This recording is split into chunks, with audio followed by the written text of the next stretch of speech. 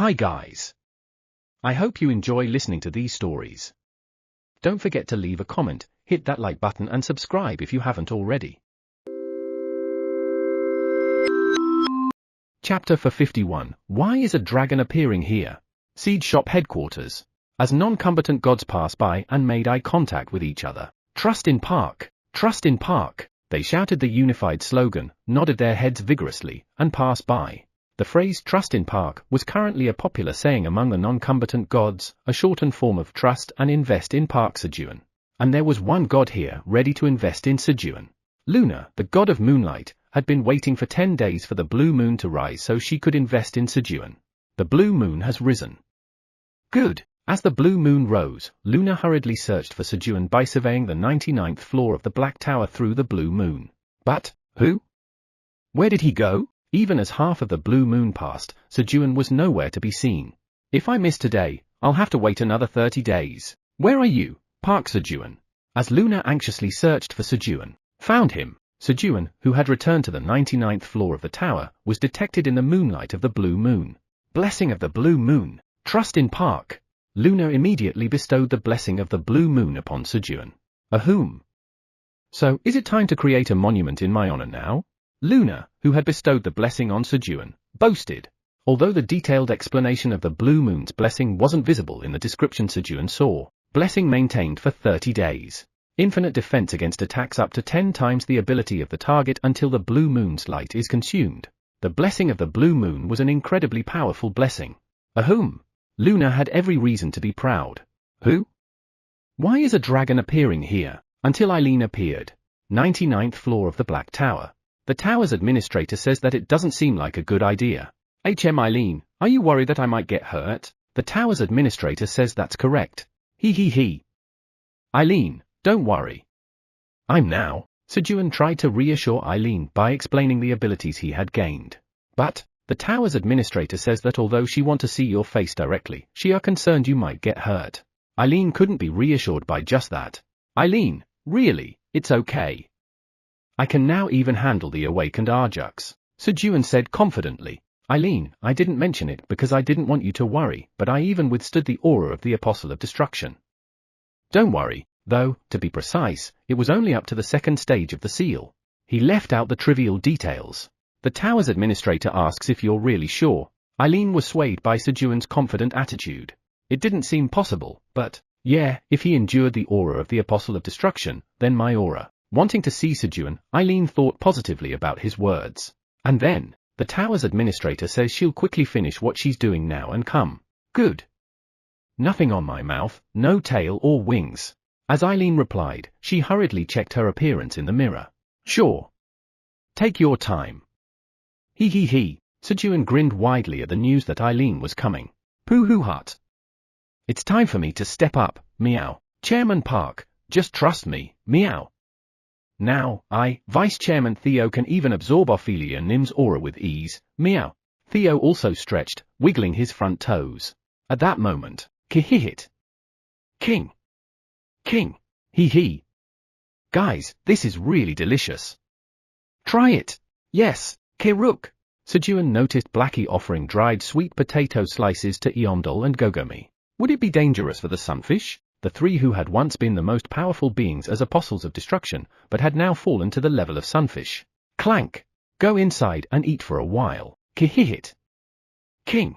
He. 5 pieces of dried sweet potato slices. Great Blackie Nim, this is so delicious. Kiruk. As long as they could eat something delicious, they didn't mind being treated like this. Just in case, I should also eat the Transcendence black beans. While Sejun was preparing 5 beans, the tower's administrator asks if it's okay to come now that she's finished her work. Hold on a second. Gulp. You have consumed Transcendence black bean, too. Sejun quickly ate the Transcendence black bean along with the other 4 beans. Wuong. The Kaira's secret skill, Absolute Protection, is activated for 10 minutes on yourself and nearby allies. During the activation of Kaira's secret skill, Absolute Protection, physical resistance and resistance to other energies are increased tenfold. He infused magic power into the Kaira's guardian necklace, activating the skill. Then, you can come now, Sejun, who had perfectly prepared to meet Eileen, answered. The tower administrator says she's coming then. Sejun, I missed you. As soon as the response came, Eileen appeared in front of Sejun, smiling brightly. Yeah. Me too. Momentarily dazzled by Eileen's radiant smile, Sejun quickly regained his composure and replied. At that moment, the blessing of the blue moon breaks under the impact of a powerful force. A message appeared before Sejun. Who? It breaks this easily. What the blessing of the blue moon is really weak. Lunar Nim, 3 out of 10. Sejun thought that it wasn't Eileen's aura that was strong, but rather that the blessing of the blue moon was weak. Because right now, Sejun had all his stats increased 16-fold due to the bin set, and with talent, slightly stronger than you look, his stats were boosted by an additional 10%. Thanks to this, Sejun's total stats approached 220,000. On top of that, he was being protected by power, sturdy young dragon solid bone and Kyra secret skill, absolute protection, giving him double layered protection. Theo was also busily absorbing Eileen's aura. Meow? Meow, meow. Who? Something's wrong with Theo's condition? With his left front paw holding a money pouch, he was frantically burning money while his golden right front paw flailed around in a panic. What's going on? Just as Sejun was sensing that something was wrong. He's really fine. Hee. My Sejun has truly become strong. Eileen, delighted to see Sejun standing there unscathed, rejoiced. Then it's time for a kiss. In her happiness, she decided to initiate a kiss with Sejun and took a light step forward. And then, boom! A massive shockwave erupted from Eileen's step. The blessing of the blue moon is dispelled by the overwhelming force. Crash! As the blessing of the blue moon dissipated, Sejun was struck by a tremendous force, sending him flying. Power, indestructible body is activated. Consuming magic power to protect the body from breaking. Magic power is severely insufficient. Dragon tribe skill Dragon scale is activated. The scale of the great black dragon Kaiser is destroyed. Due to the effect of power, sturdy young dragon's whole bone, your bones do not break. One life orb has been consumed. What is this? I'm sure I've become incredibly strong. Sejun, completely absorbed in his own tremendous growth, hadn't considered that Eileen might have also become stronger. Due to this, the outcome was the same as in the past. No, it was worse than in the past. He didn't even get the kiss. Sejun shed a single tear of frustration before fainting. King! You stupid butler! If you needed help, you should have called upon the great Blackie. Blackie, who had slightly opened the void storage to spy on Sejun to see if he was secretly eating something delicious, looked at the fainted Sejun with a contemptuous gaze and said, Blackie had always thought Sejun was the weakest. But, even in the midst of Eileen's raging aura, Blackie was completely unaffected. As long as he had enough energy of creation, Blackie was invincible. King! Heal the butler! Blackie used the destruction speech, filled with energy of creation, to heal Sejun. And then, King! Guys, close the door quickly. Yes, Kiruk! Clank! After exhausting his energy of creation, Blackie hurriedly closed the door of the void storage. First floor of the 10th tower. What? The door leading to the 10th tower has been destroyed. Yes. That's why Master couldn't come. I see. I didn't know that and got angry at Sejun for no reason. I should apologize to Sejun later. Stella, who had misunderstood Sejun, now cleared up her misunderstanding thanks to Flamey's explanation. At that moment, exactly. Stella, you were in the wrong. Munch. Harmer, the god of farming, insensitively criticized Stella while munching on popcorn. What? How can you, the tower's administrator, not know that the door was destroyed? Fix it immediately, Stella yelled at Harmer in anger. Then, if I could, I would have done it already. Observer mode. Not wanting to hear any more of Stella's nagging, Harmer quickly hid himself. Ah. How annoying. Harmer, you at #%. Stella vented her anger by cursing at Harmer for a long time. By the way, Flamey, can you perhaps tell my mom that I'm doing well? Stella asked if Flamey could pass on her well-being to her mother. It's possible, but it'll cost you. About 10 billion tower coins? Money. I don't have any money right now. That's okay. I'll let you take it on credit. But there's interest for late payments. Flamey had learned the capitalist system well by watching Sejun. All right. Then put it on credit. Sure. Just leave it to me. Stella became the first customer of Flamey Bank, opening a negative balance account. 99th floor of the Black Tower. Hermitzabed? Gorarong. Kirarong. Umrarong. Kirurung.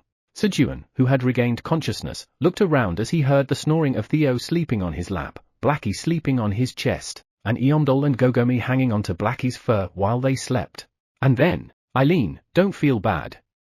I'm fine, he comforted Eileen, who he knew would be feeling guilty. The tower's administrator asks if you're really alright. Yeah. I'm fine. Who? I really am fine?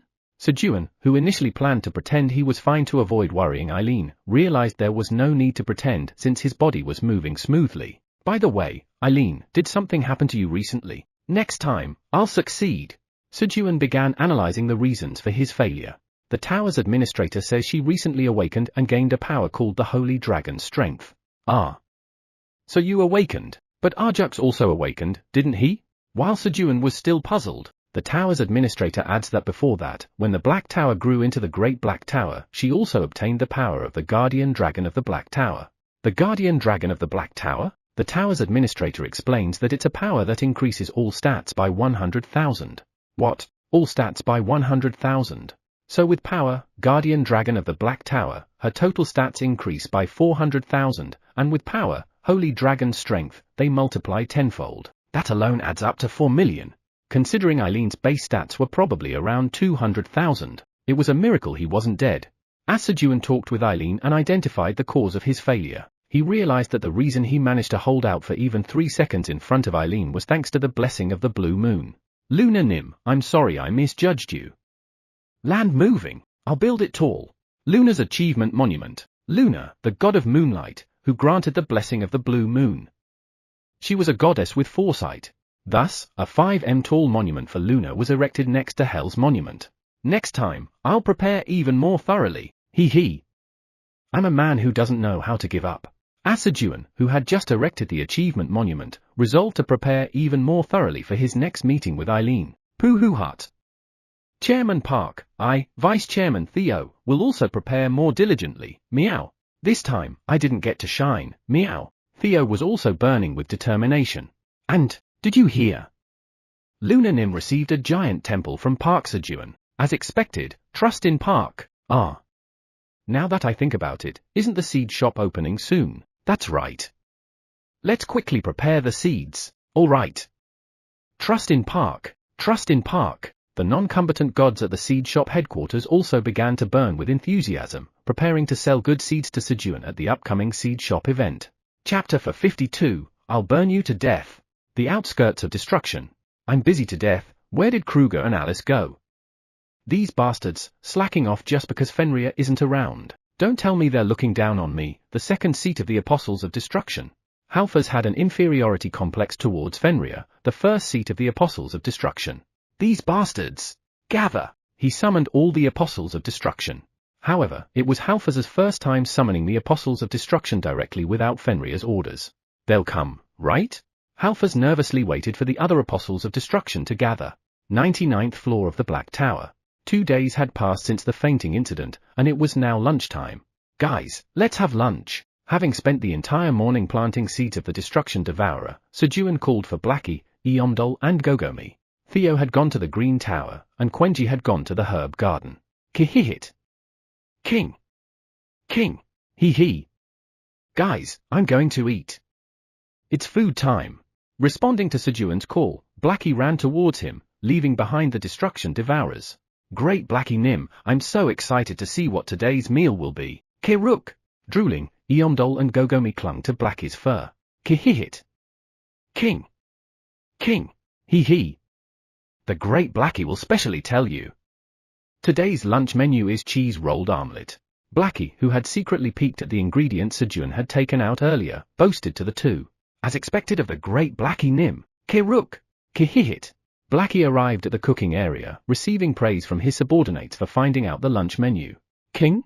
Butler, what is that hideous dish? In the cooking area, besides the cheese-rolled omelette, there was another dish. It was a cheese-bomb steamed egg. The sight of the eggs rising and bubbling in the hot stone pot appeared grotesque to Blackie. This is called steamed egg.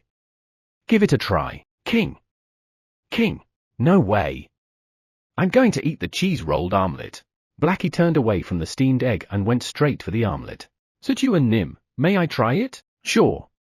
But be careful, it's hot. Curious about new flavors ever since awakening his sense of taste, Eomdol didn't hesitate and tried the steamed egg. Oh. It's delicious. As expected, it's a dish made by Sejun Nim. While Eomdol was eagerly devouring the steamed egg. King? Eomdol, is it tasty? After partially filling his stomach with the omelette, Blackie slowly approached Eomdol, who was enjoying the steamed egg, and asked. Yes. It's really delicious, King? King? Really? Then the great Blackie will try it. Blackie, who had earlier dismissed the steamed egg as grotesque and had shown a somewhat weak side as a leader by being picky. He. I'll show you the dignity of a leader. Chomp. He boldly stuck his snout into the stone pot filled with steamed egg. And then, Kaiyahayak. Hot. He screamed and quickly spat out the hot steamed egg that had entered his mouth. Eomdol's mouth was made of stone, so he could eat hot food very well. Hey! You wouldn't eat it when I told you to, and now you're putting it hot in your mouth. Thanks to that, Blackie had to endure a storm of scolding from Sejun. King. Butler, my tongue hurts. Did it burn a lot? Ah. Let me see. Though he claimed to be hurt, Blackie enjoyed receiving Sejun's care. His tongue hurt, but his heart felt ticklish, and a smile slowly crept up on his face. It was really strange. Kihihit. What are you smiling about, King? Of course, he got scolded again for smiling. After finishing lunch, clang. When Sejun opened the void storage, Kiki. The bodies of the Apostles of Destruction Alice and Kruger, and the Destruction Devourers greeted Sejun. Since the energy of destruction emitted by the Apostles of Destruction was so strong, Sejun had placed them in the void storage. He had spent the morning planting the Destruction Devourers inside the storage. Your field LV has been activated. You have planted the seed of exploding stamina corn in the body of Kruger, 7th seat of the Apostle of Destruction, the Destroyer of Mountains. Your job experience has significantly increased.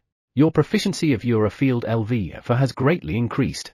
Exploding stamina corn rapidly grows by absorbing the vitality of Kruger, 7th seat of the Apostle of Destruction, the Destroyer of Mountains.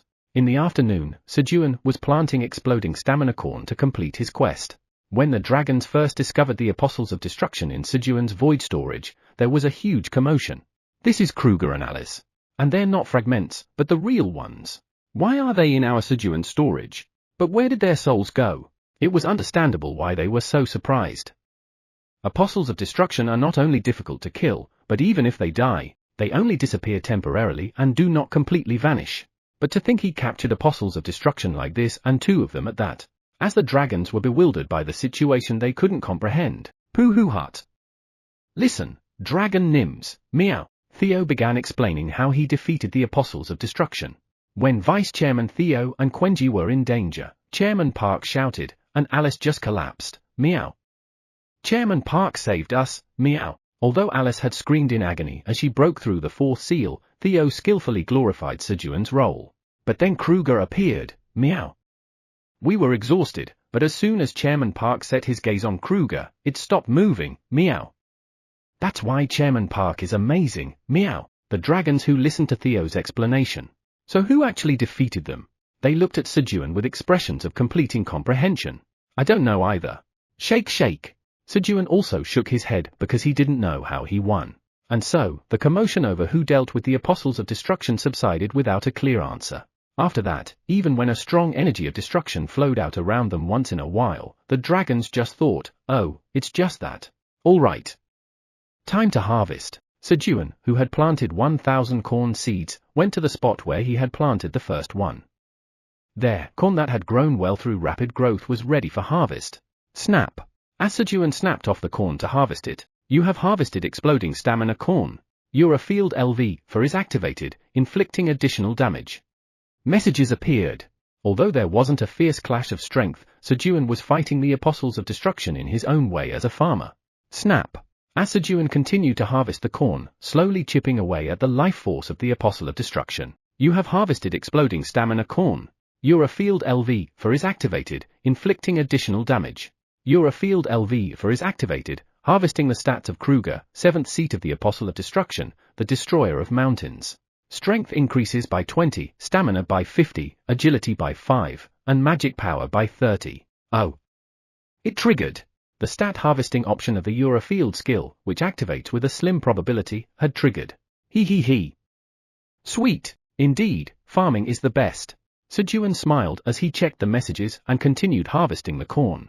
Since stat harvesting was a game of probabilities anyway, the best and most optimal strategy was to harvest as many as possible to increase the odds. At that moment, Bev, the god of courage, urges you to show the same courage as last time. Bev, the god of courage, spoke to Sejun. The reason Sejun caught the eye of Bev, a combat god, was because of the heart of courage that Hell had given to Theo. And, heart of courage, this divine relic was created by Bev, the god of courage, to give to those courageous enough to not yield to overwhelming power. The details can only be seen after receiving Bev's recognition. Currently, you can view part of the details as you have received Bev's recognition twice. You are granted power, the courageous one. You can accumulate achievements of courage to use when needed. Current accumulated achievements of courage, 0. Usage restriction, those who have been recognized by Bev, the god of courage, 3 times for their courage. Creator, Bev, the god of courage. Rating? Sejun had already received recognition from Bev twice. Once when he fought Alice, the apostle of destruction, an opponent he couldn't possibly defeat. And a second time when he courageously summoned Eileen, a being whose mere presence could put his life at risk. After that, when Sejun quietly continued farming. You're the first man to receive my recognition twice after I created this divine relic. Bev, growing anxious, was urging Sejun. No, I don't want to. I absolutely won't do it. Are you telling me to risk my life again? Are you crazy? Of course, Sejun immediately rejected the offer. Bev, the god of courage, cheers you on saying, Park Sejun, you can do it. I said no. Block. In the end, Sejun blocked Bev for 3 days. He had learned how to block gods from Quenji. Later, as evening approached, you have harvested 1 million exploding stamina corn. You have completed the quest. As a reward for completing the quest, you have obtained 1 drop of the enhancing elixir. The quest was complete. No recognition? As Sejun waited for the recognition from Hama, the god of farming, as a reward for completing the quest, you have received the recognition of Hama, the god of farming. A belated message of Hama's recognition appeared. Sejun, puzzled, went off to have dinner. On the first floor of the 10th tower, Park Sejun, the tower farmer of the Black Tower, has harvested 100 exploding stamina corn and you have obtained 1 exploding stamina corn through the power, harvest Thanksgiving. Park Sejun, the tower farmer of the Black Tower, has harvested 1 million exploding stamina corn. Park Sejun, the tower farmer of the Black Tower, has completed the quest. Wow! That was really fast. Hama marveled as he saw the quest completion message, something he had thought would take several months. Hee. That's right. My master is amazing. He's a farmer who owns a whopping 25 new varieties. Flamey proudly boasted about Sejun, puffing up with pride at Hama's words. At that moment, good. Since the first recognition is done, let's move on to the second one. Hama tried to pull a trick. I'll give recognition, but, Kekak. I'll issue quests up to the 100th recognition to secure snacks for the next 1,000 years. He planned to continuously give Sejun quests without giving full recognition. However, Harmonim, care to try? Flamey wasn't going to just stand by and watch Sejun be played with. Kukukum. Flamey prepared to fight, raising massive roots once again. Whoosh. This time, unlike when fighting Stella, she also utilized the power of fire. What the hell? She wasn't even using her full strength when fighting me. Stella was shocked as she looked at Flamey. Just as she hadn't used her final trump card, Flamey also had a hidden ace up her sleeve. Of course, they both hadn't used their ultimate moves because they hadn't crossed each other's final line. But now, how dare you toy with my master? Hama crossed that final line, and Flamey gladly unleashed her hidden power. I'll burn you to death? Eek! I got it! I'll recognize him. Thanks to Flamey's intervention, Sejun was able to receive full recognition from Hama, the god of farming, on the 99th floor of the Black Tower. After finishing dinner, now, I just need to get the recognition of Patrick, the god of earth. Crunch! Sejun said while diligently scooping out a giant watermelon that he had cut in half. Equals Krueng. It's delicious. Next to Sejun, Quenji was also devouring an entire giant watermelon. The plump drought-inducing watermelon increases all stats by 20 when consumed. 1 for Sejun, 1 for Quenji. It was a quite large in size for Sejun to finish on his own, but I need to get stronger if I'm going to meet Eileen. Vitality. With the help of his skill, Sejun managed to eat the whole thing by himself. You have consumed the plump drought-inducing watermelon. All stats have increased by 20. Due to sufficient water intake, you won't be thirsty for 2 months. He. As expected, effort doesn't betray. Sejun confirmed the result of his hard work after struggling to eat the watermelon. But why hasn't Vice Chairman Theo come back yet? Technically, Theo had briefly visited in the afternoon, mentioned something about special training, and then went back to the Green Tower without returning. I hope nothing happened to him. As Sejun was worrying about Theo. Chairman Park, I've come back. Meow. Thud. Theo, who barely announced his return, collapsed on the floor. Who? Vice Chairman Theo. Sejun quickly ran towards the collapsed Theo. Chapter 53, Apologize to our Theo. First floor of the Green Tower.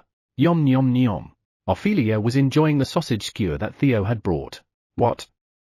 You want me to help with Vice Chairman Theo's special training? She was a bit taken aback by Theo's sudden request.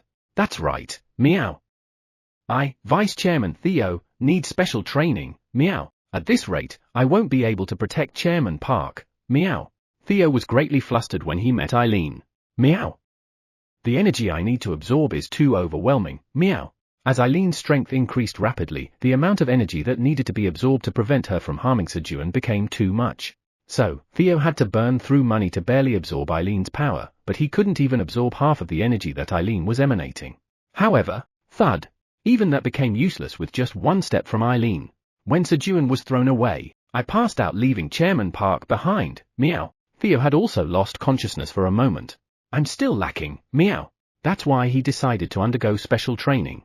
What do you need me to do? Ophelia Nim just needs to emit strong energy, meow. That's easy enough.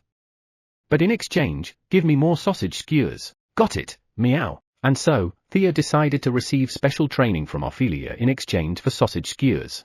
He returned to the Black Tower, got more sausage skewers, and went back to find Ophelia. It's dangerous here, so let's go to the 99th floor of the tower. Got it, meow. The two of them moved to the 99th floor of the Green Tower. All right, then. I'll start. Since it's your first time, I'll start light. Meow. Ophelia slightly loosened the faucet she had tightly closed to contain the surging energy within her body. Then, whoosh!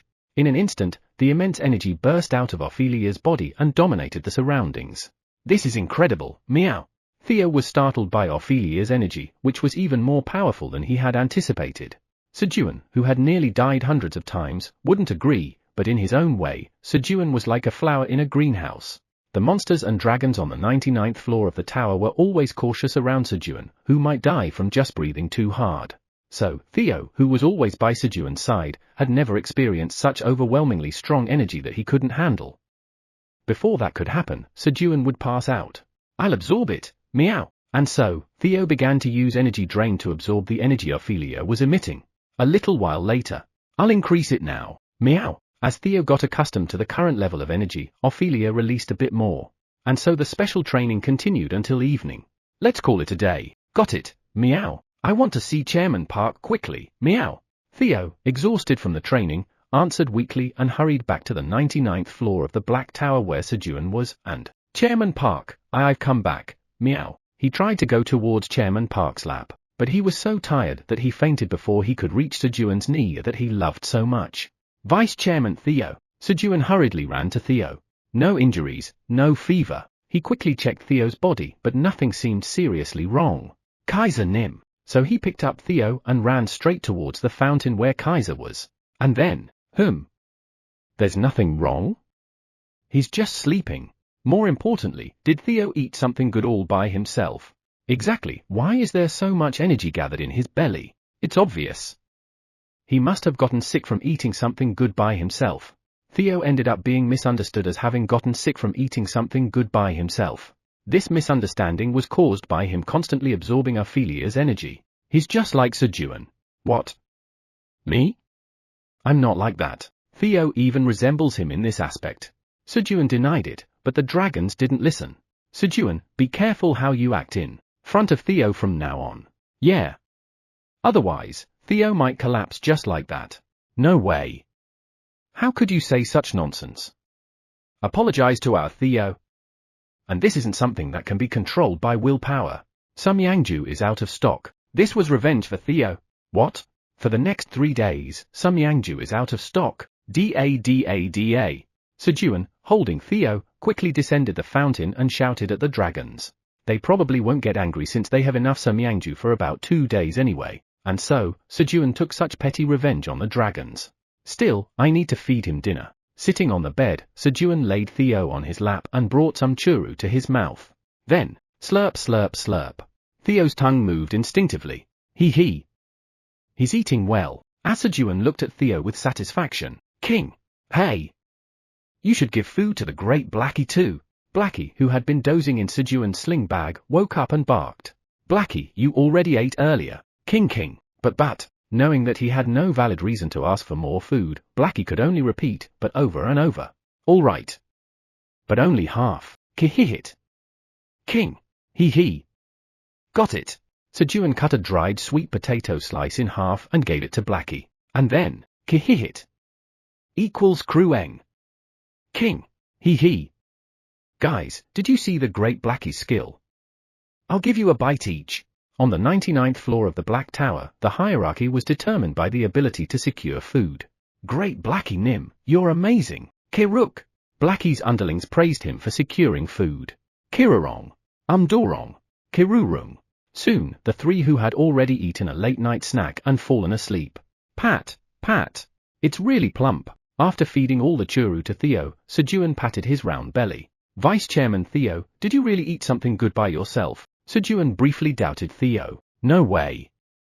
Our Vice Chairman Theo wouldn't do that. But he quickly shook his head. The trust built over time was there. If there was something good, Theo would bring it to him first. Pat. Sejun stroked Theo's belly. Snore. He dozed off while sitting. Meow? Where is this, meow? Theo hurriedly looked around. Around him, he saw a giant mountain of grilled fish and a pond of churu that he had always dreamed of. Then this must be the mental world of me, Vice Chairman Theo, meow? Just as Theo realized where he was. Thud. A giant Sejun appeared before Theo. Giant Chairman Park, nice to see you, meow. Theo quickly clung to the knee of the giant Sejun.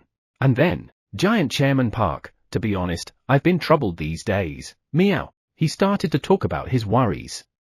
Because if he tell the great Sejun, everything gets resolved.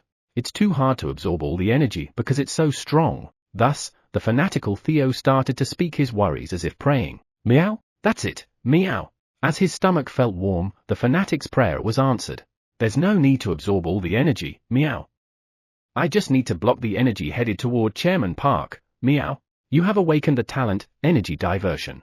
He had an epiphany. Talent, energy drain has evolved into energy absorber. At the same time, the mental block that made him think he had to absorb all the energy directed at Sejun shattered, and his original talent evolved. Pooh-hoo-hut. As expected, Chairman Park is truly great. As Theo, who was praising Sejun, lost consciousness, he drifted off into dreamland. Emila's garden. Gulp. As the newly planted destruction devourers absorbed the energy of destruction spreading near the garden and released the energy of creation. Swoosh! The blue mist seeped into the body of Emila, who was tending to the crops. At that moment, Black Tower's Tower Farmer Park Sejun has tamed an apostle of destruction. 3 apostles of destruction have defected to the side of creation. There are 9 apostles of destruction remaining. A message appeared before Emila. 3 already. She had thought this was truly impossible. Emila Ibeans, the first apostle of creation, marveled as she looked at the message. The task set by the Creator God, which seemed absolutely impossible, taming the apostles of destruction. These were beings who had once been guardians of the world but had fallen into becoming apostles of destruction, corrupted by the power of destruction, and now sought to annihilate the world. While Emila understood why the Creator God had set such a task, in her heart, she had always believed it was impossible. The divine beasts who had become apostles of destruction were monsters who had lost all memory of their past and were driven only by destructive instincts. Yet, once again, the one who had accomplished this impossible task was Park Sejun, the Tower Farmer of the Black Tower. Sejun, who had single-handedly carried out 8 of the tasks given by the Creator God, had now added another, making it 9 tasks he had completed. How did Park Sejun manage to tame the apostles of destruction? And not just 1, but 3 of them. He probably couldn't even talk to them. Sejun had enough power to be annihilated just by standing in front of an apostle of destruction. He's obviously incredibly weak, though. It was something Emila could never understand. Well, since my strength has been restored thanks to the energy of creation, I'll provide a bit more support. I believe in you. Park Sejun. And so, Emila unknowingly joined the great wave of trust and invest in Park Sejun and issued a new quest to help Sejun's growth. Ooh? Did I fall asleep like this? Gorarang. Sejun spoke as he looked at Theo, who was snoring away comfortably, lying on his lap in a cross-legged position. Looks like he's better now. Yesterday, Theo hadn't snored at all while sleeping, but today he was snoring vigorously. Sejun patted Theo's forehead. Mew! As if sensing Sejun's hand, Theo rubbed his forehead against it in his sleep. He. Sejun left his hand on Theo's forehead and played with it. And then, the seal of the earth's jewel has been broken. Grass, the god of grassland, teaches you a job skill, laying grass LV1 to repay your kindness. Ooh? A job skill? Reading through the backlog of messages, Sejun hurried to check the skill. Job skill, laying grass LV1. Lay grass of uniform height over a 33 square meters area at once. Sejun, who had high expectations for the job skill, was a bit disappointed. Grass nim, just 3.3 square meters. Though he wanted to complain and say 0.9 square meters, he held back because it was a job skill. At that moment, a quest has been generated. Quest, plant 1 million Calamity Guardian Destruction Devourer seeds. Reward, receive 5 drops of growth elixir for every 1 million Destruction Devourer seeds planted. A quest has been generated. Quest, achieve a population of 100 million Calamity Guardian Destruction Devourers. Reward, new variety. 2 quests appeared in front of Sejun. So basically, it's just telling me to work hard and plant more of them. Since he was planning to do that anyway, nothing would change just because a quest appeared. But it does seem important to increase the number of destruction devourers. Then it's time for enhancement. To ensure they would be even more effective, Sejun decided to use the enhancing elixir on the seeds of the destruction devourer. Drip. As soon as the elixir dropped onto the seed, it was quickly absorbed. Just as Sejun picked up the enhanced seed to check its options, the Calamity Guardian Destruction Devourer is enhanced by the enhancing elixir.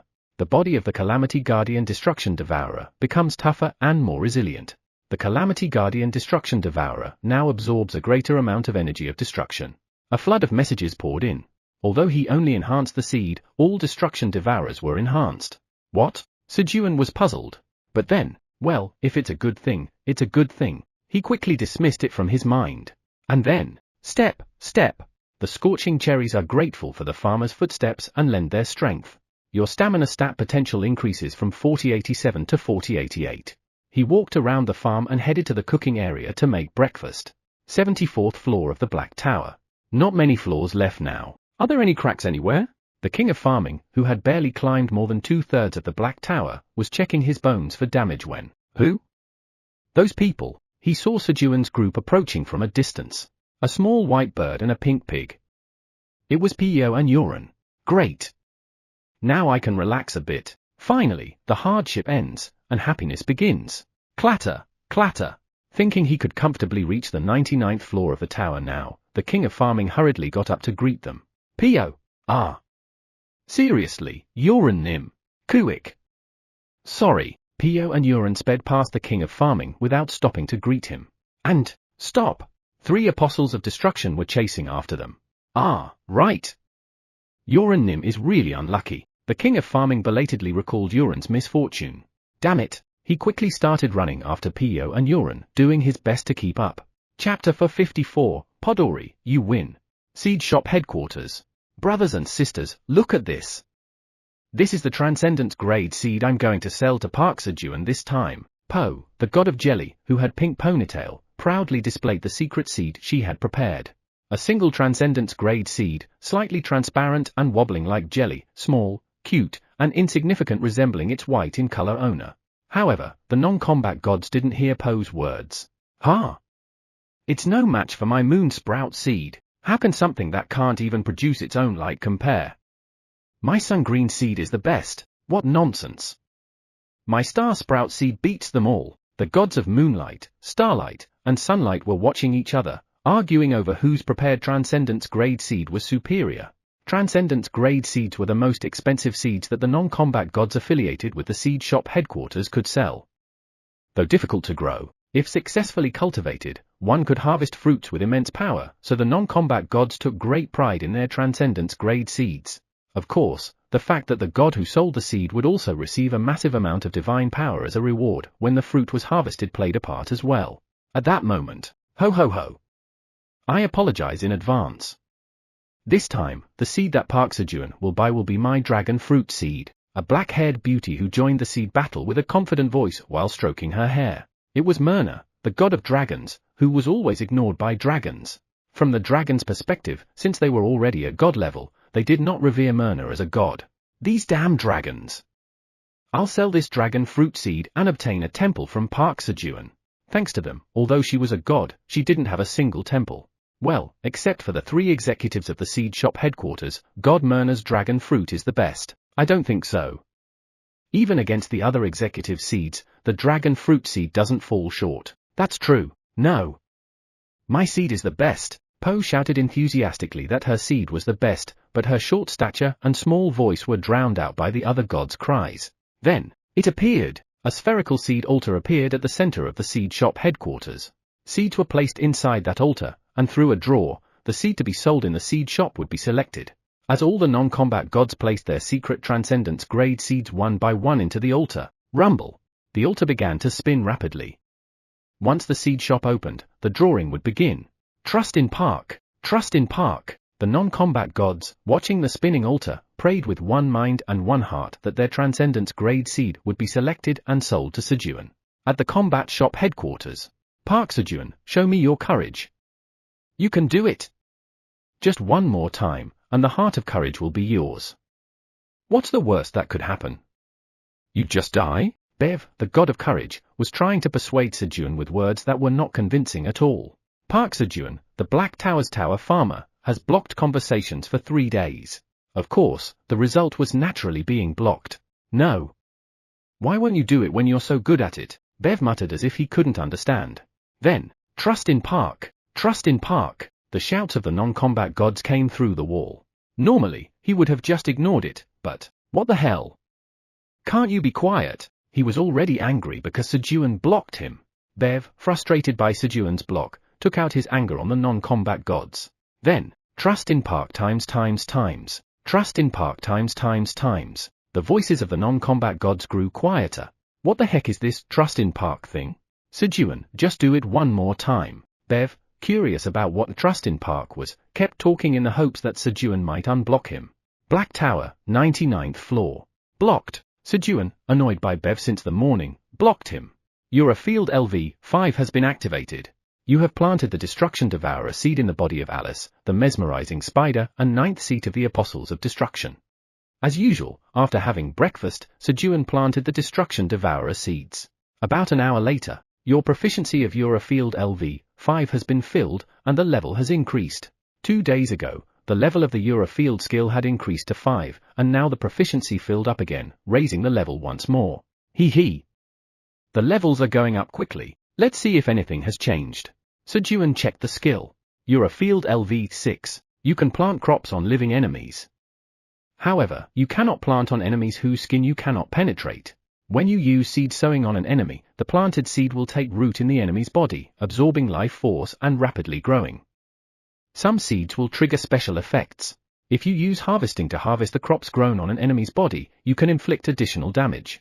There is a low probability that stat harvesting, which randomly harvests the target stats, will activate. When planting crops, an adhesive force will form on your feet, making it difficult for your feet to detach from the enemy's body. The activation probability of stat harvesting changed from rare to low. Adhesive force? It says my feet won't detach easily from the enemy's body. A new effect was added, making it harder for Sejun's feet to come off the enemy's body. When Sejun moved his feet, squelch. Squelch. A sticky sound came from his feet. Thanks to this, Sejun could now easily plant crops even in positions that were difficult to plant before. Oh. This is good. Sejun could even plant crops while hanging upside down. This might seem like a trivial ability to others, but for Sejun, it was incredibly useful. Guys, look at this. Now I can hang upside down like Peacebays. King. Hey. I'm falling. Who? Kiruk. Of course, since Blackie, who was in the sling bag, didn't have any adhesive force and he fell to the ground. But, thud. Sejun caught him safely. Your field LV6 has been activated. Sejun planted crops on Alice's belly while standing upside down. However, Kiki. The Destruction Devourers, born upside down, couldn't move their roots, fearing they would fall. Okay, relax your roots. You'll get hurt if you strain. Here we go. 1, 2, 3. Schluck. Sejun carefully pulled out a destruction devourer and placed it on the ground. Phew. Even pulling them out is hard work. After Sejun had lowered almost 10,000 destruction devourers, the seed shop is open. The 12th seed shop opened. He. It's finally open. Sejun looked at the shop window with eyes full of expectation. Park Sejun Nim's rank is transcendent. 7 types of seeds, including transcendence grade seeds, will be shown randomly for today's sale. At your current rank, you can purchase as many seeds as you want within a 500 tower coins limit. Dragon fruit seed, transcendence, 300 tower coins, 500 pieces of world's energy. All-devouring jelly seed, transcendence, 100 tower coins, 100 pieces of world's energy. 10 sugarcane seeds, 55 tower coins. 10 pine tree seeds, 45 tower coins. Oh. It says I could buy transcendence grade seeds from this time onwards. Sejun first examined the 2 transcendence grade seeds at the top. Dragon fruit seed? It must be same as the dragon fruit on Earth, right? All-devouring jelly seed? No matter how much it devours, how much can jelly actually swallow? Jelly is just jelly. But transcendence grade seeds also require world's energy? World's energy means SHRR. Sejun pulled out about 1,000 coins that Theo had collected from defeating fragments of the Apostle of Destruction. This should be enough, right? Since he was curious about the transcendence grade seeds, he bought them all. Sejun continued to examine the remaining seeds, but the only ones that really caught his attention were the sugarcane and pine tree seeds. I'll buy these for then. When Sejun made the purchase, you have paid a total of 500 tower coins and 600 pieces of world's energy to purchase dragon fruit, all-devouring jelly, sugarcane, and pine tree seeds. 500 tower coins have been deducted from Park Sejun's account in the seed bank. 5,000 points have been earned in seed shop mileage. A total of 5,101 points have been accumulated in seed shop mileage. 600 pieces of world's energy have been deducted. 600 seed shop coupons have been issued. Currently, there is only one item available for exchange. Automatically, 600 seed shop coupons have been exchanged for 6 seed shop random period reduction tickets. Thank you for using the seed shop. You can use seed shop LV for again in 30 days. Along with the message, for leather pouches and 6 coupons appeared in Sejun's hands. First, let's plant the seeds. As Sejun turned the pouch containing the dragon fruit seed upside down and shook it, thud, a seed the size of a golf ball dropped into Sejun's palm. Wow, it's really big. Dragon fruit seed. You need to harvest it to check its options. I need to harvest it to find out the options? How unfriendly. Puck. Grumbling, Sejun planted the dragon fruit seed right away. Your field LV6 has been activated. Sejun, the type to grumble but still do what needs to be done, planted the seed. But the seed remained silent. Perhaps because it was transcendence grade, it didn't react like the other seeds. Next, Sejun picked up the leather pouch containing the jelly seed. Shake, shake. He shook it, but, no seed came out. What? It wasn't until Sejun reached into the pouch and moved his hand around that he was able to pull out a small, soft, white seed that felt like jelly. All-devouring jelly seed. You need to harvest it to check its options. This one's also a question mark. How? It seemed that all transcendence grade seeds were like this. Puck. After planting the all-devouring jelly seed, Sejun went on to plant the sugarcane and pine tree seeds. SSSRK. Unlike the transcendence grade seeds, the sugarcane and pine tree seeds quickly started growing right after being planted. While the crops were growing, Sejun checked the paper he received from the seed shop. Seed shop random period reduction ticket. Tear it to use automatically. You can randomly shorten the time until the next seed shop opens by 10 days. Price, 100 seed shop coupons. Issued by Seed Shop Headquarters. Usage restriction, Seed Shop members. Grade, Transcendence. Sejun reviewed the paper he received from the seed shop. You can randomly reduce the waiting period for the seed shop to open by 1 to 10 days. Oh. Then, if I'm lucky, I could open the seed shop again right away? Tear. After reading the explanation, Sejun immediately tore one of the seed shop random period reduction tickets. Then, you have used the seed shop random period reduction ticket. The time until the next seed shop opens has been reduced by 1 day. The next seed shop will open in 29 days. The message appeared. Oh. So this is how it works. Then let's go for a 10-day reduction right away. Tear. The time until the next seed shop opens has been reduced by 1 day. Tear. The time until the next seed shop opens has been reduced by 1 day. Ah. It's too early to give up. I still have 3 more tickets left. If I get 10 days 3 times in a row, it's possible. Everyone has a plan until they get unlucky. Tear, tear, tear. The next seed shop will open in 24 days. Ah. It's tearing my heart. In the end, Sejun tore up all 6 seed shop random period reduction tickets, shortening the wait by only 6 days. What is this? Last time, my luck with draws wasn't bad. I even drew a divine relic. Was it thanks to Theo's buff back then? Next time, I'll have to put Theo on my lap while I do it. Greed was always close, and reason was always far away. Thus, Sejun learned the lesson that when luck was needed, he should use the Theo buff. While waiting for the still-growing pine tree to mature. SHHK. You have harvested sugarcane. Your field LV6 has been activated, dealing additional damage. Sejun harvested the sugarcane. Then, crack! Feeling a bit peckish, he broke off a piece of the harvested sugarcane, put it in his mouth, and chewed. Hee. It's sweet. Really sweet. After a few chews, the sweet juice filled his mouth. But I guess I'll have to ask Quenji to squeeze the sugarcane juice. He'd squeeze it very thoroughly. However, the amount was too much for one person. Even though it hadn't been an hour since he started working, the harvested sugarcane had already piled up to a height of about 10 meters, as it grew within almost a minute after being planted. Considering the amount of sugarcane he planned to plant with the harvested seeds, it would be too much for even Quenji. Then, Pink Fur too, just as Sejun was about to enlist Pink Fur to help with the sugarcane juice squeezing. Found you! Why did you do that to me? Can you listen to me for a sec? He saw Podori wrapping its roots tightly around the neck of the king of farming, shaking him vigorously. He. Found it. Indeed, the darkest place is under the lamp. Podori, you win. Sejun decided to assign the role of squeezing the sugarcane juice to Podori. Chapter 55. I knew I could trust you, Park Sejun. Recently, I regained my memories. My original name, when I was called the King of Farming, was Saint Ludwig Schruen Argon Walter 18. I was the Grand Saint of the now destroyed world, Ogun.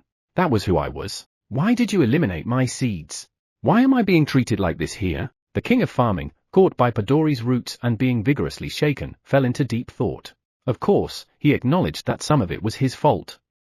But still, this is unfair. Please, listen to my story first. It's all because of that damned grape wine. The King of Farming began to recount his unfair circumstances. Long before he became the Grand Saint, when he was just an ordinary priest, he was in charge of managing the grape wine cellar. However, the previous manager of the grape wine cellar, a senior priest, said he would hand over the responsibility starting the next day, but instead, he ran away in the middle of the night. What? These barrels are all empty. He discovered only later that most of the wine barrels in the cellar were empty. Over nearly 10 years, the senior priests who had managed the wine cellar before him had been sneaking wine little by little, until the cellar was nearly empty. In a game of hot potato, he received the bomb when its fuse was almost down to 1 millimeter. Ah. I'm doomed. As he fell into despair and spent his days in despair. What? There will be an inventory check in a month. To make matters worse, an official notice arrived from the Central Temple announcing a large-scale inventory inspection. He was really doomed. If they found out that the wine stock didn't match the records, he would likely be dragged to an inquisition, and then horrifying torture would follow. Why must I endure such trials, God? Please help me. So he prayed fervently to Leah, the god of abundance, inside the wine cellar, but at that time, Leah was too popular and too busy to listen to a lay priest's prayers. Ark! This rotten world. When praying fervently for a day proved to be useless. Since there's not much left anyway, I'm going to drink this and die. In a fit of anger, the King of Farming drank all the remaining wine in the cellar. And then, when he came to his senses, he found himself lying on the ground, surrounded by grapevines bearing grapes he hadn't seen before. In his drunken state, he had developed a divine spell to create seedless grapes. After that, the King of Farming's future was smooth sailing. Because he could produce as many grapes as he wanted, which were ingredients for holy water. That's how I became the high priest. So, you're saying you mass-produce seedless grapes and lived well off of it? You great butcher. I'll avenge the grapes that couldn't be born because of you. This wasn't right. He was sure he had explained his unavoidable circumstances. The King of Farming was flustered by Podori's reaction. Thud. I was wrong. Please spare me. He quickly realized what he needed to do and started begging for mercy. HMPH. Podori, not intending to kill Sejuan's subordinate, decided to calm down. After all, if it made too much of a fuss, it might be revealed that it had once blocked Leah Road. Just as the situation was settling down, Podori, Calm down. You have seeds now, and the king of farming doesn't. Oh. That's true. Sejun approached and soothed the angry Podori. Thanks to that, the king of farming suffered a mysterious loss. He felt somewhat wronged. Even if Sejun Nim is here, I can't. Words he wanted to say surged from his heart, not his mind. But, no. I must endure. If he crossed Sejun, he would face something far worse than what he was dealing with now, so the king of farming suppressed his urge to speak. Just then, King of Farming, do you have something you want to say? Sejun asked the king of farming, who seemed like he had something to say. And then, Sejun Nim is, as the words the king of farming had been struggling to suppress were about to burst out. It's been a while, Tower Farmer of the Black Tower, Park Sejun. Fortunately, the king of farming's eyes turned golden as Leah descended. Leah Nim? Yes, it is I. I have traveled a long way to deliver the divine relic you have been waiting for. Though it was the king of farming who had made the long journey, Leah took the credit for it. Now, receive my divine relic. Flash! With Leah's words, a brown tattered pouch appeared on Sejun's hand. Pouch of abundance. Is this the divine relic? When Sejun looked at Leah with doubtful eyes. Whom? The appearance isn't everything. Hurry and check it out. Feeling embarrassed, Leah spoke while slightly avoiding Sejun's gaze, unlike her bold words. Yes, right, appearance isn't everything. Acknowledging Leah's words, Sejun checked the options of the tattered pouch. Pouch of abundance. A divine relic imbued with the power of Leah, the god of abundance, who was in charge of ancient abundance.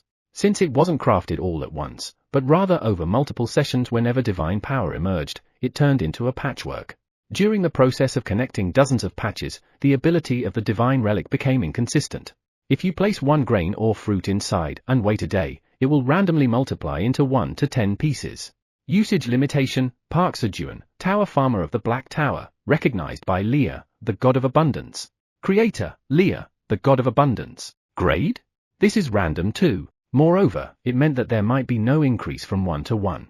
It seemed like today was filled with items with random effects, as if to test his luck. However, I already know the strategy, having just learned a lesson after using up 6 seed shop random period reduction tickets. I'll only open it when Theo is on my lap, or maybe I should have Theo carry the pouch around all the time. But then, there might be people who would underestimate Theo for carrying around a tattered pouch, but then they'll become a slave. As Sejun was imagining Theo luring in slaves while carrying the tattered pouch. Who? What's this? Park Sejun is laughing. Leah, who was honestly feeling guilty because the divine relic's ability had come out lacking. Whom? As expected, there's no way my divine relic would disappoint Park Sejun. Seeing Sejun smile at the divine relic, Leah's expression began to fill with pride. Of course, since the king of farming was a skeleton and couldn't show facial expressions, Sejun couldn't see Leah's proud look. Leah Nim, thank you. I'll make good use of this divine relic. Whom? You've read the explanation, so you should understand well, but just so you know, it's because the divine power was lacking that it turned out to look like a patchwork. Yes. I apologize for misunderstanding. It's fine. But if you want to change the appearance of the pouch of abundance, Leah was about to suggest that Sejun build a monument for her too. However, the appearance is fine. I actually like it more this way. Sejun rejected the offer. Leah momentarily lost the justification to ask for the monument and was left speechless. And then, well then, I shall return. Sigh. This was a failure. As her descent time ended, Leah returned without achieving anything. Seed shop headquarters. Leah, you fool. How could you get tongue-tied at such a critical moment? It's ruined. Absolutely ruined. Leah, who failed to receive a monument from Sejun, shouted in a voice filled with despair as if the sky was falling, while swinging a pillow in the air. My monument? How will I show my face to Hell and Luna now, after bragging so much that I get an monument too? If I don't go outside for about 3 days, maybe they'll figure it out on their own. Just as Leah was deciding to lock herself away for 3 days, the Tower Farmer of the Black Tower, Park Sejun, has rebuilt your temple in a new, grander, and taller location. Divine power increases by 200. Since the temple is located next to the Creator God's tablet, the amount of divine power you receive is doubled. The third apostle of creation, Blackie Park, has witnessed your temple. Divine power increases by 5.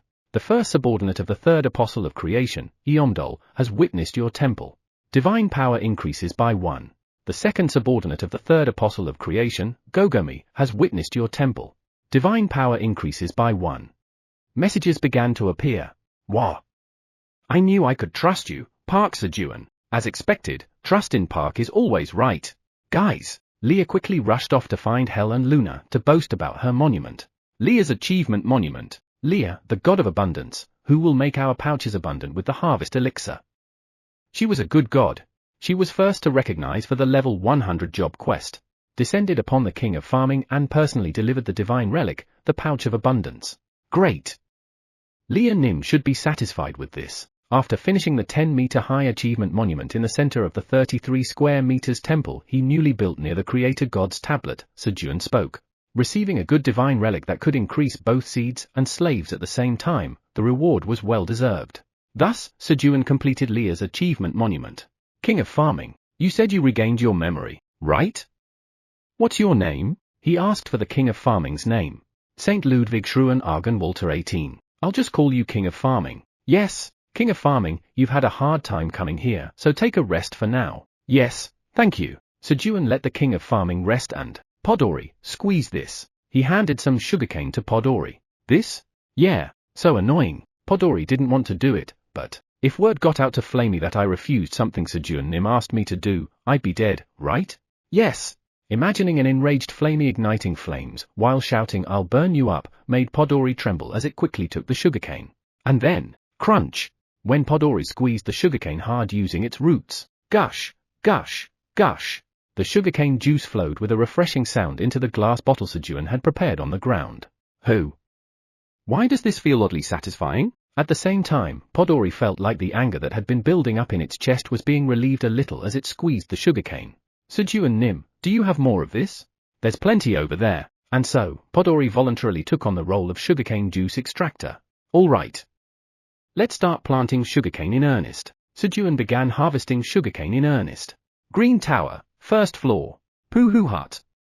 Slaves, report your accomplishments during this time. Meow. Theo summoned Turbo and Shark, the slaves and legendary merchants of the Green Tower, to receive a business report. Vice Chairman Theo, I have acquired 5 land deeds. In response to Theo's words, Turbo hurriedly took out 5 land deeds. 3 were from the Green Tower, 1 from the Black Tower, and 1 from the White Tower. I can't lose my legendary merchant item, the 7 Towers land deed detector, here. Theo was a demonic legendary merchant who could even snatch the items belonging to other legendary merchants. I must do well so it doesn't get taken away. So, Turbo genuinely put in a lot of effort to complete the tasks Theo assigned. And then, I led a slave army to scour the tower and found the green orb of life that Vice Chairman Theo mentioned. Shark, who had set a good example for Turbo, pulled out a green orb. What? A green orb of life. Turbo was shocked when he saw the orb. Although Brachio had casually brought this orb, finding a green orb of life in the tower was no easy feat. The area around an orb where life force was intensely concentrated always attracted powerful monsters. And the strength of the monster that became the orb's owner after battling those formidable creatures was tremendous. Poohoo Hut. Good job, meow. Bring me more next time, meow. Yes, yes. After receiving the reports from his subordinates, Theo said, Ophelia Nim, it's time for special training, meow. Okay. I got it. Just let me finish eating this. Ophelia, who was eating a sausage skewer nearby, prepared to start special training. A few hours later, Chairman Park, I'm back, meow. Theo, having absorbed a lot of energy through his special training with Ophelia, announced his return with a strong voice. And then, Daldaldal. The golden carriage, which had finally delivered all 10 million magical cherry tomatoes listed on the order form, quietly returned as well. Chapter 56, Why is no one coming?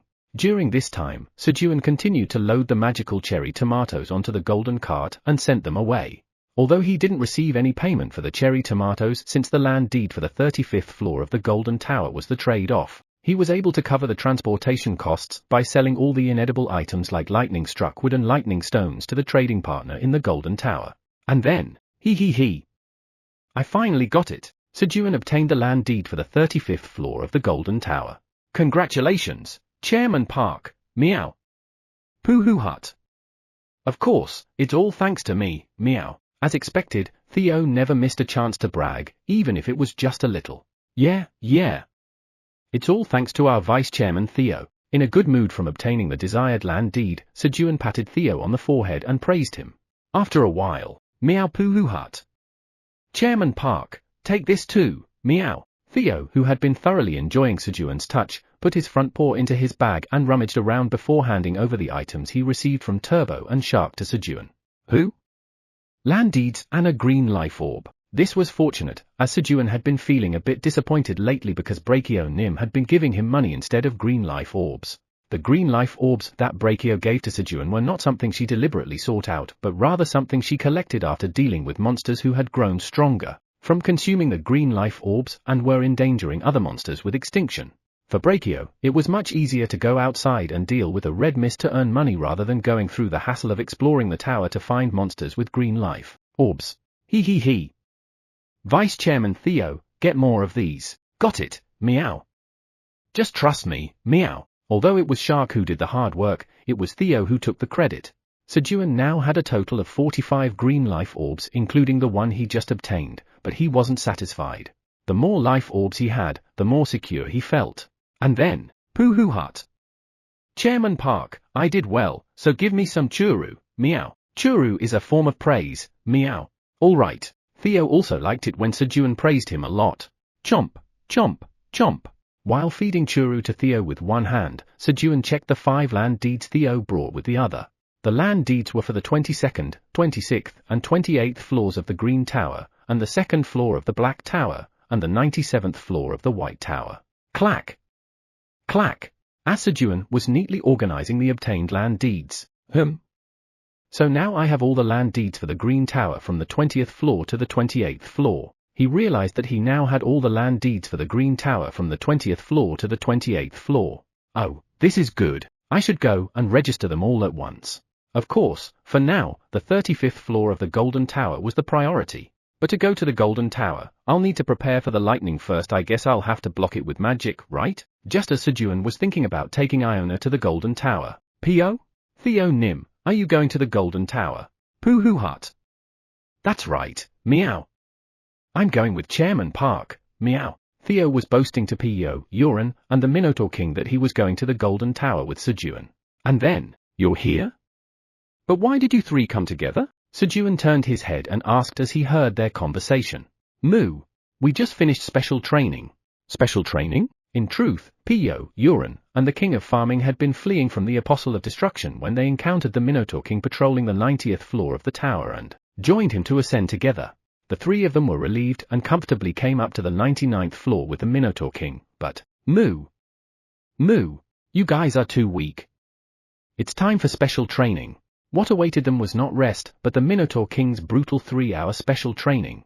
But why did the King of Farming come first? Moo. The King of Farming was too weak to endure my special training, so he was excluded. He. So the King of Farming is also a sunfish too. Sejun chuckled at the King of Farming. Minotaur King, can I take the special training too? For some unknown reason, Sejun suddenly had the confidence to ask if he could also undergo the Minotaur King's special training. Moo. Sejun asked the question, and the Minotaur King pondered deeply as he stared intensely at Sejun. Moo. You can manage about 10 minutes. What? A whole 10 minutes? Sejun was deeply moved by the Minotaur King's words. Honestly, I thought it would be about 3 minutes. I've grown a lot. Minotaur King, then please train me too. I need to get stronger if I want to see Eileen. Moo. Then endure it. Ooh? Endure what? Just as Sejun was about to ask. SHWK. The Minotaur King's right index finger descended over Sejun's head. Check. As Sejun hurriedly raised both arms to block the Minotaur King's finger, an immense Herculean strength transmitted through the finger began to press down on Sejun's body. 9 minutes and 55 seconds later. Hey, I feel like I'm going to die. Sejun screamed as sweat poured down his body. You have resisted an enormous weight. Strength has increased by 1. Your body has endured an enormous weight. Stamina has increased by 1. Still, the messages that appeared roughly every minute helped him endure. But now, I can't take it anymore. He had reached his limit. Just as Sejun's body was on the verge of collapsing. Check. Moo. The 10 minutes are over. The Minotaur King withdrew his finger right at the 10-minute mark. Huff.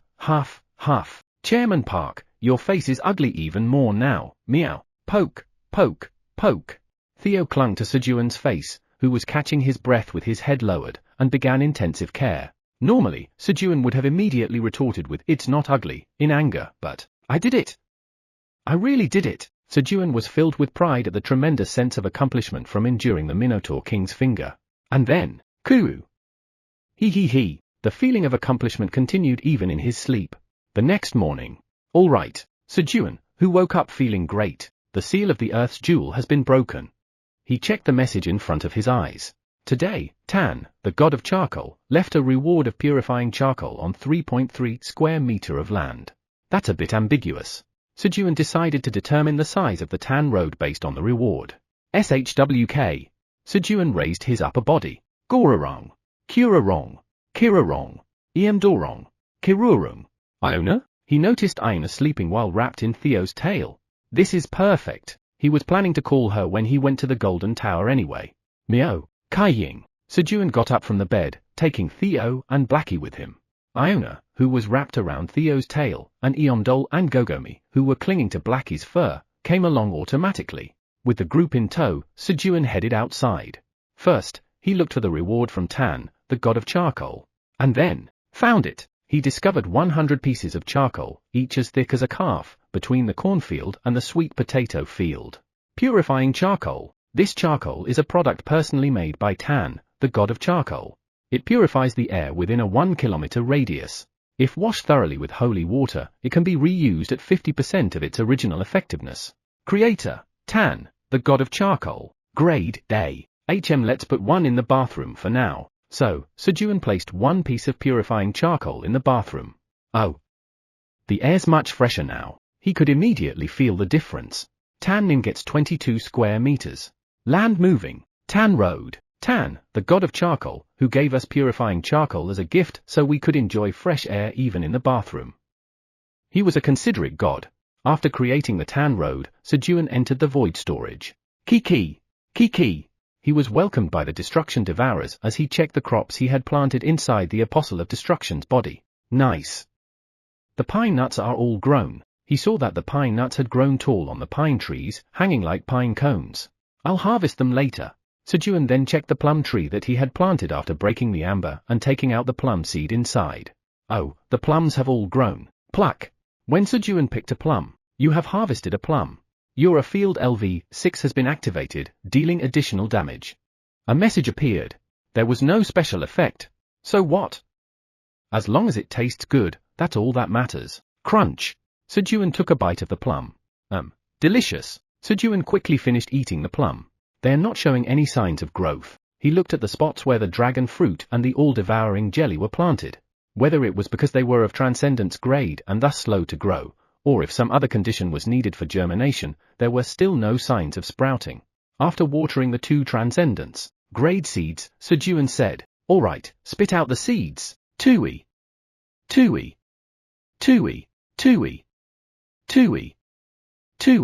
Sejun received the seeds from the Destruction Devourers and then went off to have breakfast.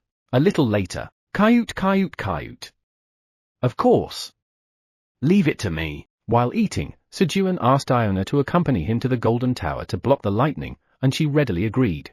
Then, Pio. Sejun Nim, please take me with you too. I'll serve as Theo Nim's right front paw. Pio flapped his wings and shouted. Poohoo hut.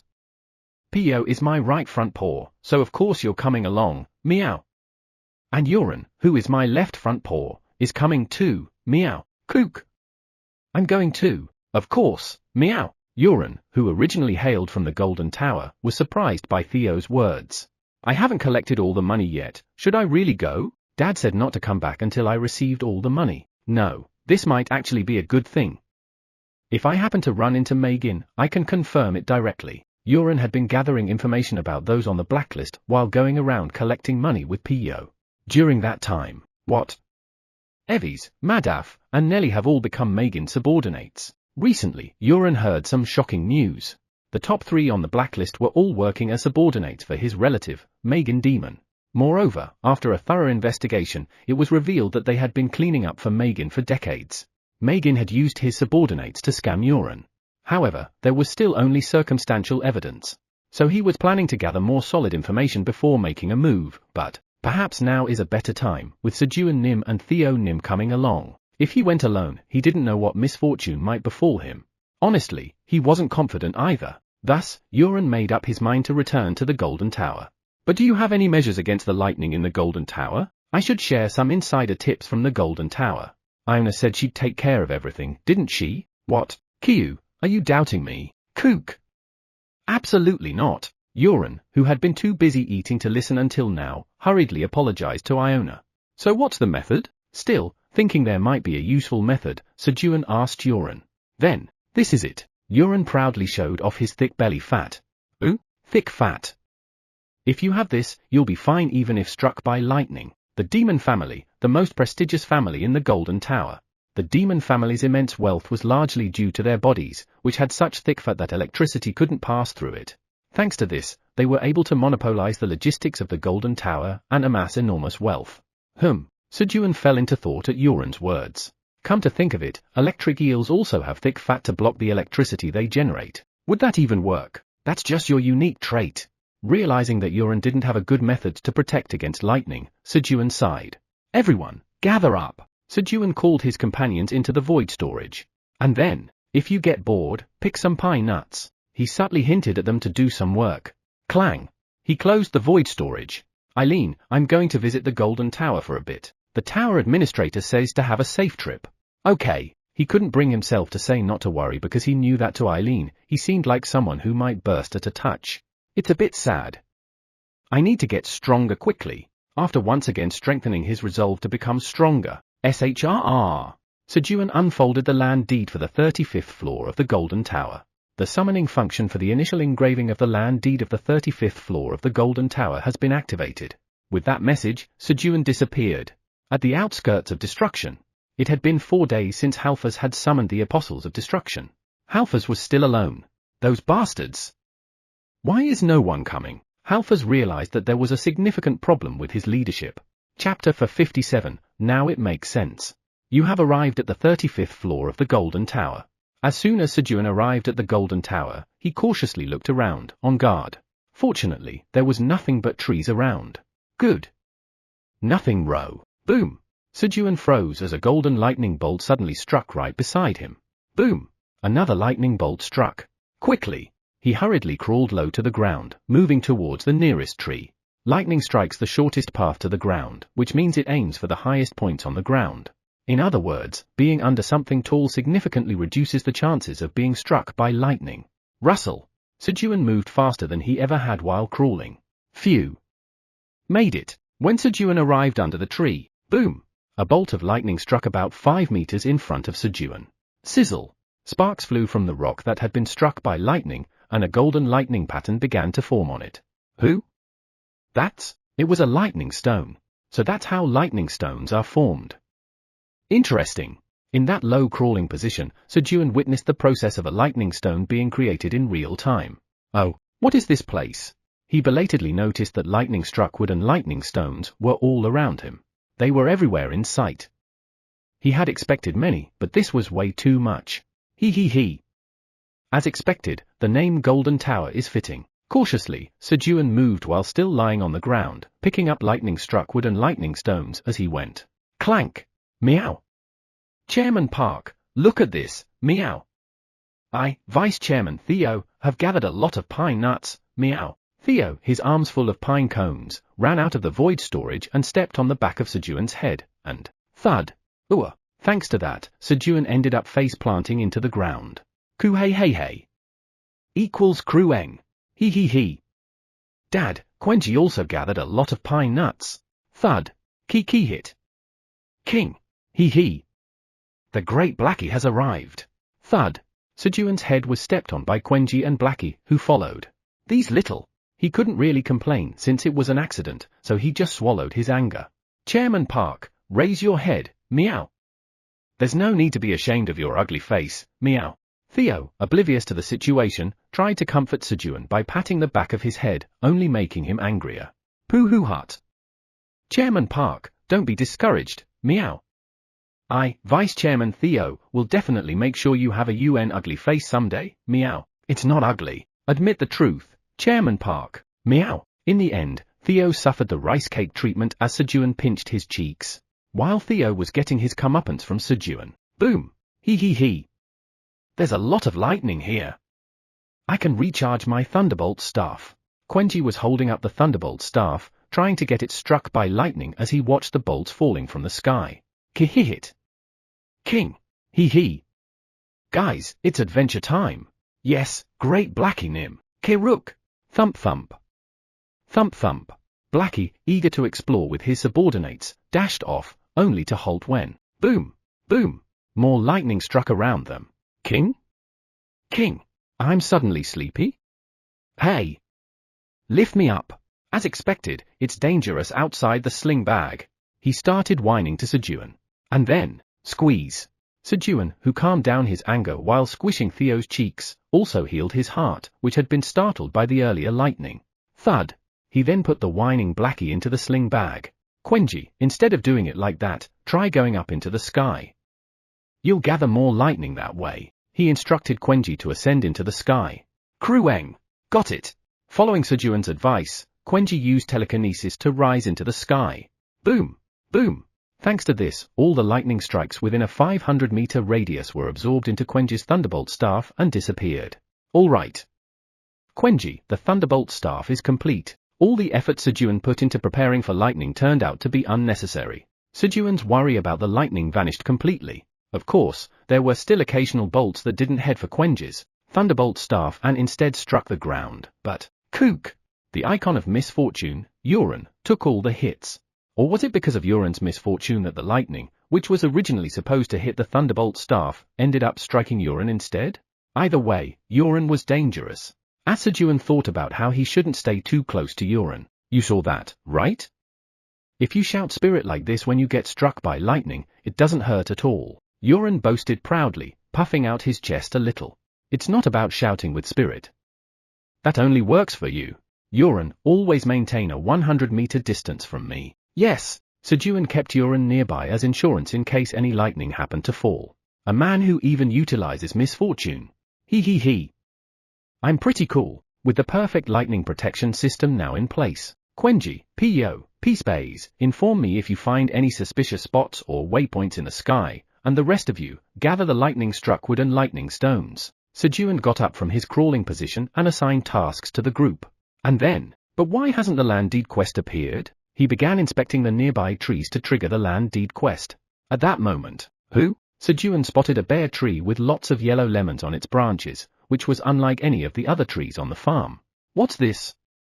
Is this a lemon farm? Just as Sejun reached out to pick a lemon. Kayak! The lemons, or rather, the armadillos disguised as lemons, unfolded their bodies and tried to bite Sejun's hand. Meow meow meow. Kayut. Subdue. Guard Theo has defeated an lighting armadillo. You have received 5,000 experience points, 50% of the experience gained by Guard Theo. Guard Iona has defeated an lighting armadillo. Of course, the lighting armadillos were easily subdued by Theo and Iona. A quest has been triggered. Quest, defeat the lighting armadillos that are devouring the leaves and fruits of the grapefruit trees in the grapefruit farm on the 35th floor of the Golden Tower. Lighting armadillos, 710,000. Lighting armadillo queen, 0 Reward, recognition as the rightful owner of the farm on the 35th floor of the Golden Tower. The land deed quest had appeared. Guys, we need to catch 9,300 more lighting armadillos and the queen. As Sejun was informing Theo and Iona about the quest. Theo Krueng. Park 10,000 step meteor strike, meow, kayut. Subdue, boom. Theo and Iona began attacking the surrounding ground. Lighting armadillos, 3,510,000. Lighting armadillos, 5,710,000. Lighting armadillos, 8,310,000. The number of lighting armadillos being defeated rapidly increased. Meow, boom. You have defeated 10,000 lighting armadillos and 1 lighting armadillo queen. You have completed the quest. As a reward for completing the quest, you have been recognized as the rightful owner of the land deed for the grapefruit farm on the 35th floor of the Golden Tower. Land deed skill, farm information LV Max is activated. Theo's giant footprints appear as far as 1 kilometer from the farm, marking the completion of the land deed quest. Thanks to this, Sejun's task ended quickly. I'm a bit hungry, so should we have a snack? He started grilling sausages for the group to eat. Hey. Krueng. He. It's sausage time. Quenji, while still keeping the thunderbolt staff floating in the sky with telekinesis, focused on the grilling sausages. The other members of the group also gathered around the campfire, eagerly waiting for the snacks. Yuren, unfortunately, had to eat alone, separated from the group, but Sejun made sure to give him plenty of sausages. Ooh hee hee hee. This looks delicious. Rather than being disappointed, Yuren was actually pleased to be able to have all the sausages to himself. A little while later, sizzle, as the juice from the sliced sausages dripped onto the burning wood and quickly evaporated. Meow, Krueng, Kaiut, Theo, Iona, and Quenji all turned to look in the same direction. A moment later, Pio? Who? Pio and Yuren also turned their heads to the direction the trio was staring at. Kiki hit. King. Hee hee. Guys, turn the sausages. Yes, Kiruk. Everyone, except for Blackie, Eondol, and Gogomi, who were too focused on the food to notice an approaching intruder, had their attention drawn elsewhere. Guys, what is it? As Sejun, who didn't know what was happening, looked in the direction his companions had turned. Ooh? He saw a figure quickly approaching from a distance. A tall, slender, and handsome man with long blonde hair. An elf. Merchant of the demon family. Please, we beg of you, sell us some food. The elf, who had approached in no time, kneeled on one knee before Yuren, his gaze fixed on the sausages, drooling slightly. We must find food no matter what. Hansen, the village chief of Karak village, had ventured out in search of food. The outside of the cave was extremely dangerous due to the constant lightning strikes, but we can't last 3 more days with the food we have left. With the village's food supply nearly depleted, and having been rationed to just 1 meal a day, the villagers had begun venturing outside to search for food. At that moment, what is this? Why is lightning striking only in that one spot? Hansen noticed that the lightning bolt seemed to be converging on a single point in the sky. For some unknown reason. That must mean it's safe down there. I should be able to find food more comfortably there. Coincidentally, the location was also the habitat of lighting armadillos. So, Hansen quickly moved toward the tree below the spot where the lightning was converging. While doing so, what's that smell? He caught the scent of greasy sausages wafting from afar. Could it be the demon family's merchant group? The only ones who could leisurely eat food outdoors like this were the merchants of the demon family. They haven't been seen around lately. I need to hurry and buy some food. Hansen hurriedly sprinted toward the source of the smell. There was no guarantee that the demon merchants would come to Karak village, and perhaps if they stopped by another village and sold all the food, they might have just returned. Hansen ran quickly toward the scent. As expected, it was the demon family. And a direct descendant at that. He spotted Yuren, who had set himself apart from Sejun, eagerly waiting for the sausages to cook, and was convinced.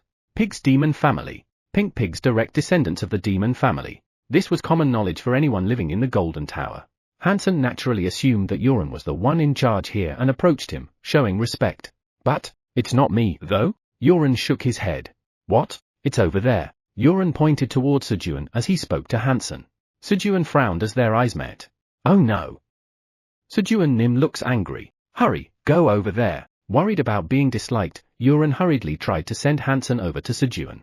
However, but I need to buy food. Hansen was desperate to buy food and resisted. No, go over there and talk to Sejun Nim. While Yuren and Hansen were having this little back and forth. Damn, he's really handsome. And tall too. On top of that, there's something about him, should I call it the pinnacle of beauty? There's a perfection that can't be described in words. Did he really have to have it all? Sejun looked at Hansen with a mix of envy and irritation. Up until now, when Theo said his face was ugly, he couldn't really believe it, but after seeing Hansen, now it makes sense. And that made him even more annoyed. Tap, tap. Chairman Park, cheer up, meow. The first step to healing is accepting your condition, meow. Now that you've acknowledged your face is ugly, let's start fixing it bit by bit, meow. Theo patted Sejun's leg, trying to comfort him. Of course, Theo's attempt at comfort didn't work at all. You, Chairman Park, don't be angry, meow. Sejun grabbed Theo's cheeks, giving him another rice cake treatment, stretching them out. While Sejun was pulling on Theo's cheeks, Yuren Nim told me to buy food. Here, Hansen cautiously approached Sejun, trying to explain. Growl. A sound came from Hansen's stomach. Oh? You must be hungry. Here, have some of this first. Sejun handed Hansen a well-grilled sausage. Gulp. Hansen swallowed hard as he looked at the grilled sausage. He wanted to decline, but, thank you. Having eaten nothing all day, Hansen couldn't resist the temptation of the grilled sausage. He began devouring the sausage in a hurry. Hee hee hee. He ate it. Pooh-hoo-hut. He ate it, meow. Sejun and Theo, who had somehow become of one mind, were quietly laughing while watching Hansen eat. Chapter 58, The UN ugly-faced slave is trying to escape, meow. Who? That was really delicious. Hansen, who had eaten 3 grilled sausages and was reaching out for the next one, put his hand down, showing an expression that he couldn't eat anymore. But, I still want to eat more. His eyes were filled with regret. And, you should eat more. Such a pity, meow. Sejun and Theo, who were watching Hansen, also had looks of regret in their eyes. After all, the more he ate, the longer his slavery period would extend. As Hansen was about to speak, Chuck. Pooh-hoo-hut. There's no such thing as a free meal in this world, meow. Pay up for the 3 grilled sausages, meow. Hoo-hut. And we don't accept credit. Theo stretched out his front paw to stop Hansen from speaking, laughing like a villain, and Sejun, who was standing behind him with his arms crossed, also laughed villainously. Become a worker at our grapefruit farm. Become Chairman Park's slave, meow. The two looked at Hansen with burning eyes. However, of course, there's no way the food would be free. How much is it, meow? Who? Contrary to their expectations, Hansen took out his money pouch and tried to pay for the sausages. Hansen had brought money to buy food in case he met a merchant caravan outside. He's actually paying for the food, meow. This way, we can't make him a slave, meow. Theo, a veteran slave hunter with experience in enslaving hundreds of thousands, was encountering this situation for the first time. Chairman Park, what do we do, meow? The UN ugly-faced slave is trying to escape, meow. Do something, meow. Theo urgently pulled on Sejun's pant, looking at him. Vice Chairman Theo, don't worry. Just watch me. With a confident expression, Sejun stepped forward and gave a thumbs up. But, pooh-hoo-hut. Chairman Park, got it, meow. Whether he misinterpreted Sejun's actions or not, Theo nodded vigorously. Ooh? What did you go? Sejun didn't have time to ask. Thump. Before he knew it, Theo had taken out the 5 Towers slave seal and stamped it on Hansen's hand. Who? On Hansen's hand, a paw-shaped slave seal of Theo appeared. You have hunted 1 slave. Due to the effect of the title, Slave Hunter, all stats have increased by 1. You now command 1 slave. Due to the effect of the title, Slave King, all stats have increased by 0.01. Thanks to gaining a new slave, Theo and Sejun's stats increased, and Hansen was forcibly recruited into Sejun Company. Such delicious food must be expensive, right? Hansen tensed up as he watched Sejun step forward. The money I have right now is, as he was mentally calculating his funds. Thump. Theo stamped a seal on his hand. And, you have been stamped with the 5 Tower slave seal. A debt of 50 billion Tower coins has been incurred, payable to Theo Park, the legendary merchant of the Black Tower. If you cannot repay the 50 billion Tower coins, you must work as a slave until the debt is cleared. Your current 3,000 Tower coins have been forcibly seized. The remaining debt is now 49,999,997,000 Tower coins. Hansen's money vanished, and at the same time, an enormous debt was placed upon him. Pooh-hoo-hut. Hansen is now a slave of the grapefruit farm until the debt is repaid, meow. Chairman Park, how much should we give him, meow? What the hell? As Hansen was about to protest to Sejun and Theo. Let's set the wage at 100,000 Tower coins, and I suppose we could give him about 150 magical cherry tomatoes as daily food. Though the wage was higher than other places, it would all be seized anyway. However, he generously offered a lot of magical cherry tomatoes, which the elves of the Golden Tower loved. What? 150 magical cherry tomatoes. Hansen's mind raced as he heard Sejun's words. Recently, they had reduced rations to the bare minimum, and an adult elf now consumed only 5 magical cherry tomatoes per meal. 150 magical cherry tomatoes could feed 30 adult elves. If I can just hold out for a few days, we'll be able to harvest some magical cherry tomatoes. Sejun Nim, could you perhaps give me a month's worth of magical cherry tomatoes in advance? Hansen, in urgent need of food, pleaded with Sejun to let him receive a month's worth of cherry tomatoes in advance. His eyes were full of desperation. Getting 4,500 cherry tomatoes is tough, no matter how much money you have. There's been talk of a golden cart filled with millions of cherry tomatoes passing through other villages recently, but that's probably just a false rumor. Hansen shook his head, recalling what an elf from another village had told him a few days ago while he was out searching for food. The only place capable of selling that many cherry tomatoes in the Golden Tower would be the Demon family. All right. I'll give them to you after we finish up here. Yes. What should I do first? As expected of the demon family, upon receiving Sejun's permission, Hansen quickly jumped up and looked for something to do. Hansen still believed that Uren held the real power and that Sejun and Theo were just in charge of daily affairs. For now, gather the lightning-struck wood and lightning stones scattered around here and bring them over. Yes. Following Sejun's instructions, Hansen greeted the others and began moving the items to the void storage. A few hours later. Hansen, good work. Do you have a place to sleep? Yes. But can I really take all of this with me? Even as he spoke, Hansen was swiftly packing the remaining roasted sweet potatoes, his hands moving so fast they were barely visible. Of course. Take everything. I roasted plenty on purpose so you could take them. Seeing Hansen's dire food situation, Sejun had intentionally prepared extra so that Hansen could take some with him. All right. Then come back by morning. Here are 30 days' worth of cherry tomatoes. Sejun handed Hansen a box containing 4,500 cherry tomatoes. Thank you, Sejun Nim. Having realized during the work that Sejun was the real power behind everything, Hansen expressed his gratitude and then carefully, but quickly, headed back to the village. Golden Tower, 35th floor. Demon Family's branch office. Uren found out? Megan, who had been listening to his subordinate's report with his eyes closed, opened them and asked. Yes. I'm sorry, it's fine. Uren, that sucker. Even if he found out, that sucker won't be able to do anything. If he tries to confront us, it just gives us another chance to scam him. Now, what about the task I gave you? We're on the final steps. Good. In just a little while, the elves on the 35th floor will starve to death. This is all because of what you brought upon yourselves. Megan smiled wickedly as he imagined what was about to unfold.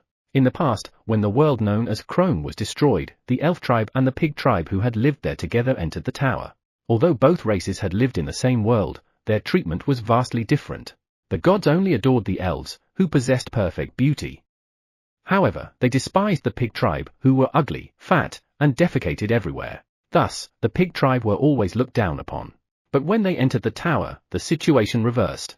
The gods who had been friendly towards the elves disappeared, and while the pig tribe could roam freely in places struck by lightning, the elves could not. As a result, the pig tribe formed a trading group and traveled to the elves, who had built villages in caves to avoid the lightning. They sold what the elves needed at high prices and bought goods cheaply, accumulating vast wealth. On top of that, the pig tribe could replenish the fertility of the land by using manure as fertilizer. In contrast, the elves, who had no access to fertilizer, continued to plant crops in the caves, causing the land's fertility to diminish over time and significantly lowering their production. As the gap between the elf tribe and the pig tribe widened, let's take revenge on the elves for all they've done to us. Extremists among the pig tribe began to emerge, advocating for the extermination of the elves who had looked down on them. Megan Demon was the leader of the extremist group Elf Killer, which called for the extinction of the elves. Good. Lead me to the place where the final step is being carried out. Yes, Megan, planning to personally inspect the final step to exterminate the elves, followed his subordinate. And the place they headed to was a huge basin that looked like an upside-down straw hat. The next morning. Kayut. Sejun Nim, the work is finished. I'm going to activate the magic circle. Start! Iona, who had been setting up a large lightning protection magic circle around the grapefruit farm since yesterday, infused the magic circle with her power. Then, Wuong, a transparent, square-shaped barrier appeared 500 meters above the grapefruit farm. Boom! The barrier began to block the lightning bolts falling from the sky. Iona, good job. Kayut. Yes, then let's eat breakfast and go to the waypoint first. Guys, since they hadn't found anything suspicious yesterday and discovered the waypoint, he decided to register it first. Sejun had asked Hansen if he knew of any special places, but Hansen, who had never ventured far from the village due to the lightning, didn't have any information. Poohoo Hut. Chairman Park, grill the fish quickly, meow, coo hey. Krueng. He. Krueng, I will help prepare breakfast. Kihihit. King. He. Give me food. As Sejun called, his companions gathered around him. A short while later, while Sejun was enjoying breakfast with his companions, Sejun Nim, good morning, Hansen arrived for work. Who are those behind you? I thought I might not be able to manage the grapefruit farm alone later on, so Hansen had brought 20 elves with him. All of them were prepared to become slaves if it meant their families wouldn't starve. He. Since the chairman is so capable, naturally handsome employees are gathering. Sejun was secretly pleased as he looked at them. Meanwhile, Poo-hoo-hut, thunk. Theo stamped the elves with his seal, raising both Sejun's and his own stats. If you haven't eaten breakfast yet, come have some. No, we're fine. As Hansen was about to refuse the food Sejun offered, go. Sorry. The sound came from the stomach of an elf standing behind Hansen. The elves had eaten 5 cherry tomatoes for breakfast, but it wasn't nearly enough. Eat plenty. You need to be full to work hard. Thank you. Thank you for the food. The elves each took an ear of corn from Sejun and began eating hurriedly. Please take good care of the farm. Yes. Leave it to us. After entrusting the farm to the elves, Sejun moved to the waypoint with his companions. Who the hell are you? Who? You're Uran. Nelly, the red pig who was the boss of the 35th floor of the Golden Tower, and third on Uran's blacklist, was shocked to see Uran. For the record, Nelly owed Uran 10 trillion tower coins. Uran, long time no see. By the way, does the family head know you came to the Golden Tower? Nelly, who was momentarily flustered upon seeing Uran, smirked slyly, thinking he had found Uran's weakness. No, he doesn't know. Uran's voice grew quieter, confirming that he had indeed come in secret. I thought so. Uran, what are friends for? I'll keep your visit to the Golden Tower a secret. But I've been wanting to buy something lately, and I'm short on funds. Pretending to care about Uran, Nelly asked him to lend him some money. Of course, his plan was to run straight to Megan and report that Uran had returned to the Golden Tower as soon as he got the money. However, really? But I don't have any money either. Uran, who had never deviated from Nelly's expectations until now, gave a different response. What? And there's no chance of my father finding out that I've returned. Because, Nelly, you're going to become a slave. He was no longer the king sucker Uran of the past. What did you just say? You dare to make me a slave? I've been going easy on you because you're a direct descendant. Now, I'll show you how it feels to burn. Rumble. Whoosh. As the enraged Nelly grew in size and became engulfed in intense flames. I never said I'd be the one to do it, Theo Nim, I'll leave it to you. You know the 50-50 split, right? Poo-hoo-hut. Don't worry, meow. Theo, who had been loosening up while talking with Uran, got ready. At that moment, Krueng. Thud. Kuik. Giant Quenji appeared and struck the enlarged Nelly with the lightning staff. Ku-hey-hey-hey. Krueng. He. Quenji helped Big Brother, so give me 100 tower coins. Quenji, who had knocked Nelly out cold, grinned brightly and extended his front paw to Theo. Poo-hoo-hut. All right, meow, that's a good deal, meow. Theo handed 100 tower coins to Quenji. Ku-hey-hey. Krueng. He. Quenji earned 100 tower coins. As Quenji happily placed the money he received from Theo into his pocket money pouch. Poo-hoo-hut. Now, I'll receive 5 trillion tower coins and get praised by Chairman Park, meow. Stamp. Theo stamped Nelly's foot on the slave contract and smiled wickedly. Chapter 59, he. Butler, I punished the one who laughed at you. The waypoint on the 35th floor of the Golden Tower has been saved. While Sejun was registering the waypoint, Poo-hoo-hut. Hurry up and return the money you borrowed from Uran, meow, he. Hand it over? You punk. Theo and Uran rummaged through the pockets of Nelly, who was tied up with ropes and unconscious. However, clang. What? Meow. He's completely broke, meow. All they found on Nelly were a mere 900 tower coins. Ku-hey-hey-hey. Krueng. He. Now Quenji has saved 3,300 tower coins. Even the pocket money Quenji had saved was more than that. This can't be, meow. Give me my money, meow. Squeeze. So he tried to brand Nelly with the 5 towers slave seal to collect the money. You have branded Nelly Hong with the 5 towers slave seal. Nelly Hong now has a forced debt of 50 billion tower coins. Forced collection for the 50 billion tower coins begins now. Nelly Hong has 0 liquid assets. Nelly Hong is already a slave, so 50 billion tower coins are added to the existing debt. Nelly Hong's remaining debt, 1,049,999,009,100 tower coins. Nelly really had nothing left, completely broke. What? Meow. He seems to have given it to Megan. Is that so? Yes. It's actually better this way. The money taken by Evis and Madaf is probably with Megan too. Then let's wake this guy up and ask where Megan is, meow. But Theo Nim, do you mind if I wake him up? Pooh hut. It's 100 million tower coins per hit, meow. Theo, catching on to what Uran meant, smiled slyly as he spoke. And then, yes. Here's 50 billion tower coins. Hey! Wake up! Bam! Bam! Bam! As soon as Uran handed the money to Theo, he began to beat Nelly. After a while, huff. Huff. Huff. Nelly, where's Megan? Uran asked, panting heavily. Why are you asking about Master Megan's location? Nelly, who had taken 500 blows from Uran, asked in a calm voice. Since it was a clash of fat against fat, only Uran, who had been beating hard, was exhausted. Because it was Megan who told you to borrow money from me. All the money you, Evis, and Madaf borrowed from me is with Megan, isn't it, Master Megan? I have no idea what you're talking about. Speak, meow.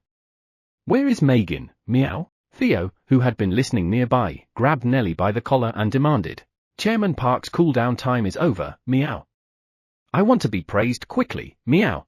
Theo, always keeping tabs on Sejun's condition, realized that doing good deeds too frequently could lessen the impact of Sejun's praise. So, he made sure to bring Sejun something he liked at just the right time. The time it takes for Chairman Park, who got excited after receiving something he likes, to cool down again. Pooh hut. That is Chairman Park's cool-down time, meow. Thus, Theo urgently needed an offering to receive Sejun's praise. But, HMPH. I have no idea what you're talking about. Hark! Tell me where Megan is, meow. Even with Theo's urging, Nelly kept his mouth shut. At that moment, phew hut. Is it my time to step in? As Sejun, who had been watching from behind, spoke arrogantly and stepped forward. Everyone step back, meow. The great Chairman Park is about to show us something, meow. Theo made a fuss, and thanks to that, everyone's attention was focused on Sejun. This is a lot of pressure. It'll work out, right? What Sejun had in mind was to entice with food. Thinking that Nelly, being a pig like Uran, couldn't resist the temptation of food. PFFFT. What are you doing? Don't tell me you're trying to get answers by bribing me with food. But Nelly just sneered. Ugh.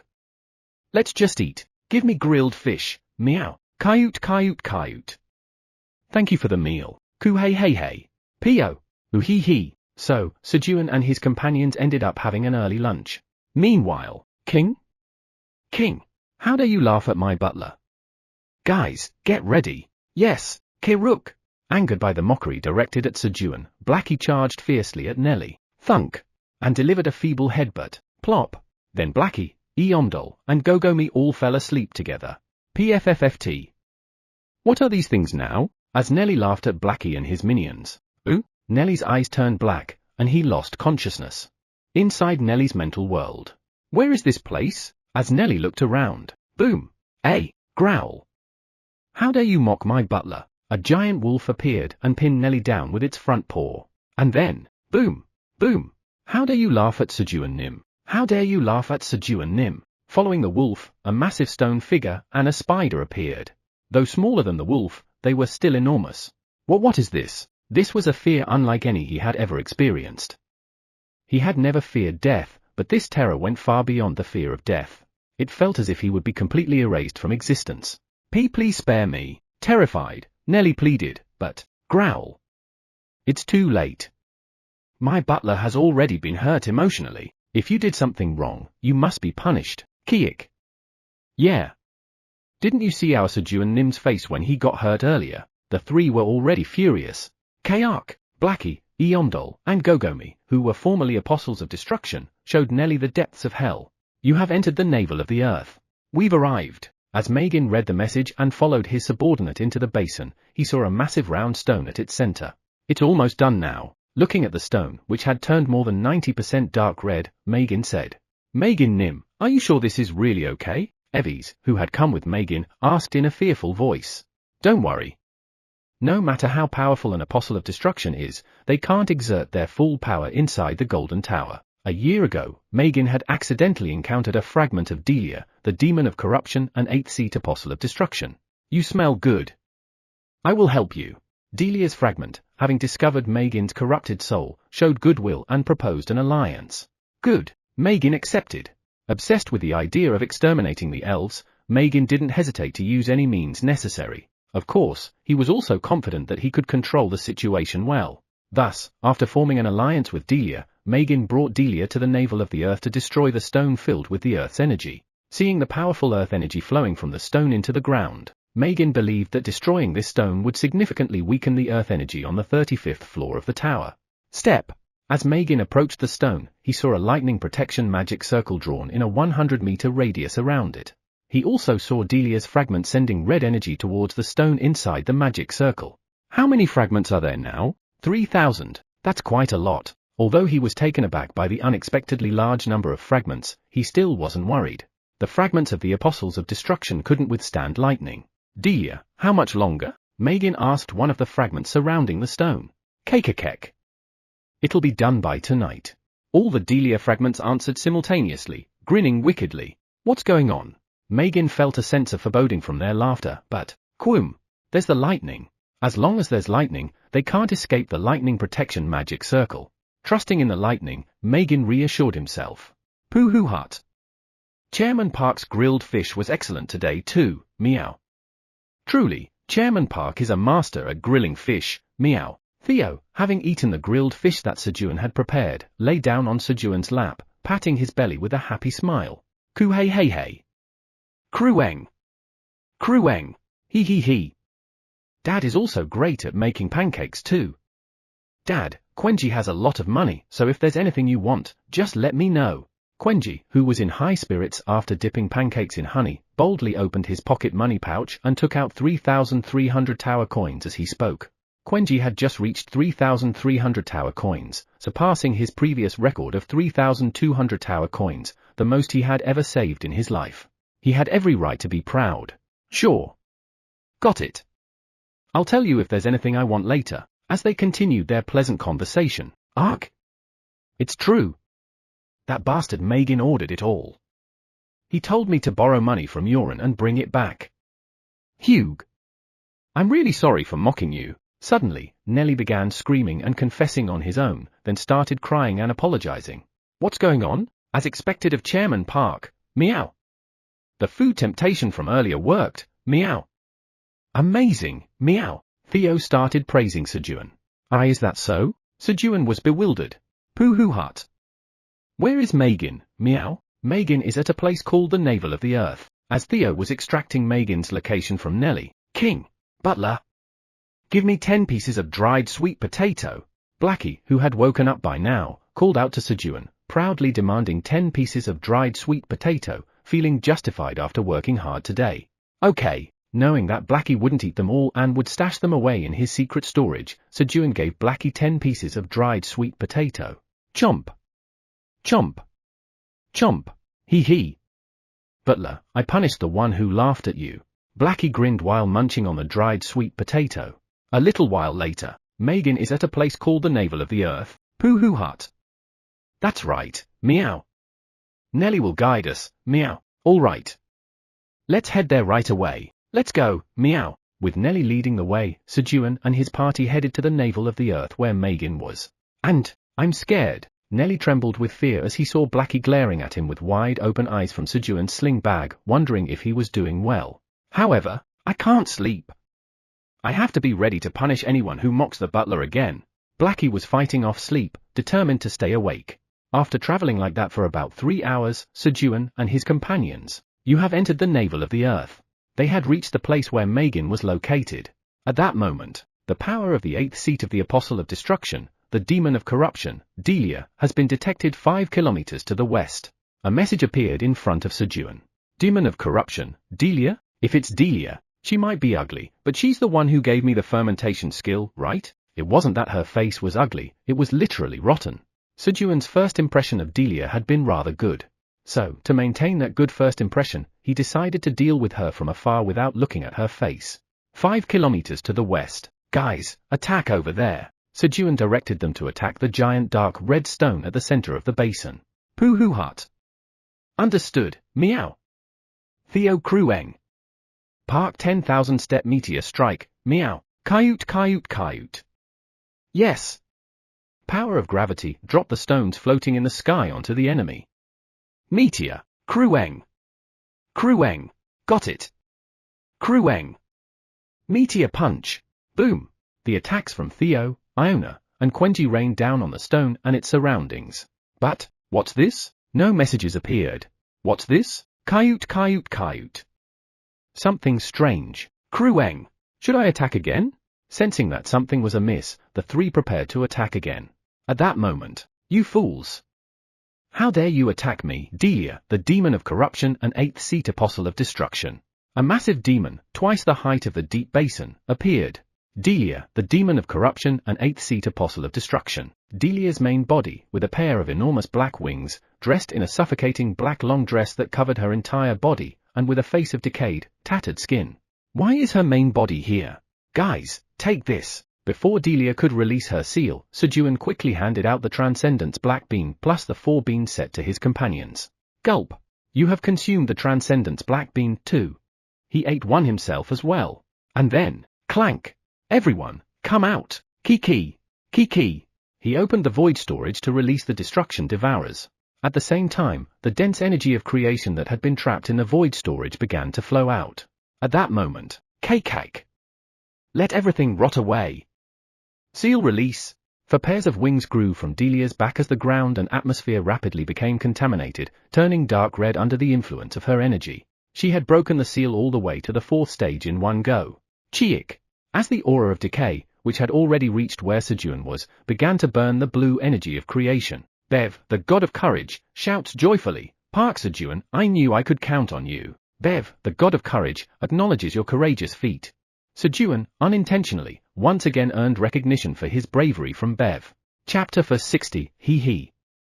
Great Blackie will end this battle. Combat shop headquarters. Wanting to say something but unable to, the frustration was overwhelming. Having realized over the past few days that talking to Sejun would only get him blocked, Bev, the god of courage, sighed in frustration. Trust in Park. Trust in Park. Voices of the non-combat gods echoed from beyond the wall. Once again, they were shouting the strange words trust in Park. For a moment, Bev felt annoyed, but then, no, they must be frustrated too, having to shout quietly. I should be a bit more understanding. With a heart of empathy, Bev tried to generously overlook it, but then, hey! Can't you be quiet? Quenji Park! Give me a response. Thunder, the god of storms, who had been blocked by Quenji for the 5th time, took out his anger on the non-combat gods beyond the wall. Trust in Park. Trust in Park. The voices of the non-combat gods became smaller, frightened by this. Thunder, just getting angry won't make the block go away. I'll tell you a special way to avoid being blocked. Even though Bev had also been blocked by Sejun and had taken his frustration out on the non-combat gods, he scolded Thunder. Bev Nim. Is there really such a way? Thunder, enticed by the words of Bev, one of the 5 top executives of the combat shop headquarters, asked eagerly. Indeed. But I'm feeling thirsty. Bev Nim, how about we go to the tavern and have a cold beer? It's on me. Whom? Shall we? And so, the two headed to the tavern. Refreshing. It's simple. If you don't speak, you won't get blocked. Bev, after downing a large ice-cold mug of beer in one go, opened his mouth. What? But isn't that too frustrating? Thunder, you foolish warrior. A warrior must also know how to endure. If you wait, the time will come. So, has the time come for you, Bev Nim? Thunder asked, looking at Bev with eyes full of disbelief. And then, whom? I'm still waiting, Bev answered in an embarrassed voice. Black Tower's Tower Farmer Park Sejun is facing an unapproachable enemy. A message appeared in front of Bev. What? Bev hurriedly checked Sejun's opponent and, Park Sejun, you rascal. Are you fighting Delia, the demon of corruption and 8th-seat apostle of destruction? Bev was astonished to see who Sejun was up against. Park Sejun, so you had this all planned? You blocked me on purpose just to surprise me. Clever boy. Bev, caught up in his own delusion, smiled in satisfaction. Ha ha ha. Park Sejun. I knew I could trust you. You are indeed very courageous. Park Sejun, I acknowledge your courage. He officially acknowledged Sejun's courage. See? If you wait, the time will come. Can I have another drink here? Bev, showing off to Thunder, ordered another beer. Golden Tower, 35th floor. Chiik. The energy of creation was quickly burning up and fading away as it came into contact with the energy of corruption emanating from Delia. Only about 1 centimeter thick energy of creation remained. Kayut. Power of dimensions. Power of magic. By my command, block everything. Dimension shield. Aina tried to buy time by sealing Delia with a dimension shield. But, Kayut, crack! The overwhelming power of Delia was too much to bear. It's time for your 2-hour reminder. If you've been sitting, consider taking a moment to stand up, stretch, use the restroom, or have a refreshing drink of water. Your body will thank you. Now back to the story. Cracks began to form in the dimension shield. Chairman Park is in danger, meow. I, Vice Chairman Theo, Chairman Park's loyal right-hand man, will protect him, meow. Flash! Theo hurriedly blocked Sejun's path, holding a money pouch in his left paw and preparing to use energy diversion and energy absorber with his right. Krueng! Quenji, Dad's left-hand man, will also protect Dad. Boom! Quenji released the calm state of power, calm before the storm, and ascended into the sky, charging the thunder staff to the max in preparation to attack the power of destruction heading towards Sejun. As the two were busy preparing to protect Sejun, they failed to notice the person they were supposed to be protecting. You have been recognized for your bravery by Bev, the god of courage, 3 times. You can now use the heart of courage. Information about the skill, courageous roar as master, have been unlocked. The heart of courage is being absorbed into your heart. The heart of courage that was in Sejun's possession turned red and forcefully absorbed into Sejun's chest. Clang! Meanwhile, the dimension shield that had been containing Delia shattered easily, and the energy of corruption that had been trapped within Delia devoured the energy of creation like a wave. It's coming, meow, Krueng! The area where Sejun and his companions were standing was engulfed. Meow, this is bad, meow. The energy is too powerful, meow, Krueng! This is bad. At this rate, Dad will die. The power of Delia, the apostle of destruction, who had released the 4th seal, was far greater than they had anticipated.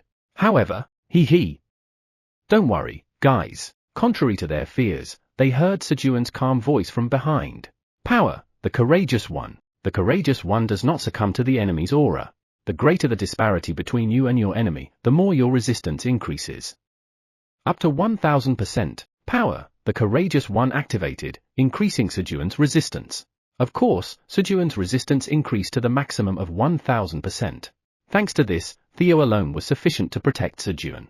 Guys, attack! Sejun used the skill, Courageous Roar, and ordered his companions to attack. Skill, Courageous Roar is a buff skill that increases the abilities of allies by up to 100% with a roar. However, you are using the skill, Courageous Roar. The roar is not courageous enough. The abilities of your allies will increase by 10% for 2 minutes. If the roar wasn't courageous enough, the effect was reduced. I didn't know it judged the roar to grant buffs. Sejun decided to use it again after 10 minutes. Meteor shower, while Iona dropped dozens of meteors and Krueng!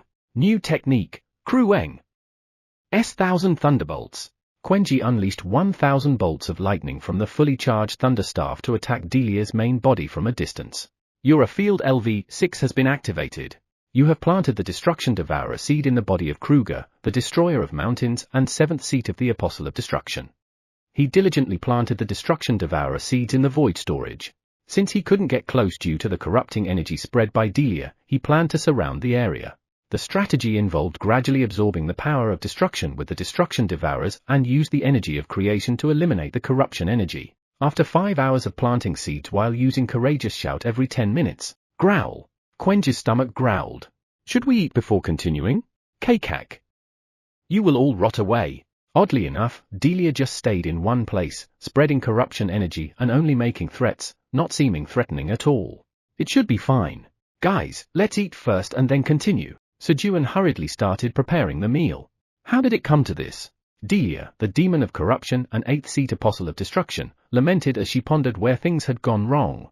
The foolish Megan simply believed that breaking this stone would destroy the land on the 35th floor of the Golden Tower, but the navel of the earth was a place connected to the earth of all towers. So, Delia planned to annihilate Patrick, the god of earth, and corrupt the earth of all towers. And by sending fragments of her here one by one, she finally succeeded in bringing her entire main body. Everything was going smoothly until Sejun and his companion showed up, throwing everything into disarray. With the sudden attacks from Theo, Quenji, and Iona, the lightning protection magic circle was destroyed, forcing Delia to hurriedly gather the fragments back together and return to her original form. As a result, she had to endure the full brunt of the lightning strikes falling from the sky. To make matters worse, Patrick was tormenting her with flames that burned the power of destruction, forcing her to fight on all fronts, above, below, inside, and outside. These vicious bastards! It's all because of you. Delia seethed with rage as she watched Sejun and his companions, who had the audacity to calmly eat their meals in front of her for several days. But, you bastards, rot away! Due to the flames from Patrick, she couldn't move and could only fume in anger. Slurp. Sejun sipped his morning coffee after finishing breakfast. You bastards, rot away! It's already been 10 days since we started fighting Delia. He spoke, listening to Delia's shouts, now surrounded by the blue energy of creation. The distance between them and Delia had gradually decreased from 5 kilometers to 1 kilometer.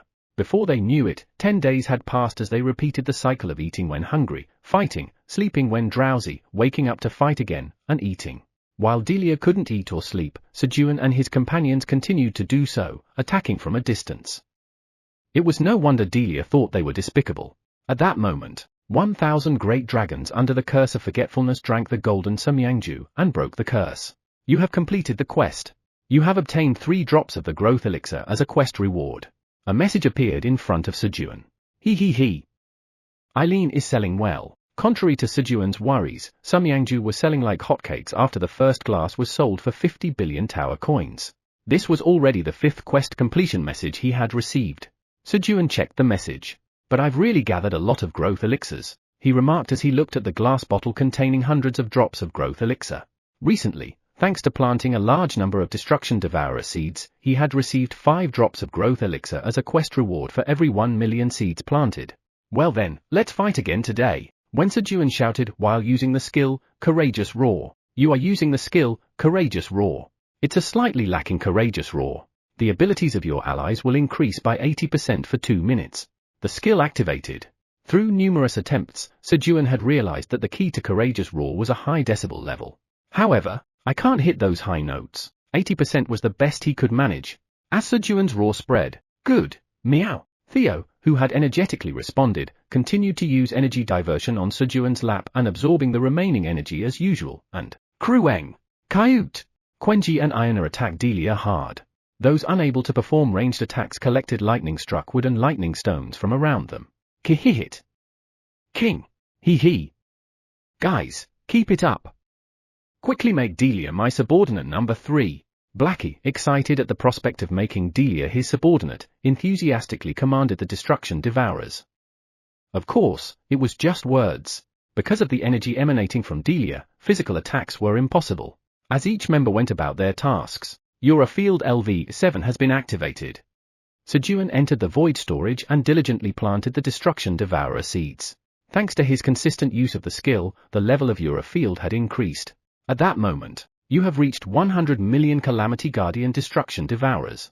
You have completed the quest. You have acquired a new variety Destruction Pioneer seed as a reward for completing the quest. The quest content has been updated.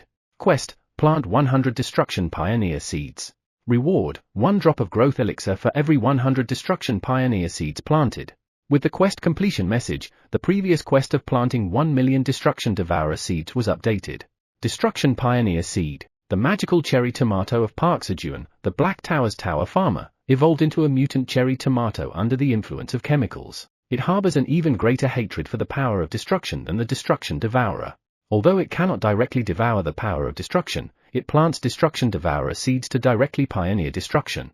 It has some combat capabilities. The destruction pioneer seed cannot plant themselves. Grade D. Oh, it directly plants destruction devourer seeds? Out of curiosity, Sejun immediately planted the seed. Your field LV7 has been activated. You have planted the Destruction Pioneer seed in the body of Kruger, the Destroyer of Mountains and 7th seat of the Apostle of Destruction. Then, crunch, Kia. The Destruction Pioneer, making a different sound from the Destruction Devourers, quickly grew. It was about 1.2 times larger than the Destruction Devourers. Kia. Tui. The Destruction Pioneer began collecting seeds around the Destruction Devourers and then, puck, it started planting the Destruction Devourer seeds into the ground with its branches. 5 days later, Kia. Around Sejun, who was planting Destruction Devourer seeds, 50 Destruction Pioneers were diligently planting more seeds. He. They're reliable. Sejun smiled contentedly as he watched the destruction pioneers. Kihihit. King. Hee. Finally, it's time for the Great Blackie to step in. Charge! The Great Blackie Nim commands us to charge. Kiruk. Kiki. Now that they were close enough to headbutt Delia, Blackie, riding a destruction devourer, charged forward. Kihihit. King. Hee. The Great Blackie will end this battle. With only 10 centimeters of unpurified energy left, Blackie launching himself at Delia. Thud. Headbutting Delia and Dorong. Kirarorong. Then, along with his subordinates, he fell asleep. Chapter 61, Becoming an S-Class Tower Farmer. Inside Delia's mental world. The place was filled with rotten trees, stagnant water, and decaying corpses. And then, damn it! Everything should just rot. In the center, the gigantic demon Delia was absorbing the rotting things, shouting in anger. At that moment, thud. Thud. Thud. Growling. The giant wolf, Blackie, appeared, flanked on either side by Eomdol and Gogomi, as if to assist Blackie. What? Fenrir Nim? Delia was flustered by the sudden appearance of Fenrir. So flustered that she didn't even notice the massive Eomdol and Gogomi standing next to Blackie. I greet the noble wolf Fenrir Nim, the god-hunting wolf and the first seat of Apostle of Destruction. Delia quickly bowed her head so low it almost touched the ground as she greeted him. Growling. My name is now Blackie. Call me the Great Blackie Nim. Fenrir now wanted to be called Blackie. What? Blackie? What's with that lame name? Delia asked with a bewildered expression. Growling. Yes. Great Blackie Nim. But when Blackie growled, showing his displeasure, she quickly responded. Who? But this is my mental world. How is Fenrir Nim here? Delia suddenly found it strange, but that wasn't the important thing right now. Did I do something wrong? She quickly recalled what she had done recently. But, nothing? No matter how much she thought, she couldn't recall anything wrong. She had been diligently working to destroy the world. Even just now, she was trying hard to corrupt all the land of the tower. Although it seemed like she might fail because of that annoying guy who kept fighting and eating while fighting her. No matter how much she thought, only things she had done well came to mind. Ah. Great Blackie Nim, you've come to help me, right? As it happens, there's someone in the enemy camp who's even more vicious than us Apostles of Destruction. She quickly tattled on Sejun, who had been getting on her nerves, to Blackie, growling. A vicious guy? Yes. There's this guy who carries a cat on his knee, and he's such a sneaky and despicable bastard, you idiot. How dare you insult Sejun Nim in front of the Great Blackie Nim? Who? But now that I think about it, it's infuriating. Thud. Thud. Eomdol and Gogomi, who were standing beside Blackie, got angry and stepped forward at Delia's words. Who? You guys were here too? Only then did Delia notice Eomdol and Gogomi and tried to greet them, growling. Did you just call my butler despicable and cowardly? Who? Butler? Blackie, now extremely angry, growled as he glared at Delia. And then, grab. Guys, what's going on? Eomdol and Gogomi quietly grabbed Delia's arms. After that, they had a serious conversation with their bodies. A little while later, Delia, become my subordinate. Who? Yes. I'll become your subordinate. Delia wanted to ask, aren't we already on the same side, but quickly agreed, fearing another serious conversation. Then follow me. Let's go. Who? Where to? Grab. Blackie grabbed Delia's soul and disappeared. Your field LV7 has been activated. You have planted the Destruction Devourer seed in the body of Kruger, the Destroyer of Mountains and 7th seat of the Apostle of Destruction. HM. Sejun was humming as he planted Destruction Devourer seeds inside the void storage. Just then, Kia, one of the Destruction Pioneers wobbled over to Sejun. Here, knowing why the Destruction Pioneer had come, Sejun extended his palm. Tui, the Destruction Pioneer spat out a seed the size of a grape. The Destruction Pioneers would spit out one seed every time they planted 1,000,000 Destruction Devourer seeds. Well done. Farmer's Warm Touch LV7 has been activated. The Destruction Pioneer's fatigue is relieved while your touch lasts. Sejun used his skill to pat the head of the Destruction Pioneer that had spat out a seed, relieving its fatigue. Puck. He then planted the newly obtained Destruction Devourer seed. Just as he was about to continue planting more Destruction Devourers with the 51 Destruction Pioneers. You have won the battle against Delia, the Demon of Corruption and 8th seat Apostle of Destruction. You have gained 1 achievement of courage. It's a remarkable victory. You have gained an additional achievement of courage. A message appeared. Ooh? I did? I won? Sejun, bewildered and unsure of what had just happened, stepped outside. Krueng! Dad, Delia has stopped moving! Quenji shouted, pointing at Delia. Delia, the demon of corruption and eighth-seat apostle of destruction, who has lost her soul. What? Why does their soul disappear every time I fight them? Just as Sejun was pondering if there was something he wasn't aware of. Kura wrong. Umra wrong. Kurung.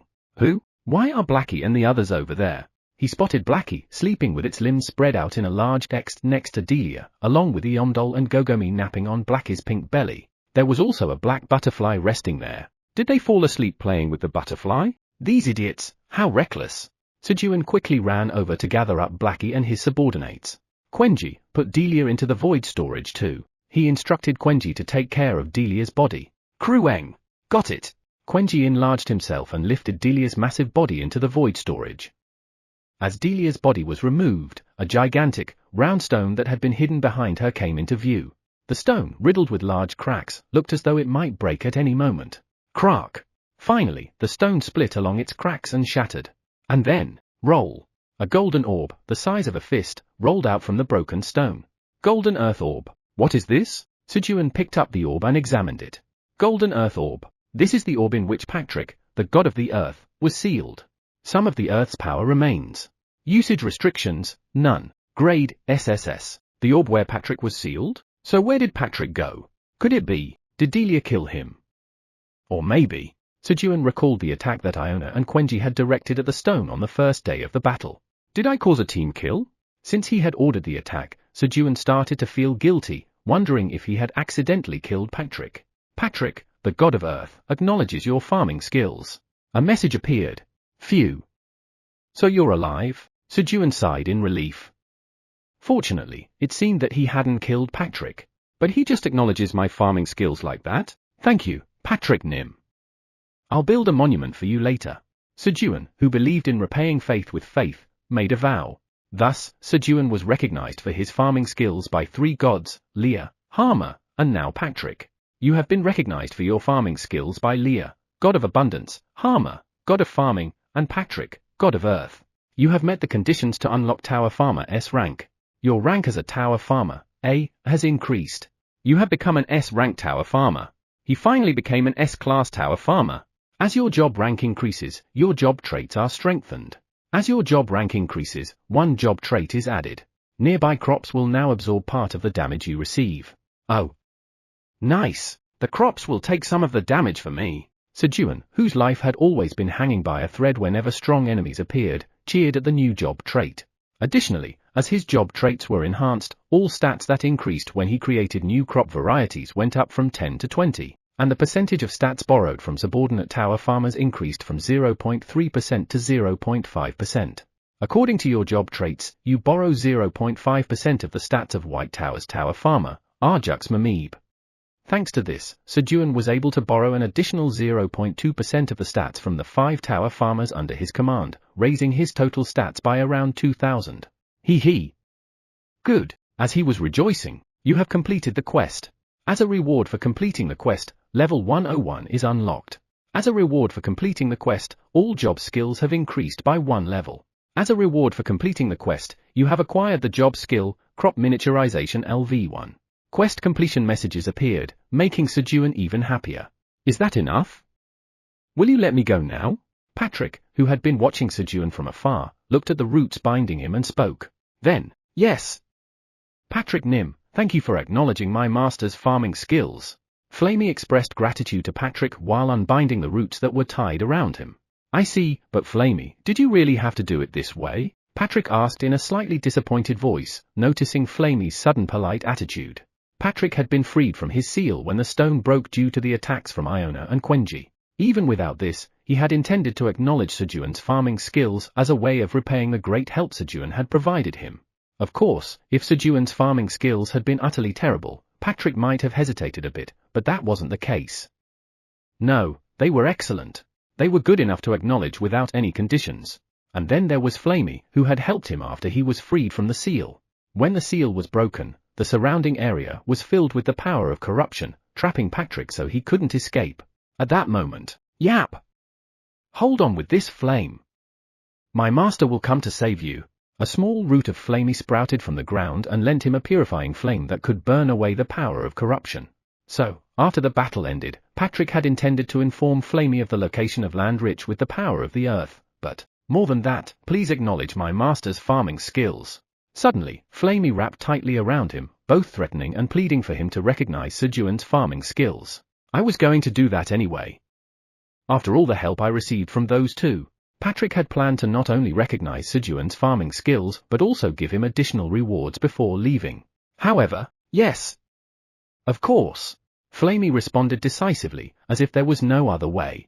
The minds of gods are fickle. Because of Harmer, the god of farming, Flamey had little trust in the gods.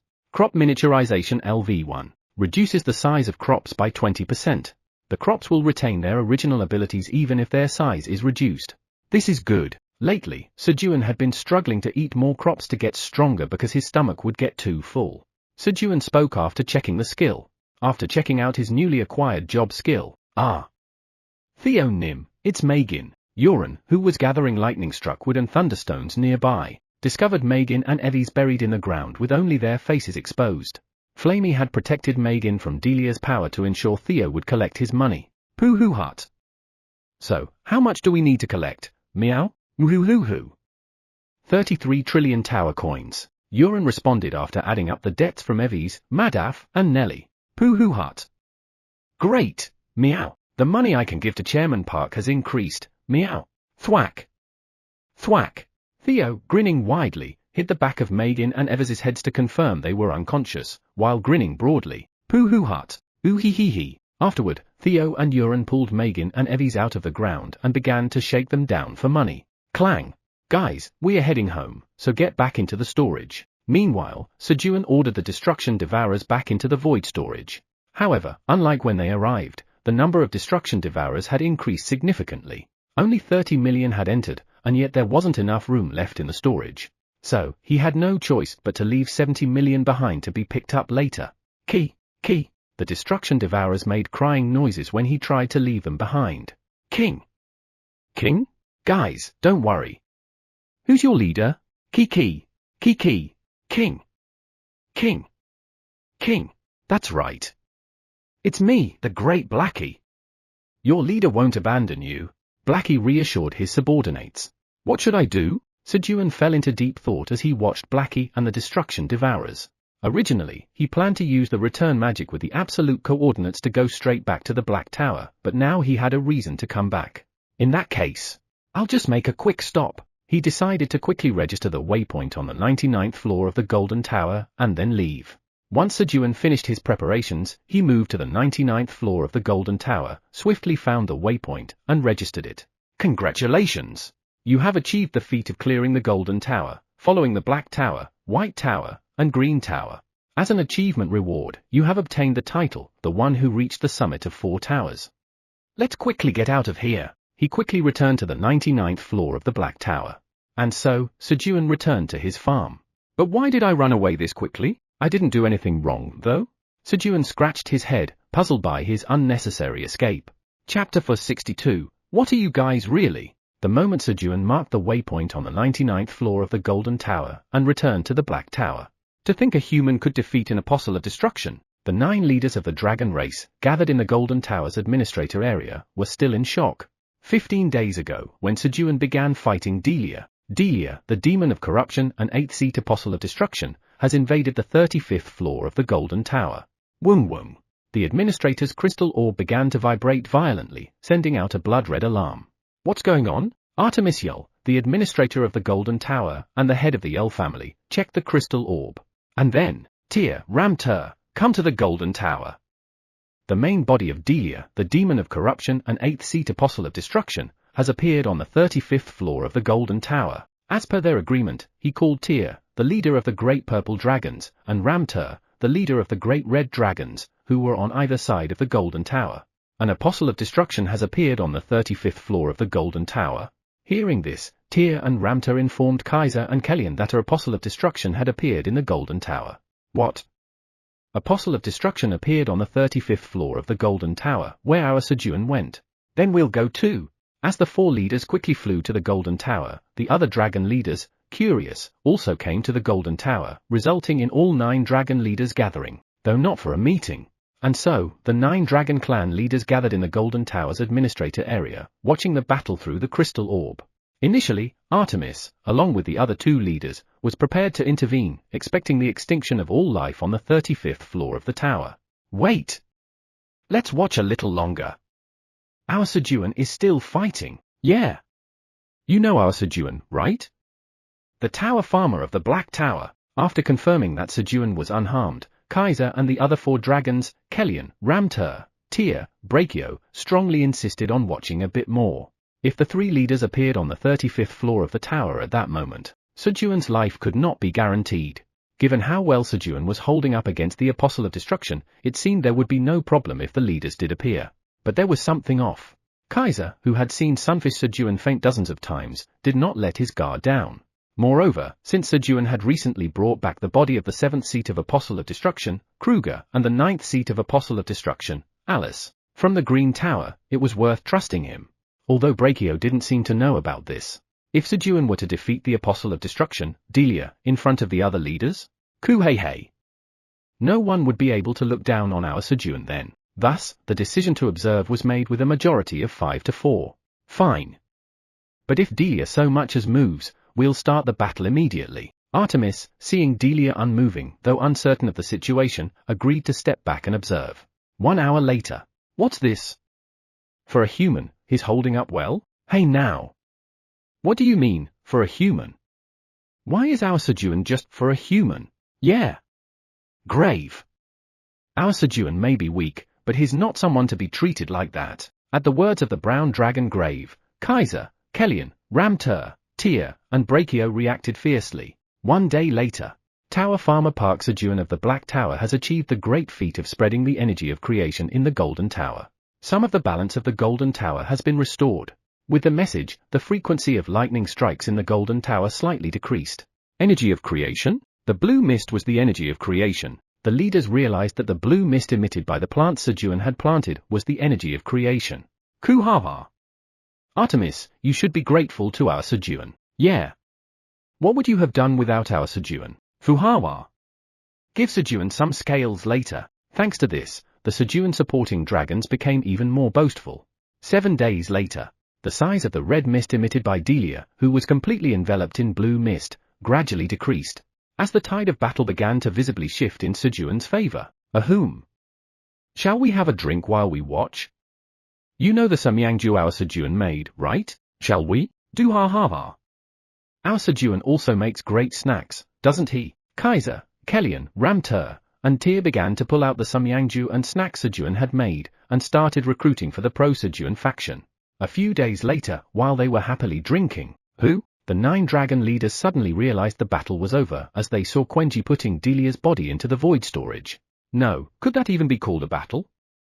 He just planted some plants and won? So that's how he won. The leaders were in shock. Kuhaha. Did you see that? As expected of our Sejun. I'm in a good mood. I'll treat for the 2nd round. What?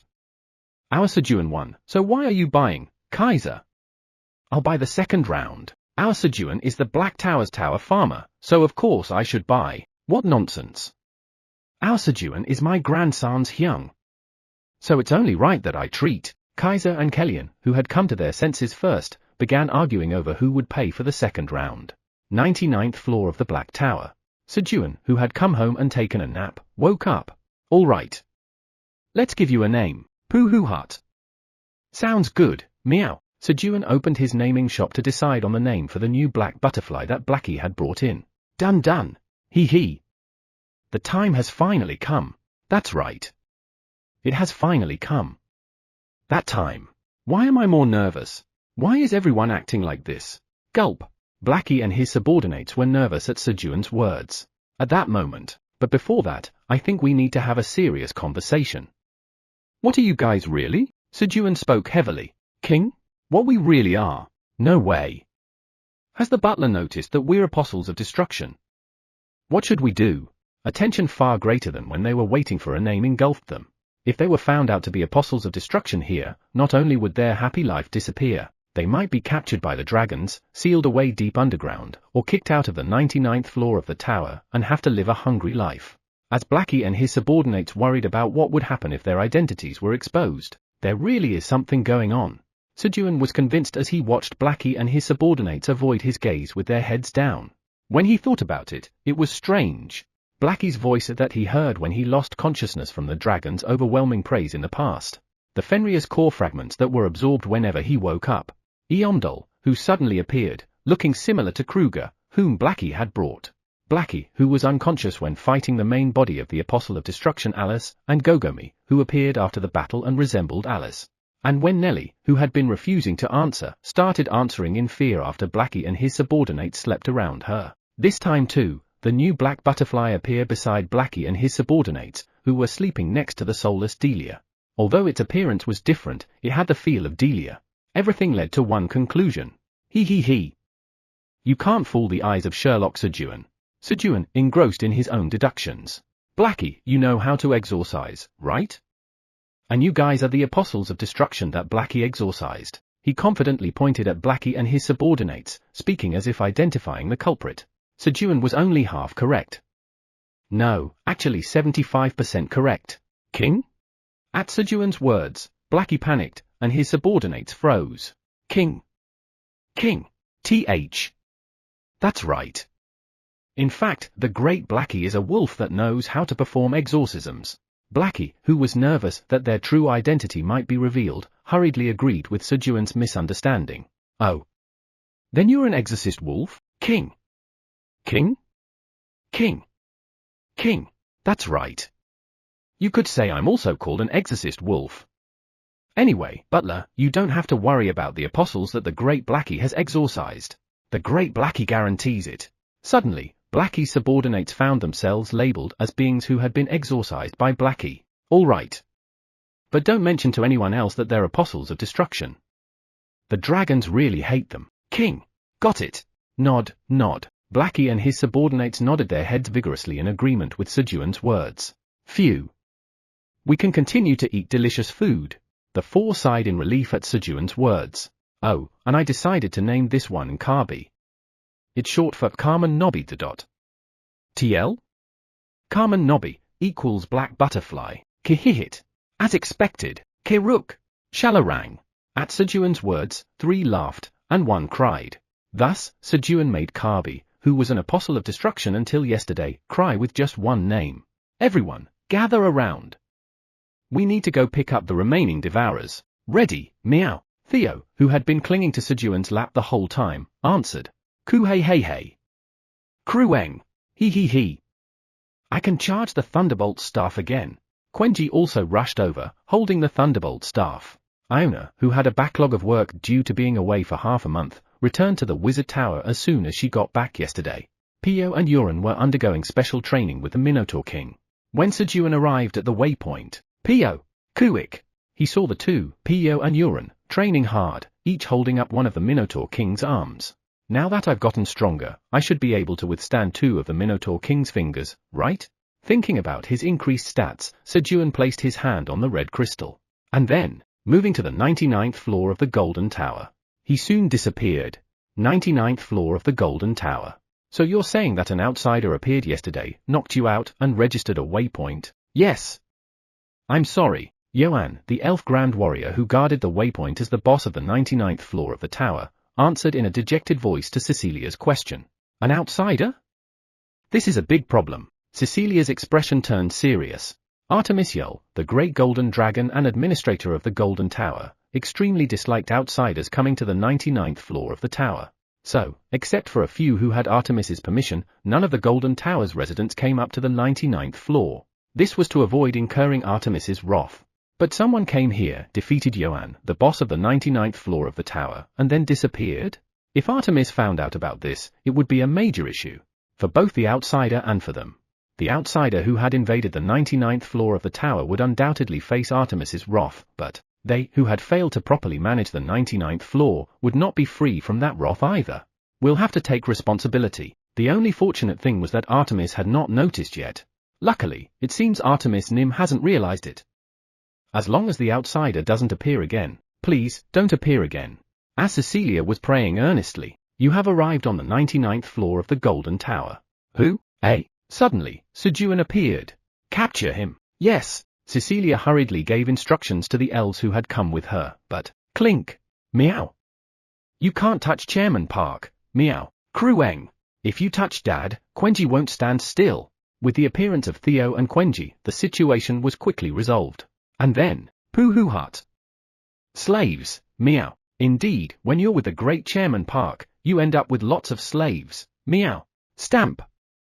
Stamp." Theo eagerly stamped the 5-tower slave seal on the foreheads of the elves who had been subdued while praising Sejun. As a result, the beautiful elves now had a cute paw print of Theo's on their foreheads. And then, meow. "The money keeps coming out, meow. Press, press." When Theo stamped Cecilia, who continued to produce money, about 10 times, Guard Theo Park has enslaved Cecilia, the Golden Tower's tower farmer. While Guard Theo Park has Golden Tower's tower farmer Cecilia as a slave, you can command Golden Tower's tower farmer Cecilia. Due to your job trait, you will borrow 0.5% of Cecilia's stats. Strength increases by 15, stamina by 10, agility by 55, and magic power by 45. Messages appeared in front of Sejun. She was a tower farmer? Come to think of it, he remembered hearing Cecilia's name from the raccoon tribe he met at the harvest festival in the past. They said she grew rice and wheat, right? "Cecilia, lead me to your village." He. "I should ask for a few wheat seeds." Sejun, excited at the thought of growing wheat and having an unlimited supply of flour, grinned. "Yes." Cecilia obediently guided Sejun. A little later, "Great Golden Dragon, please save us." Suddenly, the elves knelt down in front of the Golden Dragon statue, pleading. "Who? Did they trick me?" Sejun, startled by the sight of the Golden Dragon statue in front of him, was about to flee using the Dragon Horn's return bracelet when, "Welcome, Park Sejun, tower farmer of the Black Tower." Artemis warmly welcomed Sejun. And then, "We're doomed." The kneeling elves began to tremble in fear. Chapter 463, He. It's okay for the Great Blackie to do bad things. Golden Tower Administrator's Area. KR. This is good. After taking a bite of a rolled omelette and washing it down with a glass of samyangju, Artemisiel let out a sound of satisfaction. The samyangju cleanly cut through the oiliness while harmonizing with the food without ruining the egg's flavor, delighting his tongue. Next, I should try it with the stir-fried squid. Immersed in the pleasures of gastronomy, Artemis tried pairing the stir-fried squid with samyangju. And then, KR. This is even better. When the spicy flavor of the stir-fried squid spread in his mouth, the sweetness of the samyangju balanced out the spiciness, creating an excellent taste. This Sejun guy, not only did he take care of the Apostle of Destruction, but he also knows how to make such good liquor and snacks. Quite impressive. Artemis, who was getting excited over the delicious liquor and snacks, felt his affection for Sejun steadily rising. And, later, I'll have to set up a meeting to give him a gift and ask him to make some snacks for me too. Just as Artemis was deciding to reward Sejun for dealing with Delia, the Apostle of Destruction, and to request some snacks, "A great golden dragon, please save us." The Golden Tower's tower farmer Cecilia called out to him. "What's going on?" Artemis quickly focused his consciousness on the Golden Dragon statue, and, "Oh, it's Sejun. This is my chance." Having spotted Sejun, Artemis decided to act on his earlier decision right away. Golden Tower, 99th floor. Park Sejun, thank you for defeating the Apostle of Destruction. This is my reward to you. As the Golden Dragon statue opened its mouth and presented him with golden scales and dragon teeth as gifts. He. Thank you. Sejun received the scales and teeth without any surprise, as if this kind of thing was something he was used to. And, what's going on? Cecilia realized that the situation was very serious. The grumpy and violent Artemis was generously giving away his scales and teeth, treating Sejun almost like a beloved grandson. Could it be that we've offended Artemis Nim's grandson? We're doomed. As Cecilia was falling into despair, are Kaiser Nim and the others there with you? Indeed. We were just drinking the samyangju you made, Park Sejun. Then aren't you short on snacks? Should I make a few more snacks for you? Really? Whom? That would be appreciated. Sejun chatted amiably with Artemis. Then I'll move to a place without lightning first and then prepare the snacks for you. In that case. Cecilia, guide Park Sejun to the village. Provide him with everything he needs. What? Yes. I'll do that. What a relief. He was the one who grew those magical cherry tomatoes. Thinking about it, Artemis's grandson's name was Hocus Yul. Through their conversation, Cecilia realized that Sejun was not a great dragon but a tower farmer from the Black Tower who had grown the magical cherry tomatoes she obtained from the Harvest Festival, and she answered in relief. She thought there would be some mutual understanding between fellow tower farmers, but, he. You reported me, but what can you do? Artemis Nim is closer to me anyway. She was wrong. Their personalities were completely different. Pooh-hoo-hut. Our great Chairman Park is very close to the dragons, meow, he. My dragon connections are quite impressive, Pooh-hoo-hut. As expected, Chairman Park is great, meow. Behind Cecilia, who was guiding them to the village, Sejun and Theo were laughing like villains, teasing her. And, Krueng, did the elves report it on Dad? I'm gonna punish them. Having been unaware, Quenji suddenly realized that Sejun had been caught in a trap and roared in anger, calling for the thunderbolt staff floating in the sky. Quenji, calm down. Dad already took care of everything. Pooh-hoo-hut. That's right, meow. The great Chairman Park handled everything, meow. Krueng. Really? That's too bad. Quenji, hearing the words of Sejun and Theo, sent the thunderbolt staff back into the sky with a disappointed expression. A moment later. This is our home, Neril Village. Cecilia guided Sejun into a huge cave. The ceiling of the cave was covered so densely with glowing mushrooms that the walls were almost invisible, and on the ground, there were cherry tomatoes, rice, and wheat planted. First, guide me to a spacious area. Yes. With that, Sejun was guided to an empty plot of land. Land moving. Using Myla's hoe, he created a cooking area. Clang. He then opened the void storage to take out the ingredients needed to make dishes. Keying. Listen up, everyone. The butler thinks you all are apostles of destruction exorcised by me, the Great Blackie, so you can't do any bad things from now on. Got it? Yes, Kiruk. Shalarang. Inside the void storage, Blackie gave a stern warning to Eomdol, Gogomi, and Karbi. Keying. Good. Now, each of you, tell me how you're going to help the butler from now on. He made his subordinates think about ways to assist Sejun. This was because Blackie wanted to be of great help to Sejun so that even when Sejun later found out he was Fenrir, the wolf who hunts gods and the first seat of the Apostles of Destruction, he wouldn't be kicked out. I plan to make a dulcet for Sejun Nim. TL, if you don't remember, dulcets are basically stone pots. Kihihit. Keying.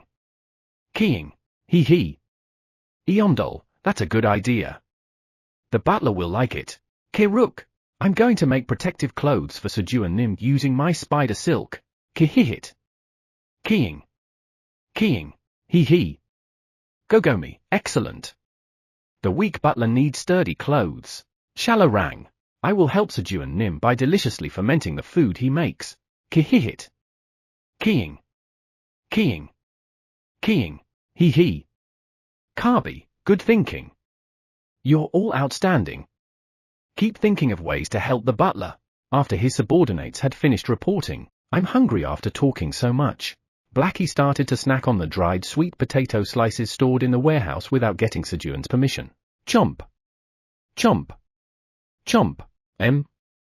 Great Blackie Nim, didn't you say we shouldn't do bad things? Eomdol, who was watching this, cautiously reminded Blackie. But, Kihihit. Keying. He. It's okay for the Great Blackie to do bad things. Because the Great Blackie wasn't exorcised. Blackie answered proudly, and, oh. As expected of the Great Blackie Nim, Kiruk. Shalarang. Blackie's subordinates nodded in agreement with his logic. But then, clang. Blackie, who said you could eat the dried sweet potato slices without permission? But Sejun was not convinced. Keying. Run. Thump. Blackie quickly grabbed the dried sweet potato slices in his mouth and bolted, but, Quenji, catch Blackie. Krueng. Got it. Quenji easily captured Blackie with telekinesis. Blackie, you need to set a good example for the ones you exorcised. What do you think will happen if you start causing trouble? Is that okay or not? Keying. It's not okay. Blackie had to endure the humiliation of being scolded by Sejun in front of his subordinates. After scolding Blackie, first, let's get out the egg fruit and the squid. Sejun began cooking, taking out ingredients for the rolled omelette and stir-fried squid that Artemis had requested, as well as other ingredients for additional snacks. 1 hour later. Here are the snacks. When Sejun sent the snacks to Artemis. Wow! What's that smell? It smells delicious. What is that? The aroma of the food spread throughout the cave, attracting young elves who gathered one by one around Sejun's cooking area. Slurp. Gulp. They wiped the drool from their mouths. Kids, would you like to have some? When Sejun offered the extra rolled armlets he had made for lunch to the young elves who were peeking into the cooking area. Can we really eat this? The young elves hesitated to enter the cooking area, glancing around cautiously. Yeah. It tastes even better if you dip it in this. When Sejun offered them some ketchup he had made himself. Gulp. The young elves swallowed their saliva and carefully entered the cooking area in a line. And then, plop. They each picked up a piece of the rolled armlet that had been cut into 10 pieces. What about me? Should we share half? Although there were more than 10 children, meaning there wasn't enough rolled armlet to go around. Here, there's more. For a household with many mouths to feed, Sejun usually made at least 50 rolled armlets. It was more than enough for the children to each have a piece. As each of the children took a piece of the rolled armlet, they dipped it in the ketchup and put it in their mouths. The tangy taste of the ketchup paired with the soft, delicate texture of the rolled armlet. Wow! It's so delicious! Hee hee hee! Then try this too. While the children were eating, Sejun prepared a few more dishes and joined them for the meal. And then, oh! You can't eat seafood or meat? Yes. We get sick if we eat that. Sejun learned that the elves were vegetarians. Interestingly, they had no trouble eating egg fruit and sausages harvested from trees. As they were enjoying their lunch, rumble! A hole appeared in the air, and the golden cart rolled out in front of Theo, having completely sold out on another floor. Clank! Starting the settlement. The cart's door opened, and the settlement process began. You have earned 205,014,100,000 tower coins by selling all items. It was an enormous amount, far beyond what they had earned before. This was thanks to upgrading the storage compartments of the golden cart 5 times using 30 thunder spirit stones. While fighting Delia, Pio and Uran had been gathering lightning-struck wood and thunderstones when, boom, kuik, boom, kuik, the unfortunate Uran kept getting struck by lightning, and they discovered that one of the thunder stones Uran was holding had turned into a thunder spirit stone. Uran, don't do anything except hold on to the lightning-struck wood and thunderstones. Sejun hoped that just as thunderstones could turn into thunder spirit stones if struck by lightning repeatedly, the lightning-struck wood might also transform into something better. Can I eat while I wait? Of course. So, Sejun packed a lot of food for Uran, putting it in a space expansion pouch that had a lightning protection function. Boom! Kuik! Despite continuously getting struck by lightning, Uran managed to create 30 thunder spirit stones and 3 thunder spirit woods. The thunder spirit wood, transformed from the lightning-struck wood, was a material imbued with a powerful thunder energy, just like the thunder spirit stones. However, it wasn't a material that could be used to upgrade the golden cart. So Sejun had planned to sell it later, but then, the automatic cart wandering between the Black Tower and Golden Tower has completed 10 successful journeys, unlocking a new upgrade option.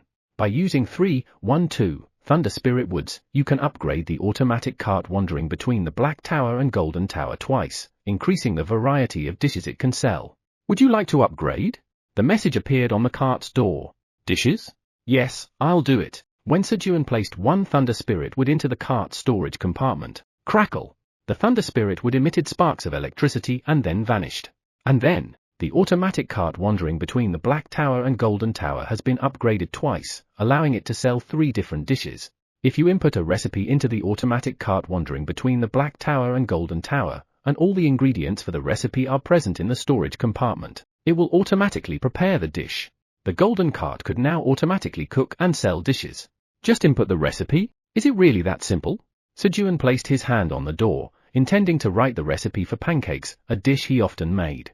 Loading recipes registered under cooking LV9. The recipes Sejun had registered over time appeared.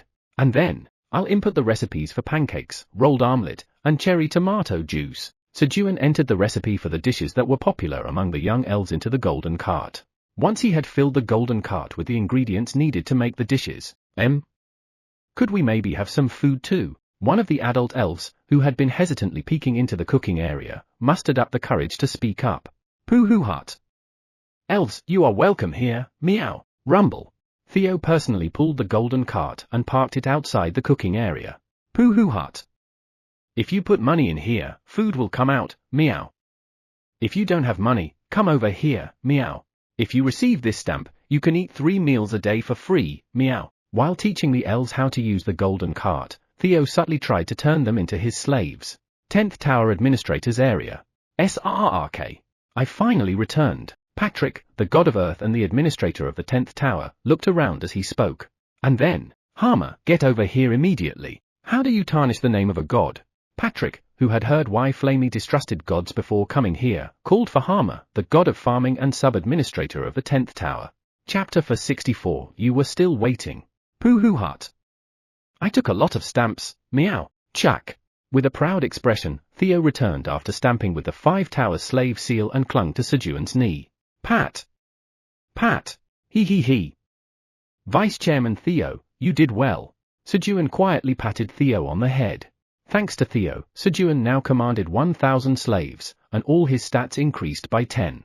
After a while. Let's get up now. As Sejun stood up, Crew Eng, times. Got it times. Quenji, who had been dozing off beside Sejun after lunch on the ground, clung to Sejun's waist. Are you leaving now? When Sejun came out of the kitchen, Cecilia, who had been standing in line in front of the golden cart to receive food, quickly ran up to him. Yes, then I'll escort you to the waypoint. It's okay. By the way, what about the wheat seeds I mentioned? Here they are. I put in about 1,000 of them. At Sejun's words, Cecilia took out a small pouch made of plant stems from her bosom. Thank you. And if you plant these in your fields, they'll be helpful. Sejun, after receiving the wheat seeds, handed Cecilia a sack of kidney bean of soil fertility. These were sent by Auric yesterday as he began harvesting the kidney bean of soil fertility from the Brown Tower. Of course, Sejun wasn't in a hurry, so he intended to receive them when the temporary storage was full, but the slave from the Brown Tower says he's always harvesting diligently with a grateful heart for Sejun Nim and sends 10,000 kidney bean of soil fertility. Auric had sent them to show Sejun that he was working hard. Indeed, Auric was quite sly. Thanks to that, Cecilia obtained the precious beans that could enhance the land's fertility. Thank you. Cecilia expressed her gratitude to Sejun. Then I'll be going. As Sejun left, it restores the land's fertility. After confirming the option of the kidney bean of soil fertility, Cecilia hurriedly planted the beans in the field. And then, you have planted crops belonging to Park Sejun, the tower farmer of the Black Tower, without permission, who holds the exclusive cultivation rights. According to the laws of the tower, Cecilia, the tower farmer of the Golden Tower, will now be Park Sejun's slave for the next 100 years.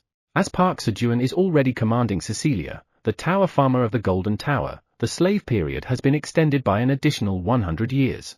Cecilia became a legitimate tower slave that Sejun could summon. It has been confirmed that Cecilia, the tower farmer of the Golden Tower, planted kidney bean of soil fertility without permission. I forgot. On his way to the waypoint, Sejun looked at the message and spoke in an apologetic tone. However, what are you talking about, meow? I forgot to give permission to plant the kidney bean of soil fertility, meow?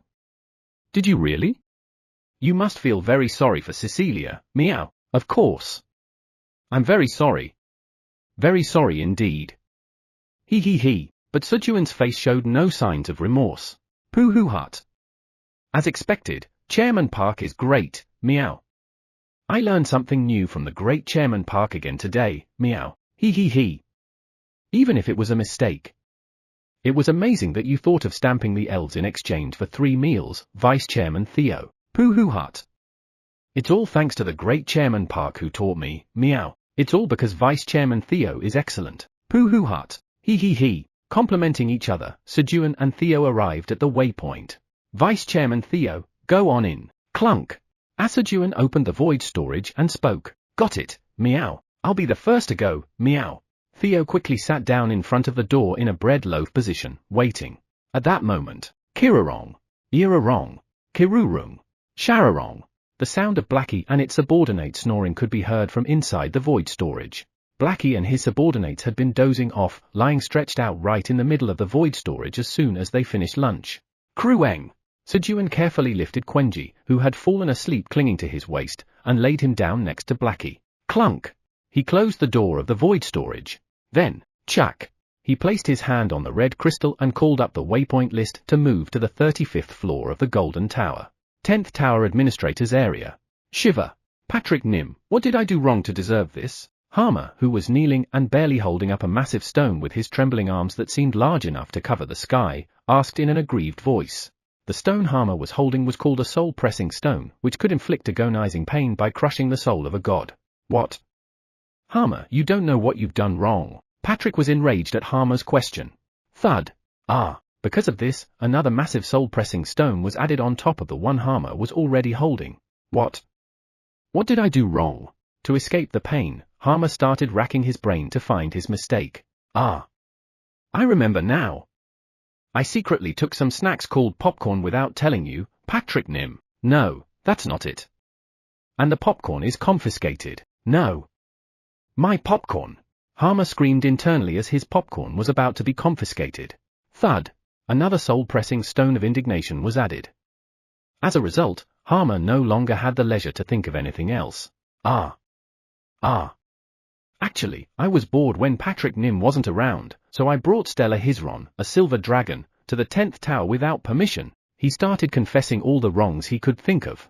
Actually, I found a fragment of the door leading to the 10th tower, and I was supposed to inform those who passed the trial of the 10th tower about it, but I didn't because I was too lazy to tell. Recently, I tried to deceive the tower farmer to get some snacks. Is this not it either? Patrick Nim, I really don't know. Just tell me, please. Boo-hoo. Finally, Harmer broke down and began to cry in desperation. That's right. That's exactly what you did wrong. Because you tried to deceive Black Tower's tower farmer Park Sejun, Flamey, a tree of creation candidate born after 1,000,000 years, thinks gods are untrustworthy. Do you understand what you did wrong now? Patrick explained Harmer's mistake in detail while scolding him. Times what? Flamey is a candidate for the Tree of Creation. At Patrick's words, Harmer's heart sank. The Tree of Creation, a being who guards the void left by the Creator God for hundreds of millions of years while the old Creator God disappears and a new one is born, and bestows the power of creation to the newly born Creator God. In some ways, a Tree of Creation is a higher being than the Creator God. Although they can still call its name freely since it's only a candidate now, the moment it becomes a real Tree of Creation, it will become a supreme existence that Harmer wouldn't even be able to look at. But times, I tried to scam Park Sejun, whom Flamey serves as a master. My divine life is ruined. Not just this life, but the next life, and the one after that. No matter how many times I'm reborn, Flamey, who will live for countless eons, will hate me. Harmer's mind began to go blank. Patrick Nim, what should I do? Harmer asked urgently, crawling towards Patrick while still holding the soul-pressing stone. The pain from the soul-pressing stone was no longer the issue. What do you mean, what should you do? You have to do whatever it takes to make Flamey believe in gods again. I understand. I'll work hard, just as Harmer resolved to somehow show a good image to Flamey somehow. But before that, you need to be punished for the wrongs you just confessed to. What? Rumble. Patrick added dozens of massive soul-pressing stones on top of the stone Harmer was holding. Your punishment will last until Park Sejun finds all 2 fragments of the door leading to the 10th tower. So hurry up and find them. Yes. Harmer started diligently performing his duties as the sub-administrator of the 10th tower, which he had been neglecting until now. You have arrived on the 35th floor of the Golden Tower. As soon as Sejun arrived, Kiki! The destruction devourers, who had been eagerly awaiting Sejun's arrival, greeted him excitedly. All right, let's go home, devourers. Clunk. As Sejun opened the void storage, Chairman Park, I missed you, meow. Theo, who had been in a standby mode ever since entering the void storage, quickly sprang out and clung to Sejun's face. Chairman Park, your face got so rotten just in that short time, meow. Theo started kneading Sejun's face. Hey! You weren't even in there for 10 seconds, but your face still looks rotten, meow. It does not. Squeeze. In the end, Theo got his cheeks pinched as a punishment by Sejun. Kihihit. King? Heh. Didn't I say the great Blackie would come back? Hurry and get in quickly. Meanwhile, Blackie was directing the destruction devourers to enter the void storage. You guys climb up here. Kiruk. Shalarang. Eomdol, Gogomi, and Kabi guided the destruction devourers, making sure as many of them as possible could fit into the void storage. As the destruction devourers smoothly entered the void storage even without Sejun's direct supervision. Let's see here. Meow. Sejun placed Theo on his lap and began to check the things he hadn't been able to due to being busy. First, the achievements of courage. When Sejun thought of the heart of courage that had been absorbed into his own heart, Heart of courage. You can accumulate achievements of courage and use them when needed.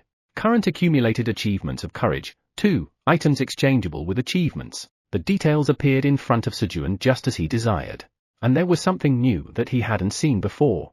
Items exchangeable with achievements. When Sejun focused his gaze on that part. Enhance power, the courageous one, 100 achievements of courage. Awaken a talent, fearless, 50 achievements of courage. Acquire O skill, summon courageous warrior, master, 40 achievements of courage. Acquire O skill E mark of courage A master, 30 achievements of courage. Increase all stats by 100, 10/10, 2 achievements of courage. Options that could be exchanged with achievements of courage appeared.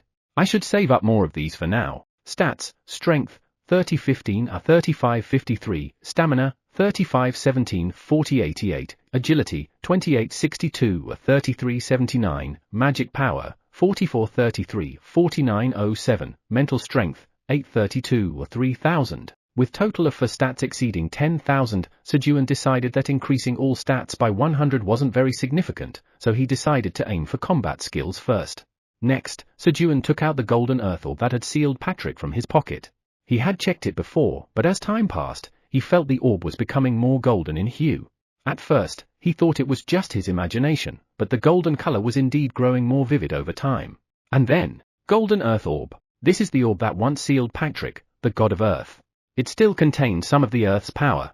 Patrick, the god of earth, left a part of his power, Earth's resting place in the orb to express his gratitude to Park Sejun of the Black Tower for rescuing him. Even if the Earth's power is used, it will continue to replenish itself. Usage restriction, none. Grade? As Sejun had suspected, there was a change in the golden earth orb. To enhance Flamey's trust in the gods, Patrick had gone out of his way to infuse a portion of his power into the orb. Oh. Patrick Nim, thank you. I'll build 2 achievement monuments for you. The name? Twin Achievement Monuments. Thanks to this, Patrick became the first god to receive the honor of having the first ever twin achievement monuments from Sejun. And so, Sejun decided to build twin monument statues for Patrick when he returned home. Lastly, he checked his skills.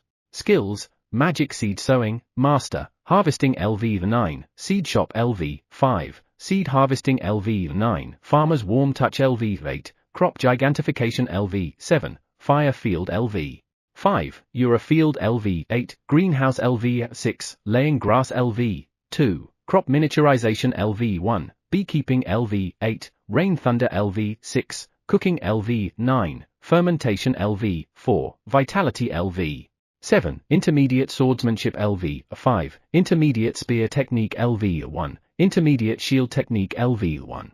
After completing the job quest, all of his job skills had increased by 1 level, and the Magic Seed Sowing skill had reached Master. For the first time, Sejun had mastered a job skill. While mastering a skill typically signifies the end. Puck. You have planted a Destruction Devourer seed in magic-infused land. Your job experience have slightly increased. Your proficiency in Magic Seed Sowing, Master, has slightly increased. Despite being a master skill, the proficiency of Magic Seed Sowing continued to rise. Is there a next level? Sejun thought that perhaps fulfilling certain conditions might unlock the next stage. At that moment, King? Guys, trust your leader. The Great Blackie will return soon, so just wait a bit longer. Kiki. As there wasn't enough space in the void storage, Blackie was barking enthusiastically to reassure the Destruction Devourers. I better hurry and get this done. Let's go. Sejun quickly put his companions into the void storage and returned to the Black Tower. The outskirts of destruction. Damn it! Are there really so few who follow me? Halfaz, who had been waiting for the Apostles of Destruction for 3 weeks, was on the verge of giving up. Thud! At that moment, Leviathan, the serpent that summons tsunamis and the 12th seat of the Apostles of Destruction, returned to replenish the power he had exhausted in his attempts to destroy a world and conquer the towers. Oh! Leviathan, you came! I knew you'd show up. Halfaz welcomed Leviathan with delight. What's going on? Leviathan, who had been completely lost in thought. Oh. Yes, of course. Sorry for being late. I had a lot to do, so it took me some time to get here. Suddenly, Leviathan remembered that Halfaz had summoned all of the Apostles of Destruction and quickly responded.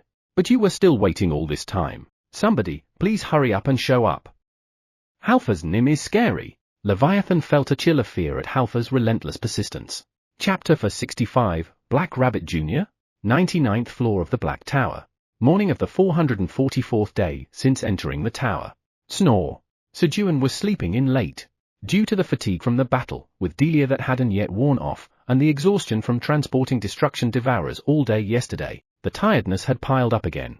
Gororong. Since Sejun hadn't woken up, it was natural that Theo also hadn't woken up. Kirarong. Iamarong. Kirurung. Shararong. Blackie and his subordinates were also enjoying a rare late sleep. At that moment, Tiptoe, Tiptoe, a pure white baby rabbit, as white as a snowflake, cautiously approached Sejun's pillow. Pee! The rabbit screamed loudly right into Sejun's ear. Ag! Ouch! My ears! Sejun woke up screaming from the sudden high-pitched sound. What? Meow! Who dares to disturb our great Chairman Park? Meow! King? King? Who is it? Who touched the butler? Great Blackie Nim, open your eyes. It's not that side, it's this side. Kiruk! Shalarang! Thanks to Sejun's scream, Theo and the entire Blackie family were startled awake, causing a commotion. And then, fee-hee-hee, a baby rabbit with 3 black dots on its back, holding a tiny hammer about 1/100th the size of Black Rabbit's, was giggling while looking at Sejun. What's with this little guy? It looks similar to Black Rabbit? As Sejun thought of Black Rabbit while looking at the baby rabbit. Payak! Black Rabbit Jr. Didn't I tell you to stay put? Black Rabbit hurriedly rushed into the bedroom and scolded the baby rabbit. Black Rabbit Jr.? So, is it Black Rabbit's son? You did it, Black Rabbit! Sejun looked at Black Rabbit with pride. But if you shout at a kid like that, having already experienced raising rabbits, he could naturally foresee the next situation. Peep-peek! Peep-peek! Dad yelled at me. I hate you, Dad! As Sejun expected, the baby rabbit started crying sorrowfully after being scolded by Black Rabbit. Payak! Payak! Black Rabbit Jr., why are you crying? Black Rabbit, flustered after making his son cry, was utterly at a loss. The crying of a 10-day-old baby rabbit was pure terror for the novice father Black Rabbit. An invincible move that couldn't be defended against. Uncle, help me! Black Rabbit, at a loss for what to do, sent Sejun a pleading look for help, and, hee. Is it time for me to step in? Sejun grinned confidently and pulled out some sugarcane from his pocket. Why are you crying? Here. Eat this. It's really tasty, you know? As Sejun patted Black Rabbit Jr.'s back and naturally placed the sugarcane in its mouth. Ppa-eog? Crunch. Crunch. Black Rabbit Jr. quickly stopped crying and started chewing on the sugarcane, focusing intently on its sweet juice. Payak! Payak! Meanwhile, Sejun managed to ask Black Rabbit why he brought Black Rabbit Jr. to the 99th floor of the tower. He said there was a legend in the Red Ribbon Kingdom about the strongest black rabbit born with 3 black dots on its back, a being destined to lead the Red Ribbon Kingdom to a golden age with its immense power. Black Rabbit said that he came to the 99th floor of the tower, where the Minotaur King resides, to have his son, who was destined for such a fate, undergo the best training from a young age. Isn't it too early for him to receive special training from the Minotaur King? Perarong, as Sejun asked in a concerned voice while looking at Black Rabbit Jr., who had already fallen asleep in his arms after finishing the sugarcane. Payak! Payak! No way! My son is probably stronger than Uncle. Eh? That can't be right. No matter how weak I am, I'm not weak enough to lose to a 10-day-old rabbit. Payak! Payak! No way! My son was born strong. Then let's go ask the Minotaur King. Payak! All right. Thus, Sejun and Black Rabbit decided to go ask the Minotaur King who was stronger. In the middle, Theo and Quenji greeted Black Rabbit before heading off to the Green Tower and the Western Forest for work. A little later. Moo! Sejun Nim lasted 3 minutes with 2 fingers, while this one lasted 2 minutes and 40 seconds. See? What did I tell you? Heh! As expected, I'm stronger. Sejun, who beat Black Rabbit Jr. by a 20-second difference, smiled brightly at Minotaur King's words.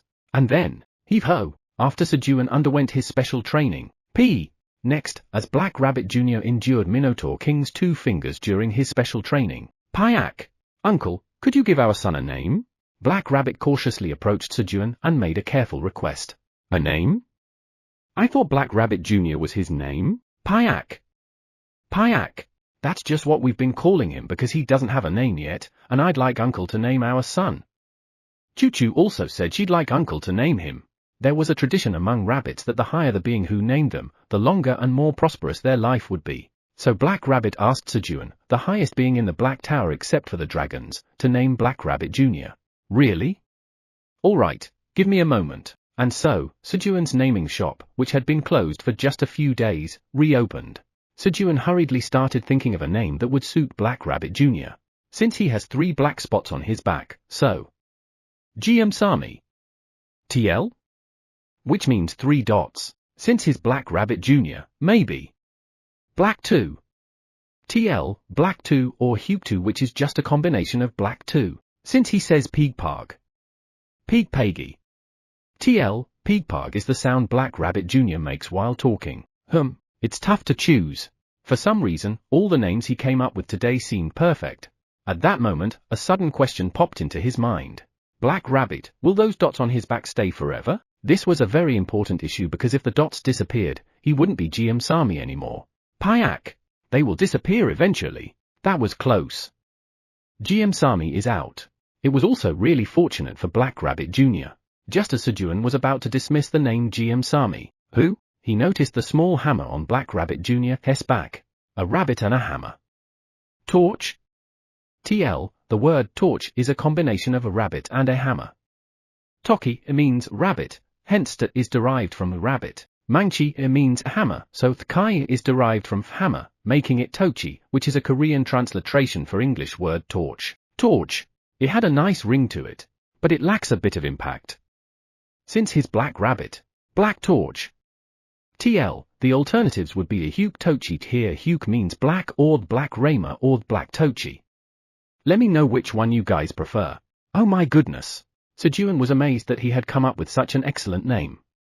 A thrill ran through his whole body and he got goosebumps. And then, shiver. Black Rabbit Jr., who was receiving special training from the Minotaur King, no, the poor rabbit who was about to receive the new name Black Torch, also shivered. Moo. Moo. 2 minutes and 40 seconds are up. Next, Black Rabbit, come on. Payak. As Black Torch special training ended, the Minotaur King called Black Rabbit for his turn. And then, exhausted after the training, Black Torch collapsed onto the ground. Kihihit. King. King. He. Welcome, rookie. From now on, your name is Black Torch. Nice to meet you, Black Torch. Kiruk. Shalarang. Blackie and his subordinates warmly welcomed Black Torch, who had just received his name from Sejun. However, Payak. I hate Black Torch. I'm just going to stick with Black Rabbit Jr. And don't you guys act all high and mighty when you're weaker than me. Black Torch stomped the ground angrily, rejecting the embarrassing name Sejun had given him, ignoring Blackie and his subordinates. And then, King. Black Torch is actually a really good name among those the butler has given. And you dare say we're weak? Guys, show him how scary we can be. Yes. Great Blackie Nim. Kiruk. Shalarang. Thud. Black Torch had to pay a terrifying price after receiving the pitiful headbutts from Blackie and his subordinates. 30 seconds later. Payak. Great Captain Blackie Nim, please accept my greeting. Rookie Black Torch reporting in. After being exorcised by Blackie and his subordinates, Black Torch transformed into a very polite rookie. Kihihit. Blackie looked at his exorcism success with satisfaction. But there were 2 beings that even Blackie couldn't exorcise. One was Theo, who had the giant Sejun. Blackie once secretly entered Theo's mental world while he was sleeping, only to hurriedly exit upon encountering the giant butler about the size of his own. Theo was a crazy cat who only cared about Sejun. Thanks to this, Blackie realized just how terrifying a fanatic could be. The other being was Quenji. Inside Quenji, a red bear with terrifying power was curled up, sleeping. SRRK. The bear slightly opened its right eye, as if annoyed by Blackie's appearance in the mental world. Even that slight movement was starting to impact Blackie's mental state. The moment Blackie faced the bear, he realized its true identity. The beast of the apocalypse. If creation and destruction are like a repeating cycle of life and death, the apocalypse is the existence that breaks that cycle. That's why it's also called the End Bringer. When the beast of the apocalypse awakens, it means everything returns to nothingness. Leave. It is not yet time for me to awaken. At the bear's command, Blackie was expelled from Quenji's mental world. As a result, Blackie couldn't defy Theo or Quenji. Theo was crazy and unpredictable, while if the entity inside Quenji were to awaken, his happy life would come to an end. As Blackie was lost in thought for a moment while looking at the rookie. Moo! Done! Payak! Thank you for your hard work. Black Rabbit, who had endured the Minotaur King's punches with his own 2 fists for 10 minutes, bowed to the Minotaur King. Then, Payak! Uncle, I'll be back in about a week. Black Rabbit prepared to go down the tower with Black Torch. Since Black Torch was still growing, he couldn't undergo the Minotaur King's special training every day. Won't you have a meal before you go? Payak! Payak! I'll eat later. I have something important to do this afternoon. Payak! Goodbye, Uncle Grandpa. And with that, the Black Rabbit father and son hurriedly left. Grandpa. Sejun suffered a serious internal injury from Black Torch's innocent words. After the Black Rabbit father and son duo left, then let's eat by ourselves. Sejun returned home and had lunch with his companions. On the outskirts of destruction. Leviathan, have you heard when the other apostles of destruction are coming? No, I haven't. Leviathan shook his head at Halfaz's question. It was natural, as he hadn't come here of his own accord either. At that moment, Leviathan, where are you? There's a lot of food here. Come eat with us. Jormungandr Nim is here too. Kraken had reached out to him. Even among the apostles of destruction, there were groups that formed based on their characteristics or levels of closeness. Halfaz, Melpheus, and Dea, who all had wings. Jormungandr, Hydra, and Leviathan, who were all snakes, along with Kraken, who was close to Leviathan as they were both sea creatures. They were called the Wing Faction and the Snake Faction. Meanwhile, Fenrir, Kruger, Violet, Alice, and Shosho, who preferred to act alone, were simply categorized as the Solo Faction. Kraken, help! Tell Jormungandr Nim that I'm with Halfaz Nim, so hurry and come over. Just as Leviathan was asking Kraken for help, I feel Kruger's presence here. Violet, the crystal giant of destruction and the 11th seat of the Apostle of Destruction followed Kruger due to their shared rock attributes. A fragment of Violet was moving from the 72nd floor of the Black Tower towards the upper levels, following Kruger's energy. And then, this time I'm sure. It must be here. P.O.? Really? That's... Oh. Yoren, who was leading the way while boasting loudly to P.O., encountered them from the opposite direction. You're a field. LV-8 has been activated. The seed of a destruction devourer has been planted in the body of Kruger, 7th seat of the Apostle of Destruction, the destroyer of mountains. After lunch, Sejun was planting destruction devourer seeds in the void storage. Kia kia! Kia kia! Around Sejun, 70 destruction pioneers were diligently planting destruction devourer seeds. And then, kihihit! King! Hee. Everyone, devour it all. Kiki! Under Blackie's command, the destruction devourers were eagerly consuming the energy of destruction. Gulp! Gulp! The energy of destruction they digested began to transform into a blue mist, which started mixing with the atmosphere of the 99th floor of the tower. At that moment, SRRK! Come! Some of that energy seeped into Podori's branches. Pop! It's done! I finally did it! Podori exclaimed in delight, having absorbed the energy of creation to produce a grape cluster resembling an altar. How long and arduous had this journey been? Countless hours of scorn and humiliation when Flamey nagged that it couldn't make an altar. Under Flamey's relentless pressure, Podori had finally absorbed enough of the energy of creation to create a bountiful grape cluster altar that could hold a harvest festival. As Podori was rejoicing, now that it's made, you should quickly inform Master. What are you waiting for? Flamey's voice echoed. Flamey had undergone a rapid increase in level and power after passing one of the 3 trials needed to become a tree of creation a few months ago. Because of this, Flamey could no longer appear in front of Sejun and had pressured Podori into creating the altar for the Harvest Festival as a means to meet with him. With the help of the Harvest Festival, Flamey hoped to appear before Sejun just as Eileen had done in the past. Sejun Nim, please harvest this. Worried about receiving more pressure from Flamey, Podori hurriedly called out to Sejun. A little while later, pluck. As Sejun harvested the grape cluster altar, you have harvested the bountiful grape cluster altar. Your job experience has greatly increased. Your proficiency in harvesting LV9 has greatly increased. You have gained 10,000 experience points. Along with the messages, the purple grape cluster grew to a massive size and floated in the air, with vines extending from the grape cluster to support the altar. And then, a quest has been generated. Quest, within 24 hours, offer 100 of each of 10 different crops to the bountiful grape cluster altar and hold the Harvest Festival of Abundance. Reward, hosting the Harvest Festival of Abundance. A quest to hold the Harvest Festival of Abundance had appeared. Chapter for 66, all their faces looked so gentle and weak. Seed Shop Headquarters. Park Sejun, the tower farmer of the Black Tower, has harvested the bountiful grape cluster altar. If Park Sejun, the tower farmer of the Black Tower, completes the Harvest Festival quest within 24 hours, the Harvest Festival of Abundance will be held. Time remaining until the Harvest Festival of Abundance, 23 hours 59 minutes and 59 seconds. Suddenly, a huge message window appeared in the center and started counting down. And then? This can't be. A certain god was overwhelmed with emotion as he looked at the message window. To think a harvest festival offering grapes to me would be held. I knew it. I believed in you, Park Sejun. Uncle, the god of grapevines, cheered and shouted in joy. Uncle, congratulations. Congratulations, Uncle. See how Park Sejun immediately repays you after you gifted him a divine relic. I'm jealous. This harvest festival is going to be amazing, isn't it? The non-combat gods who saw the message window surrounded Uncle, offering words of congratulations and envy. At that moment, oh, that's right. The more crops offered on the altar, the bigger the scale of the harvest festival. Uncle suddenly remembered something. Park Sejun is currently the best tower farmer in the 9 towers. The number of crops Sejun would offer on the altar was likely to be unprecedented. The larger the scale of the harvest festival, the more divine power is needed to hold it. Uncle belatedly realized that he didn't have enough divine power to handle the harvest festival that Sejun would host. But if I hold a small harvest festival to match my divine power, Park Sejun would get angry, wouldn't he? The moment he loses Sejun's favor, his 16.5 square meters temple that steadily brings in divine power every day would disappear too. That can't happen. Guys, can you lend me some divine power?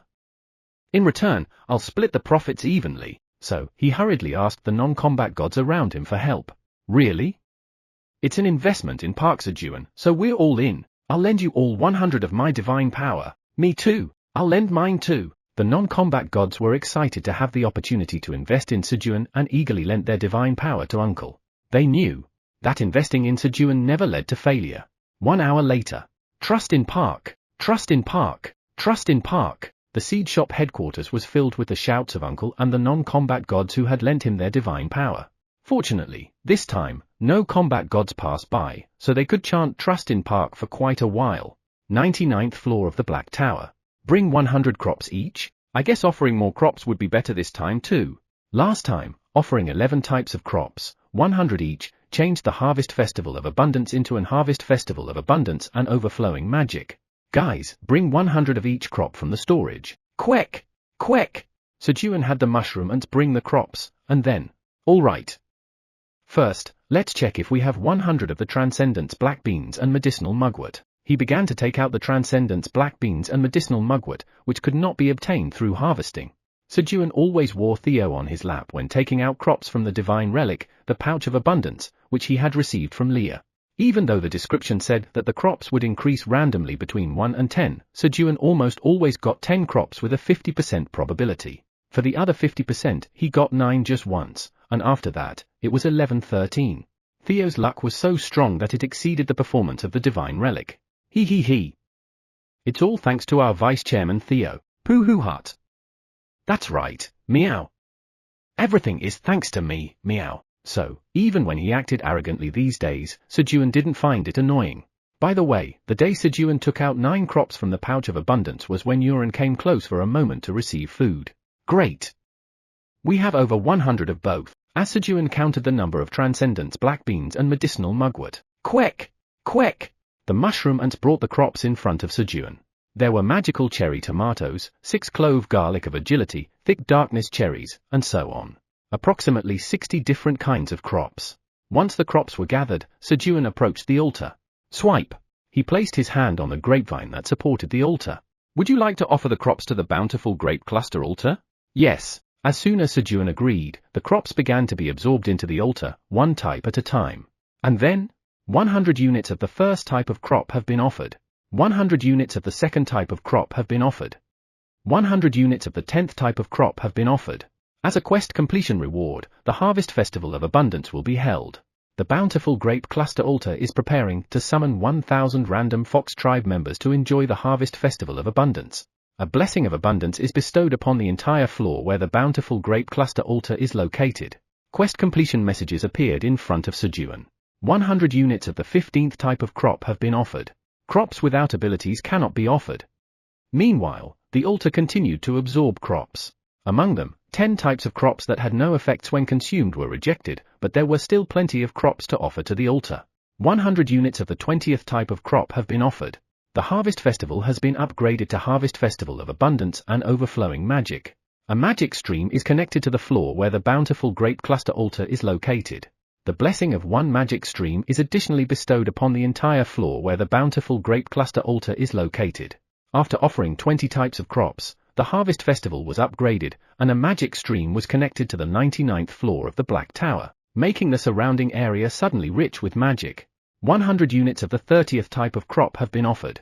The Harvest Festival has been upgraded to the Great Harvest Festival of Abundance and Overflowing Magic. The Blessing of Abundance has been upgraded to the Great Blessing of Abundance. When 30 types of crops were offered, the Harvest Festival transformed into a Great Harvest Festival. Since there were still many crops left, the remaining crops continued to be absorbed into the altar. 100 units of the 40th type of crop have been offered. An additional magic stream is connected to the floor where the bountiful grape cluster altar is located. The blessing of one magic stream is upgraded to the blessing of 2 magic streams. When 40 types of crops were offered, an additional magic stream was connected to the 99th floor of the tower, and the surrounding magic became so dense that it felt almost sticky. It felt like just breathing would increase one's magic power. As Sejun marveled at the thickened magic, the last crop, 100 thick darkness cherries, was absorbed into the bountiful grape cluster altar. 100 units of the 50th type of crop have been offered. The Harvest Festival is upgraded to the Great Harvest Festival of Abundance and Overflowing Magic that everyone can enjoy. The bountiful grape cluster altar is preparing to summon 1,000 random Fox tribe members from the 9 towers to enjoy the Great Harvest Festival of Abundance and Overflowing Magic. A blessing of peace is bestowed upon the entire floor where the bountiful grape cluster altar is located. A small Harvest Festival of Abundance will be held wherever there are grapevines in the Black Tower. Pa! Pa! Pa! With the message, bright lights of deep green, blue, and white exploded from the bountiful grape cluster altar, spreading across the entire floor. And suddenly, foxes of various colors appeared beneath the altar. Who? Where is this place? There's daylight here. Daytime? There's no daytime where you're from. Hey, why is your fur white? What about you? Why are you brown? The Fox tribe members, summoned from the 9 towers, were bewildered as they looked at their fellow tribesmen with different colored fur. At that moment, Pooh Hut. If you're not sure what's going on, just come here and get this stamp, meow. Theo held up the 5 towers slave seal and shouted to the foxes. However, no way. A seal shouldn't be stamped carelessly. Though their fur colors were different, their dispositions were similar. The foxes were not easily swayed. No, that's wrong, meow. A seal should be stamped carelessly, meow. And if you do, you'll get free food made by the Great Chairman Park for life. 3 meals a day. Free of charge, meow. While Theo was trying to lure the foxes with food, Park Sejun LV 107, Great Blessing of Abundance, Blessing of 2 Magic Streams, Blessing of Peace. Sejun opened the status window to check the details of the blessings. Before he knew it, Sejun's level had reached 107. It was thanks to drinking all the growth elixirs he had accumulated. First, let's look at the Great Blessing of Abundance. When Sejun pressed on the Great Blessing of Abundance, Great Blessing of Abundance, remaining time, 6 days 23 hours. The blessing is bestowed only on those permitted by Tower Farmer Park Sejun, the host of the Harvest Festival. During the Harvest Festival, abundance greatly increases on the 99th floor of the Black Tower. The growth rate of crops is greatly accelerated. The chances of conceiving new life increase significantly when engaging in breeding activities. The information appeared. That's a relief. If the rabbits had been summoned this time, sleep would have been out of the question. Sejun then checked the second blessing. Blessing of 2 magic streams, remaining time, 6 days 23 hours. The blessing is bestowed only on those permitted by Tower Farmer Park Sejun, the host of the Harvest Festival. 2 magic streams are connected to the 99th floor of the Black Tower during the Harvest Festival. The magic power stat increases by 1 to 1000 every hour, depending on magic affinity. Magic recovery speed increases. The power of magic increases. It's really true. Just breathing really did increase his magic power. But it was a bit unsettling. The explanation that magic power could increase by 1 to 1000 depending on magic affinity felt a bit worrisome. He was working hard to close the gap with the others, but it could suddenly widen again in an instant. The third one is, Blessing of peace, remaining time, 6 days 23 hours. A blessing for peace is bestowed upon all places where the harvest festival is held. To prevent harming each other, attack power decreases as the festival progresses. Attack power decreases by 5% every 24 hours. As Sejun was checking the last blessing, deep underground, blessing of peace is bestowed. Flash! Flamey's avatar opened its eyes. It's a success! Yay! When Flamey created a purple flame, the power of the tree of creation amplifies the effect of the blessing of peace by 5 times. The effect of the blessing was amplified. It was the amplifying flame that boosted all effects 5-fold, having thus created an environment where she could move freely. Hee. In just 5 days, I can see, Master. Creak. Creak. Flamey began to stretch, eagerly waiting for the day it would reunite with Sejun. And back on the surface, if you give me 30 additional clusters of grapes, I'll stamp the seal. Among the foxes who initially resisted, some began to show interest in Theo's offer. They were the silver foxes from the Silver Tower, where the food situation was not good. Deal, meow. And so, the transaction was completed. Press. When Theo stamped the seal on the fox's paws, Krueng, eat a lot. Quenji began distributing 30 clusters of grapes and various other food items to the foxes who had stamped the seal. Gulp. They looked at the food they received, swallowing their saliva in hunger, but they desperately held back. They needed to take this food back to their starving kin. Knack, just hold on a little longer. Yeah. If we wait just for more days, we can eat all the grapes we want at the grape eating contest. And there's also the grape wine drinking contest. Soup. That's right. As the silver foxes imagined eating grapes and drinking grape wine to their heart's content, battling their hunger. Guys, time to eat. Sejun called out to the group after preparing dinner. Sizzle. Today's menu was grilled pork belly. Gulp. All the foxes' noses began to twitch, drawn towards Sejun's cooking area. At that moment, you guys, come eat too. Sejun invited the silver foxes over. Since they had joined Sejun's company, their meals were, of course, free. Thank you. As the silver foxes who received Sejun's invitation entered the cooking area, Bennim, why don't we eat here? All their faces look so gentle and weak. That's right. If we act a bit tough, they'll immediately flatten themselves on the ground. The red foxes, much larger and taller than the others, began to whisper among themselves, gathering around Ben. A little while later, bang! Hey! If you invite us to the harvest festival, shouldn't you feed us? Yeah. Give us food, now. Before we kill you all, Ben and the red foxes, exuding a murderous aura, burst through the door of the cooking area. Krueng, did you just say you're going to kill Dad? Hearing their words, Quenji put down the sam he was about to eat and, crackle. He began to take out his thunderbolt staff from his snack pouch. 2 lettuce leaves layered with 2 perilla leaves, 1 spoonful of white rice on top, 5 pieces of pork belly. On top of that, seasoned green onion, 2 pieces of grilled kim kai, 3 slices of ki anyang chili pepper and garlic, and a dab of samjang to make the sam. Sam essentially means wrap, and samjang is a sauce used for wrapping. The fact that Quenji put down the sam made with what he considered the best delicious combination showed how angry he was. The red foxes had chosen the worst possible way to become slaves.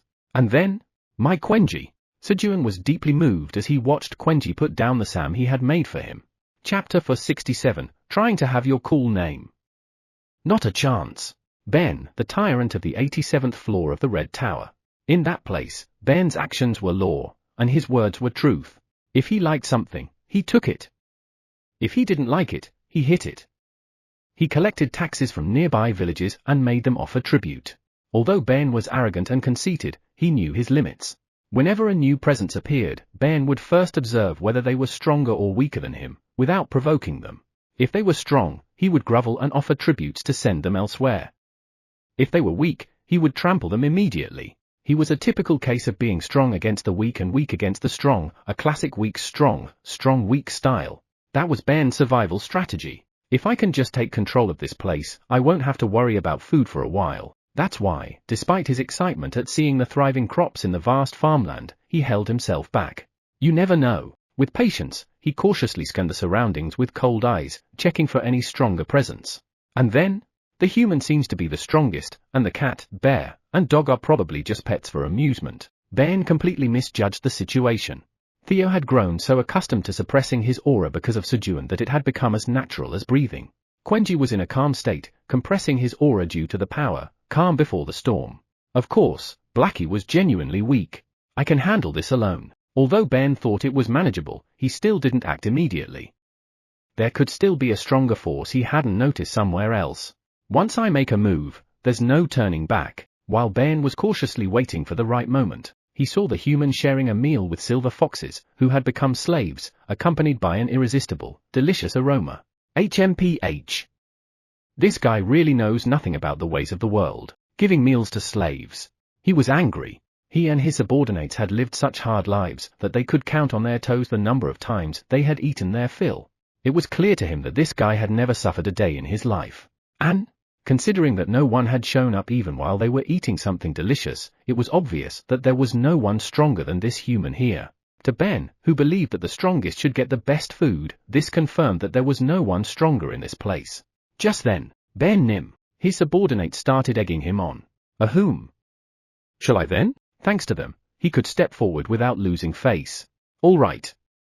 We'll take this place. Yes, with his subordinates lined up behind him. He. Now, it's all mine. Ben headed towards the cooking area in a good mood. Crackle. Ben and his subordinates had a truly electrifying experience from Quenji's thunderbolt staff. Every time they were struck, they felt pain so intense that it was as if they were being fried alive. After the brutal beating ended, poo-hoo-hut, thunk. Theo approached, grinning like a villain, and stamped Ben with the seal that had enslaved the silver foxes. But, unable to make a slave as they are a resident of the Red Tower. Thunk. Thunk. After several failed attempts. Meow? It's not working, meow. Poo-hoo-hut.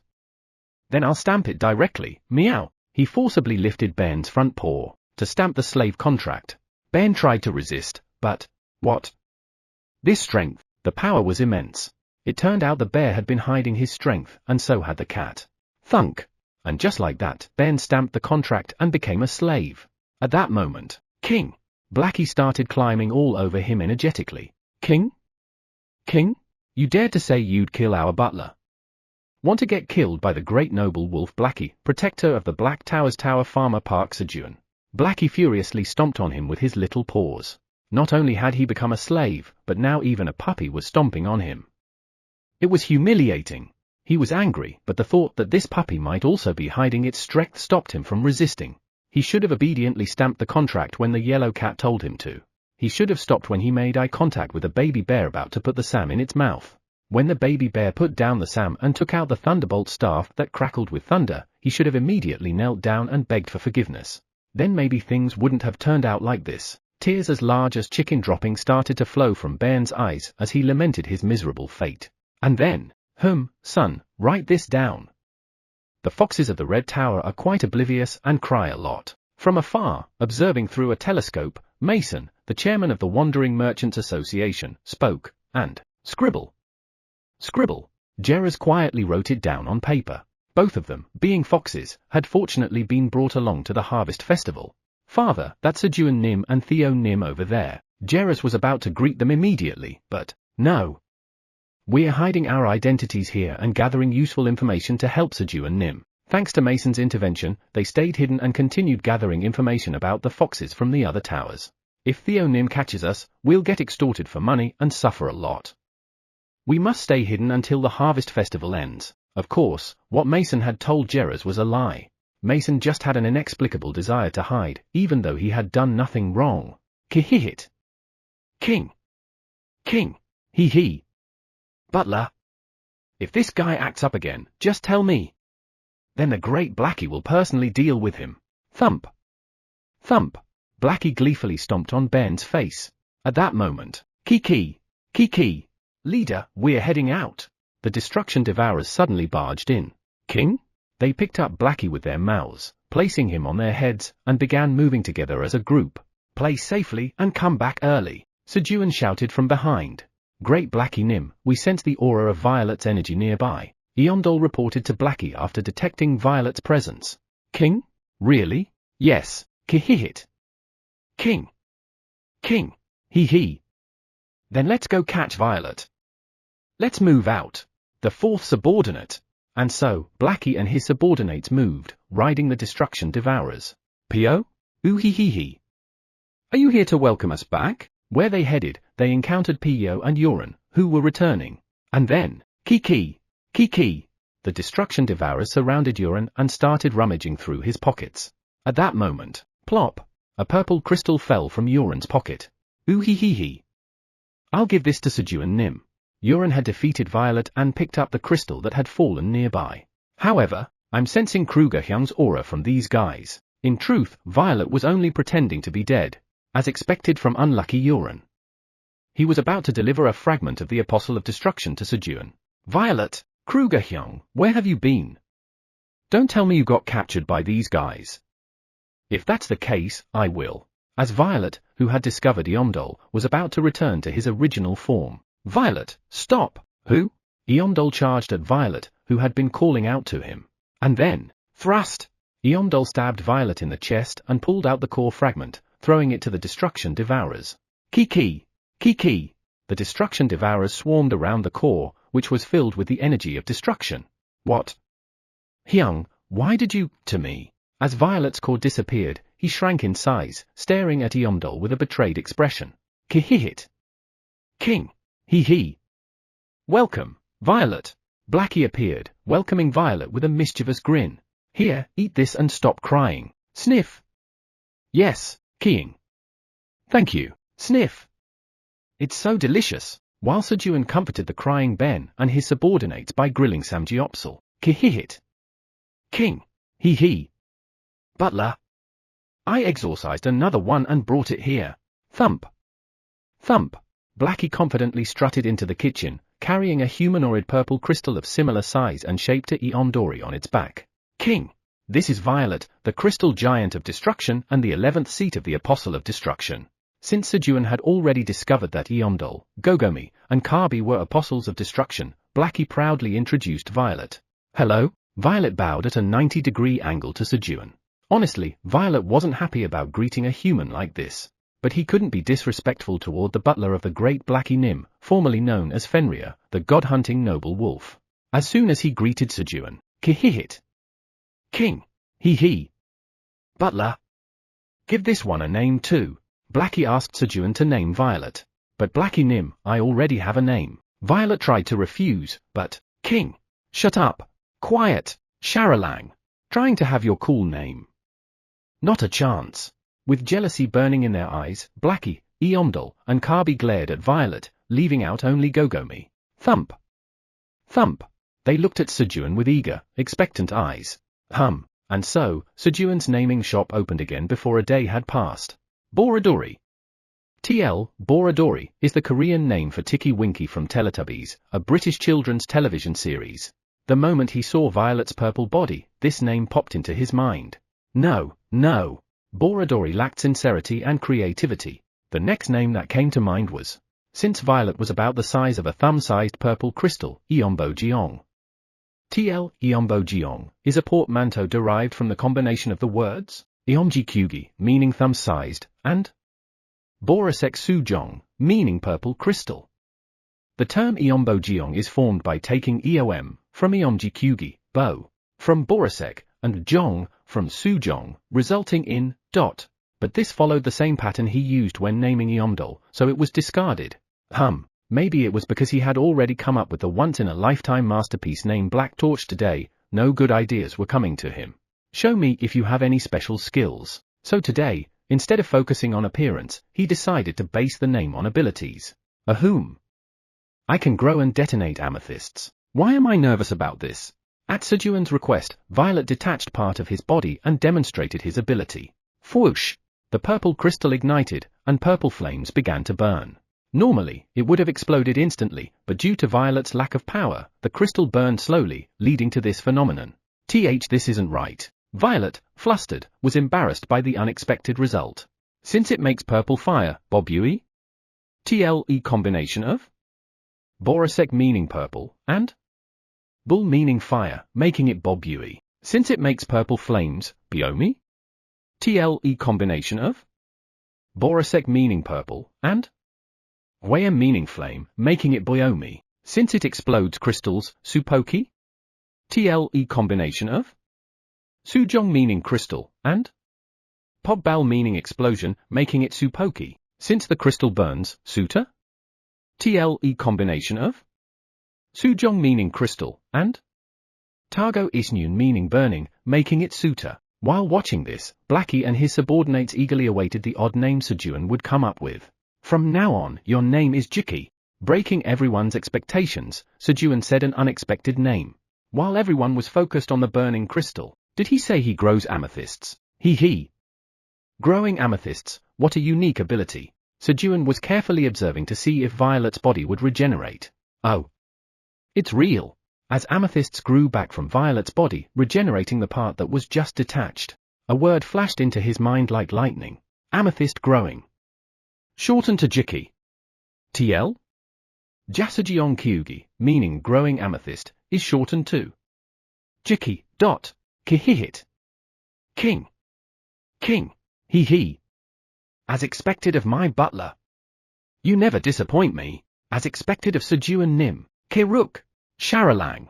So, my name is Jiki. Except for Violet, who had just received the name, Blackie and his subordinates were satisfied with Sejun's latest naming masterpiece.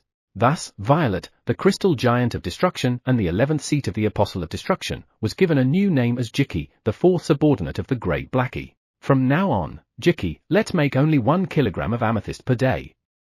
If you want to make other colors, feel free to do that too, along with the heavy responsibility of producing crystals.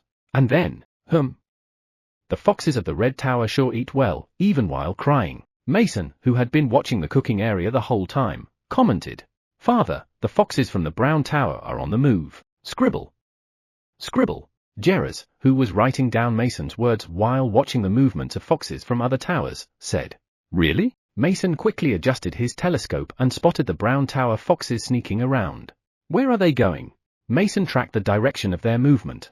Those Brown Tower foxes really don't have any sense. They're going to get themselves into big trouble. Crunch. Unlike his concerned voice, he started eating peanuts from his pocket with a bright smile. To enjoy watching the upcoming fight. Their target were Pio and Uran, who were returning to the farm. And the Minotaur King. A short while later, squeal. The screams of the Brown Tower foxes echoed, and soon, Pio and Uran were seen busily stamping the paws of the unconscious Brown Tower foxes onto the slave contracts. At that moment, suddenly, Mason's view was filled with pink. What is this? As Mason wondered in confusion. Hello, Theo Nim. He heard Jerez's voice. Theo was blocking the front of Mason's telescope with his front paw. Theo Nim. It's an honor to see you. Mason quickly put down his telescope and stood up to greet Theo. Pooh-hoo-hut.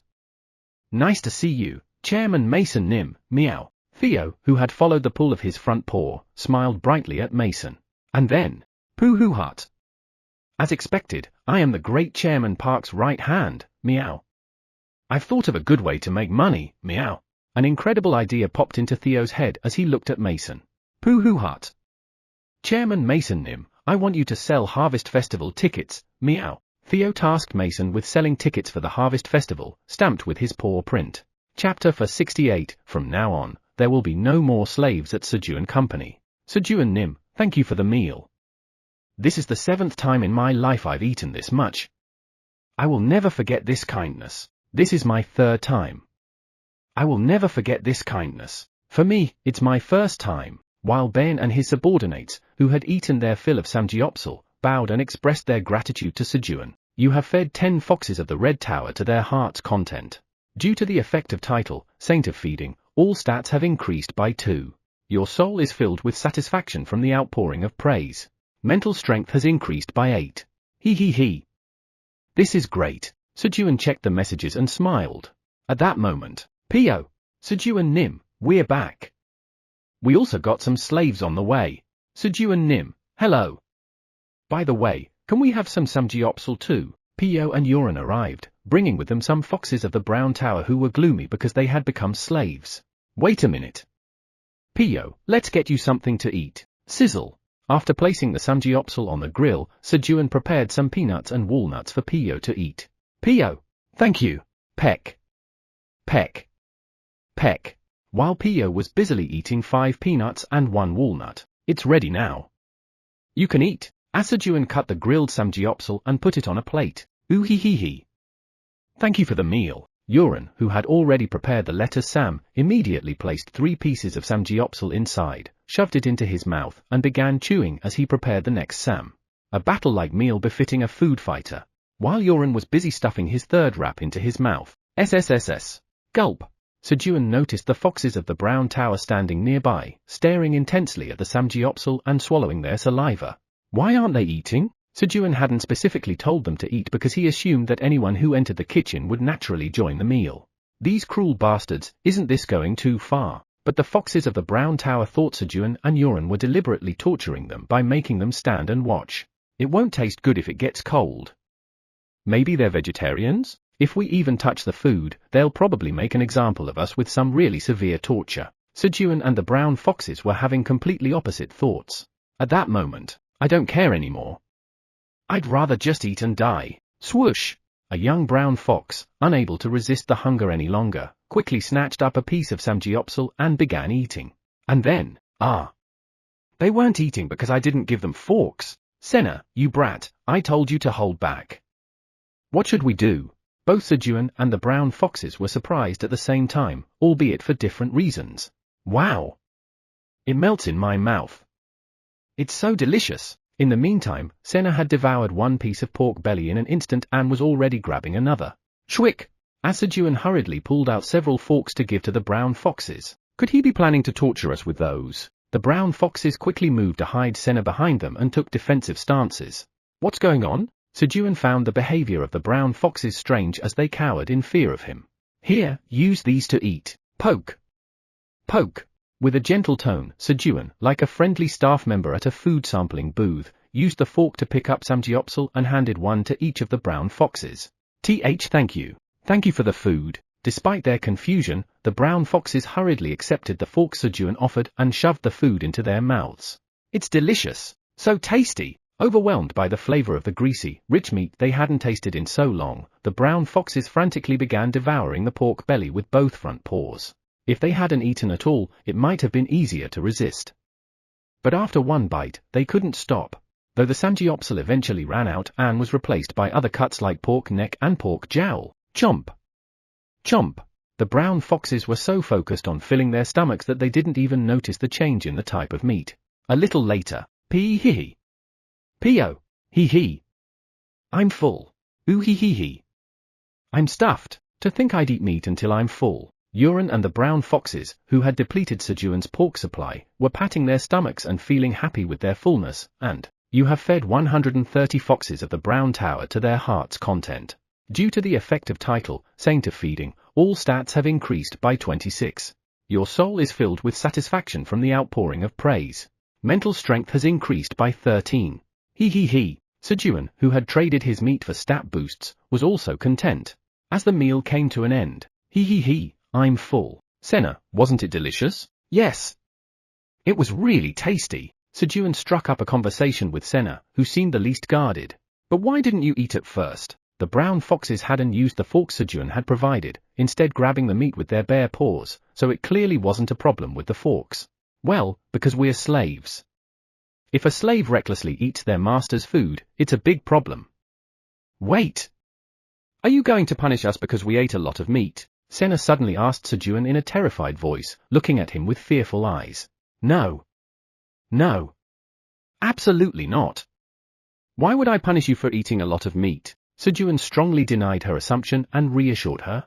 The others around him didn't seem to mind being slaves, so he hadn't given it much thought until now. Well, the term slave does carry a very negative connotation. I'll need to revise the policy a bit. Determined to improve the image of Sejun Company, Sejun decided to change the policy. But where did Theo go? Theo, can you find Theo for me? Theo. Yes. Sejun sent Theo to find Theo so they could discuss how to adjust the company policy. Then, shwick! As Sejun lay down on the bed, waiting. I shouldn't fall asleep yet. There was something he needed to say to Theo. I haven't even taken the medicinal mugwort. Snore. Unable to resist the pull of sleep, Sejun dozed off. Outskirts of destruction. Rumble. As Jormungandr arrived with the Kraken and Hydra to rescue Leviathan. Jormungandr Nim, you came. Thanks, guys. Leviathan mentally expressed his gratitude to the Apostles of Destruction. At that moment, oh. Welcome, Jormungandr. Kraken. Hydra, Halfers greeted the apostles of destruction with excitement. Halfers, why did you call us? Jormungandr asked Halfers, wondering the reason for the gathering since they had come all this way. However, why did I call them? In his anger over the apostles of destruction not showing up earlier, Halfers had forgotten why he had summoned them.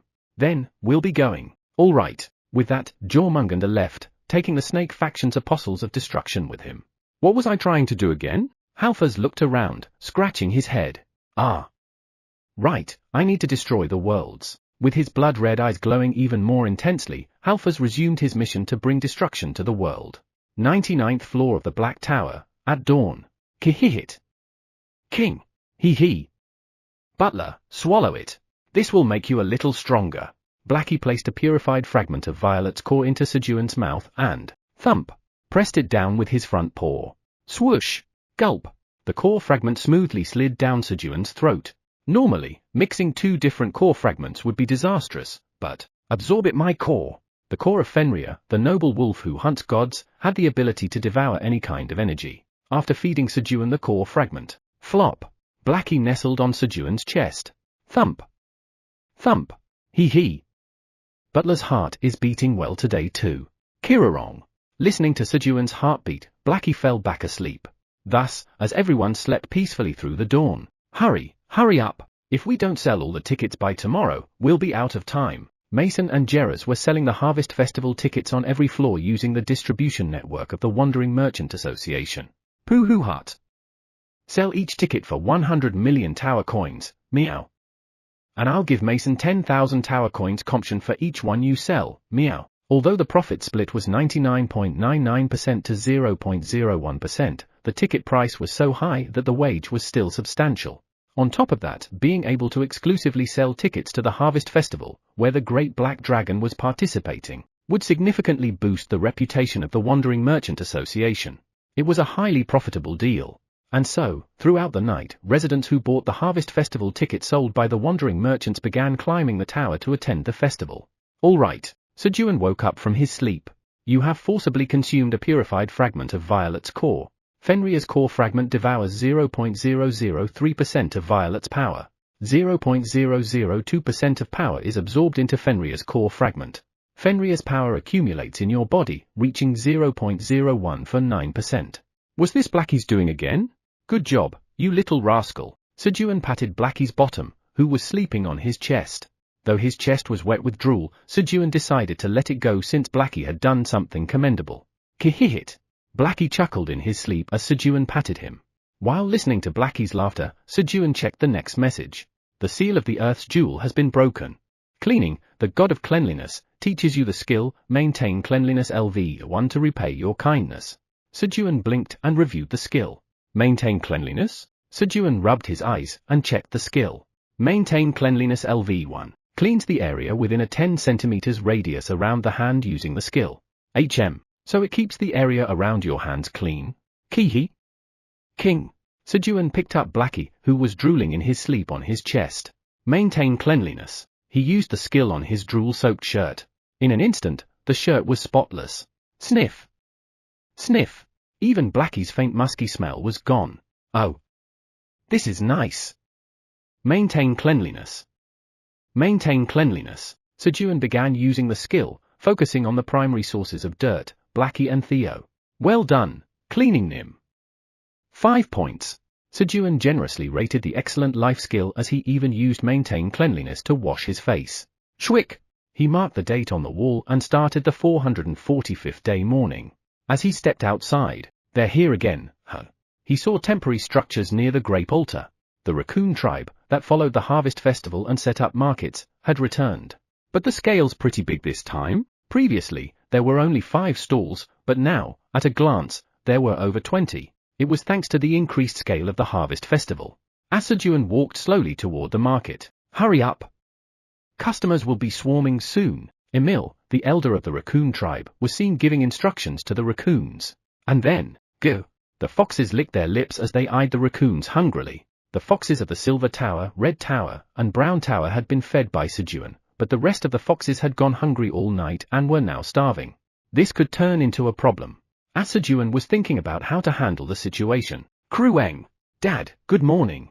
Quenji, who had enjoyed a great night's sleep, ran up to Sejun and greeted him happily. Scurry! At Quenji's appearance, the foxes quickly scattered and hid, because they had seen Ben being beaten nearly to death by Quenji yesterday. And then, oh! Quenji-nim, good morning. Did you sleep well? Ben, who had been beaten nearly to death yesterday due to his weak to strong and strong to weak act, hurried over to Quenji, trying to act friendly as he greeted him. Krueng! Yes. I slept well. Of course. I slept well too. As expected, we red-furred ones have a connection. Ben extended his front paw to Quenji, waiting for a high five, but Krueng! Quenji doesn't have red fur, it's crimson fur. Quenji ignored him. Absolutely. That's right. Compared to Quenji-nim's splendid and luxurious crimson fur, my fur is just a dull red. His flattery was quite fluent. This won't be good for Quenji's education. Ben, guard the area around the market. So Sejun assigned Ben a task to keep him away from Quenji. And then, Vice Chairman Theo, meow, I think it's time we clean up Sejun Company's image. It's time for your 2-hour reminder. If you've been sitting, consider taking a moment to stand up, stretch, use the restroom, or have a refreshing drink of water. Your body will thank you. Now back to the story. From now on, there will be no more slaves at Sejun Company. Sejun shared the new company policy that he had briefly considered the night before. Meow? Does that mean we have to release all the slaves? Meow. Theo's face fell at the thought of having to free the slaves they'd worked so hard to capture. No. We just need to call them something different. Pooh-hoo-hut. As expected from Chairman Park. Meow. Understood. Meow. So what will we call the slaves from now on? Meow. Theo, excited by the idea that they wouldn't actually have to release the slaves, asked in a cheerful voice. From now on, slaves with a fixed term will be called temporary employees, and permanent slaves will be called regular employees. Pooh-hoo-hut. As expected, Chairman Park is truly great. Meow. Employee sounds much better than slave. Meow. Ha ha ha. From now on, call me the master of image makeovers. Sejun, pleased with Theo's words, puffed up with pride. Then, we should change this name too. Meow. Helnim, please change the name of this. Meow. Theo requested Hel, the god of merchants, to rename the 5 Towers slave seal. 3/3. TL note. For those who aren't in my Discord, I've been too busy with IRL work. I had to work overtime due to the time off I took when I fell ill. I haven't been able to translate as much, and the stockpile I had was used up during that period. Currently, I'm translating as much as I can whenever I get some free time. But don't worry, this is temporary, and I'll soon be back to releasing 1 chapter daily. Chapter for 69, now, he's even taking my divine power. Between the grand and massive headquarters of the combat shop headquarters and the small, shabby seed shop headquarters, there was a small but elegant building. Hel's pawn shop. Hum hum hum. Hel was humming a tune while sitting at her desk, leisurely writing in her ledger. For Hel, the god of merchants, keeping records in her ledger was like play. Good. It matches perfectly. When the ledger and her divine power matched up precisely to the second decimal point, Hel felt a sense of satisfaction and a thrilling pleasure.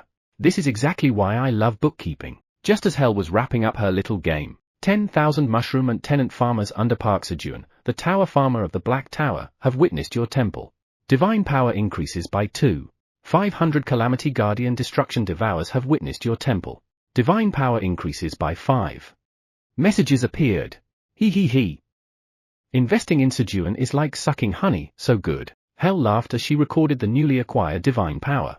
At that moment, Park Sejun, the tower farmer of the Black Tower, has witnessed your temple.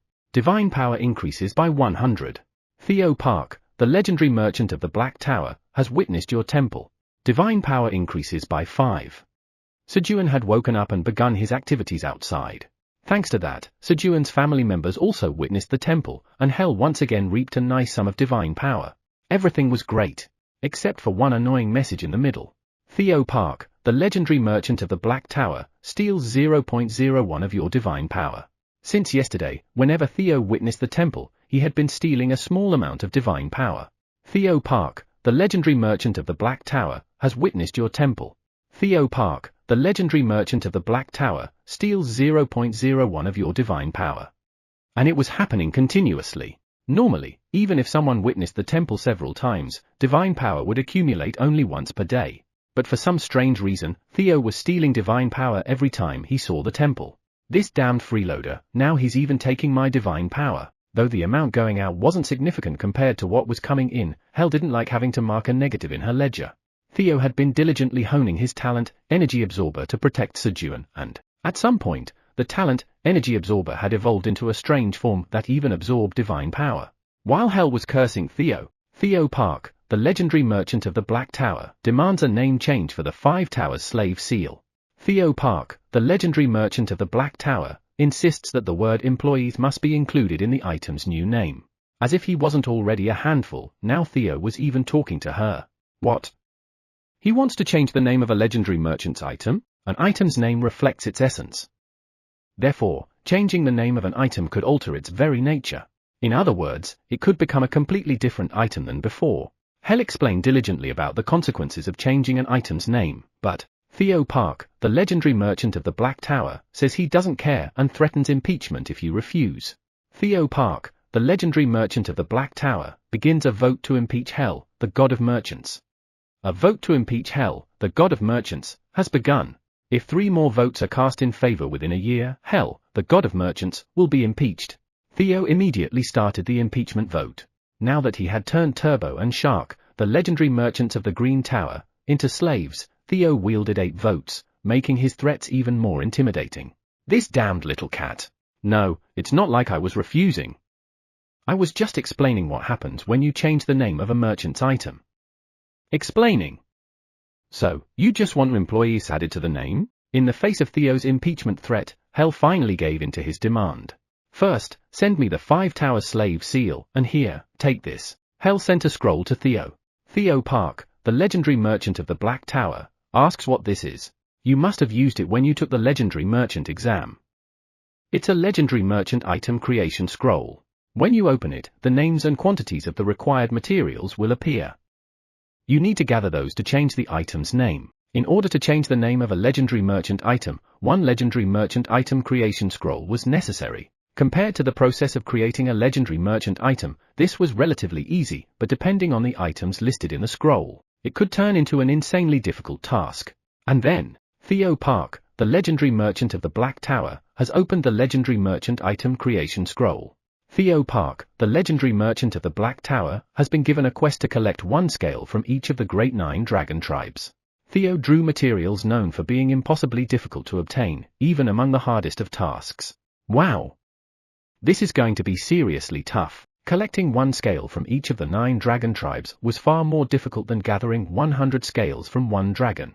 First, it would take 9 encounters with the notoriously ill-tempered dragons, and then getting a scale during those 9 encounters. At the very least, you'd have to risk your life 18 times. Not to mention, you could die just trying to get to where the dragons were, so if you considered that. Has his luck always been this bad? This time, I didn't interfere at all. As Hell was thinking about how terrible Theo's luck was, Theo Park, the legendary merchant of the Black Tower, has gathered all 9 scales from the Great 9 Dragon tribes. Acquired 1 scale from Kaiser Pratani, the leader of the Great Black Dragons. Acquired 1 scale from Kellyan Mamib, the leader of the Great White Dragons. Messages appeared. He gathered them all already. A quest that would take a lifetime, he finished it this quickly. Sure, I expected him to get the Black Dragon scale since he's friendly with them, but how did he get the others? Moreover, 6 of the scales Theo sent were from the leaders of the Black, White, Red, Purple, Green, and Blue Dragons. Theo Park, the legendary merchant of the Black Tower, urges you to hurry up and change the item's name. Theo Park, the legendary merchant of the Black Tower, begins a vote to impeach Hell, the god of merchants. Alright, I get it. Under Theo's pressure, Hell quickly placed the 5 Towers slave seal and the 9 dragon scales in her hand. And then, he said the word employees must be included, right? Employee. Chanting the word employees like a spell, Hell injected divine power into Hui hand. Wuong. The seal and the scales in her hand melted and started to fuse into one. How will it turn out? Hell watched, wondering. One thing was for sure, with 6 scales from the dragon leaders, the result would be strong and durable. At that moment, Fuat. Employee. A burst of 9-colored light exploded, and an item with the word employee in its name was born. Outskirts of destruction. Kuhuhu.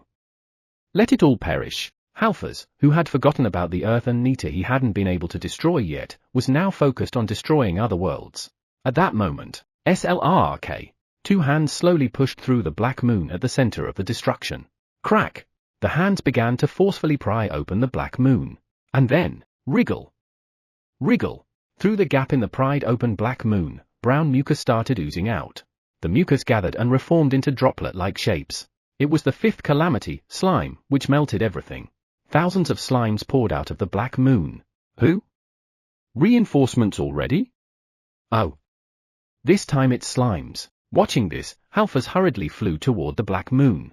The reason Fenrir had assigned Halfers to guard this place was to manage the calamities being replenished through the black moon and I greet the master of destruction. Halfers bowed his head in reverence as he gazed at the crimson eyes beyond the black moon, awaiting instructions for destruction. Why is it you here, Halfers, and not Fenrir? Well, it seems that something happened to Fenrir. Fenrir has been defeated? Yes.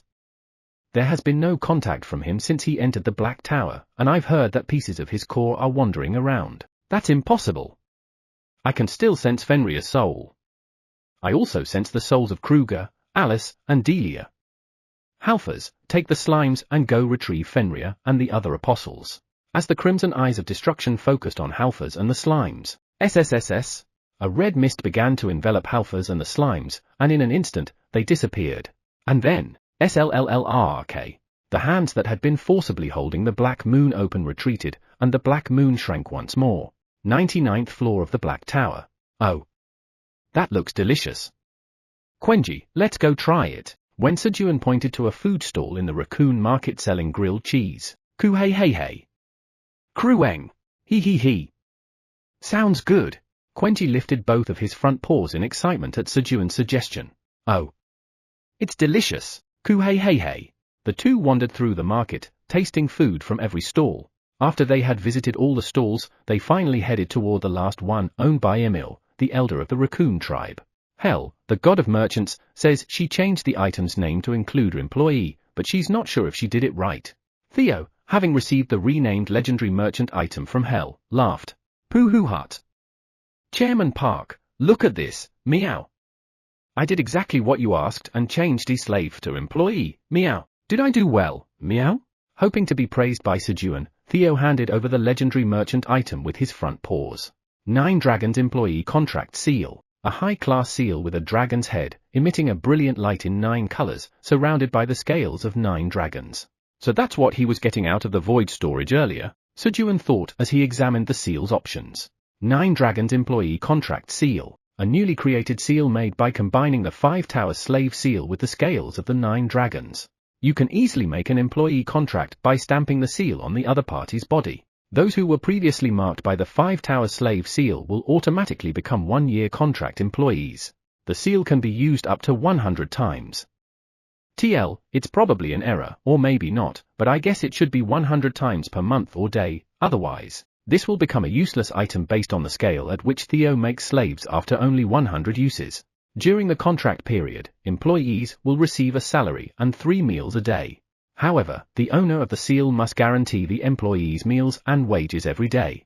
Meals are provided automatically, and if meals are not provided, the contract is automatically nullified.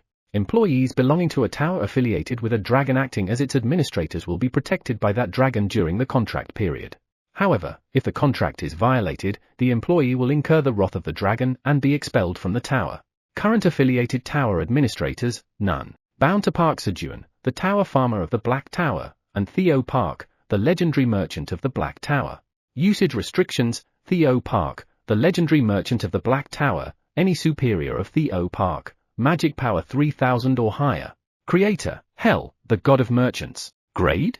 Skill, Eternal Contract, Master. Eternal Contract, Master. Employee contracts last indefinitely. Even if meals are not provided, the contract will not be nullified. However, the missed meals must be provided later in one batch. Can be used up to 50 times per month. The effect had weakened significantly compared to the previous version. With the new seal, a contract only lasted for 1 year.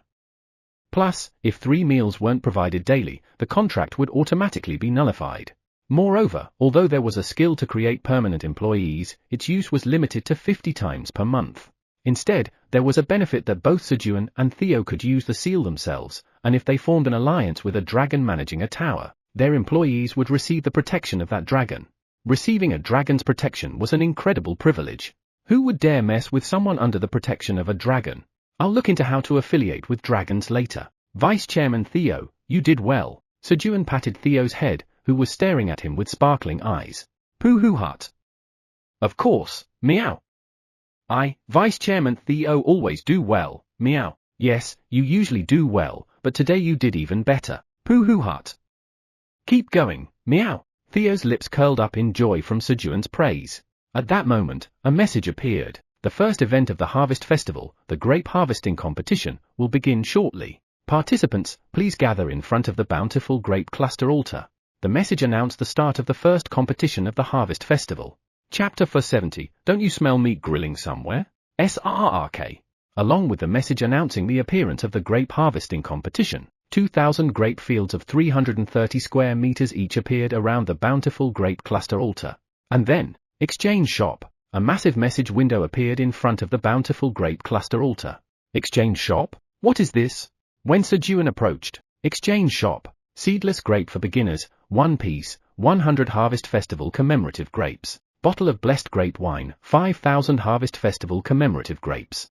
Divine relic, grapevine bracelet of sealing, 10 million Harvest Festival commemorative grapes. Divine relic, grapevine whip of judgment, 50 million Harvest Festival commemorative grapes. Blessing stone of Uncle, the god of grapevines, 70 million Harvest Festival commemorative grapes. Grape seed containing the world tree, 100 million Harvest Festival commemorative grapes. Items available for exchange at the Exchange Shop were displayed.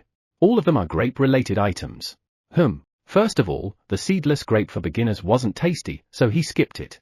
The seedless grape for beginners was the same grape that Podori had given him before when it didn't have seeds, which raised all stats by 1 but tasted extremely bitter. There were things like the elixir, cherry tomato imbued with powerful magic power that increased magic power by 10, and the plump drought-inducing watermelon that increased all stats by 20. There was no reason to eat the grape, which tasted bad and didn't increase stats significantly. The blessed grape wine. It's just a delicious wine when consumed, but if you pour it on the grape field, the harvest yield increases by 2 to 5 times. He. So if I tell Theo to pour it, does that guarantee a 5x grape harvest? As Sejun was looking through the items sold in the Exchange Shop. Quack! It's work time. The mushroom ant swarmed towards the 2,000 grape fields of 330 square meters. But, quack! Only one mushroom ant could enter each field. Quack! We can't get in. Quack! Hurry up and harvest. The 2,000 mushroom ants that had entered the fields were cheered on by the mushroom ants who couldn't get in. Quack! Quack! Got it. Trust me. 950, 1 grape cluster. Encouraged by their comrades, the 2,000 mushroom ants began harvesting grapes. After 10 minutes, grape harvesting competition ranking. First place is mushroom ant 1009, 355 clusters, and 50 others 99th floor of the Black Tower. Second place, mushroom ant 204, 354 clusters, and 70 others 99th floor of the Black Tower. Third place, mushroom ant 4912, 353 clusters, and 50 others 99th floor of the Black Tower. The rankings of the mushroom ants were displayed. The mushroom ants, diligent but low in agility, couldn't harvest many grapes due to their slow harvesting speed. Swoosh! The mushroom ants who had participated in the competition were automatically moved out of the grape fields. Quack! Believe in me. Then, another 2,000 mushroom ants around the field entered to harvest the grapes. And then, quack! The harvested grapes disappeared. Quack! But what's this? Quack! Quack! I don't know. Let's take it to the master. The mushroom ants who participated in the competition each carried 3 grapes in their mouths, too hard to chew, which they received as participation rewards, and went to Sejun. The only useful items are the blessed grape wine, Uncle's blessing stone, and the grape seed containing the world tree. Sejun, who had examined the shop's items, chose what to exchange. But where do we get these Harvest Festival commemorative grapes? He belatedly began to wonder how to obtain the most important exchange currency, the Harvest Festival commemorative grapes. At that moment, quack! Tuck! The mushroom ants placed the grapes they were holding down in front of Sejun. Harvest Festival commemorative grape. Ooh? Where did you get these? Quack! In response to Sejun's question, the mushroom ants pointed their antennae toward the grape fields where the Great Harvest Festival competition was taking place. Ah, so, you get them by participating in the competition. Back during the Carrot Harvest Festival, they gave carrot seeds as participation rewards, but since this was the Great Harvest Festival, the rewards had changed. Thanks to the mushroom ants, Sejun learned how to obtain the Harvest Festival commemorative grapes. He. Guys, make sure to tell the others to participate in the harvest at least once, okay? Quack! The mushroom ants enthusiastically wiggled their antennae up and down to follow Sejun's orders, relaying his message to the other mushroom ants. Rumble, rumble. A huge procession was approaching the farm. The first event of the Harvest Festival has already begun. Hurry up! The residents of the Black Tower, who had bought their Harvest Festival tickets at dawn, had just arrived. Who? How did they know the Harvest Festival was happening here? Pooh Hut. Chairman Park, it's all thanks to me, meow. I had Chairman Mason of the Wandering Merchants Association sell the Harvest Festival tickets for 100 million tower coins. Meow. Really? Really? Meow. I, Vice Chairman Theo, would never lie to the great Chairman Park. Meow. That's right. Our Vice Chairman Theo would never lie. Very impressive. Pooh Hut. Exactly. Meow. I, Vice Chairman Theo, am indeed very impressive. Meow. So keep praising me. Meow. He. All right. Looks like getting Harvest Festival commemorative grapes will be easy. Sejun, while patting Theo's head, gazed at the residents lined up to participate in the grape harvesting competition. 4th floor of the Black Tower. Boom! Suddenly, a stone shaped like a bunch of grapes rose in the center of the grape farm. SRRK. At the same time, 10 grape fields, each 330 square meters in size, appeared around the statue. And then, the grape harvesting competition of the Harvest Festival will begin shortly. Those wishing to participate in the competition, please enter the grape fields. A message appeared in front of everyone on the farm. Oh. It's the Harvest Festival. Where are the grape fields? The hunters, who had been waiting impatiently since the message about the Harvest Festival appeared yesterday without any further information, started looking for the grape fields with excitement. While the hunters who entered the fields were harvesting grapes. What? Someone's already on the ranking. The first place is Mushroom at 1009. Oh. There's a reward for making it into the top 100, and there's a special reward if you make it into the top 5. Really? The other hunters checked what they could see on the stone statue. 10 minutes later, the hunters who participated in the competition saw their harvested grapes disappear, and for every grape cluster they harvested, they received 1 grape seed. Grape harvesting competition ranking. First, Superfan, 520 clusters, 4th floor of the Black Tower. Second, Mare, 490 clusters, 4th floor of the Black Tower. Third, Yoshida, 483 clusters, 4th floor of the Black Tower. The hunters took the top ranks, pushing out the mushroom ants. This should be enough to be in the rankings, right? It showed they were from the 99th floor, but they aren't that much. Maybe we were just too scared. After this, let's try climbing the tower again. Yeah, thanks to this, the hunters felt confidence growing in place of their fear of the 99th floor of the tower. However, grape harvesting competition ranking. First, Legendary Merchant Golden Sheep Mimmer, 9,500 clusters, 99th floor of the Black Tower. Second, Chestnut Hedgehog Godori, 8,200 clusters, 99th floor of the Black Tower. Third, Black Bear Rack, 7,900 clusters, 99th floor of the Black Tower. Who? The rankings. About an hour later, the rankings shifted dramatically again. The mushroom ants had finally finished, and the real participants who had bought Harvest Festival tickets began to take part. As expected, the 99th floor of the tower is a scary place. It's not somewhere hunters like us should mess with, as all the hunters were pushed out of the top 1,000 and fell into despair. First, Tower Farmer Park Sejun, 120,500 clusters, 99th floor of the Black Tower. Sejun made a meteoric rise, taking first place with his exceptional farming skills and physical prowess. However, first, Legendary Merchant Theo Park, 9,020,222 clusters, 99th floor of the Black Tower. Before the hunters could even take hope from Sejun's victory, he was quickly dethroned from first place. Theo, reducing travel time by using Meow Step, was dominating first place with an overwhelming lead. Pooh Hut. I, Vice Chairman Theo, will give Chairman Park the first place prize. Meow. Though Theo had every intention of giving Sejun the reward, he had no intention of yielding first place. Afterward, Quenji, Iona, the Minotaur King, and the Black Minotaur all joined in, and Sejun's name quickly dropped from the top ranks, disappearing from the leaderboard entirely, leaving none of the hunters able to see his name. 99th floor of the Black Tower. It's not even a 3-second reign, more like a 0.3-second reign. Although he knew he'd lose first place, it happened way too fast. You can exchange Harvest Festival commemorative grapes here. Behind the sign Theo had engraved with his dragon claws, Sejun sat at a desk, propping his chin with his hand and sighing. I'm hungry, should we eat something first? Great! Meow.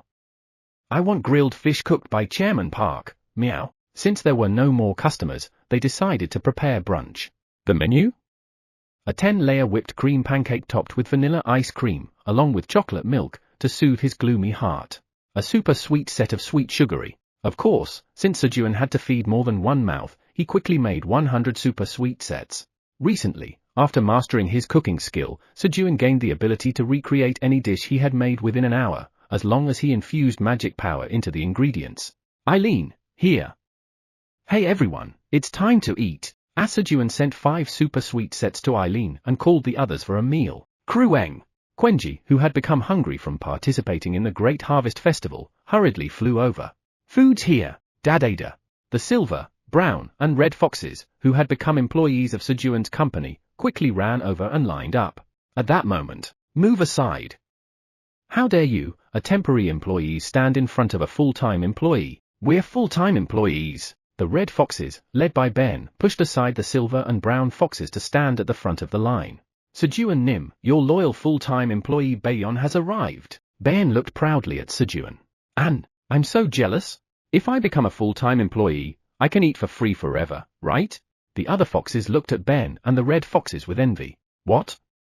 Being a full-time employee is worse, you idiots. All the foxes who cut in line, go to the back. Yes. The red foxes, ears drooping in disappointment, obediently moved to the back of the line at Sejun's command. At that moment, Kek! Kek! The mushroom ants, making angry sounds, swarmed towards Sejun. We'll arrive soon. Get ready, Halfa spoke to the slimes as they moved along the flow of the magic stream. No matter how much it was related to destruction, there was no power that could allow an unauthorized being to enter the tower, especially the Great Black Tower. Not yet. If that were possible, the world would have already been destroyed. However, with the Great Harvest Festival of Abundance and overflowing magic, a gap had opened that allowed entry into the 99th floor of the Black Tower, where Fenrir resided. It was due to 2 magic streams connected to the 99th floor of the Black Tower. Thanks to this, Halfas and the slimes could enter the Black Tower with minimal loss of power. The time they could remain in the tower was about 1 hour. Cuckoo cook. It would be nice if there are dragons too. Feeling confident in his full power within the tower, Halfas was looking forward to the upcoming slaughter. Stop! How do you target my master's farm? A massive root blocked their path. Whoosh! The magic of the magic stream began to burn strongly as if responding to Flamey's will. I'm telling you, being a full-time employee is worse. Quack! Master, we worked hard. Quack! We'll work even harder. Please make us full-time employees.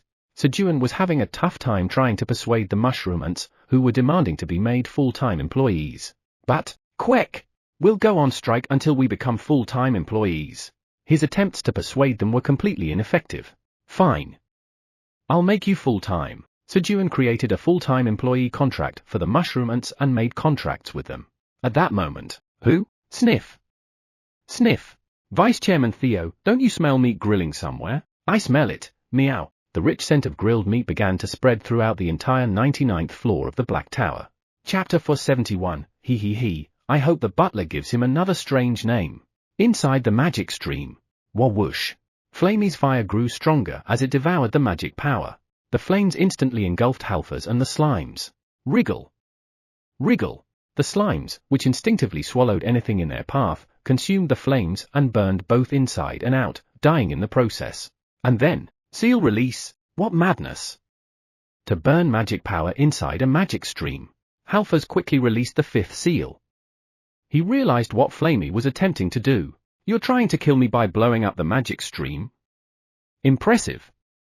But because of that, you'll find yourselves in even greater trouble. The explosion of one magic stream would trigger a chain reaction across all 9 streams, causing immense damage to the world and leaving it in ruins. Then, there would be a gap, allowing others to enter the tower, resulting in the tower's early destruction. That won't happen. I'll stop it with my body. HMPH. Do you think that's possible? Even if you manage to block it, you won't survive. That's what I want. The weaker I get, the sooner I can see my master. What? You're planning to self-destruct? Ha ha. Is this some noble sacrifice kind of thing? While Halfa sneered at Flamey, assuming she would self-destruct to stop him. No. See you in a bit. Blaze up. What? What do you mean by that? Boom. The magic inside the stream, fueled by Flamey's strong will, surpassed its ignition point, causing a chain explosion. And then, what the hell is that? Halfaz looked in shock at the roots of Flamey, which were densely wrapping around the magic stream beyond the massive flames. But why is it so warm? The fire burning his body wasn't hot at all. What's going on? He hesitated, missing the moment he should have extracted his soul, and boom! Halfaz was swept up in the massive explosion and lost consciousness. One of the 9 streams of magic had been completely destroyed. On the 99th floor of the Black Tower. Sniff! Sniff! Where is this smell coming from? While Sejun was trying to locate the source of the meat scent, over there, those with keen noses were already running toward the place where the smell was wafting from. But, moo! Coo! The Minotaur King, the Black Minotaur, and Pinkfur stood in their way. For those who bought Harvest Festival tickets, the permitted area was only up to Sejun's farm. To step beyond the designated area meant challenging the guardians of the 99th floor of the Black Tower. Naturally, no one dared to try. Krueng! Dad, the meat smell is coming from over there. In the meantime, Quenji flew swiftly, carrying Sejun and his group toward the source of the meat scent. As they moved, to the west where they were heading, 2 faint blue streams of light connecting the sky to the ground came into view, and near them, destruction devourers could be seen with their mouths wide open, consuming something from the air. I wondered where they went. Turns out they were all there. What is that, though? As Sejun muttered to himself while looking at the streams. Kayut, kayut, kayut. Sejun Nim, that's the magic stream. Iona, from Theo's tail, pointed at the blue streams and spoke. So that's what a magic stream looks like. While Sejun marveled at seeing a magic stream for the first time. Rumble. Suddenly, thousands of black, round objects fell from the blue streams. Krueng! Krueng! Dad, it's that! That's where the meat smell is coming from. Quenji quickly flew to where the objects had just fallen, with Sejun and his companions in tow. As they got closer, the smell of meat grew stronger. And then, corpse of the 5th Calamity Slime. The name appeared above the object emitting the scent of meat. The 5th Calamity Slime? What? Why is a calamity here? Ah. That's why the Destruction Devourers were heading this way. Sejun understood why the Destruction Devourers had gathered and cautiously approached the slime's corpse. The slime's body was black and hard, as if it had been burned to death. Vice Chairman Theo, your claws. As Sejun picked up Theo and held his front paw. Got it, meow, snap. Theo kindly extended his dragon claws for Sejun. Slice. Sejun used Theo's dragon claws to cut into the slime's body, revealing a slightly cooked, bright red meat inside, contrasting with its charred exterior. Thick juices flowed from the meat, releasing a fragrance that quickly spread around them. Wow! This is crazy. It was an incredibly delicious smell, unlike anything Sejun had ever encountered before. Slurp. Quenji, who was watching from behind, quickly wiped away the drool from his mouth. You want some too, Quenji? In fact, he also wanted to taste this meat as soon as possible. Should I grill a few pieces to try? Just as Sejun was about to cut more meat with Theo's claws. Kayut! Sejun Nim, the magic stream's movement is strange. We need to leave here quickly. Okay. Sejun didn't bother to ask why, or what's happening. One of the truths he had learned from surviving near-death situations was to move first and ask questions later. He could figure out the reason afterward. However, boom! Before Sejun could take a few steps, one of the 2 blue streams started turning red, with immense magic power surging within. It's too late. Sejun's survival instincts, like those of a sunfish, told him there was no escape. And then, the red current disappeared as quickly as it had come, leaving the area calm once more. What just happened? As Sejun was wondering. One of the 2 magic streams connected to the 99th floor of the Black Tower has disappeared. The blessing of the 2 streams of magic has been reduced to the blessing of 1 stream. Messages appeared in front of him. Iona, is it possible for a magic stream to disappear? Kayut, kayut, kayut. I'm not sure either, Sejun Nim. If it had vanished, It shouldn't be this quiet. Is that so? Since even the great wizard couldn't understand it, Sejun decided not to worry about it either. Then let's just go eat the meat. Krueng. Sounds good. With that, Sejun and his group began gathering the slime meat and headed back to the farm. Don't forget. King? What kind of dream was that? Blackie, who had been sleeping as if unconscious, suddenly woke up. And then, who? This presence, it's Halfaz's energy? Blackie sensed Halfaz's aura nearby. Why is he here? He was briefly curious, but then thought, what's important is not why he's here, but that I now have a new subordinate. He. I hope the butler gives him another strange name. Excited at the thought of bringing Halfaz to Sejun for a new name, Blackie pushed his curiosity aside. Hop! Jumping out of Sejun's sling bag, Blackie climbed onto a destruction devourer and rode off to capture Halfaz. At the spot where the magic stream had been moments before. Where am I? A crow, the size of a sparrow, looked around, confused. It was a place he had never seen before. And then, after thinking for a while, who am I? The crow realized he didn't remember who he was or what his name was. He couldn't recall anything.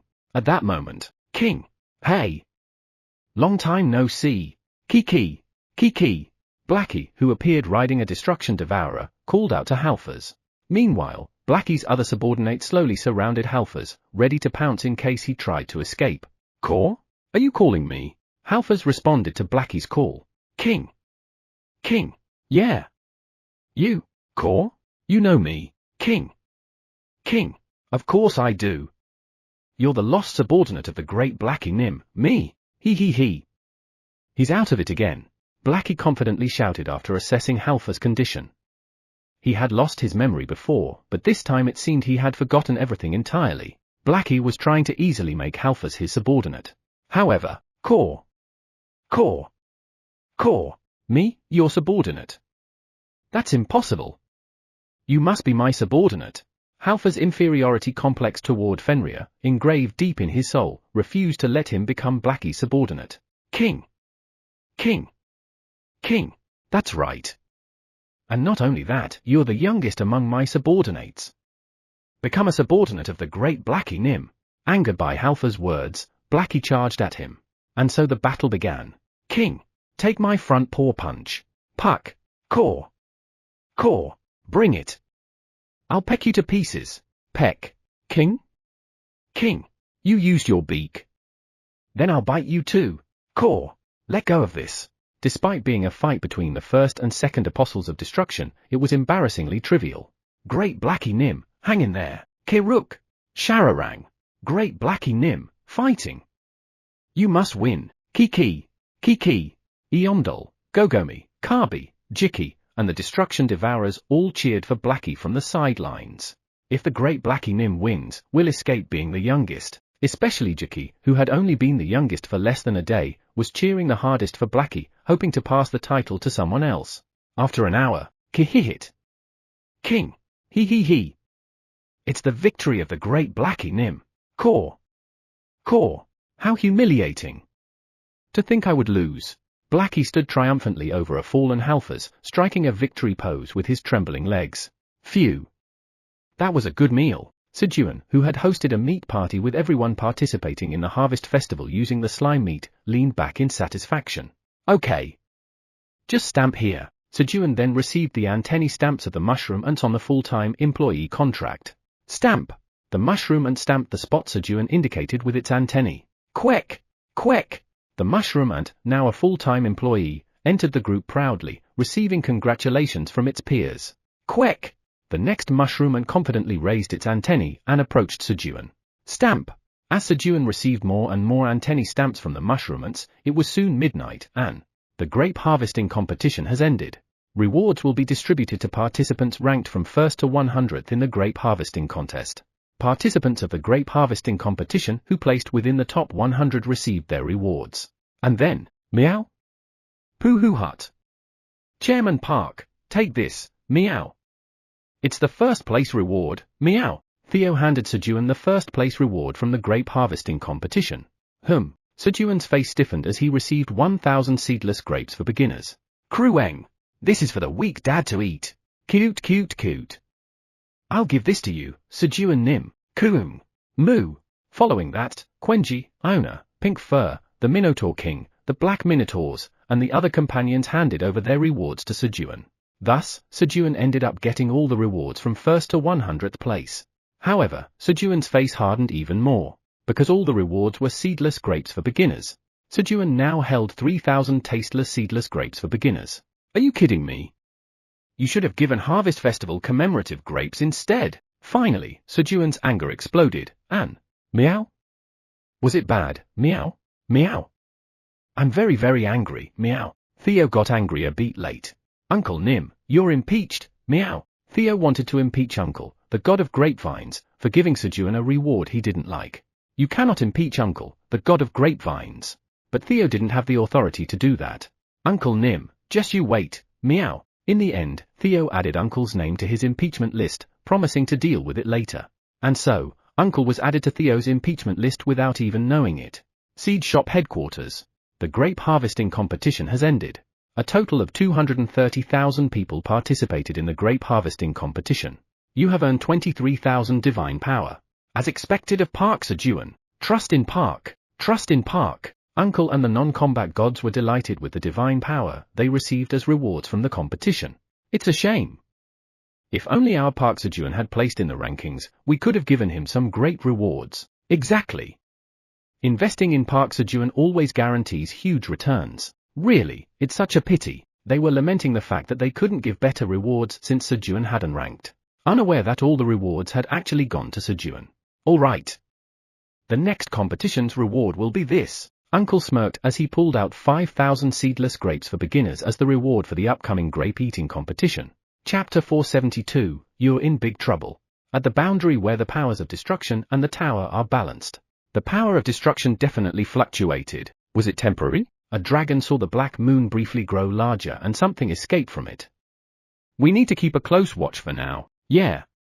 We can't let our guard down. The leaders of the 9 dragon clans and all the dragons had gathered, preparing for battle. Recently, when destruction had forcibly opened the black moon, and the power of destruction had intensified, prompting the dragons who sensed it to gather in haste. And then, no. Why does it have to be now of all times? Exactly. Sejun is probably eating a bunch of delicious food without knowing how hard we're working. Of course. The Harvest Festival must be in full swing by now. This makes me so angry. Grah! The members of the 4 Dragon Council, frustrated at missing the Harvest Festival, unleashed their angry breath attacks toward the red mist. Then, the leaders have stepped up. Let's shoot our breath, too. The other dragons also started firing their breath attacks. Clang! Thanks to them, a tremendous amount of tower coins was generated. Collect! I hope our Sejun leaves some for us too. Collect! Our Sejun definitely would have left some for us. Collect! Of course. Our Sejun is so loyal. Collect!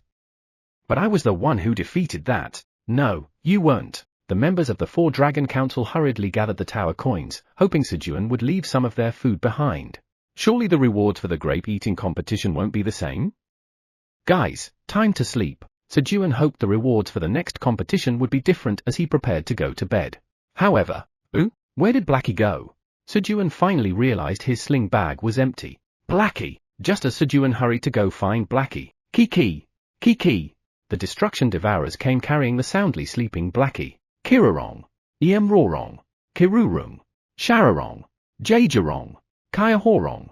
Who's this now? Sejun's eyes caught sight of a small crow sleeping next to Blackie. A black bird, huh? Maybe I'll call it Karsai? Karsai is a combination of common and Sae, which mean a black and bird, respectively. Seeing the new arrival, Sejun's brain automatically started thinking of names. Sejun's naming shop was about to start business unconsciously, but, no, I can't.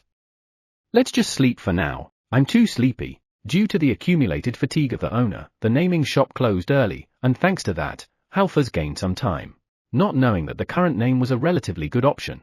Theo, Iona, good night. Poohoo Hut. Good night to you too, Chairman Park. Meow. Kayut. Good night, Sejun Nim. Kuru. As soon as Sejun lay down, he fell asleep. Gorarong. Kurarong. Soon after, Theo and Iona also fell asleep. In the quiet hours of the early morning, when everyone was asleep, Hee.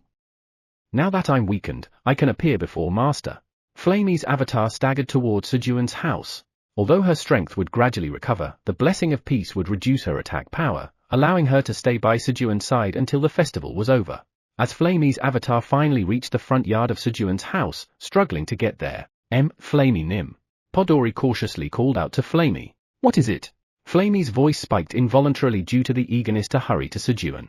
Well, Uncle, the god of the grapevine, he. In response to Flamey's sharp tone, Podori even more cautiously reported Uncle's misdeeds from earlier today. And then, what? Uncle gave Sejun Nim tasteless grapes as a reward. Flamey exploded in fury upon hearing Podori's report. Yes. What should we do about Uncle? Podori asked in a loyal voice, as if ready to do anything Flamey ordered. Here, the only correct answer was yes. Saying a no could result in a few of Podori's roots turning to ash. First, close Uncle Road for 3 days and inform Uncle. If the next competition reward disappoints Sejun Nim again, tell him that Uncle Road will be permanently closed and a World Tree meeting will be convened. What? A World Tree meeting? How? Without realizing, Podori reflexively questioned it. The World Tree meeting is a meeting where the roots of world trees from all over the world gather to decide on an agenda by majority vote. The more world trees that attend the meeting, and the more world trees that support the agenda, the stronger the enforcement power of that agenda becomes. In the past, the World Tree meeting once gathered 100 world trees to strip a god of their divinity for committing evil acts. The World Tree meeting is capable of wielding such immense power, but there is one condition to hold a meeting. At least 10 world trees must attend the meeting for it to be held. However, the only world tree Podori knew was Sparky from the 79th floor of the tower. Don't worry about that. Sausage will soon become a world tree, and I've also nurtured several others during this time. Flamey responded to Podori's concerns. Flamey had traveled to many worlds, searching for trees with the potential to grow into world trees, giving them nutrients to help them mature into full-fledged world trees. Currently, 9 trees were on the verge of becoming world trees, and about 30 more were under Flamey's care, growing diligently. You could say they were Flamey's kids. If a world tree meeting were to be held, the odds of Flamey's agenda being passed unanimously would be 100%. Yes. Then I'll go relay this to Uncle. As expected, Flamey Nim is meticulous. Following Flamey's orders, Podori hurriedly closed Uncle Road. After giving Podori his instructions, hop. Hop. Flamey hopped up the stairs, one step at a time. Moments later, he. I've arrived. Flamey arrived on Sejun's bed. He. Master, I missed you. Flamey carefully wrapped Sejun's finger with 2 of her leaves and closed her eyes. Seed Shop headquarters. Now, shall we start preparing for the grape-eating competition? Hoo-wop. Just as Uncle, the god of the grapevine, was stretching his right arm and gearing up. Uncle Nim, Uncle Road will be closed for the next 3 days. Podori delivered the news like a bolt from the blue. What? Why? Sejun Nim was greatly disappointed with the competition reward. What? Park Sejun received the reward? That can't be. There's no way Park Sejun was in the top 100. Uncle had checked 5 times just to make sure Sejun wasn't on the list, so he was certain. Yes.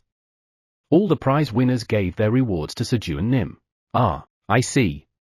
So that's what happened. Those folks knew too, investing in Park Sejun would pay off. Truly, trust in Park.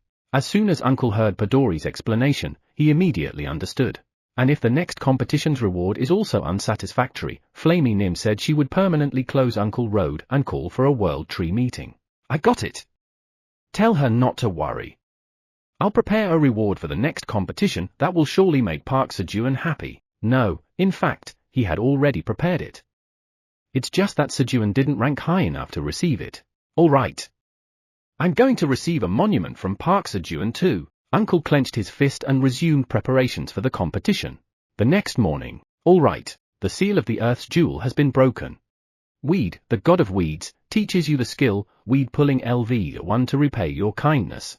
As Sejun opened his eyes in the morning, a message appeared before him. Weed pulling? Weed pulling LVs1. There's a slightly higher chance that the roots of weeds won't break even if you pull them out carelessly. Weed Nim gets 3.3 square meter. There were no weeds on Sejun's farm, so there was no need to pull weeds. When Sejun decided the size of Weed Road, you have lifted the seals of 5 gods. You have completed the quest conditions. As a reward for completing the quest, you have obtained 5 drops of the growth elixir. As the quest was completed, a glass bottle appeared in Sejun's hand. No, it's the last one. So I should give 33 square meters. Finally, the seals on all 31 gods trapped within the Earth's jewels that Theo had brought were lifted. Sejun decided to make Weed Road large to finish on a high note. At that moment, who? Flamey. Sejun noticed Flamey clinging tightly to his finger. He. Sejun Nim, did you sleep well? Yeah. Did you sleep well too, Flamey? Yes. Where have you been lately? I was worried, Sejun asked while petting Flamey. Farmer's Warm Touch LV Innate is activated. Your touch slightly heal the weakened hash at $% apple tree Flamey. As Sejun's skill activated, it began healing Flamey. Who? Flamey, are you sick? Vice Chairman Theo, please heal our Flamey. Seeing the unreadable symbols, Sejun assumed it was a serious illness. Pooh hut. Don't worry, Chairman Park, meow. But can I use the treasures stored in the warehouse, meow? Of course, Pooh hut. Just leave it to me, meow. As Theo raised his paw to begin healing Flamey. No. Flamey hurriedly cried out. If they tried to heal her, not only would it cost a lot of money, but Sejun would also be harmed. So, she quickly stopped him. Ooh? What do you mean, no? No. I'm fine. Just Sejun Nim's healing is enough for me. He. See, my Flamey knows how to say such adorable things. All right. Leave it to me. But if it hurts, tell me right away, okay? He. Yes. Pat. As Flamey monopolized Sejun's hand, basking in the gentle pats. King. Butler. Good morning. Did you sleep well? Kiruk. Sharalang. Good morning. Blackie and his underlings also woke up. And then, what's this? Why are they greeting such a weak being first? Halfers watched them silently. King. Quick, greet my butler politely. Whack. Of course, Halfers, who was trying to be defiant, got smacked on the back of the head by Blackie. Caw. Thus, Halfers awkwardly nodded his head and reluctantly greeted Sejun. King. Butler. This is the new guy I exorcised. Quickly, give him a name. Blackie asked Sejun to name Halfers. Thump. Blackie and his underlings looked at Sejun with eyes full of anticipation. A name that others would laugh at when they heard it. A name so shameful that one would be embarrassed to say it themselves. Of course, they all hoped for a name even weirder than their own to come out of Sejun's mouth. All right. Time to show my naming skills. And so, Sejun's naming shop opened for business again. Since it's a black crow, Kaka. Kaka, is a combination of Kamen, which means black, and Kamagwi, which means crow. No, let's use a slightly more refined word today. Since it's a black crow, using the Chinese character for crow, a cow. Cow is a combination of Kamagwi, meaning a crow, and O, which is the Hanja form of the Chinese character, also meaning crow or as black as crow. This forms a cow or a dot. Since it's a black bird, Kajo. Kajo, is a combination of Kamen, meaning a black, and Jo, which is the Hanja form of the Chinese character, which means a bird. This forms a Kajo dot. Unlike last night, Sejun, feeling more energetic than the night before, upgraded the naming level by using Chinese characters. However, cow, Kajo, even after saying them aloud, none of them felt quite right. Just then, Pio. Good morning, Sejun Nim. Sejun Nim, hello. Pio and Yoran approached Sejun to greet him. Oh, right, Pio's full name was Pirururu Yotra, wasn't it? So, how about Kararuru? Who? Kararuru. Sejun quietly said it aloud. Oh. This is it. It felt good, rolled smoothly off the tongue, and was satisfying to say. From now on, you're Kararuru. When Sejun named Halfers Kararuru, as expected, Butler is a genius. Sejun Nim's naming skills are truly unparalleled. Phew.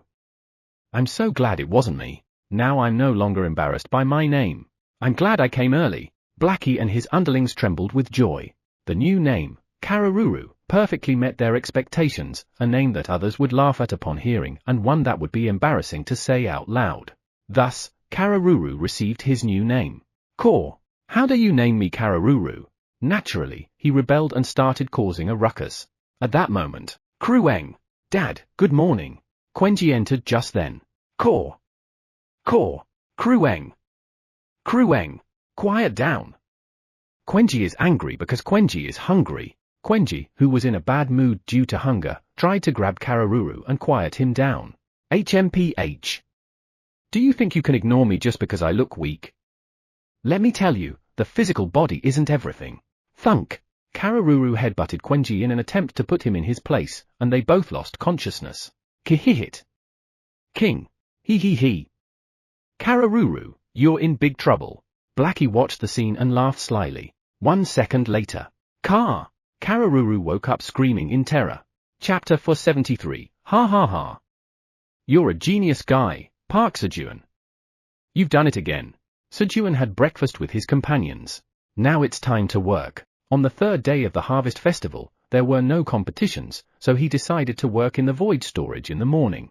Quenji, I'll give you some pocket money, so buy lots of delicious food. He gave Quenji pocket money to play in the raccoon market. Ku hey hey hey, Krueng. Hee hee hee, Dad, thank you. As Quenji ran off toward the raccoon market, getting further away. Caw. How can the beast of apocalypse?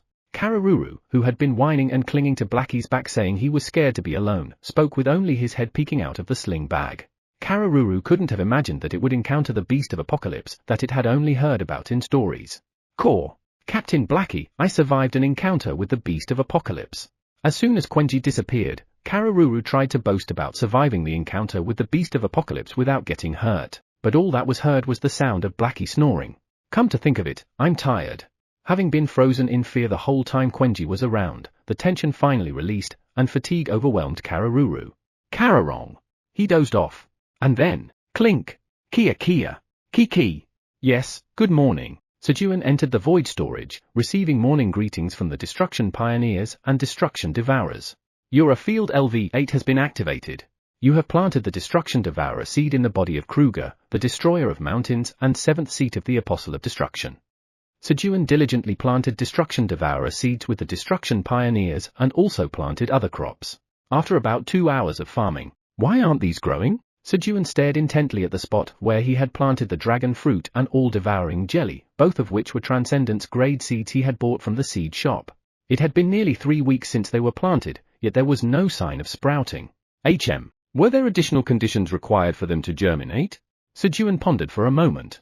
If it's dragon fruit, could it be related to dragons? He decided to look for a hint about the germination conditions from the seed's name. Then, scritch, scritch. Sejun carefully dug up the spot where the dragon fruit seed was planted. Then, it's clean without any roots. He saw the dragon fruit seed, completely unchanged from before it was planted. Pick. Sejun picked up the dragon fruit seed and transplanted it into a small flower pot. Eileen, could you put this near you? He entrusted the flower pot to Eileen. His plan was to leave the dragon fruit seed near her for a few days to observe any changes. The tower's administrator says in a very anxious voice that she is not sure if she can grow a plant properly. Having only received care but never actually grown anything, Eileen was afraid of nurturing something. It's fine. I'll tell you the exact time and amount of water to give. Plus, if the plant starts wilting, I can heal it with my skill. The tower's administrator says that if that's the case, she'll trust you and try growing it. Encouraged by Sejun's words, Eileen decided to give it a try. Yes. Thank you for being brave. After entrusting the dragon fruit pot to Eileen, scritch, scritch. Sejun carefully dug up the spot where the all-devouring jelly was planted this time. Who? Unlike the dragon fruit seed, the all-devouring jelly seed had changed. First, its size had grown from a millet to about the size of a pea and all-devouring jelly seed, 1 gulp. The name had also changed. 1 gulp? What was this? When Sejun examined the seed closely, all-devouring jelly seed, 1 gulp. You can check the options after harvesting. It has swallowed water. A single line had been added to the description. It swallowed water? Should he give it more water, then? Sejun dropped a few more droplets of water onto the seed and watched closely, but even after 10 minutes, there was no noticeable change. Is this not it? Since it's called the all-devouring jelly, should he give it something else? Sejun had no idea what exactly the all-devouring jelly might swallow, but he began to suspect that it might need to devour a variety of things in order to sprout. So, he started offering various things to the seed. He first tried giving it small crops like rice and corn kernels, which the seed could swallow, but he failed. Then, drip. When he gave it honey, gulp. The seed slightly opened and swallowed the honey. Drip, drip. Sejun continued feeding the seed honey until it stopped swallowing. Once the seed stopped, all-devouring jelly seed, 2 gulps. You can check the options after harvesting. It has swallowed both water and honey. The name and description had changed. Could it be that it can only swallow liquids? Drip. To test his hypothesis, Sejun immediately squeezed some sugarcane juice and gave it to the seed. All-devouring jelly seed, 3 gulps. The name changed again. This is it. Finally, he had figured it out. Ha ha ha. You're a genius guy, Park Sejun. You've done it again. Sejun, feeling pleased with himself, hurriedly started squeezing various crops that could produce juice, increasing the seed's gulp count. At the raccoon market, we greet Quenji Nim. We greet the boss, Rak, the black bear managing the melon farm on the 80th floor of the tower, and the black bears of the Krueng gang on the first floor, greeted Quenji with a 90-degree bow as he strolled through the market. Since Rak and the Krueng gang were of the same species, they had met during the harvest festival and were now hanging out together. Ku hey hey hey, Krueng. Krueng. He he he. Good to see you. Are you all living well? Of course, yes. We're only making slaves out of those who pick fights with us by getting their seal. Krueng. Krueng. No, that's not allowed. Dad said no more slaves. Quenji exclaimed in shock at the words of his gang's underling. Then what should we do? Krueng. Krueng. From now on, instead of making slaves out of those who pick fights, hire them as non-regular employees. Make sure they get 3 meals a day. Ah, yes, we understand. Feeling proud after informing the black bears of the new policy from Sejun Company, Quenji beamed. Krueng. Krueng. Everyone follow Quenji. Quenji will buy you something delicious. Using the pocket money Sejun had given him, Quenji bought food from street vendors for the black bears. But soon after, Krueng. Dad's pocket money is all gone. Quenji's pocket money ran out way too quickly. It was only natural, given that Quenji, who could easily spend that money by himself, had been spending it on the 301 hungry black bears. At that moment, ooh hee hee hee. How much is this? Quenji heard a familiar voice. Krueng. It's Yoren Hyung. If I go around with rich Yoren Hyung, I can feed my subordinates until they're full. With a sense of responsibility to take care of his subordinates, Quenji hurriedly ran toward Yoren. Ah! Quenji! As Yoren was about to greet the approaching Quenji, he was suddenly surrounded by figures wearing black hoods. And then, we got him!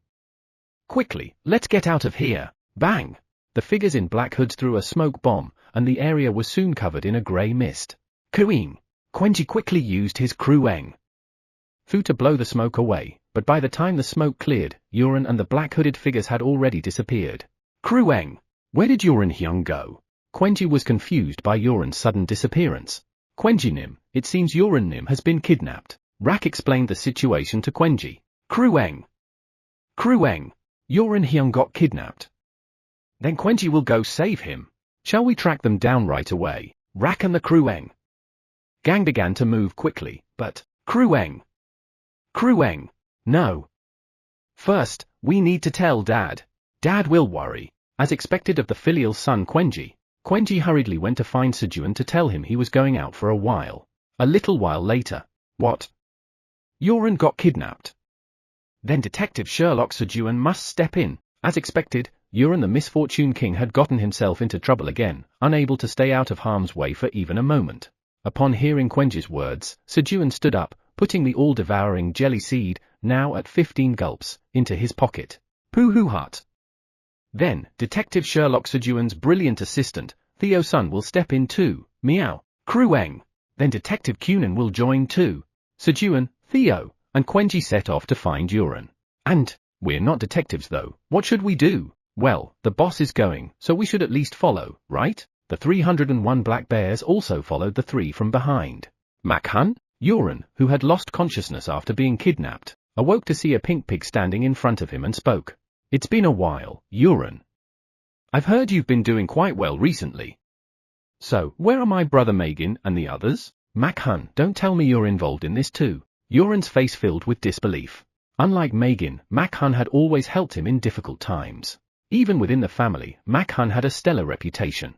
But now, yes, actually, I'm the one who gave the orders. It's all to become the head of the demon family. Hun was, in fact, the mastermind who had driven Yuren out of the family in order to become the next head of the demon family. Eek! How could you? If someone soft like you becomes the head, our demon family will collapse in no time. Furious at Marchuan's words, Yuren tried to get up, but Marchuan's subordinates held him down, making it impossible to move. So, he didn't kill them. As expected, he's soft. Seeing Yuren's reaction, Hun became certain that Megan and the others were still alive. Hurry up and tell me where Evie's and Nellie are, or you'll face some very unpleasant torture, Hun threatened, pressing a knife against Yuren. The truth was, Hun wasn't in a good situation either. A problem arose when Evie's, the heir to the Green Pig family, and Nellie, the heir to the Red Pig family, both branch families, went missing. Both the Green and Red Pig families declared they would withdraw their support if their heirs didn't return. The demon family had 5 branch families, the Black Pig, Blue Pig, Red Pig, Green Pig, and Yellow Pig families. Of those, the Black Pig family supported the official heir, Yuren. The Blue Pig family remained neutral, while the remaining 3 branch families supported Hun. If the Green and Red Pig families withdrew their support, it would leave both Yuren and Hun with only one supporting family each. However, among the branch families, the Black Pig family was the strongest, while the Yellow Pig family was the weakest, putting Hun at a significant disadvantage. To make matters worse, rumors had recently spread within the family that Yuren was recovering the money he had previously lost due to his gullibility, improving his reputation little by little. I absolutely need the support of those 2 families. That's why Hun had taken the risky step of kidnapping Yuren by coming all the way to the Black Tower with his subordinates. Of course, it was a huge mistake. Bang! Krueng! Detective Cunin found them by scent. That's not true, meow. Theo-san, Detective Sherlock Sejun's assistant, pointed this way with my front paw first, meow. Krueng! Krueng! No, Detective Cunin found them. That's not true, meow. It was Theo-san, meow, as Quenji and Theo, who had burst through the cave wall, argued over who had found the location first. He. This is a locked room case. Everyone stop. The culprit is in here. Sejun slowly entered, calling out, Kaiut! Kaiut! Kaiut! Oh, power of ice, freeze everything. Freeze. From Sejun's shoulder, Iona, who had been protecting him, cast a spell. All right. Everyone except Yuren is the culprit, right? And just like that, Yuren's kidnapping case was solved anticlimactically. Pooh hut. Chairman Park, are these one's full-time employee, meow? Of course. They dared to try and kidnap Yuren, who is the very essence of Sejun Company's finance department. Pooh hut. Got it, meow. Then it's an eternal contract, meow. Press. Following Sejun's words, Theo used the 9 Dragons employee contract seal to make Hun and his subordinates full-time employees. Pooh hut. Assistant Manager Jeff, here are the new interns, meow. Theo handed Hun and his subordinates over to Jeff. And then, brother, Hun Nim, Madaf. After being handed over to Jeff, Hun met Megan, Evie's, and Nellie, who had been working as wandering merchants. Silver Tower, 82nd floor. Whoosh! A wasteland where sharp winds, sharp enough to cut anything, blew fiercely. Rocks that were being pierced by the sand carried by the wind stood precariously, as if they could crumble at any moment. Sephiro, are we there yet? Great chieftain, we're almost there. 2 men walking through such a wasteland. One of them, the man being guided, was a head and a half taller than the other. Both men had silver hair, and strangely enough, no wind blew around them, it was eerily still. A short while later, there it is. The guide pointed toward a grapevine that had been reduced to just bare branches. Sephiro, you said you saw that grapevine full of grapes just yesterday? Yes. I'm certain. That confirms it, it's the harvest festival, then? Yes. The first grape harvesting competition has ended, so the second grape eating competition will soon take place. Sephiro, this is a chance to eat our fill. Hurry and spread the word to all the residents of the tower. Yes. Following the order of Quinn, the tower farmer of the Silver Tower, Sephiro quickly flew away with the wind to deliver the message. Chapter 474, Isn't Dad the best? While Theo was handling the aftermath of rescuing Yuren, all-devouring jelly seed, 50 gulps. Alright, it's up to 50 gulps now. Sejun was squeezing juice into the all-devouring jelly seed with Quenji. Krueng! It's coming out! Squeeze, squeeze. Even crops that were almost devoid of moisture obediently released their juices in front of the Quenji the juicer. Feeding the growth elixir to the all-devouring jelly seed alongside the squeezed juice, it reached 70 gulps, and the seed had grown to the size of a small walnut. But apart from the slight change in its name and description, there wasn't much difference. There's no sign of sprouting at all, and now, there was no more liquid to feed it. As Sejun was deep in thought, Sejun Nim, how about feeding the seed some of your cooking? Flamey gave Sejun a hint. Cooking? Yes. Soup dishes. Ah, that's right. The jelly seed can drink the broth from the dishes too. Thanks, Flamey. I'm just happy to be helpful to my master. While Sejun was praising Flamey, SSSS, Ku hey hey hey, ooh hee, kihihit, Quenji, Uran, Blackie, and their followers, overhearing the conversation were laughing and kept wiping their drooling mouths. If Sejun was going to make soup to feed the seed, that meant they could also eat the dish. Well then, let's start cooking, as everyone watched Sejun prepare a dish. Pooh-hoo-hut. Chairman Park, I'm back, meow. Theo, who had quickly finished the aftermath, returned. And then, Pooh-hoo-hut, now I just need to pay off a little of Uran's debt and I can go to Uran's house, meow. Theo, having gathered information on the demon family through Mac Hun, smiled mischievously at Uran. Shudder shudder. What is this? Why was his body suddenly shivering? Uran trembled. Chairman Park, Uran seemed sick, meow.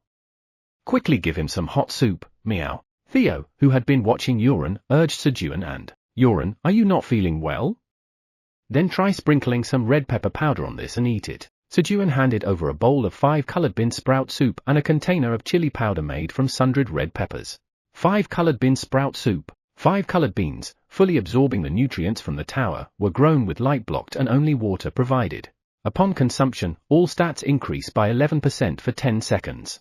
Due to the effects of cooking LVU10, the ingredients effects are increased by 10%.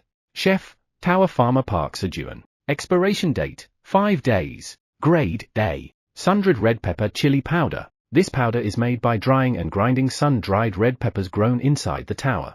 Upon consumption, one randomly chosen stat will increase by 5.5 if sufficient light is received. The effect only appears if 2G, the amount equivalent to 1 sundried red pepper, is consumed. Due to the effects of cooking LVU10, the ingredients effects are increased by 10%. Cultivator, Tower Farmer Park Sejun. Expiration date, 300 days. Grade, day. Ooh-hee-hee. Thank you. If I pretend to be sick, I can be the first to get food, right? Uran wasn't really sick, but he decided to continue pretending so he could eat first. However, slurp. As soon as he took a bite, his stomach immediately felt better. Ah. Sejun Nim, this is so delicious. Can I mix it with rice? The 5-colored bean sprout soup with chili powder was too delicious for Uran to keep up the act of being sick. The tower administrator praises your cooking skills once again, saying they are truly excellent. Krueng. Dad's cooking is the best. Kihihit. King? King? Hee. Did you see that? My butler's cooking skills. Thanks to Sejun making a variety of dishes, everyone was enjoying a win-win situation. Pooh-hoo-hut. If you want to eat, pay up, or become an employee, meow. Theo, having now joined the win-win team, had already taken some of Sejun's dishes outside, selling them while simultaneously recruiting new employees. Get in line. If you come at me, I'll make you an employee. Theo handled the food delivery, while the Black Bears managed the food sales and recruitment of employees. Pooh-hoo-hut. Chairman Park, make me some stir-fried slime and stir-fried squid, meow. When Theo brought Sejun a container with the necessary ingredients for the dishes. Got it. Whoa. Sejun infused the dish with magic using his cooking skill and prepared the meal. Just like the saying, even a dog recites poetry after 3 years at the village school, Theo, after 300 days of sitting on Sejun's knees, had perfected his understanding of the ingredients needed for each dish. TL, even a dog recites poetry after 3 years at the village school is a Korean proverb which is a metaphorical expression that even someone with no knowledge or experience in a specific field can reach a certain level if they spend a long time in that field. While Sejun was cooking, Pooh-hoo-hut. Money and employees are increasing, meow. Theo was thrilled as the number of employees and the money kept growing. You have gained 20 slaves. Due to the effect of title, Slave King, all stats increase by 0.2. Your soul is filled with overflowing praise. Mental strength increases by 2. You have fed 100 people to their fill. Due to the effect of title, Saint of feeding, all stats increase by 10. Hee. Sejun was also pleased as his mental strength and stats steadily increased. The tower system recognized them as slaves, even though their titles had been changed to employees. A short while later, phew. I'm completely burned out. All-devouring jelly seed, 95 gulps. After making 25 different dishes over 3 hours, Sejun had achieved 95 gulps. We're done for today. Krueng. Already? I need to avenge my defeat in the last carrot eating competition. Quenji, who had been warming up for the grape eating competition happening tomorrow, looked disappointed at Sejun's words. For Quenji, whose seal had been released, 25 dishes felt like eating just one macaron. Well, fine. Just eat 10 more servings and then sleep, okay? Feeling soft-hearted seeing Quenji's disappointed face, Sejun began preparing more food. Ku hey hey hey. Krueng. Hee hee hee. Got it. Dad's the best. Quenji rubbed his face against Sejun's arm, acting cute. And then, hee hee hee. Right? Isn't Dad the best? Krueng. Krueng. That's right. Dad's the best. Hee hee hee. Falling for Quenji's charm, Sejun ended up making 3 more types of dishes, totaling 30 servings, before going to bed. Even though his body was utterly exhausted. Hee hee hee. Quenji said I'm the best. His face was full of smiles. Seed shop headquarters. All right.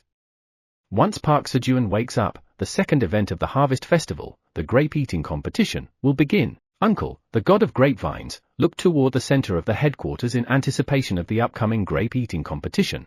Time remaining until the grape eating competition, 8 hours. Having heard about Sejun's situation in detail through Podori, Uncle discarded all the grapes prepared for the competition and made new ones. Initially, he had planned to offer seedless grapes for beginners, which had no stat-boosting effects and were simply tasty. But wouldn't Park Sejun get angry at that? Already being on Sejun's bad side once, Uncle decided to be careful. So, he used a lot of divine power to hurriedly replace the prepared grapes with better ones. Of course, thanks to the large amount of divine power he received from the first competition, he wasn't running low. With this event, I will make up for all my mistakes with Park Sejun. The reward for this competition would be incredibly tasty grapes with great effects, so Uncle's confidence was sky high. All right. Since I'm in such a good mood, how about shouting trust in Park together? Yeah. Sounds good. All right. Let's shout it until the competition begins. As the other non-combat gods responded to Uncle's suggestion, preparing to shout trust in Park together, Quenji, you're eating so much. Have you finally decided to bulk up and become a warrior? Ack! I got blocked again. They heard the frustrated cry of Thunder, the god of storms, who couldn't resist Bev's words to be patient and tried to talk to Quenji, only to get blocked from beyond the wall. Ahoom! Should we do it later? Maybe.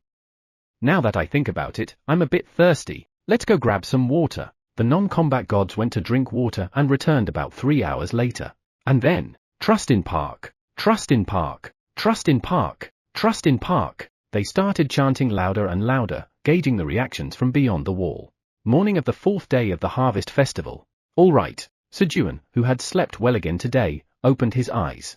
Due to the blessing of a single stream of magic power, your magic power increases by 3 for 1 hour. Due to the blessing of a single stream of magic power, your magic power increases by 3 for 1 hour. Hee hee hee, my magic power is rising even though I'm doing nothing. The messages showing his rising magic power overnight made Sejun feel good. Others might have gained more, but for the sake of his mental health, Sejun didn't bother worrying about others' magic power. At that moment, feeling something heavy pressing on his chest, Sejun looked down. His shirt bulging as if about to tear on the right side, and Blackie, who had been pushed to Sejun's left chest, barely clinging on and drooling while sleeping. What is this? When Sejun looked inside his shirt, all-devouring jelly seed, 100 gulps. Wasn't it just 98 gulps and about the size of a golf ball yesterday? Now, it had grown into a watermelon-sized all-devouring jelly seed, with its name and size having changed. Sejun quickly pulled the seed out from his shirt and checked its description. All-devouring jelly seed, 100 gulps. You can check the options after harvesting. It has swallowed water, honey, sugarcane juice, world tree sapling nutrient, and world tree mature tree nutrient. The seed's growth enthusiasm is extraordinary. Please plant it quickly before its motivation falters. What's world tree sapling nutrient and world tree mature tree nutrient? Sejun saw 2 types of items he had and fed it. Who fed it these? As Sejun was pondering who might have fed the items he didn't, Master, you need to plant the seed quickly, Flamey urged Sejun. That's right. This isn't the time to be standing around. He needed to plant the seed before its will to grow diminished. Clank! Sejun hurriedly opened the void storage and went inside to plant the seed. You are a field LV8 activates. You have planted the all-devouring jelly seed into the body of Alice, the mesmerizing spider and ninth seat of the Apostle of Destruction. Crack!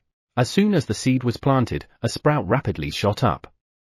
The sprout thickened and quickly grew taller. Wow! In no time, it transformed into a 3-meter tall tree. And then, Tower Farmer Park Sejun of the Black Tower has achieved the great feat of sprouting a Transcendence grade seed for the first time. As a reward for achieving the great feat of creation, your stay fees on the 0th floor of the Black Tower are reduced by 5%. A message announcing his feat of creation appeared. Good. Now the cost of going home has been reduced by 17%. Although he didn't plan on going home anytime soon since he had just recently been there, reducing the cost of visiting home was always good news. Ooh, but what's that? Sejun's eyes caught sight of jelly-like objects resembling ping-pong balls hanging from the all-devouring jelly tree. Honey-flavored growth elixir jelly, watered-down world tree sapling nutrient jelly, carrot grape green onion jelly, and so on. The jellies came in various colors, combining ingredients Sejun had fed the seed. Most had 2 ingredients mixed, and occasionally, some had 3. It doesn't use the same ingredients repeatedly. While examining the jellies, Sejun confirmed that there were no jellies containing the same ingredient. Pluck! You have harvested black bean medicinal mugwort sugarcane jelly. Your field LV6 has been activated, dealing additional damage. Sejun checked the options of the black bean medicinal mugwort sugarcane jelly he harvested. Black bean medicinal mugwort sugarcane jelly, a jelly made from Transcendence black beans, 2, medicinal mugwort, and sugarcane. Upon consumption, all stats increase by 50. Lifespan increases by 7.5 months. It is slightly sweet with a subtle bitterness. Expiration date, 7 days. Grade, SS. Whoa! Sejun was astonished as he looked at the options. The effect of 20 to all stats and 3 months lifespan from the medicinal mugwort was increased by 2.5 times due to the Transcendence black bean. The bitterness of the medicinal mugwort seemed to have been masked by the sweetness of the sugarcane, which had been enhanced by the Transcendence black bean. Sejun immediately put the black bean medicinal mugwort sugarcane jelly into his mouth. Chew, chew. True to its jelly nature, the texture was chewy, and the more he chewed, the sweeter it became. Gulp. You have consumed the black bean medicinal mugwort sugarcane jelly. All stats increase by 50. Your lifespan increases by 7.5 months. To think I could eat medicinal mugwort and not pass out. Overjoyed, Sejun was about to harvest more jellies when the second event of the Harvest Festival, the grape eating competition, will begin shortly. Participants who wish to join the competition, please gather in front of the bountiful grape cluster altar. A message appeared, announcing the start of the second event of the Harvest Festival. Chapter 75, Bring Them All. 82nd floor of the Silver Tower. Whoosh! As always, no, even stronger than before, a fierce winds blew across the barren wasteland, where a single, emaciated grapevine stood. You are our hope, Quinn, the tower farmer of the Silver Tower, said while gently stroking the grapevine. Thanks to Quinn's ability, only a soft breeze blew around the grapevine. Quinn was protecting the grapevine from the wind, just in case. Quinn, the wind sorcerer of the Wind Tribe. Quinn was born with an overwhelming talent even among the Wind Tribe, who were known for their control of wind. He was called the one who commands the wind. Because of this talent, he was arrogant and overly confident in his abilities. And then, wind! Hear my command. On the day he boldly stepped forward to control the wind of the Silver Tower, Quinn had to pay a heavy price for his arrogance. Instead of controlling the fierce winds of the Silver Tower, Quinn's mind was devoured by them, and he went mad. For decades, Quinn wandered the tower as a madman, earning the name Mad Wind Quinn for his bizarre antics. If he hadn't caught the attention of Chrysella Hizron, the great silver dragon, who was searching for a new tower farmer after the previous one died, Quinn would have continued wandering as a madman until he eventually became one with the wind.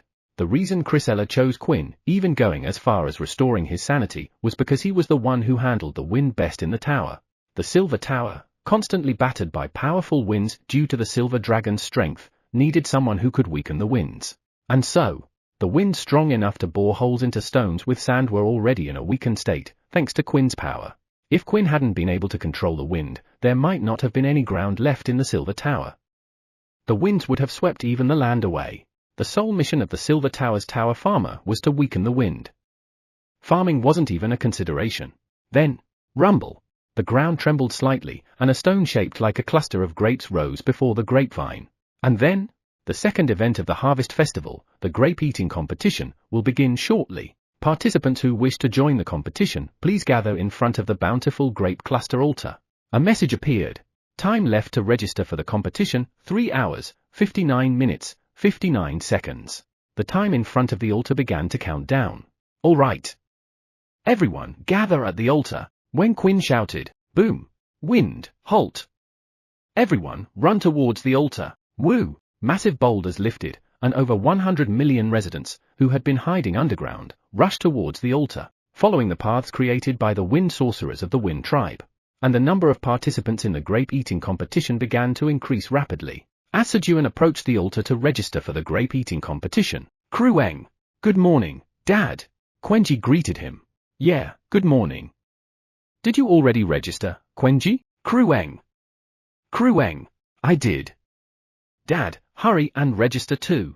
All right. When Sejun stood in front of the altar, time left to register for the competition, 3 hours, 59 minutes, 59 seconds. Current number of registrations. Black Tower, 99th floor, 11,887. Black Tower, 4th floor, 3,214. Silver Tower, 82nd floor, 70,049. A message appeared. 82nd floor of the Silver Tower? Do they have grapevines there too? The overwhelming number of participants from the 82nd floor of the Silver Tower was surprising, but Sejun didn't pay it much mind. After all, the first place will be ours anyway. He. As Sejun laughed wickedly. Meow? Chairman Park, your face is getting ugly again. Meow. I, Vice Chairman Theo, cannot allow such a ugly face standing next to Eileen Nooner. Meow. Squeeze. Theo immediately took action to suppress Sejun. MMPH. You have registered for the grape eating competition. As Sejun received a massage from Theo and completed the registration with his companions, he turned around to head back home. Sejun noticed that the raccoon market had grown larger than the day before. Word had spread about the massive scale of the Harvest Festival on the 99th floor of the Black Tower, and more raccoons had gathered. As a result, about 50 new street vendors had joined the raccoon market. Unfortunately, none of the new vendors sold food that Sejun was particularly excited about. Most of them were selling things Sejun had recently eaten or already had stored in his void storage. How much for this grilled skewer? That doesn't mean he wasn't going to buy and eat them though. Sejun, along with his companions, eagerly bought and ate the food from the raccoons who had started their stalls early in the morning. After having breakfast from the street vendors and strolling around to digest a bit, registration for the competition has closed. Participants, please gather below the altar with the bountiful grape cluster altar. The grape eating competition will begin in 1 minute. The registration period ended, and as Sejun and the other participants gathered under the altar, the competition will now begin. With a message announcing the start of the competition, a huge basket full of grapes appeared before each participant. Just by glancing, it was clear that there were well over 1,000 grapes. Chomp! As soon as the competition started, the favorites for the win, Quenji, Pink Fur, Minotaur King, and Uran, began shoveling entire baskets of grapes into their mouths. In the past, Quenji had lost to Pink Fur and Minotaur King because of his small mouth. But now, having grown enough, there was no chance of that happening again. Then, gulp, chomp, Quenji, without even chewing, swallowed the grapes in one go and immediately grabbed the second basket, pouring them into his mouth. It was impossible, even for Quenji, to swallow such a large number of grapes without chewing. However, crunch. Using telekinesis, Quenji crushed the grapes in his mouth, making them easier to swallow. This first place belongs to Quenji. As if to make up for his defeat in the last carrot-eating competition, Quenji's eating speed was overwhelming. Thanks to his quick pace, Quenji began to widen the gap between himself and Pink Fur, Minotaur King, and Uran. All right. This is doable. Watching Quenji, Sejun felt a surge of confidence. Of course, he wasn't talking about competing with the top contenders. Moo! He was thinking about the black minotaurs. In the past, he wouldn't have dared to compete with them. But now, things were different. Sejun had a perfect plan. Crop miniaturization. Sejun quickly used his skill on the grapes, reducing their size by 20%. And then, chomp! He grabbed a handful of grapes, stuffed them into his mouth, and chewed rapidly. Delicious! It was the same flavor of grapes he usually harvested from Podori's vines. He wanted to savor the taste, but there was no time for that. Chomp! P2E. He spit out only the seeds he could and swallowed everything else. Since the top contenders would finish all the grapes before he got full, there was no need to pace himself. Crop miniaturization. So, Sejun focused on eating as quickly as possible. After about 5 minutes into the competition, Krueng. Chomp. Chomp. Quenji emptied his 11th basket and finally began to chew the grapes. From the 11th basket onward, the grape sizes increased to make it harder to swallow without chewing. The basket contained 100 grapes, each the size of a watermelon. Raw. Moo. Kook. Soon, Pink Fur, Minotaur King, and Uran also began to empty their 11th baskets. It looks like it's almost over. The grapes were about to run out. Crop miniaturization. Vitality. Seeing this, Sejun also picked up the pace for the final sprint. Combining crop miniaturization and vitality could possibly place him within the top 50 if he was lucky. However, why isn't it over yet? Contrary to Sejun's expectations, Quenji had just emptied his 41st basket, while Pink Fur, Minotaur King, and Uran had finished their 39th baskets, and yet, the grapes kept coming. For reference, in the previous carrot-eating competition, the competition ended when Pink Fur and Minotaur King reached their 25th basket. What was going on? Crop miniaturization. Vitality. Since Sejun could still eat, he continued, albeit puzzled, as he munched on more grapes to keep up. I'm full. I can't eat anymore. One by one, the people around him started giving up. 1 hour later.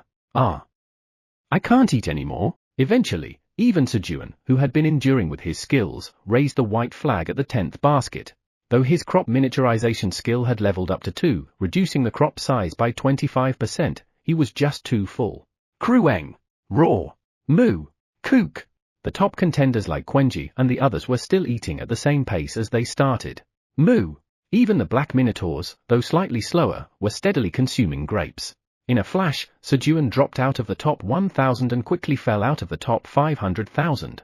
Why do the grapes keep coming? While Sejun was growing frustrated at the endlessly spawning grapes. Seed shop headquarters. Who? Why are there so many participants? We're already running out of grapes. Uncle, who was watching the rapidly depleting grape supply, was in a panic. Even though he had prepared an enormous amount of grapes for the competition, the overwhelming number of participants from the Silver Tower, over 100 million, meant the grapes were being consumed quickly. To replenish the grapes required divine power, so Uncle was tempted to end the competition early. If the competition ends because we run out of grapes, Sejun will be disappointed, right? I can't disappoint the trust in Park. Grapes. Grow. In order to avoid disappointing Sejun, Uncle, the god of grapevines, continued to work hard, producing more grapes. As a result, the residents of the Silver Tower, as well as Quenji, Pink Fur, Minotaur King, and Uran, were all thrilled. Alright, time to get to work. When Sejun left the competition area, as a reward for participating in a grape-eating competition, you have received 290 Harvest Festival commemorative grapes. 290 firm grapes appeared in Sejun's hand. Wow! That's a lot. So, based on what I ate, Sejun calculated how many grapes he had eaten. Since there were about 3,000 grapes in one basket, it seemed that for every 100 grapes eaten, he received 1 Harvest Festival commemorative grape. Great! Vice Chairman Theo, let's start the business. Pooh hut. Got it, meow. At Sejun's words, Theo, who had been hanging onto Sejun's lap throughout the competition, pulled a table and signboard out of his bag. You can exchange Harvest Festival commemorative grapes for crops here. They began to collect Harvest Festival commemorative grapes in exchange for crops. 30 hours after the competition began. Krueng. Quenji, can't eat anymore. For the first time since the competition started, Quenji put down his basket. The last participant has given up on eating grapes. The grape-eating competition has ended. Finally, the competition was over. Grape-eating competition rankings. First, Quenji Park, 12,500 baskets. Second, Pink Fur, 12,450 baskets. Third, Minotaur King, 12,400 baskets. Fourth, Uran, 12,300 baskets. Rank 1,003,131, Sejun Park, 9 baskets 230 grapes. Rank 131,871,213, Theo Park, 0 grapes. Sejun kept getting pushed back in ranking and eventually ended up outside the top 1 million. He. But there are still 130 million below me. It's important to treasure what you have rather than lament what you don't. Sejun felt quite satisfied knowing there were over 100 million people ranked below him. And then, meow meow meow. Theo, a lover of fish, didn't mind finishing last in the grape-eating competition at all since he only participated to stay on Sejun's lap. By the way, Blackie, who had stubbornly insisted on joining the competition, was at home enjoying dried sweet potato chips with his subordinates before falling asleep. Rewards for first to 100th place in the grape-eating competition are now being distributed. In the meantime, the rewards began to be handed out. Krueng! These are for Dad to get stronger. Quenji, who had become small again, suddenly ran to Sejun and handed over 10 golden grapes he received as the first place reward. Quenji, thank you. Krueng! Eat these and become stronger. Okay, golden grape infused with the energy of the world. A grape created by gathering the energy of the world through the earnest prayers of Uncle, the god of grapevines. It has no seeds, making it easy to eat. The flavor is excellent, with a rich and fragrant aroma of grapes. Upon consumption, all stats increase by 10. For every 100 grapes consumed, the energy of the world gathers, causing a miracle to occur nearby. Expiration date, 180 days. Grade, SS. Oh, the taste was better, and the stat increase was higher compared to previous rewards. Plus, a miracle? Park Sejun, the man who makes miracles. He. Sounds cool, doesn't it? The description of miracle happening after consuming 100 grapes piqued Sejun's interest. Having checked the options of the golden grape infused with the energy of the world, Sejun felt even more motivated. You guys seem awfully suspicious. Sejun noticed that his companions, who would normally have already brought him their rewards, were hesitating with their prizes in hand. Two thoughts crossed his mind simultaneously. The first was, as expected, Quenji is such a filial child. The second was, so they really did give me all the stuff before because they were bad tasting. These, Sejun, feeling betrayed, went into a frenzy. Bring them all, he roared and started collecting the rewards from the grape-eating competition. Chapter 476, It's because I was too embarrassed. Everyone did a great job. Sejun, who had snatched all the golden grapes infused with the energy of the world from the top 100 rankers of the grape-eating competition, patted the heads of Theo and Quenji who had helped him, praising them. Though to snatched might be a bit of an exaggeration. Krueng! That's Dad's. Quenji is giving it to Dad. In Sejun's frenzy, Quenji went on a rampage too, and threw a tantrum to Pink Fur and the Minotaur King. If you give it to me, I'll lay down grass for you. Pooh hut. The grass laid by Chairman Park will surely be delicious, meow. Hurry up and hand it over, meow. In exchange for laying down a grass field, both Park Theo and Sejun managed to get golden grapes infused with the energy of the world from the top-ranked black minotaurs. Thanks to that, he laid grass on 990,000 square meters of land in an hour, and Sejun's laying grass skill leveled up to 4, allowing him to lay grass 20 centimeters high over an area of 132 square meters at once. Urine, hand it over, meow. That belongs to our Chairman Park, meow. Of course, from Urine, they truly just took it. After collecting all the rewards from the grape-eating contest like that, the three of them, pooh hut, hey, sat in front of the shop that exchanged crops for Harvest Festival commemorative grapes, laughing happily. They're all mine. Sejun was happy, having collected 300 golden grapes infused with the energy of the world. Pooh hut. I'm happy just being on Chairman Park's lap, meow. Theo was just happy to be on Sejun's lap. Dad will get stronger now. Quenji will make Dad as strong as Quenji. Quenji, dreaming an impossible dream, was happy believing that his frail dad would become a little stronger. Krueng! Dad, hurry and eat to get stronger. All right, NOM. You have consumed a golden grape infused with the energy of the world. All stats increase by 10. The energy of the world gathers slightly. With Quenji's encouragement, Sejun began eating the golden grapes infused with the energy of the world. Stamina, 4197. He ate until his stamina stat matched his potential. Most of his other stats were already at their potential with just eating 2 to 3 grapes, so there was no need to eat more since it would be inefficient. Like that, Sejun had eaten 65 of the golden grapes so far, with 35 left to trigger a miracle. After a while, Sejun Nim, hello.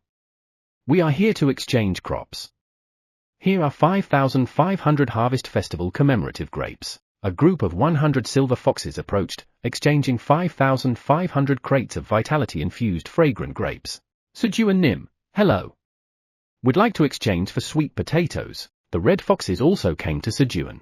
All right. Since it's 7,000 grapes, here are 7,000 sacks of sweet potatoes. Sejun Nim, I'm your loyal full-time employee Ben. This morning I swept the yard and Ben rambled on about the tasks he had done that day, trying to get more food. Got it. Here's 50 kilograms of slime meat. Satisfied? Yes. Thank you.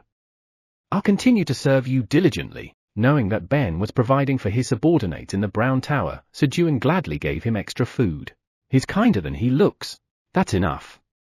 Make sure you're not late for dinner. Yes. Ben, after securing the 7,000 sacks of sweet potatoes and 50 kilograms of slime meat, left in a hurry, guarding the surroundings with his subordinates. Not just the silver foxes and red foxes, but other foxes were also trying not to touch the food they exchanged with Sejun as much as possible.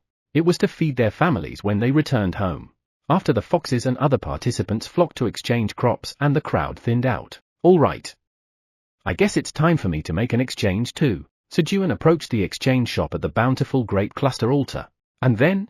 Do you want to exchange 100 million Harvest Festival commemorative grapes for a grape seed containing the world tree?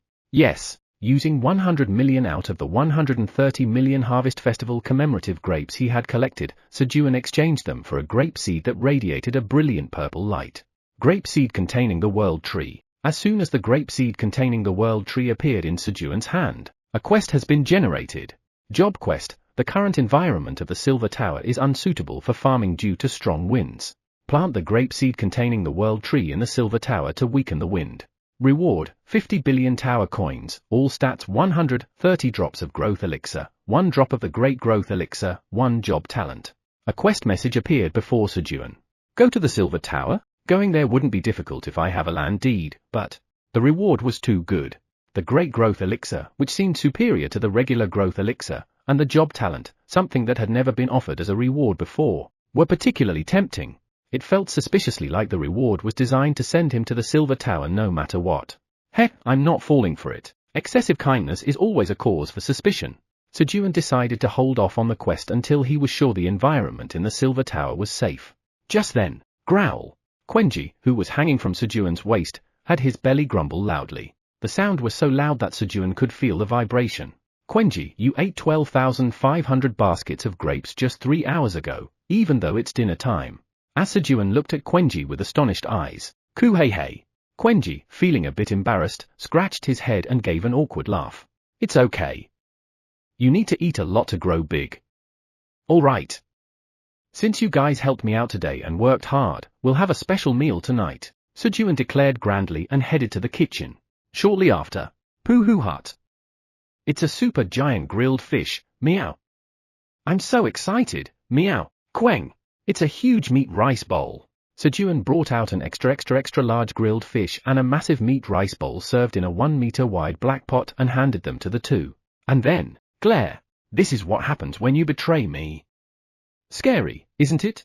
In front of Pink Fur, Uran, and the others, Sejun placed regular-sized pots filled with meat rice bowls, glaring at them as a warning. These portions were noticeably smaller than Quenji's. Of course, Sejun only made eye contact with Pink Fur for about 0.001 seconds. Thus, Sejun issued a petty warning through the size of the food. After finishing dinner, Uncle Nim, thank you. Land moving. Sejun moved Uncle Rayad next to the Creator God's tablet and expanded its size to 66 square meters, and also erected an achievement monument. Uncle's achievement monument. Uncle, the god of grapevines, who made our journey to Earth easier with the grapevine bracelet of sealing. He was a decent god. Smooth operation of the grape-eating competition. The reason for the monument was because Uncle ensured the supply of grapes didn't run out during the competition. At first, Sejun had been annoyed that the grapes never depleted, but thanks to that, the contestants ate plenty and earned a lot of Harvest Festival commemorative grapes, and, because the participants came to Sejun to exchange their grapes, Sejun was able to secure a lot of the Harvest Festival commemorative grapes. Moreover, he liked the reward, the golden grapes infused with the energy of the world. By the time he finished erecting the achievement monument, the sky had turned dark. All right, let's go to bed, guys. Got it, meow, queng. Good night, Dad. Fwoosh. Quenji, using his telekinesis, floated into Sejun's arms. Yeah. You too, Quenji. Sleep well. Sejun hugged Quenji tightly and said good night. Uncle Nim will be satisfied with this, right? Sejun glanced back at Uncle's achievement monument one more time before heading inside to sleep. Seed shop headquarters. As the grape-eating competition ended and the settlement began, the grape-eating competition has ended. A total of 131,450,000 people participated in the grape-eating competition. You have gained 13,145,000 divine power. A total of 13,150,000 divine power was used to create grapes for the grape-eating competition. 5,000 divine power will be taken away. A message appeared. Who? In an effort not to disappoint Park Sejun, Uncle had diligently worked on producing grapes, only to find that his efforts resulted in a net loss. On top of that, when considering the divine power spent to create the golden grapes infused with the energy of the world for the reward, I'm ruined. As Uncle despaired, Uncle, you lack faith. Do not doubt the trust in Park. Yeah. Do you think you can get an achievement monument with such shallow belief? Believe. Believe strongly. Then one day, that trust in Park will get you a monument. Leah, the god of abundance, and Luna, the god of moonlight, who had both received achievement monuments from Sejun, scolded Uncle for his despair. And then, trust in Park, trust in Park, trust in Park. Leah, Luna, and the non-combat gods around them began chanting the slogan enthusiastically. Trust in Park, as Uncle joined the other non-combat gods in chanting the slogan. That's right. Don't lose faith. If I invest in Park Sejun, good days will come. Before he knew it, the despair was gone and hopeful feelings surged.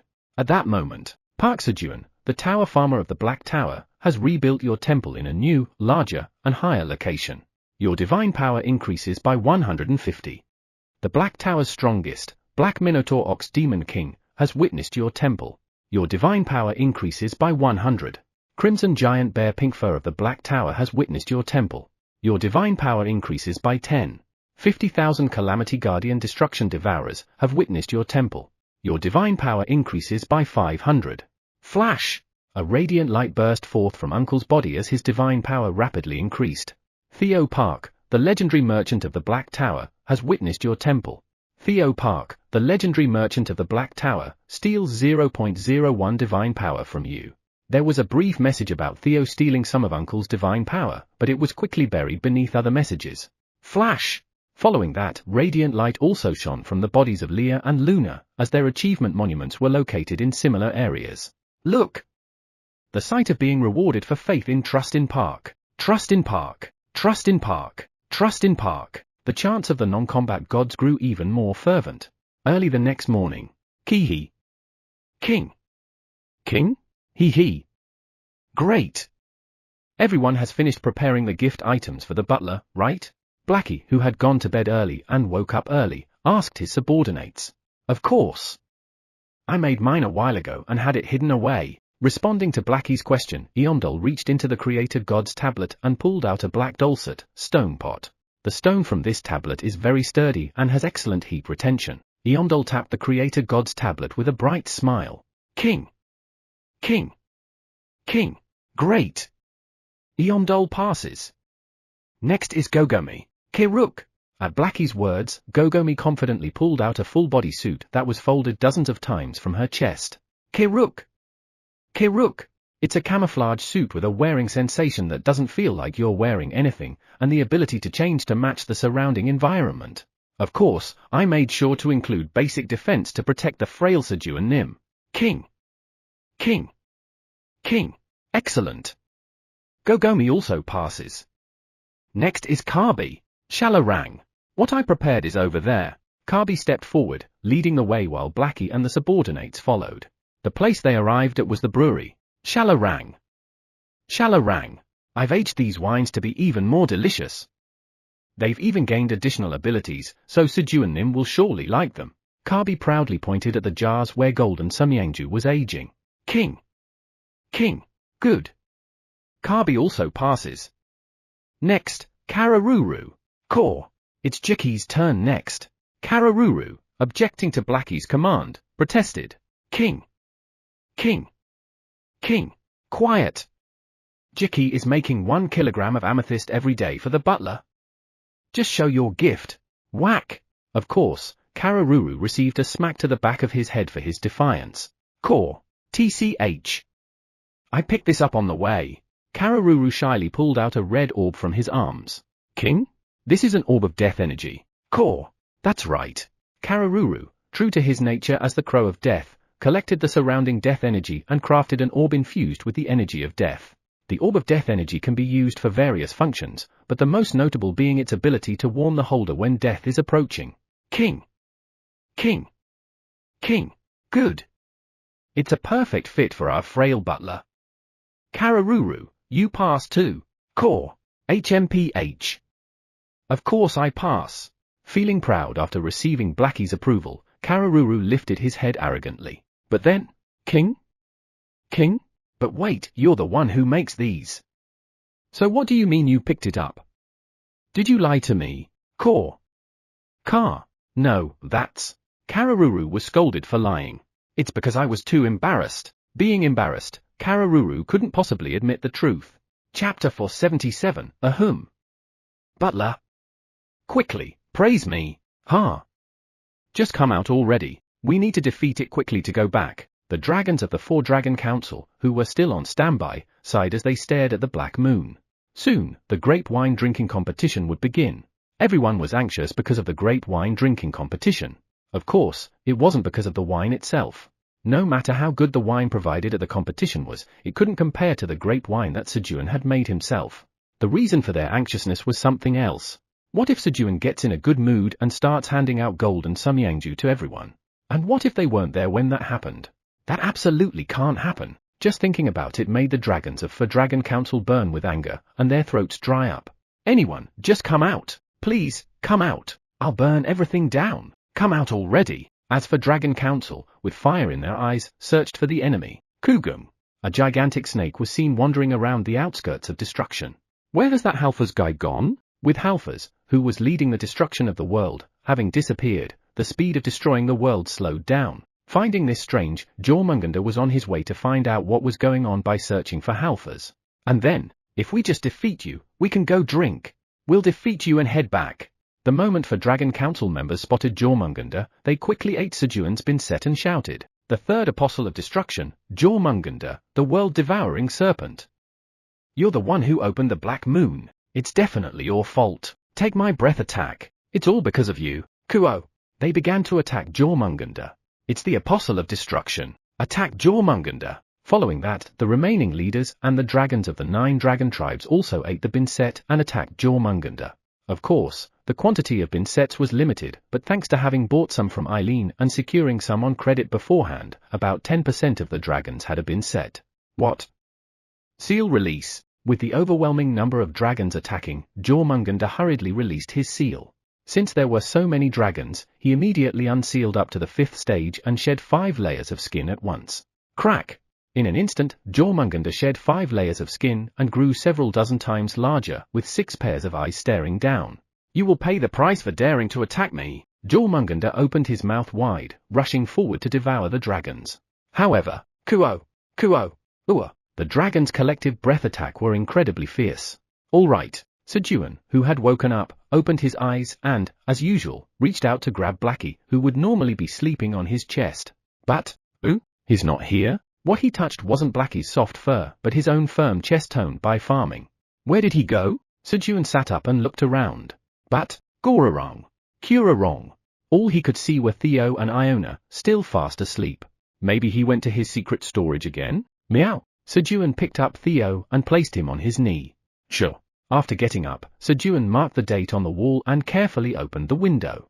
Since Blackie wanted to keep the secret storage hidden, Sejun planned to secretly check without being noticed. So, he peeked through the slightly opened window to look at Blackie's secret storage, located on both sides of the Creator God's tablet. But, he wasn't there. Blackie was nowhere to be seen. At that moment, King! Good! The butler will wake up soon, so everyone, get into position. Sejun heard Blackie's barking from the door on the lower left, directing his subordinates. What's going on? What are they preparing? As Sejun looked toward the door to figure out what was going on. Kihihit. King? Hee. The butler will like this when he sees these, right?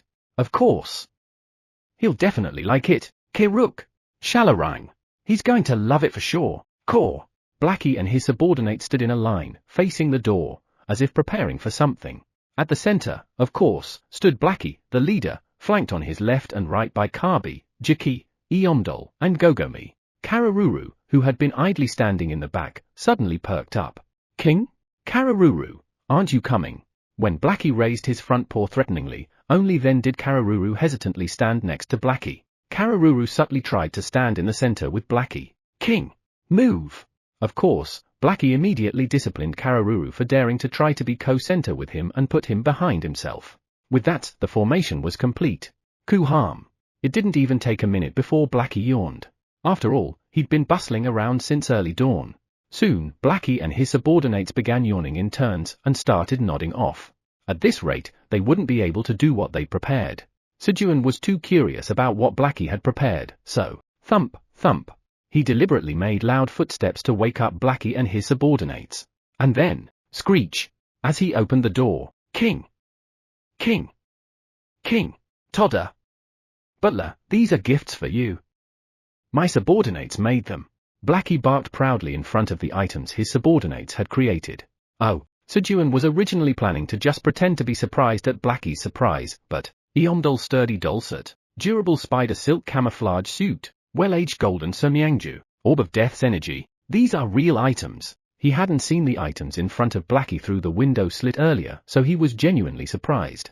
Eomdol's sturdy dulcet, a dulcet made by Eomdol, who used to be Kruger, seventh seat of the Apostle of Destruction, the destroyer of mountains, using the Creator God's tablet.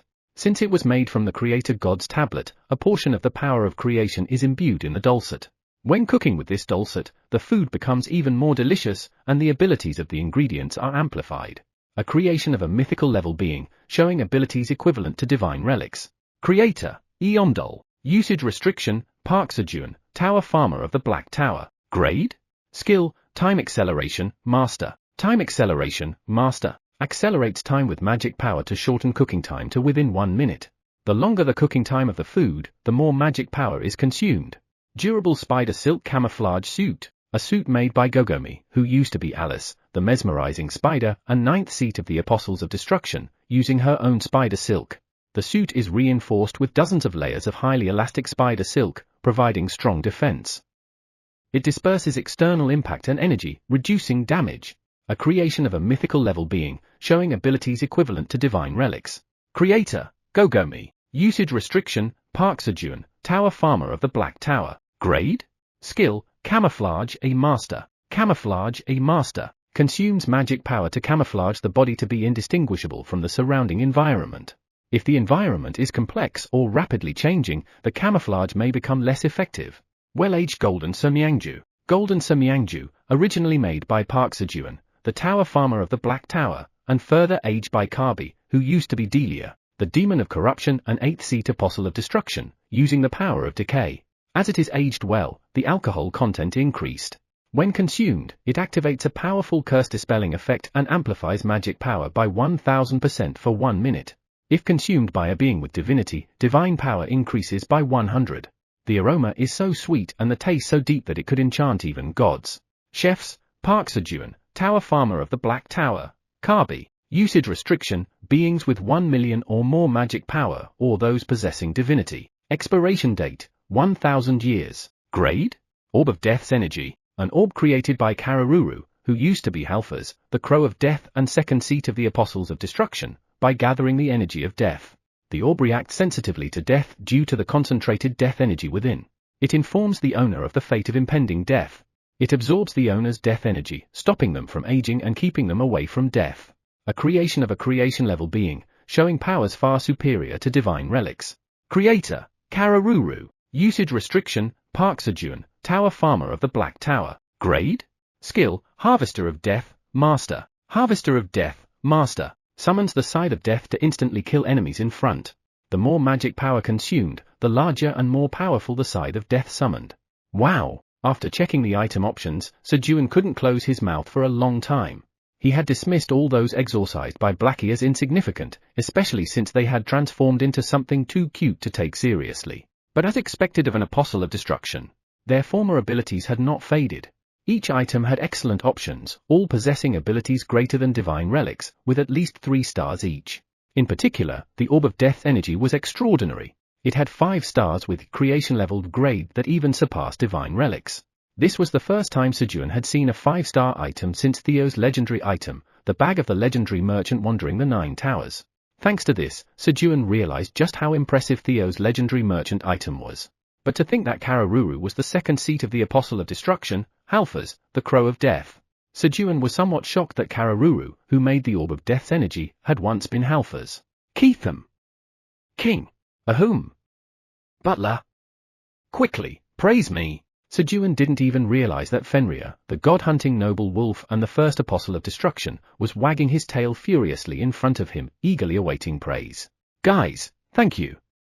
I'll make good use of these. As Sejun patted and praised Blackie, the leader, first, followed by Blackie's subordinates. Step.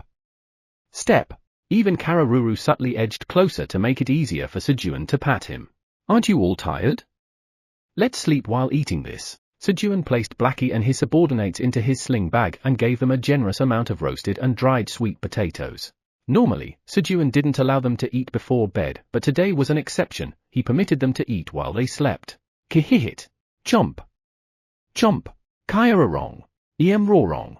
Kirurung. Shararong. Kararong. Excitedly munching on the roasted and dried sweet potato a few times, Blackie and his subordinate soon fell asleep, each hugging a piece of the sweet potato. Pong. Sejun played around by popping the bubbles forming on Blackie's nose as he snored, then began preparing breakfast. A short while later, Poohoo Hut. Chairman Park, I'll be heading to the Green Tower for a bit today, meow. After breakfast, Theo was getting ready for work. Who? Why? You can relax until the harvest festival ends. No, meow. I need to go maintain discipline, meow. It's time for your 2-hour reminder. If you've been sitting, consider taking a moment to stand up, stretch, use the restroom, or have a refreshing drink of water. Your body will thank you. Now back to the story. I'll be off now, meow. With that, Theo opened his wandering merchant's bag and teleported to the Green Tower. The place Theo arrived at wasn't the first floor of the Green Tower, but the 42nd floor. The wandering merchant's bag, Theo's legendary item, randomly changed the location it could go to every 30 days. Today, the location was the 42nd floor of the Green Tower. It was a stroke of luck for Theo, who hadn't yet finished his business in the Green Tower. Of course, it was unfortunate for the beings in the Green Tower who had to keep seeing Theo, but as soon as Theo arrived at the 42nd floor of the tower, he neatly organized the surroundings, called the legendary merchants Turbo and Shark here to receive reports, and he also called the immortal clan trolls to move the crops he had brought for Sejun's shop on the first floor of the tower. Naturally, the auction took place on the 42nd floor, and today was the day to receive reports from the legendary merchants. That's why, even though Sejun had told him to rest, Theo insisted on coming to the Green Tower. If he didn't get the reports today, the merchants might slack off until the next reporting day. But that was just an excuse to tell Sejun, I can't lose to Blackie, meow. I'll bring a gift that'll make Chairman Park happy too, meow. The real reason Theo had come here was because of Sejun's joy at receiving Blackie's gift in the morning. As soon as Theo arrived, da. Welcome, Vice Chairman Theo. Welcome. Turbo and Shark, who had been waiting in advance, rushed over to Theo and began their reports. Vice Chairman Theo, I've obtained 3 land deeds. Hark! Full-time employee Turbo, you've brought 2 fewer land deeds than last time, meow. Do you want me to take away your legendary merchant item, meow? I am sorry.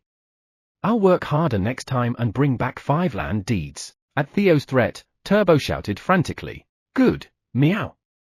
I'll be watching you, meow. With that, Theo collected the 3 land deeds from Turbo. And what did full-time employee Shark bring, meow? Looking at Shark, he asked. I've brought 2 green orbs of life. Shark proudly pulled out 2 green orbs. Poohoo Hut. Excellent work, full-time employee Shark, meow.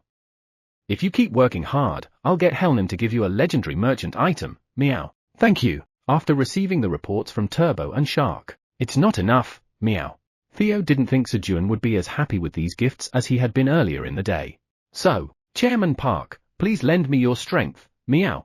Theo prayed earnestly to Sejun, asking for help, and Theo's prayer was answered today as well. Twitch! Theo suddenly felt a powerful pull in his front paw. Chapter 478. Now, shall I create a miracle?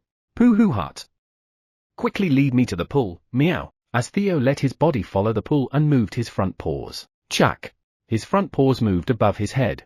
But, meow, do I have to go to the sky, meow? The place his paws pointed to was the sky above. If the pool is pointing to the sky, of course I'll go to the sky, meow. Even though Theo couldn't fly, he boldly jumped towards the sky. Naturally, gravity should bring him back down to the ground, but, extreme meow step, meow, paperback. Theo used his meow step to its extreme, stepping on the air and beginning to run toward the sky. I'll give Chairman Park an amazing gift and get praised, meow. In the mind of the fanatic Theo, who had the goal of being praised by Sejun, negative words like fear, impossible, and limits had been erased long ago. Theo simply ran with all his might, doing his best, repeating a cycle of falling and rising. But since his rise was greater than his fall, Theo kept getting closer to the sky. An hour later, there it is, meow. Theo began to see the silhouette of a massive land floating in the sky. A little while later, I've arrived, meow. After climbing for another 30 minutes, Theo finally set his paws down on the land. It was hard, meow. As Theo sat down to rest for a moment, you have achieved the feat of reaching the sky with only your body, without any flying abilities. You have obtained the title, Sky Runner. A message appeared before Theo. Thanks to the title, he gained the ability to receive a stronger drag from the air while stepping on empty space. Pooh hut. As expected, Chairman Park is great, meow. I came to get a gift for Chairman Park and even got a title, meow. Theo, energized, attributed his newly acquired title to Sejun. Time to move, meow. He dashed toward where the pool was leading him. As Theo ran toward the pool, he saw a vast wasteland and, far in the distance, a dazzling building. Meow. This is the place where Chairman Park got his shoes before, meow. Theo finally realized that he had arrived at the location where Emila Ibens, the first apostle of the Creator God, resided. And, that time, Chairman Park was really regretful, meow. He recalled Sejun's regret at not being able to collect the crops from the garden due to suddenly falling asleep. Pooh hut. This time, I'll collect a lot, meow, as Theo resolved to gather plenty of crops from Emila's garden. Welcome, Theo Park, the legendary merchant of the Black Tower. An emerald-haired, beautiful woman suddenly blocked Theo's path. Who are you, meow? If you have something good, hand it over, meow. I feel the pull, meow. Theo, unable to look at the woman properly due to the blinding golden light radiating from her, squinted his eyes and shouted. Foo. I am Emila Ibens, the first apostle of the Creator God. I've been waiting for you, Theo. I knew you would come looking for me. Emila smiled as she responded to Theo. Meow? What are you talking about, meow? This body is not a simple cat whose actions can be easily predicted, meow. Of course, you're unpredictable. But I was preparing something for Park Sejun, so I knew you would come. That's what I meant. Pooh hut. Naturally, meow. I, Vice Chairman Theo, always take care of Chairman Park's gifts, meow. Theo's mood quickly improved at the acknowledgement. Then hurry up and give me Chairman Park's gift, meow. Excited to quickly deliver the gift to Sejun, Theo wagged his tail and urged Emila. Here. Take this. Emila handed over 2 golden items to Theo. Meow? What's this, meow? It looks somewhat lacking, meow. Theo asked as he tried on the items, which looked like leather on the outside and fabric on the inside, resembling arm sleeves, and slipped them onto his front paws. These are good things. When combined with the shoes I gave to Park Sejun, they transform into boots. Is it good if they transform into boots, meow? Of course. I worked hard to make them. Emila raised her voice unintentionally in response to Theo's suspicious expression. Got it, meow. With that, Theo packed up Sejun's gift. But isn't there anything for me, Vice Chairman Theo, meow? I want to wear the same boots as Chairman Park, meow. He began to indulge his own desires. Imagining himself wearing the same golden boots as the great Chairman Park, clinging to his knee. My heart pounding with excitement, meow. Just the thought made his heart race. Wait a moment. Could I make it with the remaining golden dragon leather? Emila, lost in thought, glanced at Theo, whose face was full of anticipation. Wait a little bit. She disappeared for a minute and then reappeared. Here. She handed over a pair of golden boots perfectly sized for Theo's hind paws. Pooh hut. Thank you, meow. Now I can wear the same golden boots as Chairman Park, meow. Theo, overjoyed, hugged his boots tightly and thanked Emila. And then I'll be going, meow. He packed the golden boots into his bag and quickly dashed off, jumping back to the ground. Maybe I should have made them a bit better? Seeing how happy Theo was, Emilia felt a pang of guilt. She had made them hastily with leftover fabric and leather. Well, they're golden boots, after all. Oh. They've already caught up. Those annoying apostles of destruction. Emilia hurriedly moved the location of her garden. 99th floor of the Black Tower. Today was the 5th day of the Harvest Festival, a day without any competition, so Sejun spent his morning harvesting the destruction devourer seeds and other crops in the void storage. Tuck. As Sejun harvested a plum that seemed no different from the others. But then, you have harvested a plum of deep sleep. Your field LV fate has activated, causing additional damage. Your job experience slightly increases. Your proficiency of harvesting LV9 slightly increases. You have gained 100 experience points. A different name appeared in the message. Plum of Deep Sleep? You have achieved the achievement of creating a new variety in the tower. As a job trait, all stats increase by 20. Hee. Sejun smiled at the new variety after a long time. What's its option? Though the name suggested its effect, he checked the details for accurate information. Plum of Deep Sleep? A plum grown inside the Black Tower, rich in nutrients and delicious. Cultivated by a highly skilled farmer, its taste and efficiency have been greatly enhanced. Upon consumption, it induces deep sleep for 1 hour. If multiple are eaten simultaneously, the sleep effect diminishes, and consuming over 1,000 results in no effect. During the sleep, physical fatigue is quickly relieved, and you will wake up immediately once the sleep ends. Grower, Black Tower Farmer Park Sejun. Expiration date, 1 year. Grade S. So eating this guarantees a sound sleep. It seemed perfect for eating one before a nap. Great. I'll plant it right away. Sejun cut open the plum of deep sleep and extracted the seed, then planted it in Kruger's body. And, crack! The plum seed quickly began to grow. As the seed grew rapidly, Uran, come and try this. Thank you. Sejun called Uran, who was passing by, and gave him the plum of deep sleep to eat. Wow! It's delicious. Ooh, thud. You're wrong. Uran immediately fell into a deep sleep. Wow, it really works. Uran, I'll make something delicious for you when you wake up. Sejun covered the fallen Uran with a blanket and stood up to head to the kitchen. At that moment, Chairman Park, I've returned, meow. Theo, back from the Green Tower, clung onto Sejun's face. Yeah, did you have a good trip? When Sejun grabbed Theo's sides with both hands and peeled him off. Pooh hut. Yes, meow. Take this, meow. It's a gift for Chairman Park, meow. Chuck. Theo, with a proud expression, pulled a golden item out of his bag. What is this? I got it from Emilia Nim, meow. You just have to attach it to the shoes like this, meow. Theo bounced off Sejun's hand, freeing himself, and then, thud. He kicked off the air, landed on the ground, and grabbed the 2 golden items in his front paws. He brought them to Sejun's feet, and then, flash! A golden light burst forth. And, who? Why did they turn into boots? Before Sejun knew it, he was wearing golden boots. What? Hurriedly, Sejun checked the options of the golden boots. Excellent farmer's golden boots. These boots were crafted by Emilia Ibens, the first apostle of the Creator God, using the wool of the golden sheep and the leather of the great golden dragon. Each stitch was carefully sewn to create boots fit for a farmer. The use of the great golden dragon's leather significantly increases defense and lightning resistance. When worn, the potential of all stats increases by 1,000, and movement speed in the field increases by 30%. When the sound of farmers' footsteps is heard by crops while wearing these boots, their growth rate increases by 50%. Usage restriction, Tower Farmer, Creator, Emilia Ibens, First Apostle of the Creator God. Usage restriction, Park Sejun, Farmer of the Black Tower. Grade? Skill, Great Blessing of the Crops, Master, Great Blessing of the Crops, Master. When crops hear the sound of the farmer's footsteps, they express gratitude to the farmer, greatly enhancing the farmer's potential. Oh, the options had improved significantly compared to before. It even increased movement speed by 30% while in the field. Sejun quickly started running across Kruger's body. However, the speed didn't feel any different from before.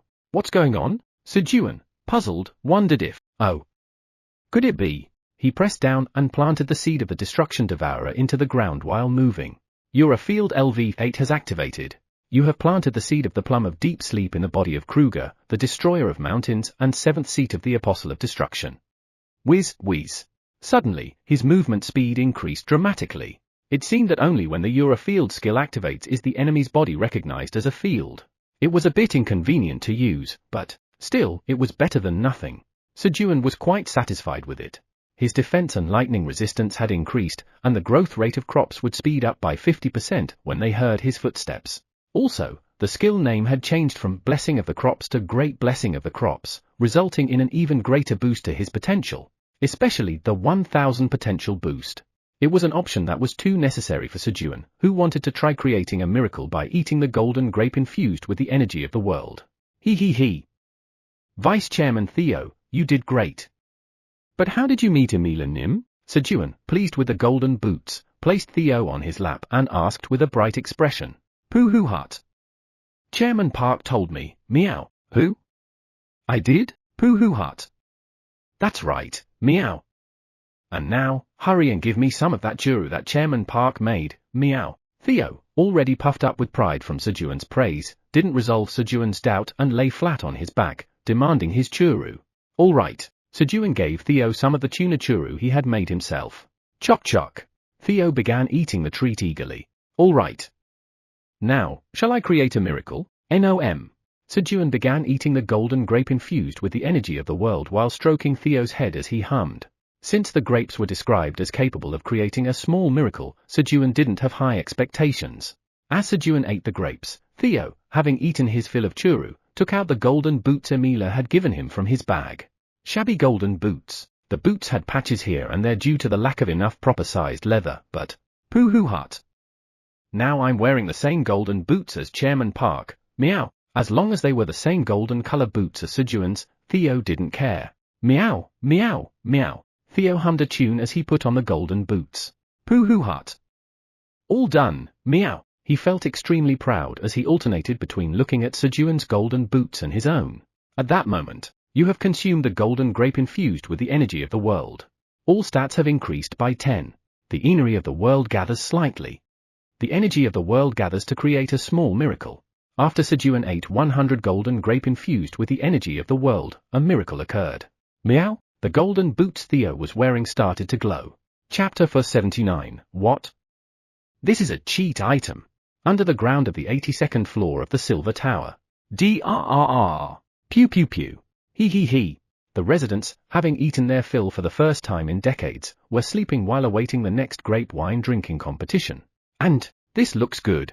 Quinn was watching them enviously. Currently, other wind sorcerer were taking turns guarding the grapevine. A little while later, Nod. Cuke. Quinn, who had dozed off for a brief moment, groaned and came to his senses. His eyes were bloodshot, like a madman's. Just a little longer. Quinn spoke as if trying to comfort himself. Although the great silver dragon Chrysella Hisron had treated Quinn's madness, it hadn't been completely cured, and Quinn's madness had slowly been resurfacing over the past several decades. It was especially severe when he tried to sleep, so Quinn had been holding on without sleep for years. I want to sleep. There were thousands of times when he nearly succumbed to the temptation of simply wanting to sleep. Knowing that the moment he fell asleep, everyone in the Silver Tower would die, he had fortunately managed to resist with all his might up until now. At least he thought he would sleep after finding his successor. An eternal sleep. 99th floor of the Black Tower. He. What kind of miracle is going to happen now? Sejun, who was looking around with eyes full of expectation. He belatedly discovered Theo's shining golden boots on his knee. It was truly dark under the lamp. Due to the light, the item's name wasn't visible. Chairman Park. Chairman Park has created a miracle on my golden boots, meow. As expected, Chairman Park is amazing, meow, when Theo, whose eyes met Sejun's, shouted in an excited voice while looking at his golden boots. He. Of course. I performed a miracle especially for Vice Chairman Theo, who has been working so hard. Sejun spoke proudly to Theo, as if he had intended it all along, and pooh hut. So that's what it was, meow. Chairman Park created a miracle just for me, meow. Theo was greatly moved by Sejun's words. At that moment, flash! A golden light exploded from the boots, and an auspicious glow spread around. And then, golden boots of the one who believes in miracles, the name of the golden boots Theo was wearing appeared. Then shall we see the results of the miracle I performed? Pooh hut. Hurry and check, meow. Theo stretched out his hind leg so Sejun could have a good look at the golden boots. Grip.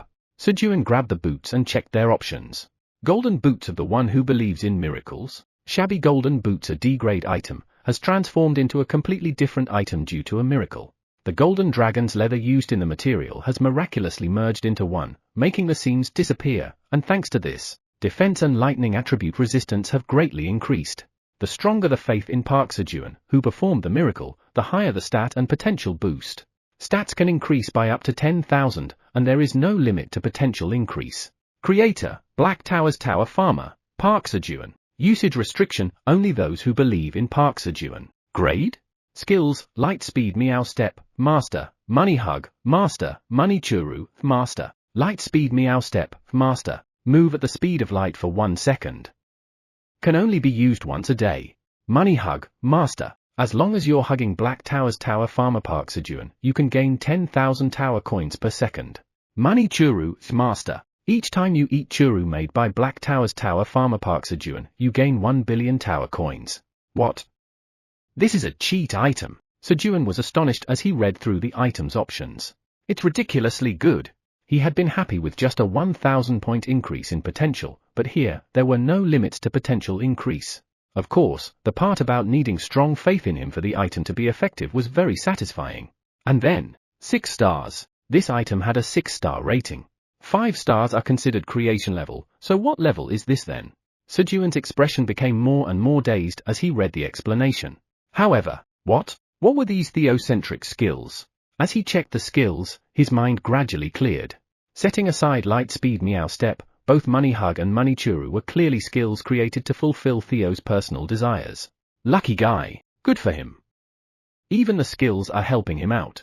As Sejun was feeling envious of Theo, the Tower Farmer of the Black Tower, Park Sejun, has achieved the great creative feat of crafting a primordial level item. As a reward for your great creative feat, you have obtained the title, the one who glimpsed the beginning. As a reward for your great creative feat, the cost of staying on the 0th floor of the Black Tower will be reduced by 3% from now on. Sejun gained a title. The effect was, title, the one who glimpsed the beginning. Usually, when he acquired a title, its information appeared immediately, but this time, there was no information at all. He.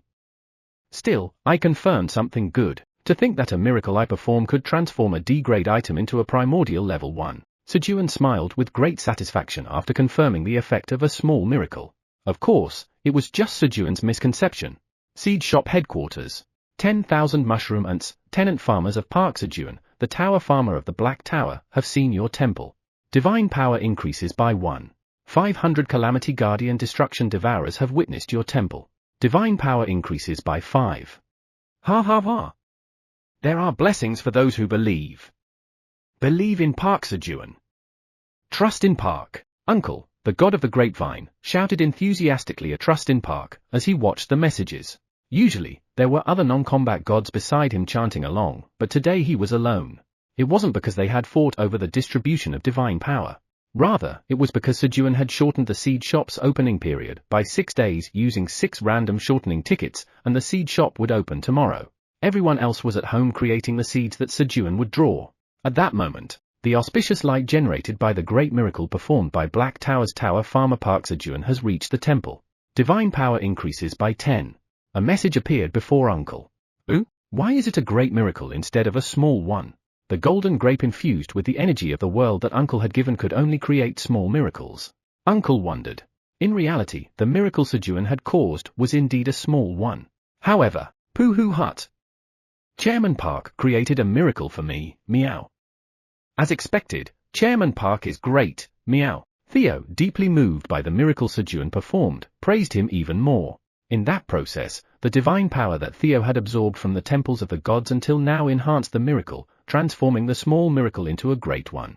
And then, trust in Park, trust in Park, trust in Park. The non-combat gods, who had been busy crafting seeds at home, started coming out one by one and chanting slogans.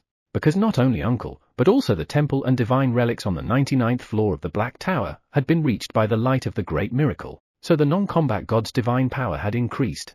While the non-combat gods were chanting trust in Park, it's noisy, be quiet, the rough voices of the combat gods echoed from beyond the wall.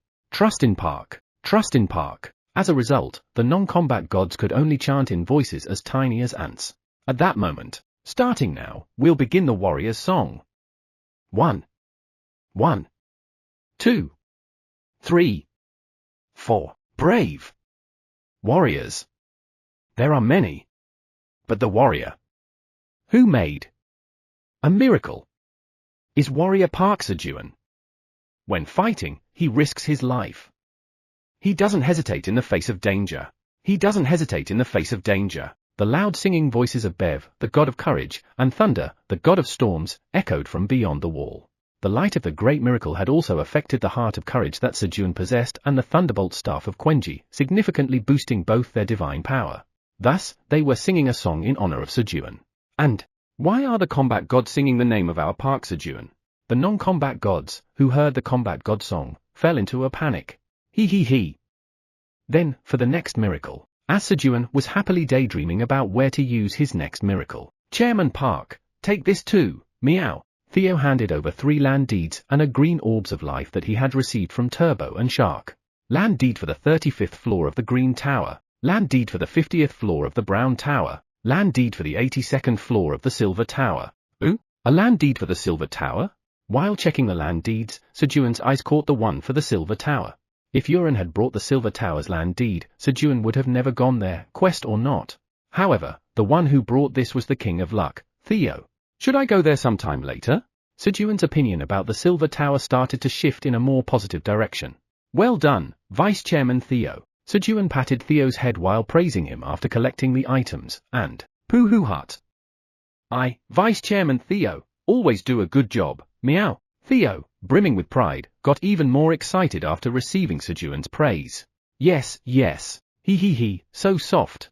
Sejun continued to gently pat Theo's head with even more care. And, who? Why am I sleeping here? Uran, who had eaten the plum of deep sleep, woke up and started looking around in confusion.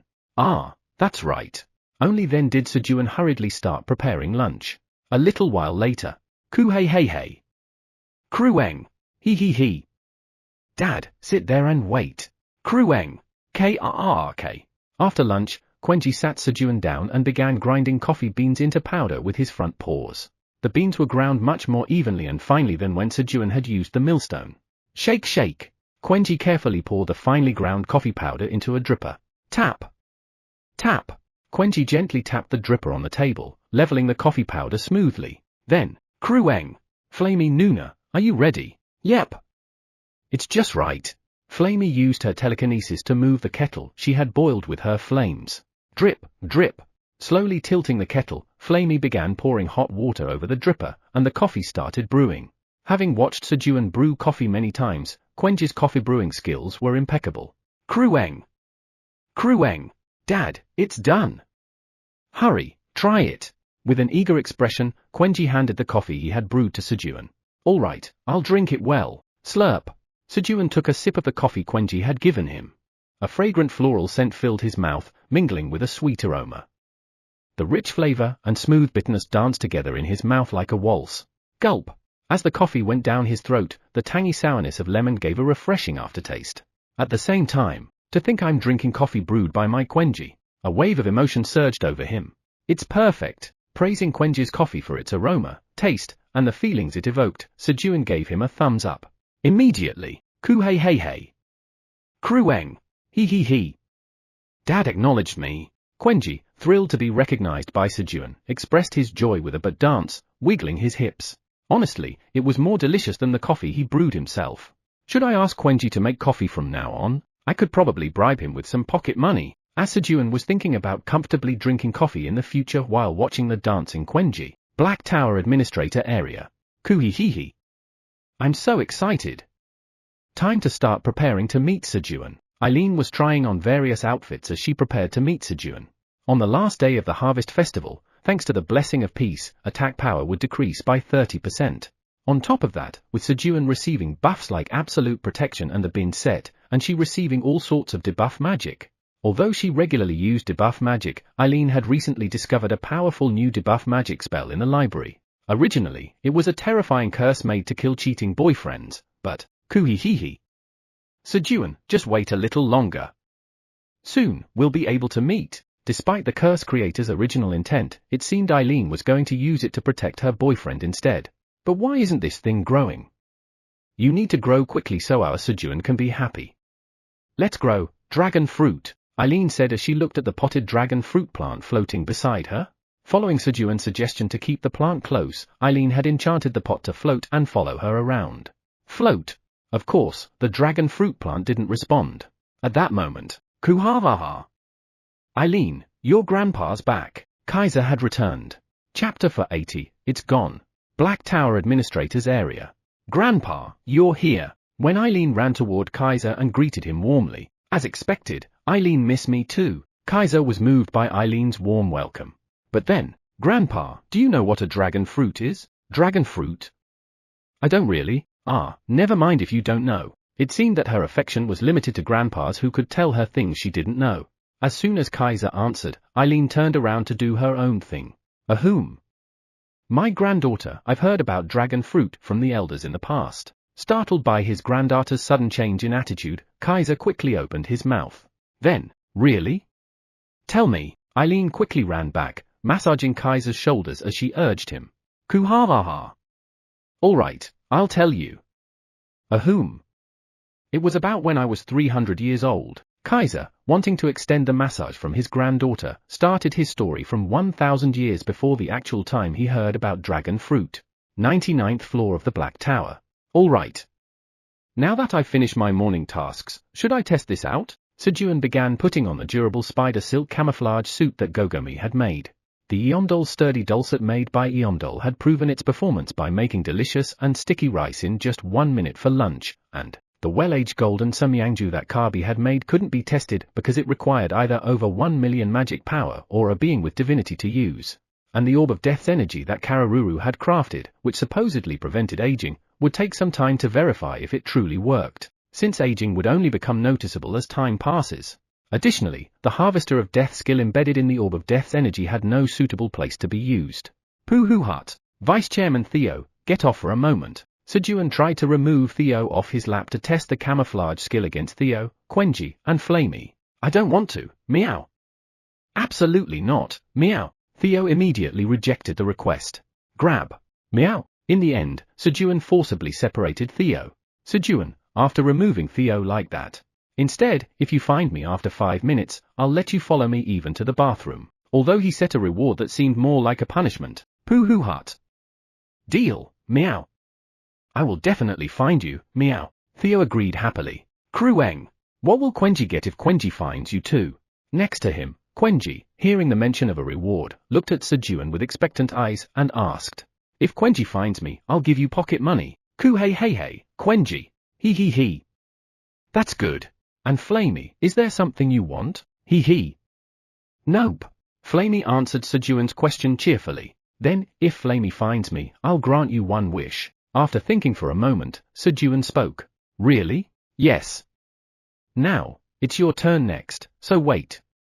Theo, cover your eyes for 5 minutes. Got it, meow. At Sejun's words, Theo covered his eyes with his paws. And so, the hide-and-seek between Sejun and Theo began. 5 minutes later. Pooh Hut. Chairman Park, I'm coming to find you now, meow. As soon as the game started, Theo didn't even bother looking around and ran straight in the direction where Sejun was hiding. I found Chairman Park, meow. He found Sejun, who was camouflaged and hiding among the corn, far too easily. Even from a distance, Theo, equipped with the highly sensitive Sejun knee detector, capable of detecting Sejun's presence and even if Sejun's in danger, rendered the camouflage skill useless. Pooh Hut. Chairman Park, now I get to follow you to the bathroom too, meow. Thanks to that, Theo was excited that he wouldn't have to be separated from Sejun, even when he went to the bathroom. Sigh. Fine. On the other hand, Sejun could only sigh.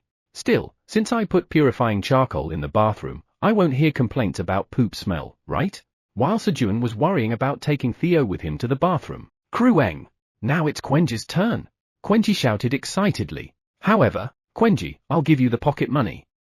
And Flamey, tell me your wish. Sejun admitted defeat before it even started by giving Quenji 1,000 tower coins as pocket money and asking Flamey for her wish. While Sejun was using his camouflage skill and moving around during the 5 minutes that Theo had his eyes covered. Krueng. Krueng. Who? Who? Both Quenji and Flamey followed Sejun's movements with their eyes. They can see everything. I'll tell you my wish later. Alright, just let me know later. Thus, Sejun failed his camouflage skill test against the three. Alright, everyone, let's go. Alright, meow, Krueng. Yes. Sejun put all three inside the camouflage suit and began moving. And, Ki Yam. Sejun noticed Blackie, who had just woken up and was stretching and yawning lazily in front of the house. He. My next prey. I mean, test subject spotted. Step. Sejun, using the camouflage skill, carefully approached Blackie. He. He'll definitely scream King in surprise. Whoa, just as Sejun was about to jump out and shout woof, while imagining Blackie's startled reaction. Kihihit. King. He. Butler. Give me food. Blackie barked towards Sejun first. Gogomi, having sensed the suit she made coming closer, had hung onto Blackie's ear and told him the direction Sejun was coming from. TCH. No fun. Here. Eat this. Since Sejun had missed the opportunity for a fun scare, he instead fed Blackie and his subordinates the lunch leftovers he had saved for them. A little while later. Alright, let's go again. Pooh hut. Alright, meow, Krueng. Yes. Kihihit. After finishing the meal, Sejun put Blackie and his subordinates into his sling bag, wore them inside the camouflage suit, and set off again. And, quack? He. While camouflaged, Sejun secretly harvested the mushrooms growing on the backs of mushroom ants and, Sejun Nim's food really seems delicious. Yeah, I've never tasted anything that good in my life. I'll really miss it when we go back, but I wonder what will be for dinner tonight? Sejun Nim is really generous, don't you think? Totally. And he seems stronger than he looks. Even the Minotaur King is careful around him. He. He overheard praises about himself. What are you saying? That Park Sejun guy is such a pushover. There were also some guys who badmouthed him occasionally, but, Quenji, front paw, Krueng. Sejun had Quenji slap the back of their head with his paw. Thwack. After finishing the camouflage skill test, that way, Sejun went to see the Minotaur King. Minotaur King, give me special training. He wanted to test how well the durable spider silk camouflage suit could distribute force. Moo. 2 fingers, 5 minutes. Let's begin. Okay. With Sejun's agreement, the Minotaur King pressed down on him with 2 fingers. And, you've withstood an immense weight. Strength has increased by 1. Your body has endured tremendous pressure. Stamina has increased by 1. Sejun was able to confirm the performance of the suit by enduring 2 minutes longer than the Minotaur King's expectation. Though, thanks to the gear, the training effect was the same as if he had endured for the full 5 minutes. Performance fully passed. He. When Sejun finished testing the durable spider silk camouflage suit and returned to the farm. Koo-ha-ha-ha-ha. Sejun, have you been well? Ooh-ha-ha-ha-ha. Sejun. We've returned. Poo-ha-ha-ha-ha. Did you miss us? Da-ha-ha. Of course, we've been doing well. The dragons from the 4 Dragon Council, who had returned after dealing with Jormungandr, the world-devouring serpent and 3rd seat of the Apostle of Destruction, came to visit Sejun. Did everything go well? Koo-ha-ha-ha-ha. Of course. Who do you think we are? We're the Great Dragon Race. We handled it smoothly. All 9 dragons of the dragon clans had ganged up on Jormungandr for 5 hours, yet Kaiser boasted proudly as if it was nothing. Of course, this also meant that Jormungandr's power, after releasing the 5th level seal, was truly tremendous. Releasing the 5th level seal was on a completely different level compared to the previous 4 seals. At that moment, but where is this delicious smell coming from? Yeah, it smells stronger than the golden Samyangju. Does that mean it's even tastier? The excited dragon statues began sniffing around, looking for the source of the smell. Originally, these dragon statues couldn't smell anything. But after modifying each other's statues, they had gained the ability to smell. Ah. That smell is probably because of this. Sejun proudly pulled out the well-aged golden Samyangju and showed it to the sniffing dragon statues. He had already planned to sell this Samyangju to the dragons at an even higher price, as he couldn't drink it himself. He. They'll definitely go crazy, fighting to buy it first. Sejun imagined the dragons pulling out their money and fighting to buy the Samyangju. Who? This is bad. The label on the bottle still had Kabi listed as Delia, the Apostle of Destruction. He remembered too late that the description on the well-aged golden Samyangju mentioned this. What should I do? Actually, our Blackie is an exorcist, so he exorcised the apostles of destruction. As Sejun desperately racked his brain to figure out how to explain it to the furious dragons. Ku ha ha ha ha. Sejun, I'll buy it all. What are you talking about? I'm buying it all. No way. I'm buying it all. Minus 300 billion tower coins per bottle. Completely ignoring Sejun's worries, the dragons were already pulling out their money, fighting to buy the well-aged golden Samyangju. Ooh, what's going on? Sejun was relieved, but something still felt off. He quickly pulled out another bottle of well-aged golden Samyangju and checked the description. What? It's gone. He confirmed that all mentions of the Apostle of Destruction had been erased from the bottle's description. It was the effect of the small miracle Sejun had unintentionally created.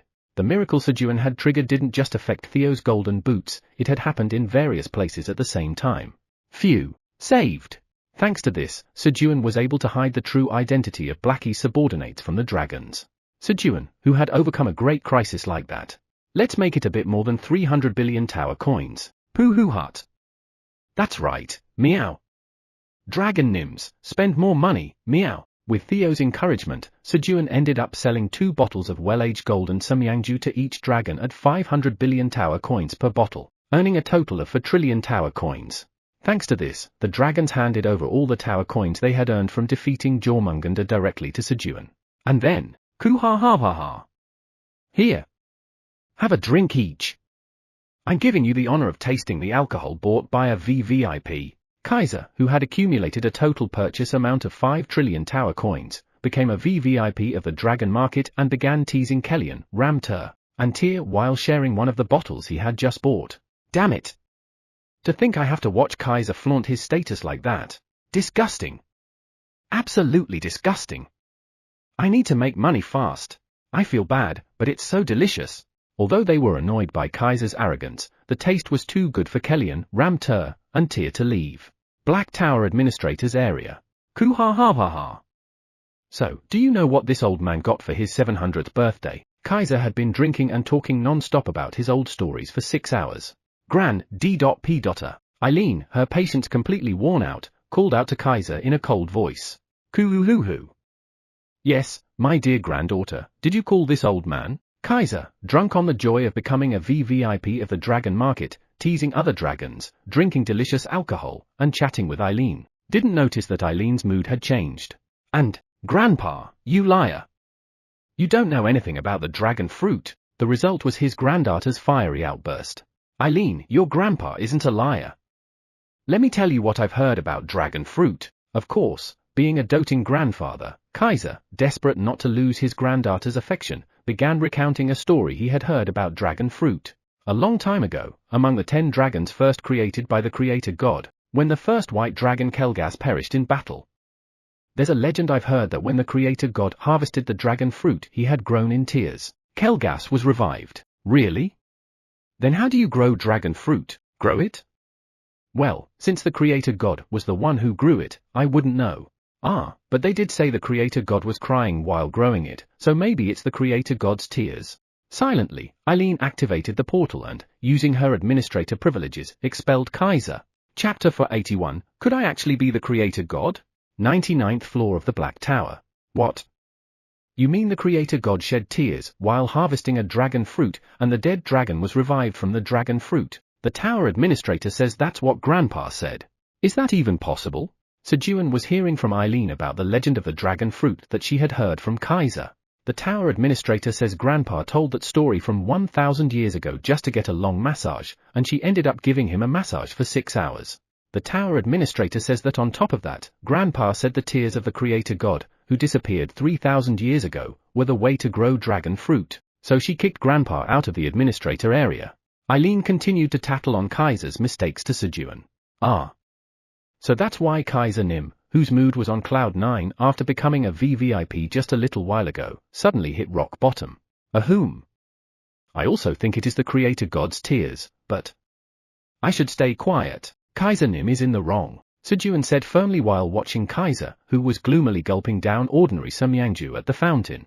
Kaiser Nim, I'll bring you a few bottles of that golden Samyangju later. While sympathizing with Kaiser, as Sejun continued talking with Eileen, I should start dinner. Eileen, is there anything you want to eat? The tower administrator says she want to eat the Japanese pumpkin soup you made. Japanese pumpkin soup? Got it. Vice Chairman Theo, prepare the pumpkins from the void storage. Pooh hut. Got it, meow. Krueng. What should Quenji do? Quenji, you pour the milk into the pot. Ku hey. Quenji. He. Got it. With the help of Theo and Quenji, Sejun started making dinner. As Sejun was cooking, tat. He was chopping onions to put in the soup when, shhk. Without realizing it, he rubbed his eyes with his onion-covered hands. Ooh. My eyes sting. How could I make such an amateur mistake? Sejun felt pathetic as he shed tears, blaming himself. Who? Could my tears work too?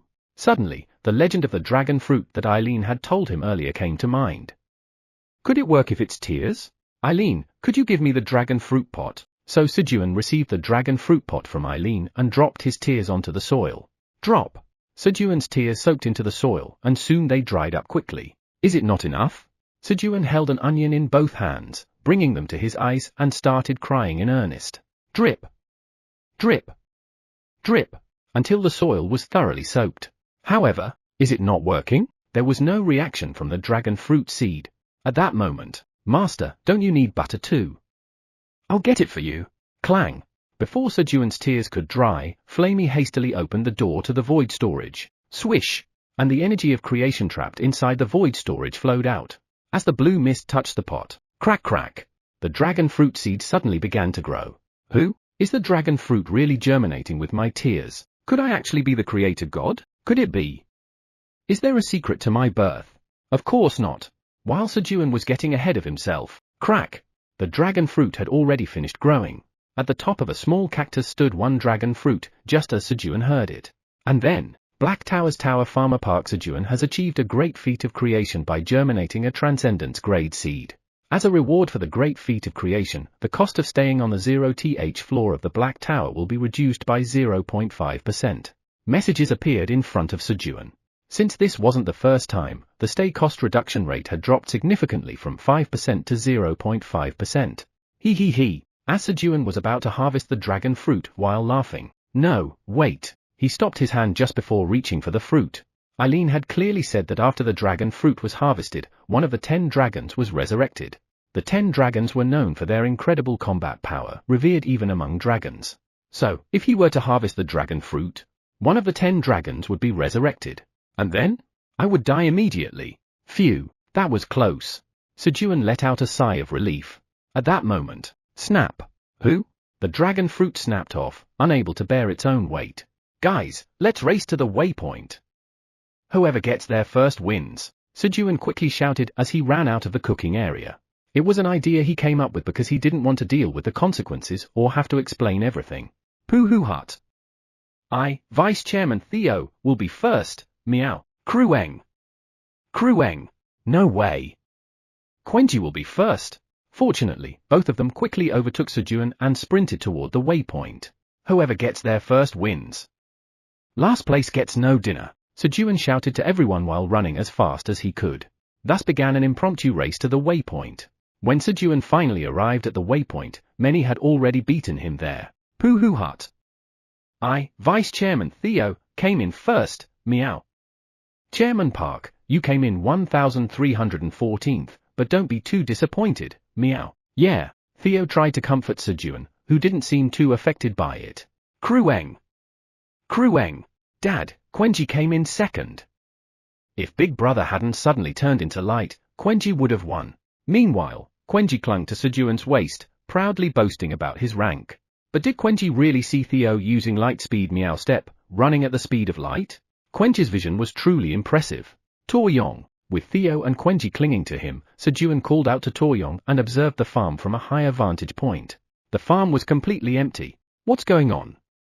It's so quiet. If one of the 10 dragons had appeared, the cooking area should have been destroyed just from its size alone, yet the kitchen was completely intact. Moreover, the dragons of the 4-Dragon Council were calmly drinking at the fountain. Was I overreacting? Sejun cautiously approached the kitchen where the dragon fruit had been, with Theo and Quenji in tow. Then, tat. Sizzle. The sounds of someone busily cooking could be heard from inside the kitchen. Who could it be? When Sejun peeked inside through the kitchen window. Who? Inside the kitchen, there was a figure with a bronze-colored body continuing the cooking that Sejun had started. Its speed was noticeably slower than Sejun's. Ooh? Is that a dragon fruit? Sejun noticed a dragon fruit on top of the cooking figure's head. And then, a dragon fruit with the ambiguous dragon park Sejun's energy. Even the name. A dragon fruit with the ambiguous dragon park Sejun's energy? Grab. Curious, Sejun approached the figure, grabbed the dragon fruit on its head, and checked its options. A dragon fruit with the ambiguous dragon park Sejun's energy. A dragon fruit seed that absorbed the tears of someone who can barely be called a dragon, and absorbed the energy of creation to grow.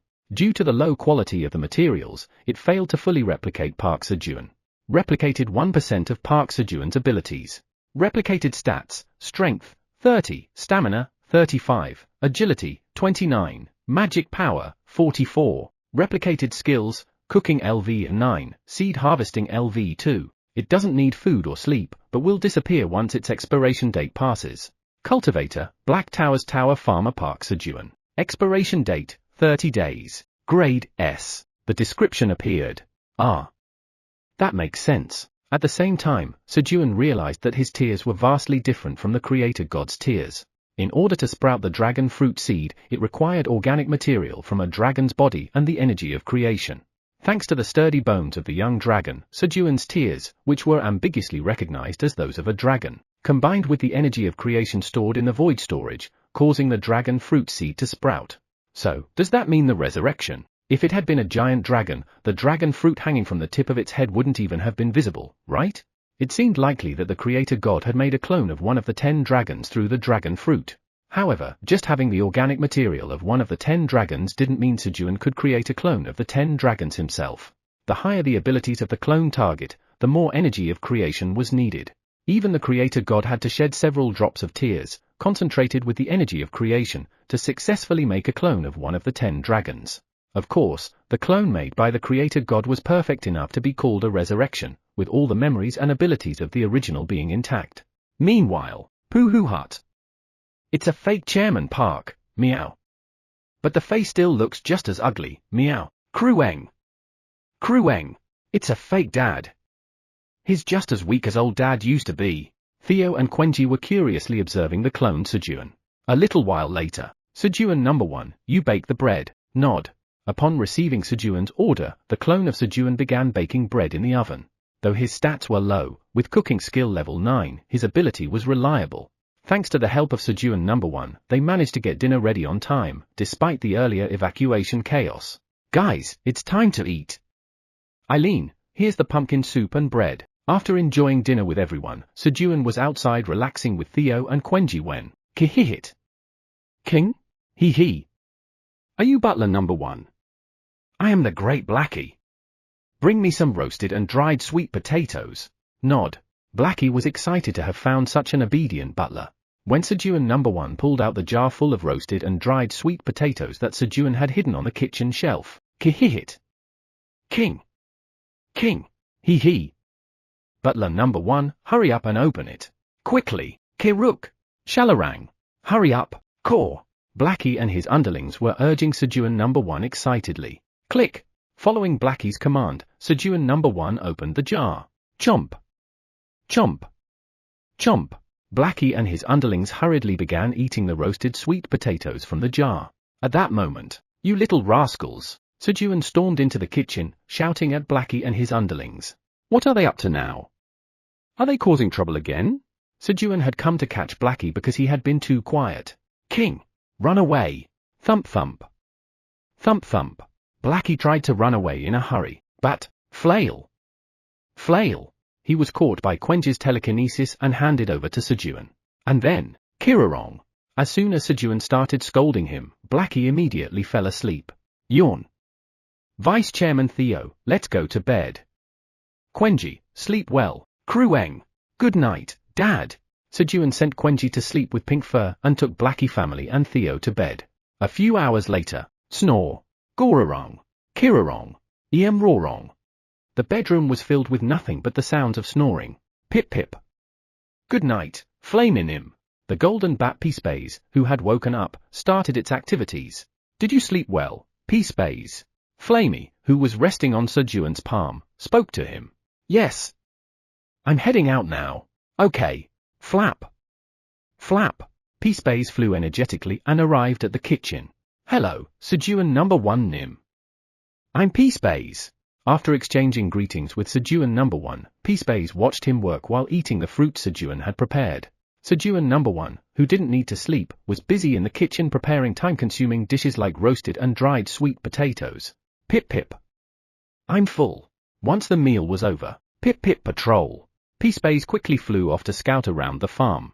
And then, no abnormalities around. After finishing his reconnaissance, Peace began training in front of the house. Pip. Peace used his dimension-shifting ability, flying swiftly. Whoosh. Soon, Peace arrived at a location completely different from the 99th floor of the Black Tower. Behind him, a small passageway the size of a baseball, created by piercing through the dimensional wall, remained open. Dimension Gate. After following Sejun to various towers, Peace unknowingly awakened this new ability, allowing him to open and maintain dimensional portals. However, the portal was too small for large beings to pass through. Pip. Once the portal is big enough for Sejun Nim to pass through, I'll show it to him. So, Peace trained hard, hoping to cross dimensions together with Sejun. Thanks to his efforts, the portal, originally the size of a tennis ball, had grown slightly to the size of a baseball. Peace continued to train diligently, repeatedly opening and closing the dimension gate. Pip. Isn't that the slime that Sejun Nim likes? Wobble. Peace arrived in a world on the verge of destruction, overrun by slimes. Chapter 82, Vice Chairman Theo, let's go. The world of Ainos, in the midst of destruction due to the invasion of the fifth calamity, the slimes. The surviving Ainos tribe, humanoid beings with soft, fluffy fur only around their arms and legs like arm warmers, banded together to form a massive defense line. And then? If we lose this place, Ainos is doomed. We must protect it at all costs. They were preparing for their final battle to protect the last remaining brown tower. At that moment, Pip. A golden bat suddenly appeared between them and the slimes. What is that? Is this a new calamity? The Ainos tribe tensed up, observing the cute, small figure of Peace, who possessed tremendous power despite its adorable appearance. Pip Storm Fist. But Peace didn't pay any attention to the Ainos tribe and instead created magic blades with its wings, slashing through the slimes. In reality, eliminating slimes is extremely tricky. You have to target its core to eliminate it, but the core moves quickly within the slime's body. However, Pip Storm Fist. Flap. In front of Peace, who unleashed thousands of magic blades, it was useless. He simply sliced through them all. Oh. It must be the guardian deity of Ainos who came to protect us. Glory to Ainos. Glory to the guardian deity. Let's join our guardian deity in defeating the enemy. Seeing Peace annihilate the slimes, the Ainos tribe, now full of courage, charged behind Peace and finished off the slimes whose cores hadn't been completely destroyed. The battle ended in an instant. Wow! We won! Long live the guardian deity! Long live Ainos! For the first time, the Ainos tribe cheered in triumph, having won against the slimes. The representatives of the Ainos tribe approached Peace to express their gratitude. And then, Pip. Who? What is the guardian deity doing? They saw Peace flying around diligently, stuffing the corpses of the slimes into small holes. Can we help you? Druika, the highest representative of the Ainos tribe, cautiously approached Peace and spoke carefully. Pip. Who are you? Peace asked in a voice full of wariness, wondering if they were after the slime meat it had hunted. I apologize for the late introduction. I am Druika, the highest representative of the Ainos tribe, though I am not worthy. Oh guardian deity, Pip. Guardian deity, yes. Aren't you the guardian deity of our Ainos tribe? Pip. No way. I'm Peace, the subordinate of Sejun Nim. Oh, my apologies. You must be the apostle of Sejun Nim, the guardian deity of Ainos. Pip. Yeah, right. Peace had intended to deny it initially, but then, apostle.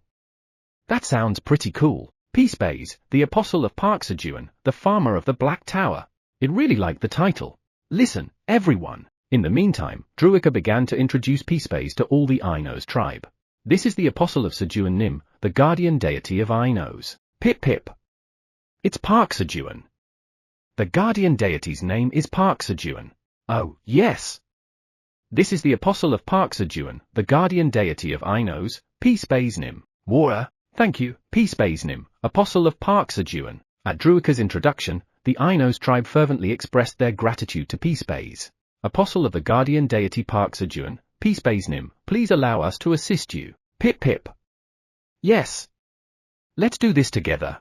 Put the slime meat in here. Yes. The Ainos tribe helped Peace by stuffing the slime meat into the dimensional gate.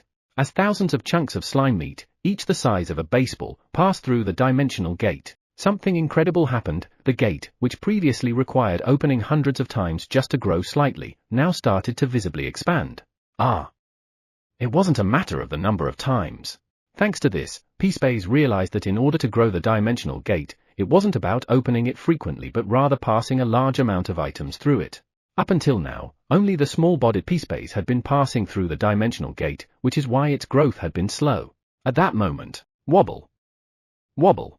A group of slime started approaching the area. Pip pip. Everyone, keep putting the slime meat in. Peace instructed the Ainos tribe to continue putting the slime meat into the dimensional gate. Pip pip storm fist. Pip pip foe. Pip pip divine palm. Pip pip step. Using the skills of its hyungs, Peace diligently roamed around Ainos for hours, seriously exterminating the slimes. Now that Park Sejun's name had been spread as the guardian deity of Ainos, Peace couldn't just let the slimes wreak havoc. And so, Peace annihilated all the slimes that had invaded Ainos. Pip pip. I'm so tired now. The fatigue from fighting the slimes and the burden of passing items through the dimensional gate came crashing down all at once. Pip pip. Thank you, everyone. Then I'll be going. Farewell. Long live Apostle Peace Nim. Long live guardian deity Park Sejun Nim. With the Ainos tribe bidding it farewell, Peace returned to the 99th floor of the Black Tower. Pip pip. I need to make sure Sejun Nim knows what I did. With its tired body, Peace made a sign and placed it in front of the pile of slime meat. Nim, I'm back. As soon as Peace greeted Flamey, Bearerong, it immediately hugged Sejun's arm and fell asleep. Seed Shop Headquarters. Why is there no news? Myrna, the god of dragons, who had been diligently making dragon fruit seeds to sell to the seed shop, spoke with a slightly dejected voice. Recently, Sejun had sprouted a transcendence grade seed for Po, the god of jelly and the youngest of the non-combat gods. As a result, Po gained a substantial amount of divine power and even a temple. Older sisters and brothers, I'll treat you from now on. Out of gratitude for the divine power he had received until now, Po was energetically sharing divine power with the other non-combat gods. And, I'm so envious. Myrna could only watch with envious eyes. So she was eagerly waiting for Sejun to harvest the dragon fruit. At that moment, Park Sejun, Tower Farmer of the Black Tower, has sprouted a transcendence grade seed and harvested dragon fruits. You have received 50,000 divine power as a reward for the harvest. Park Sejun, Tower Farmer of the Black Tower, has built a temple for you. Your divine power has increased by 100. Since the temple is located next to the Creator God's tablet, the amount of divine power you receive is doubled due to the Creator God's blessing. 3,000 mushroom ants, tenant farmers of Park Sejun, have witnessed your temple. Your divine power has increased by 0.6. Oh. As expected from Park Sejun. I believed in you. Myrna, the god of dragons, was moved as she read the messages. Transcendence grade seeds, unlike ordinary seeds, provided a massive amount of divine power when they grew and were harvested. On top of that, Sejun had built the long-awaited temple. Trust in Park was always right. He. Just wait a little longer. I need to finish making this quickly and head out to distribute some divine power. With renewed energy, Myrna began working on the dragon fruit seeds with enthusiasm. Harvest Festival, Day 6 morning. All right. Sejun energetically woke up, ready to face another day. 100,000 residents of Ainos have proclaimed you as the guardian deity of Ainos.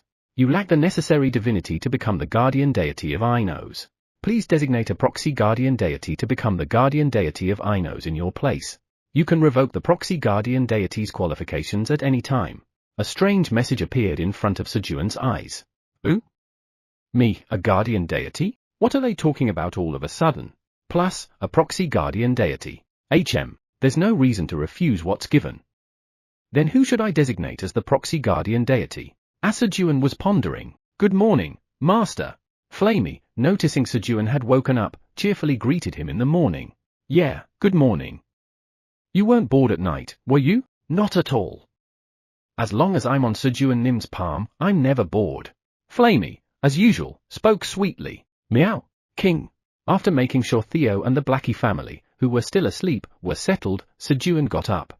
Let's go outside and get some sunlight. Yes. He went outside to let Flamey bask in the sunlight. And then, who? Slime. He spotted a giant slime. It was so enormous that it looked like a mountain had suddenly appeared. But upon closer inspection, oh?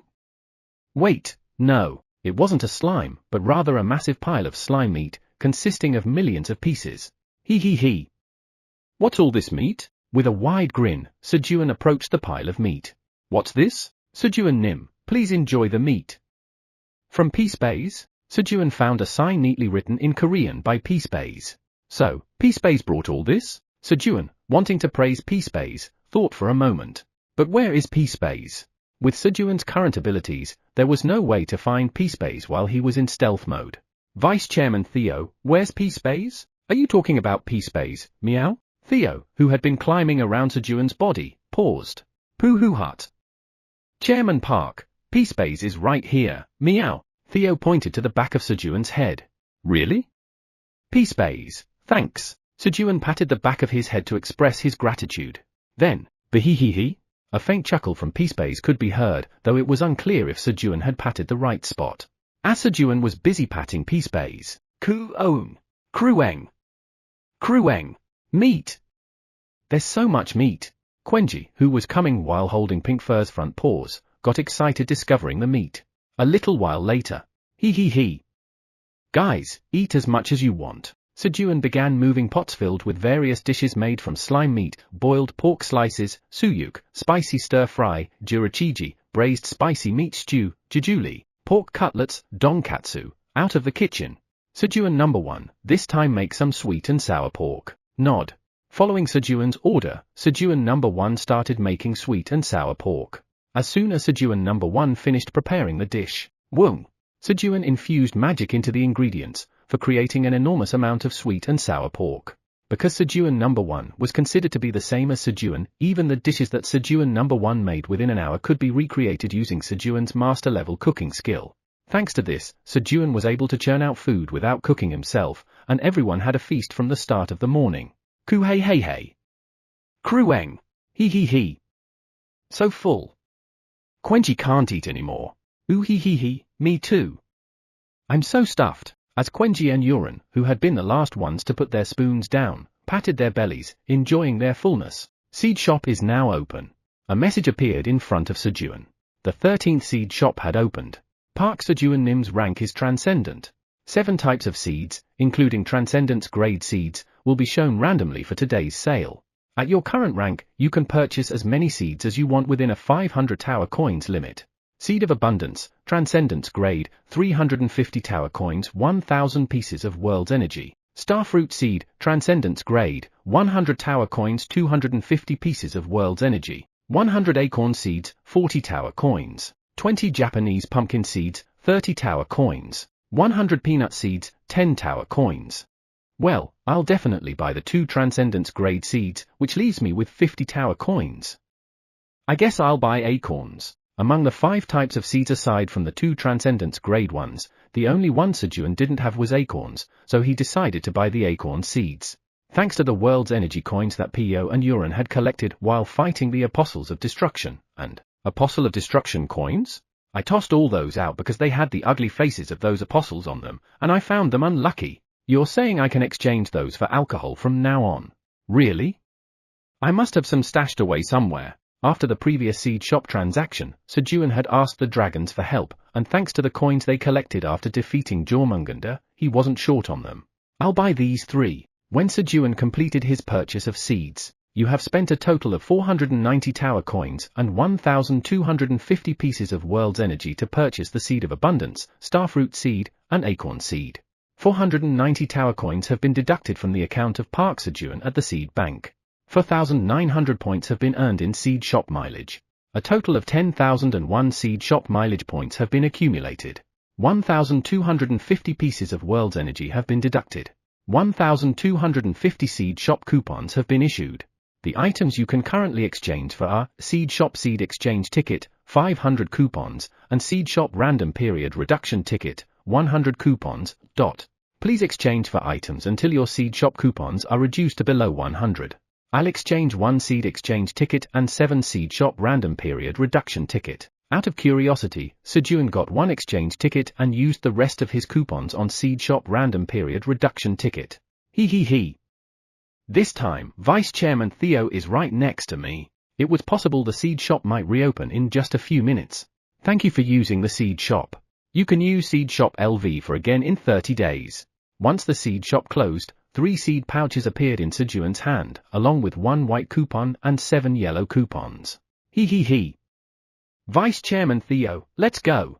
Pooh hut. Good, meow. Let's go, meow. Thinking they were really going somewhere, Theo placed his 2 front paws into Sejun's hands. Rip. Sejun boldly tore open a seed shop random period reduction ticket. Chapter for 83, she accepted this.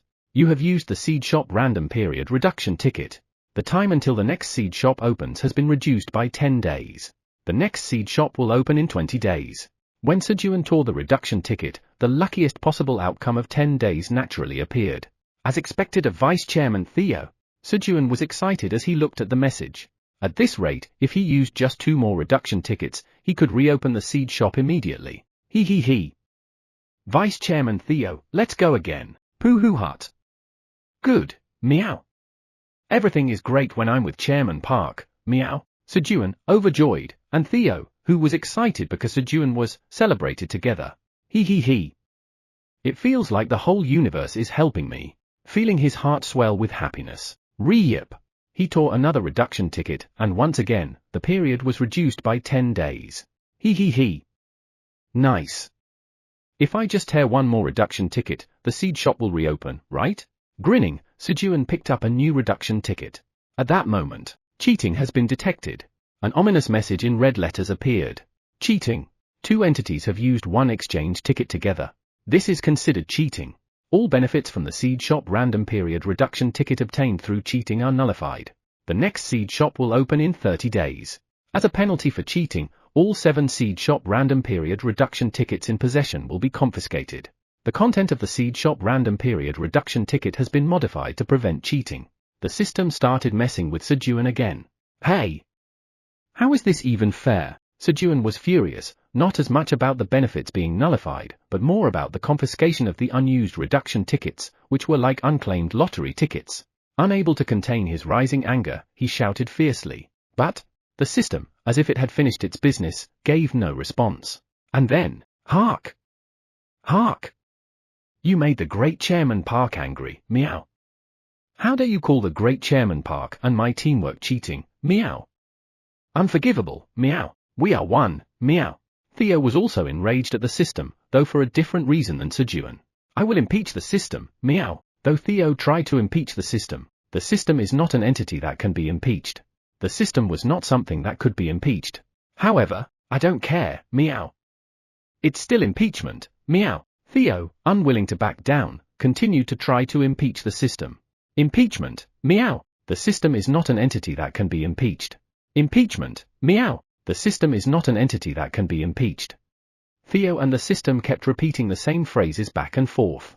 After dozens of exchanges, only those with system access permissions can modify the system. The system suddenly gave a different answer. Who has those permissions, meow? I'll impeach them, meow. Currently, there is no entity with access to the system. Meow? No one, meow? Then how do I get access, meow, to gain system access permissions? Unauthorized access to the system detected. Access to the system has been blocked. Meow? How can you cut me off in the middle of talking? Tell me, meow. While Theo was arguing with the system, your field LV8 has been activated. You have planted an acorn seed in the body of Kruger, the destroyer of mountains and 7th seat of the Apostle of Destruction. Hum. By this time, Sejun had already calmed down and was humming a tune while he diligently planted 100 acorn seeds inside the void storage. Crack! The acorn seeds began to sprout and grow rapidly. While waiting for the acorn seeds to grow into trees, Sejun, HM, seed of abundance. You need to harvest to check the options. Starfruit seed. You must harvest it to check the options. He examined the 2 transcendence grade seeds. As expected, there was no information about the seeds this time either. I guess planting them won't help much either, huh? Transcendence grade seeds will not germinate unless special germination conditions are met, so Sejun began by searching for those conditions. For the seed of abundance. Since it's related to abundance, Sejun placed it in a location with plenty of water, nutrients, and sunlight, and observed its condition for a long time, but there was no reaction. Then for the star fruit. If it's star? Does it need starlight? This is actually carambola, which is also called star fruit. Its shape is like a star when sliced in cross-section, giving it a star form. Since the name contained the word a star, Sejun thought it might need starlight. Arjux, place this somewhere where it can get good starlight. He placed the star fruit where it could receive starlight in the White Tower, which is always at night. 1 hour later, the White Tower's slave asks if you want to keep leaving the star fruit seed there, as it hasn't changed at all. No. Arjux, are your powers currently sealed? The White Tower's slave says yes. Got it. I'll summon you now. Summon Arjux. Sejun summoned Arjux to the 99th floor of the Black Tower to have lunch together after a long time. The sealed Arjux appeared in front of Sejun holding the starfruit seed. Sejun Hyung. I missed you. As soon as Arjux appeared, he energetically flew towards Sejun in excitement. Thud. Though it was quite a strong impact, Sejun didn't feel any pain, thanks to the blessing of peace which reduced attack power by 25%. Arjux, have you been well? Yeah, Hyung. As Sejun was chatting with Arjux about various things while heading to the kitchen. King. Hey. Butler number 1, the Great Blackie is hungry. Give me food, quickly. Inside the kitchen, Blackie was barking hard, demanding food from Sejun number 1. Of course, Sejun had instructed Sejun number 1 not to give food to Blackie, so no food was provided. King? Did you think I can't eat if Butler number 1 doesn't give me food? Hop. Blackie jumped from the floor to a chair and then from the chair to the table. Kihihit. King. Hee. Now this is mine. Kararuru, grab some too. Caw. Chomp. Blackie grabbed 3 pieces of roasted and dried sweet potato that Sejun number 1 had prepared, while Kararuru grabbed 1 piece and fled. But, gotcha, you little rascal. King. Caught in the act, Blackie was arrested on the spot. Stay still, he was exiled into the sling bag. With Blackie and his minions secured in the sling bag, Sejun said, Sejun number 1, make some pancakes for Arjux. He loves them. Nod. He had Sejun number 1 cook pancakes, and as soon as they were ready, hup, voom. Sejun infused magic into the ingredients and made thousands of pancakes. A little later, slurp. This is great. After finishing lunch, Sejun sent Arjux back to the White Tower and was sipping coffee that barista Quenji had brewed, feeling quite content. And beside him, Kuhei. Quenji, with a proud smile, was putting money into his pocket money pouch. The coffee wasn't free. Sejun had agreed to give Quenji 10 tower coins each time he brewed a cup of coffee. As Sejun enjoyed his leisurely afternoon coffee, the 3rd competition of the Harvest Festival, the Great Wine Drinking Contest, will begin shortly. Participants who wish to compete should gather at the bountiful grape cluster altar. A message appeared, inviting participants to register for the wine drinking competition. Time remaining for registration, 4 hours, 59 minutes, and 59 seconds. As expected from a drinking competition, it was scheduled for the evening. Register. After Sejun signed up at the bountiful grape cluster altar and turned around, please quickly designate a proxy guardian deity to become the guardian deity of Ainos in your place. A message appeared. I forgot because of the seed shop. But who should I choose?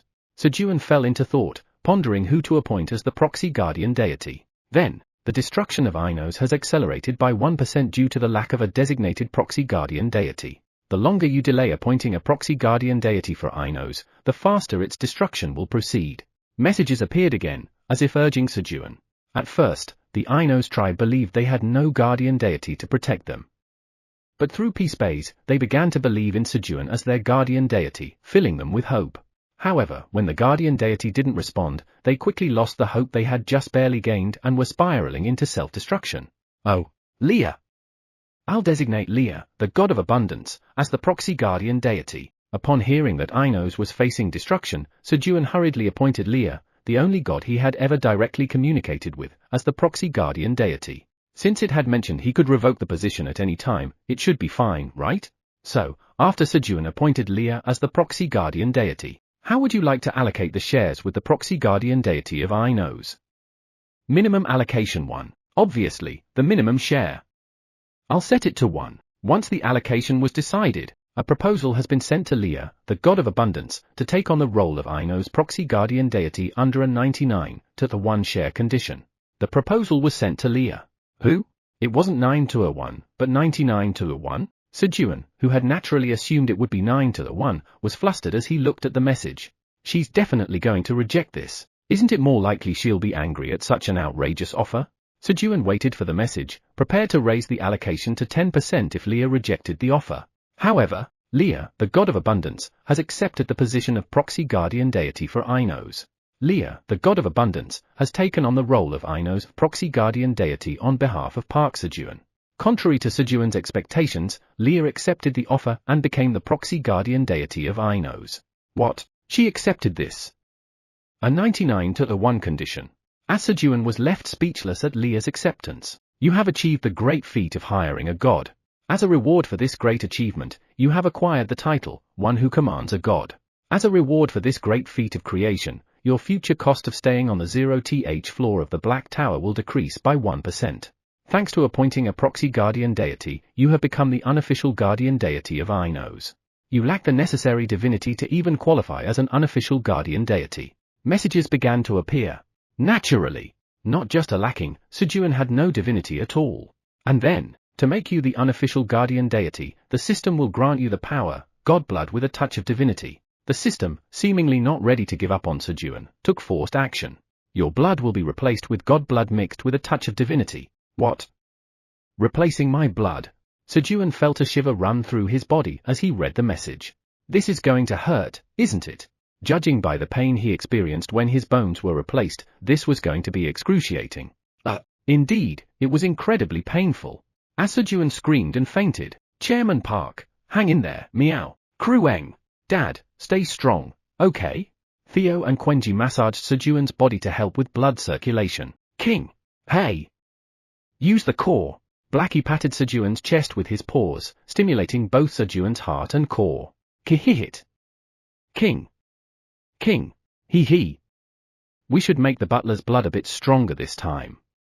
Kararuru, bring the core. Core. Kararuru fetched purified core fragments that Blackie had hidden in the secret stash. Seed shop headquarters. Congratulations, Leonim. Yeah. Congrats to you too, Milky, for selling the starfruit. Hee. I believed in you. Park Sejun. Leah was receiving congratulations from the non-combat gods at the seed shop for selling the seed of abundance. Now, if I can gather just 8,912 more pieces of the world's energy, I'll be able to create a world and become its guardian deity. As Leah strengthened her resolve, clenching her fist with determination, a proposal has been sent by Park Sejun, the Black Tower's tower farmer, offering you the position of proxy guardian deity of Ainos under the terms of a 99-to-1 share. The message Sejun sent appeared before Leah. Gasp! Leah was so shocked by the message that she couldn't close her mouth. Leah had been the guardian of thousands of worlds before, but all those worlds had ended in destruction. And now, she was stuck being grateful for just having a single temple. But, his entrusting the world Ainos to me, even though it was as a proxy guardian deity, it was still an incredible opportunity to become the guardian of a world. If she managed Ainos well and grew her influence, she could gain more divine power, authority, and other benefits. On top of that, he was offering a share, even if it was just 1%. Although it was a small number, it was a vast amount of divine power compared to what she was getting from her temple. In the past, she had hired proxy guardian deities without offering them any share, simply promising them benefits from growing her influence. Accept. Leah hastily accepted, worried that Sejun might send the offer to another god if she delayed. And then, trust in Park. Leah started shouting the cheer at the top of her lungs. Chapter 84, What hybrid? Hee. I couldn't feed him because I was worried he might get suspicious. But today, I'll feed him everything. Blackie, who had been planning to simply feed the gathered core fragments and enhance Sejun's powers, decided to go ahead. At that moment, bang! Bang! King? What is this? A strong rejection occurred in Sejun's body. It was the dragon's energy contained in the power, sturdy young dragon's solid bones clashing with the god's energy contained in the power, godblood with a touch of divinity. Implanting dragon's bone into a human body was possible without much resistance because a dragon's status was significantly higher, but a god was a being with a status similar to that of a dragon, and the two energies were not acknowledging each other, pushing against one another. In this situation, it was like a shrimp caught in a whale fight. Sejun's body was in danger of breaking apart. However, King! King! King! You fools! You're hurting my butler! Get along! Blackie used the core to forcibly make the two energies reconcile for a moment. It was Blackie's specialty to swallow all energies and make them his own. And since Sejun had Blackie's core, it was too easy for Blackie to prevent the dragon and god energies from colliding. Key hit. King. He. Good. This one's worth 30 pieces of dried sweet potatoes. After performing the amazing feat of stopping the clash of the two powers, Blackie was thinking of a trivial reward, 30 pieces of dried sweet potatoes from Sejun. At that moment, core. Core? Blackenim, I brought the core. Should I bring more? Kararuru appeared, holding one core fragment in its mouth and one in each of its claws, bringing a total of 3 core fragments. King. Of course. Keep bringing more. Core. Yes. To suppress the two energies for sure, the butler's core needs to be stronger. To block the dragon and god energies trying to push each other out, the core needed to balance them with a greater force. King. Butler, swallow this. While Theo and Quenji were busy massaging Sejun's body, Blackie stuffed a core fragment into Sejun's mouth and gulp, pressed down with his front paws to make Sejun swallow it. After making Sejun swallow the 3 core fragments, they waited for the next one to arrive. King? What is this now?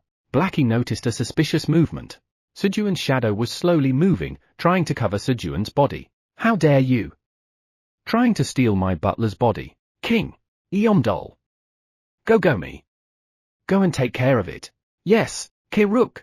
As Eomdol and Gogomi, who received Blackie's order, touched Sejun's shadow. Shiver. Sejun's shadow suddenly began to tremble. A moment later, Great Blackenim, we've captured it. Eomdol, carrying a black stone larger than himself on his head, brought it to Blackie. And then, Fenrianim, please spare me. As soon as it saw Blackie, the black stone, no, the heart of dark, the god of darkness, begged for its life. About 3 months ago. Sigh. When will Sejun ever get stronger? The heart of dark, the god of darkness, was waiting impatiently for Sejun to grow stronger and release the seal. It's boring. It fell asleep. And then? Who? Why has Sejun gotten so strong? With this much power, I can release at least 10% of the seal. 15 days ago, after waking from its slumber, Heart of Dark was overjoyed at Sejun's remarkable improvement. However, who? Why does Sejun have dragon bone in his body? The dragon bone embedded in Sejun's body blocked Heart of Dark from approaching him. You newcomer! Sejun is mine! Heart of Dark, intending to take over Sejun's body, was ready to fight with the dragon bone. But then, Kirarong! Why is Fenrir here? Discovering Blackie sleeping on Sejun's chest, Heart of Dark decided to stay absolutely silent so as not to get caught. Since its main body had been devoured and sealed by Fenrir, Heart of Dark wasn't deceived by the cute appearance of Blackie. I have to tell Sejun. Sejun, this guy is dangerous. He's Fenrir, the god-hunting wolf and first seat of the Apostle of Destruction. Heart of Dark tried to reveal Blackie's identity to Sejun whenever it had the chance, but, move aside.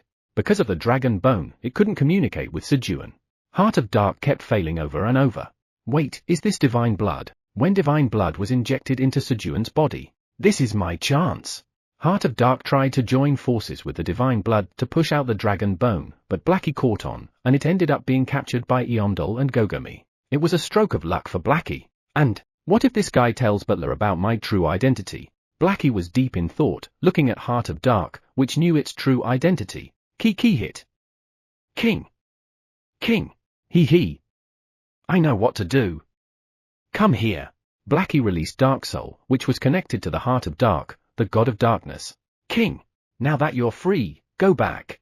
Blackie extracted the residual thoughts from Heart of Dark and sent them back to the main soul. That left only the lifeless Heart of Dark in front of Blackie. King, Butler, swallow this. Blackie fed Heart of Dark to Sejun, using it as material along with the core to enhance his powers. Key hit. King, he. Now I'm tired. I need to get 30 pieces of dried sweet potatoes from Butler. Kairarong. After feeding Sejun 10 core fragments and enhancing his powers, Blackie fell asleep, and his subordinate settled down next to Blackie and also fell asleep. Sejun, who had fainted from the pain of having his blood replaced, slowly regained consciousness. Chairman Park, Are you okay? Meow. Queng. Dad, are you alright? Theo and Quenji, who had been massaging Sejun, asked worriedly. Yeah, I'm fine. Actually, I feel even better. As Sejun responded energetically and sat up. Roll, roll.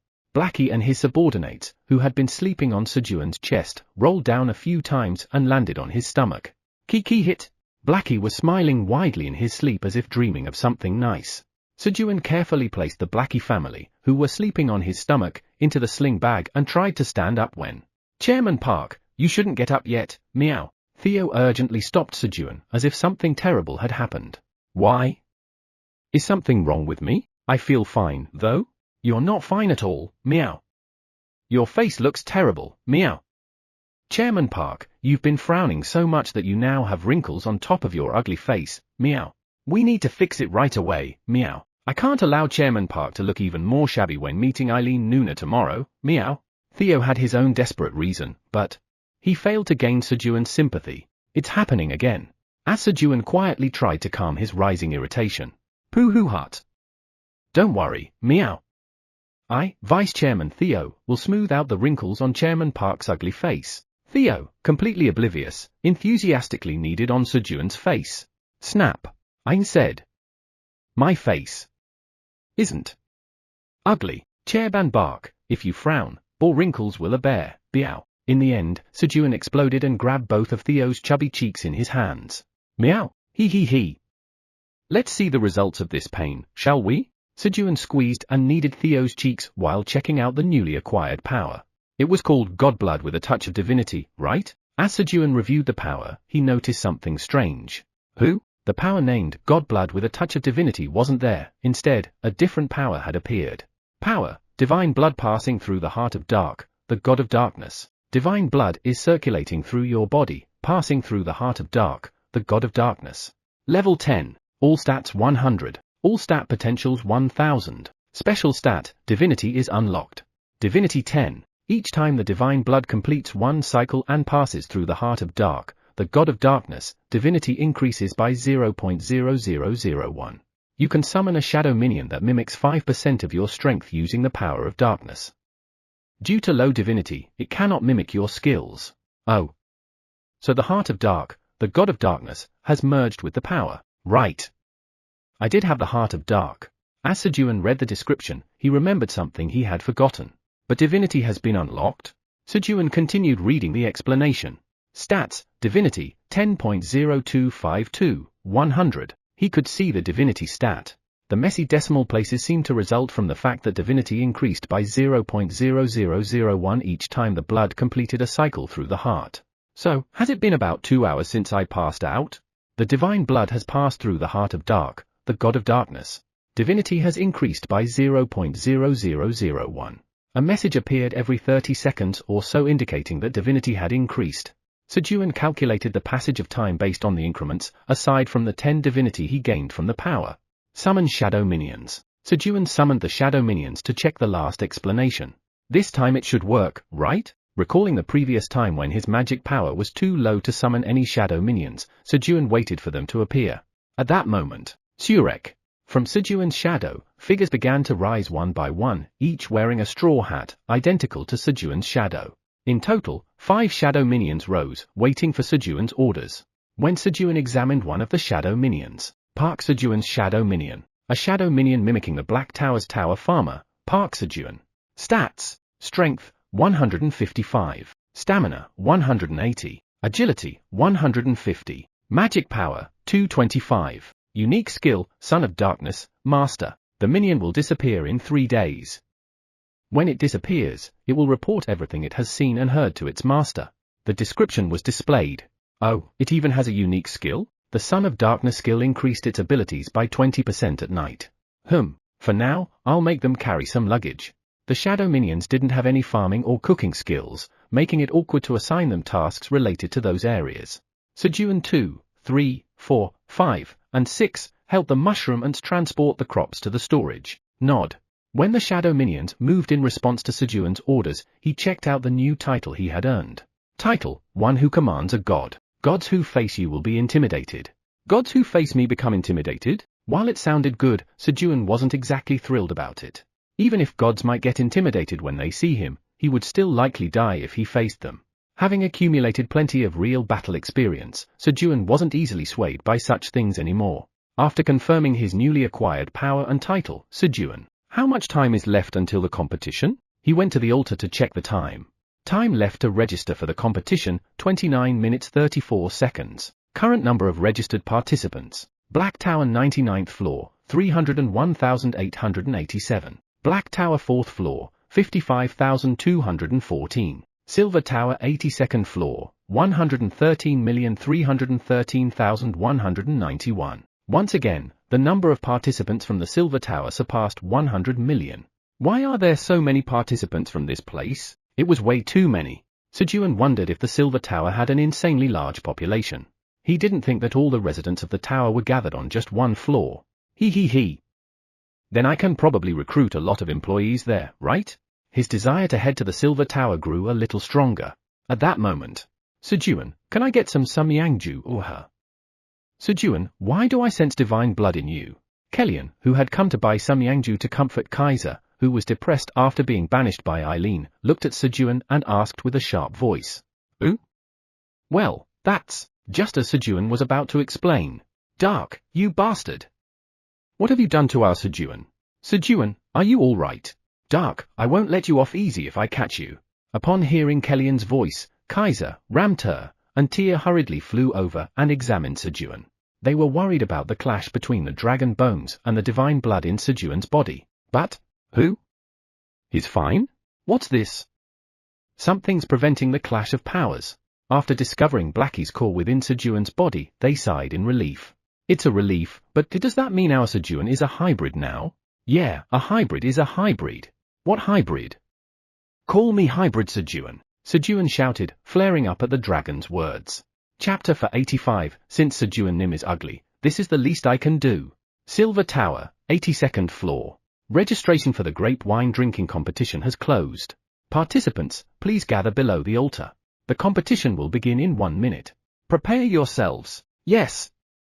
Wind, halt. At the command of Quinn, the tower farmer of the Silver Tower, other wind mags assisted Quinn in weakening the surrounding wind. As the wind calmed, the residents of the Silver Tower gathered below the altar to participate in the competition. The competition is starting. Boom! With the message, a giant wine bottle in the shape of a grape, about 20 meters tall, appeared before the altar, filled with purple grape wine. Simultaneously, wine glasses filled with grape wine appeared in front of the participants. Gulp! Gulp! The participants quickly began to drink. Each emptied glass was immediately refilled with wine, and the wine in the giant bottle steadily decreased. The residents weren't drinking to get drunk, but to survive. Wine is like a high-calorie food. They were trying to consume as many calories as possible in a short time to lessen the burden on the wind mags. When the giant wine bottle had been emptied and refilled about 10 times. What? I didn't like the look in your eyes just now. What? Your look pissed me off even more. A few residents, drunk, started picking fights. But, if you finish drinking, stop being noisy and go sleep. Thwack! ZZZ. The residents causing trouble were knocked out and put to sleep by the mad Quinn. Thanks to a few examples being made, the rest of the residents mostly drank quietly before heading down to the caves to sleep. I'd like to feel the satisfaction of hitting someone. Quinn sipped his wine while scanning the crowd with a crazed look in his eyes, hoping to find someone he could hit again. Black Tower, 99th floor.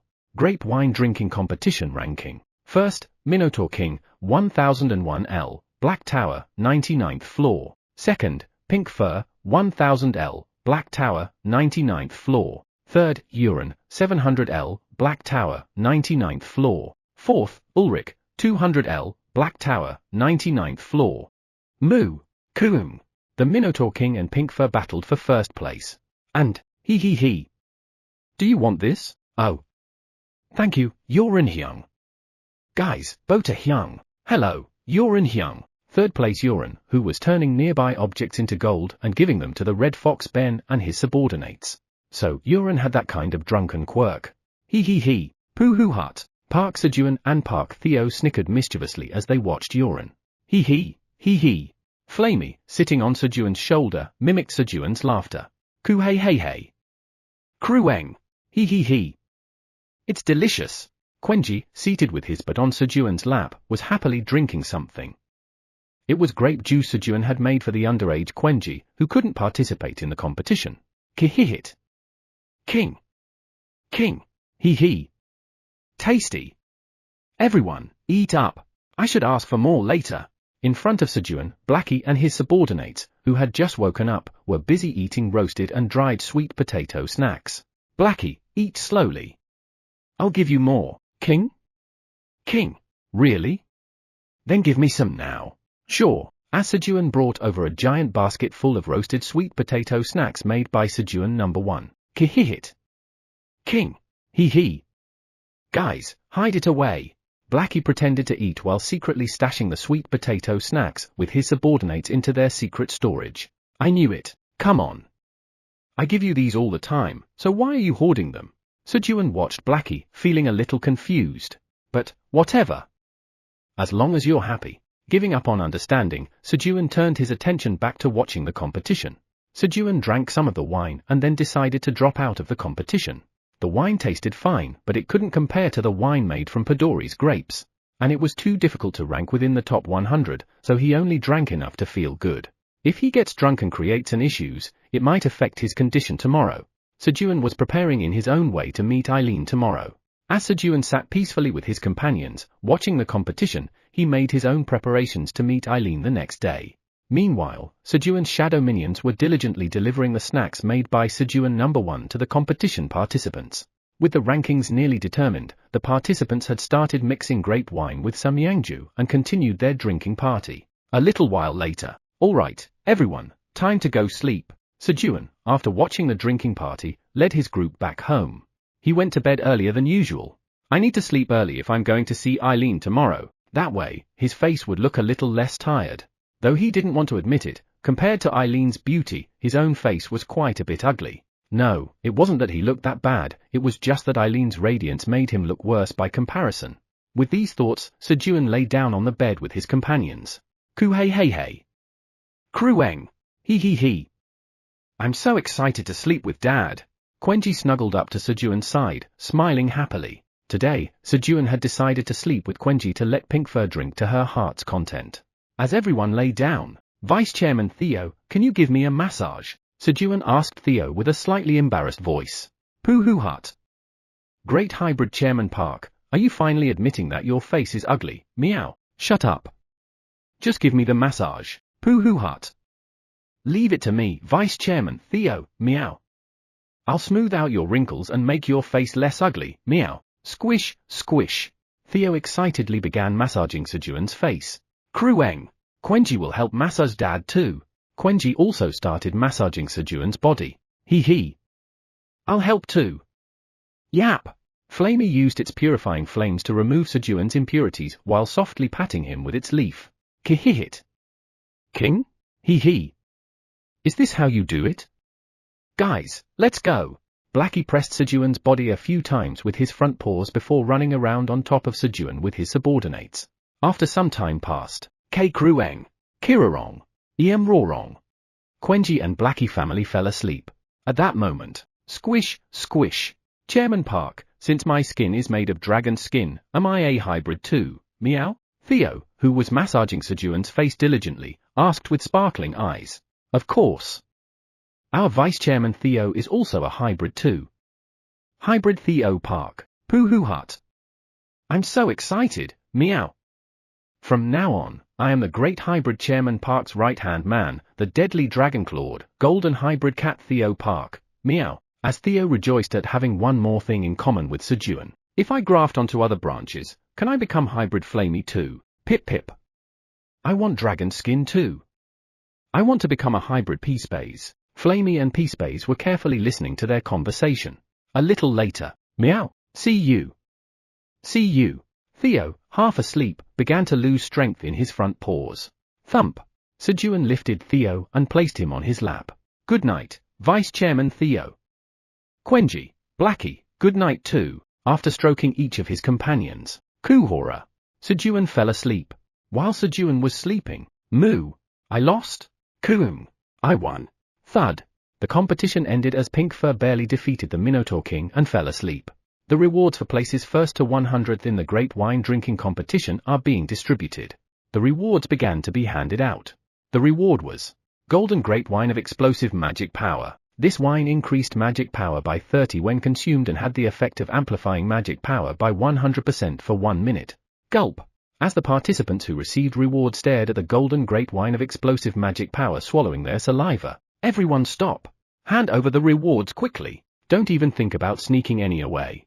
If you do, you'll be in big trouble. The dragons of the 4 Dragons Council appeared and began collecting the rewards on behalf of Sejun. The dragons had called Sejun a hybrid, deeply upsetting him. To make amends, they agreed to collect the rewards from the grape wine drinking competition for Sejun, who had gone to bed early. As the dragons continued gathering the rewards. Who? We're missing one. What's this? Are you daring to insult us? If you get caught, it's 100 years of punishment for each bottle. When one of the reward wine bottle was missing, the dragons roared furiously at the participants. At that moment, Great dragons! I know who has the remaining one. Terrified, Ben desperately shouted to the dragons. Who is it? Who dare to disobey us? It's someone called Quinn from the 82nd floor of the Silver Tower. 99th place, Quinn, 70L, Silver Tower, 82nd floor. Ben showed them the ranking of the 99th place finisher in the grape wine drinking competition, Quinn. Damn, why the Silver Tower? Do we have to go there? We promised Sejun. It's annoying, but we don't have a choice. So the 4 Dragons Council members decided to go to the Silver Tower. But who's going? Obviously, it's Kaiser, who was the first one to call Sejun a hybrid. What? You guys nodded in agreement too. You're worse for agreeing. What are you talking about? We deliberately kept quiet, but you were the one who brought it up, so we nodded without thinking. Yeah, Kaiser, you're the worst. Damn it. After a heated argument, Kaiser ended up being the one who had to go to the Silver Tower to retrieve the reward. Entrance to the Divine Realm. Which way should I go? Seed Shop Headquarters, Combat Shop Headquarters. Dark, the god of darkness, stood at a crossroads, pondering his choice.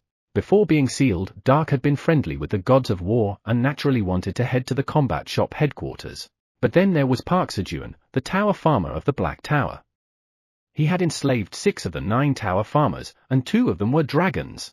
And why was Sejun so close with Kaiser, Kellyan, Ramtur, and Tia? Oh, right, through drinking. Who was that?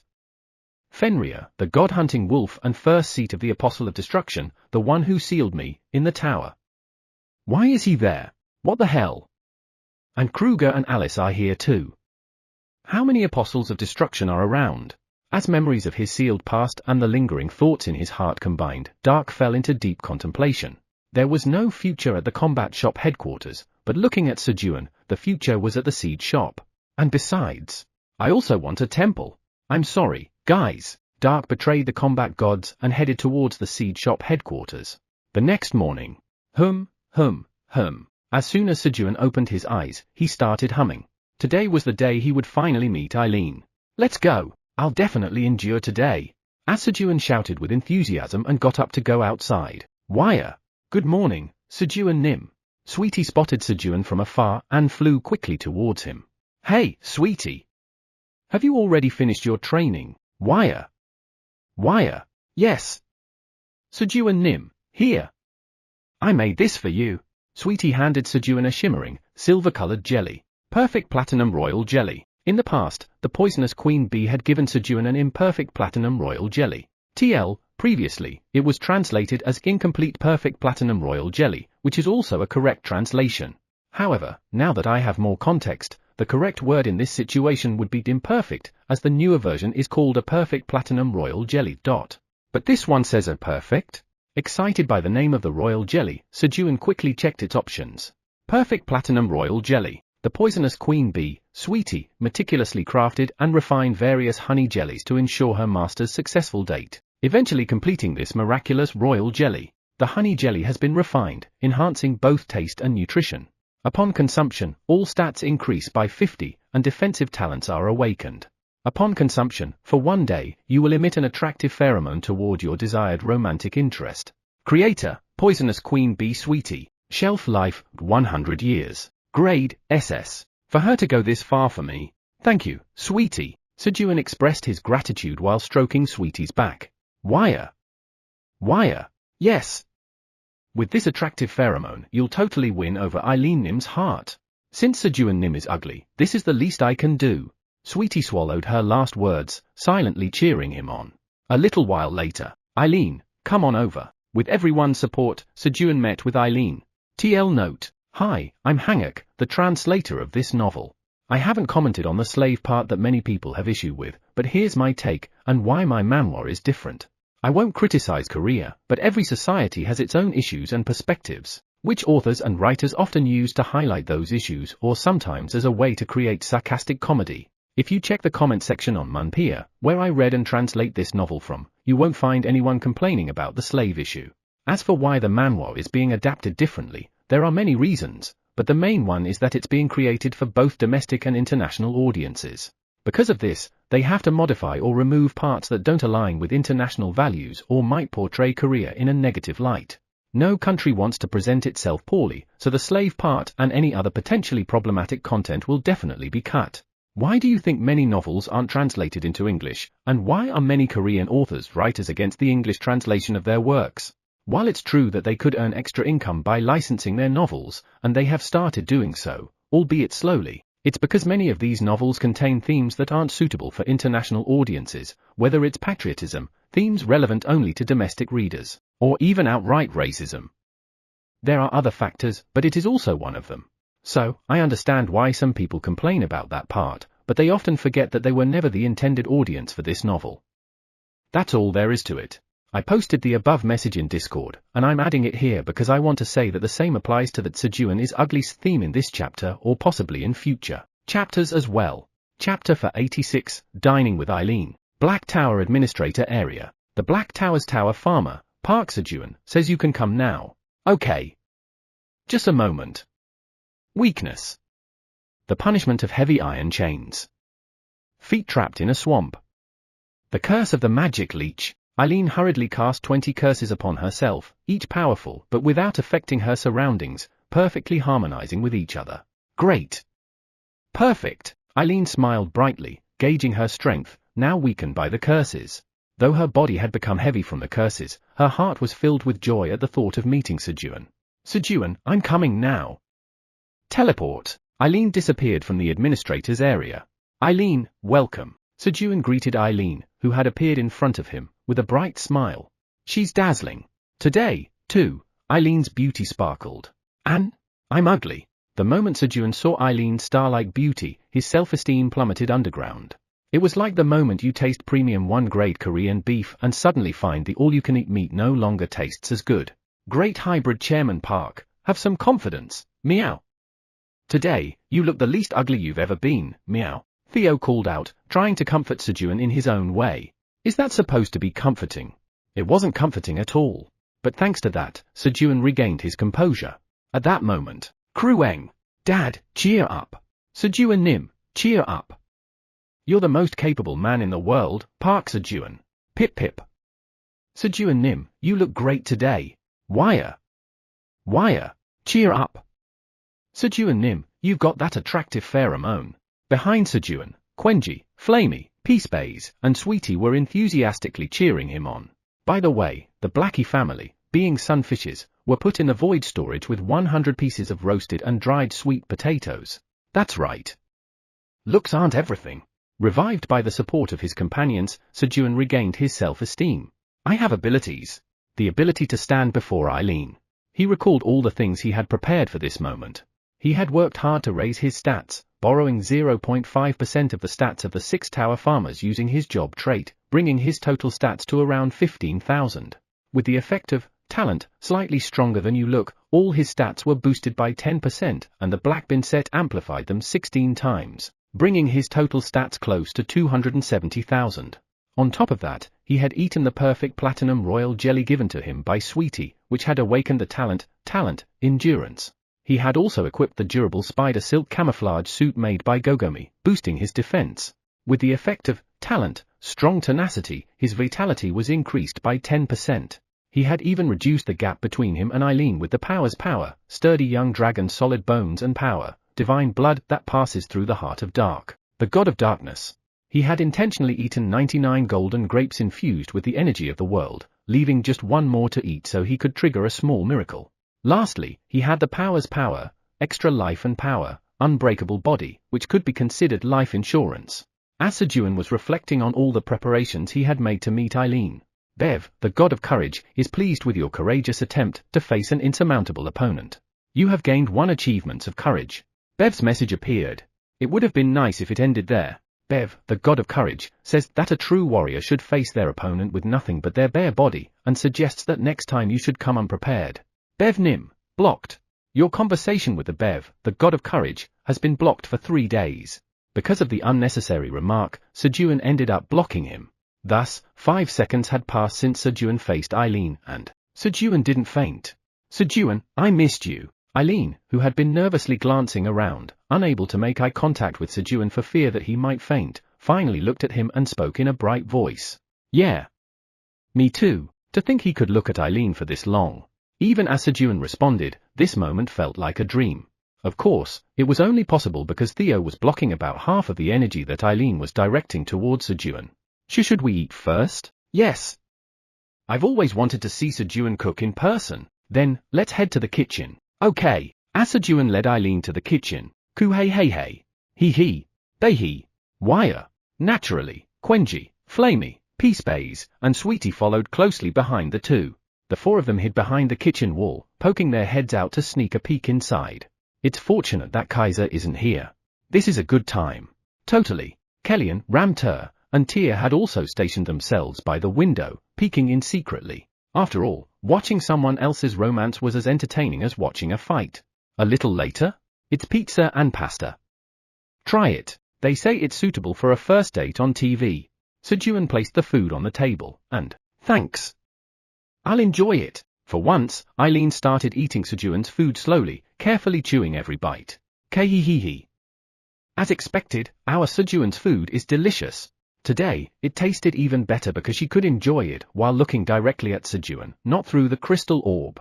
As Eileen savored the food, rip. She felt something tearing.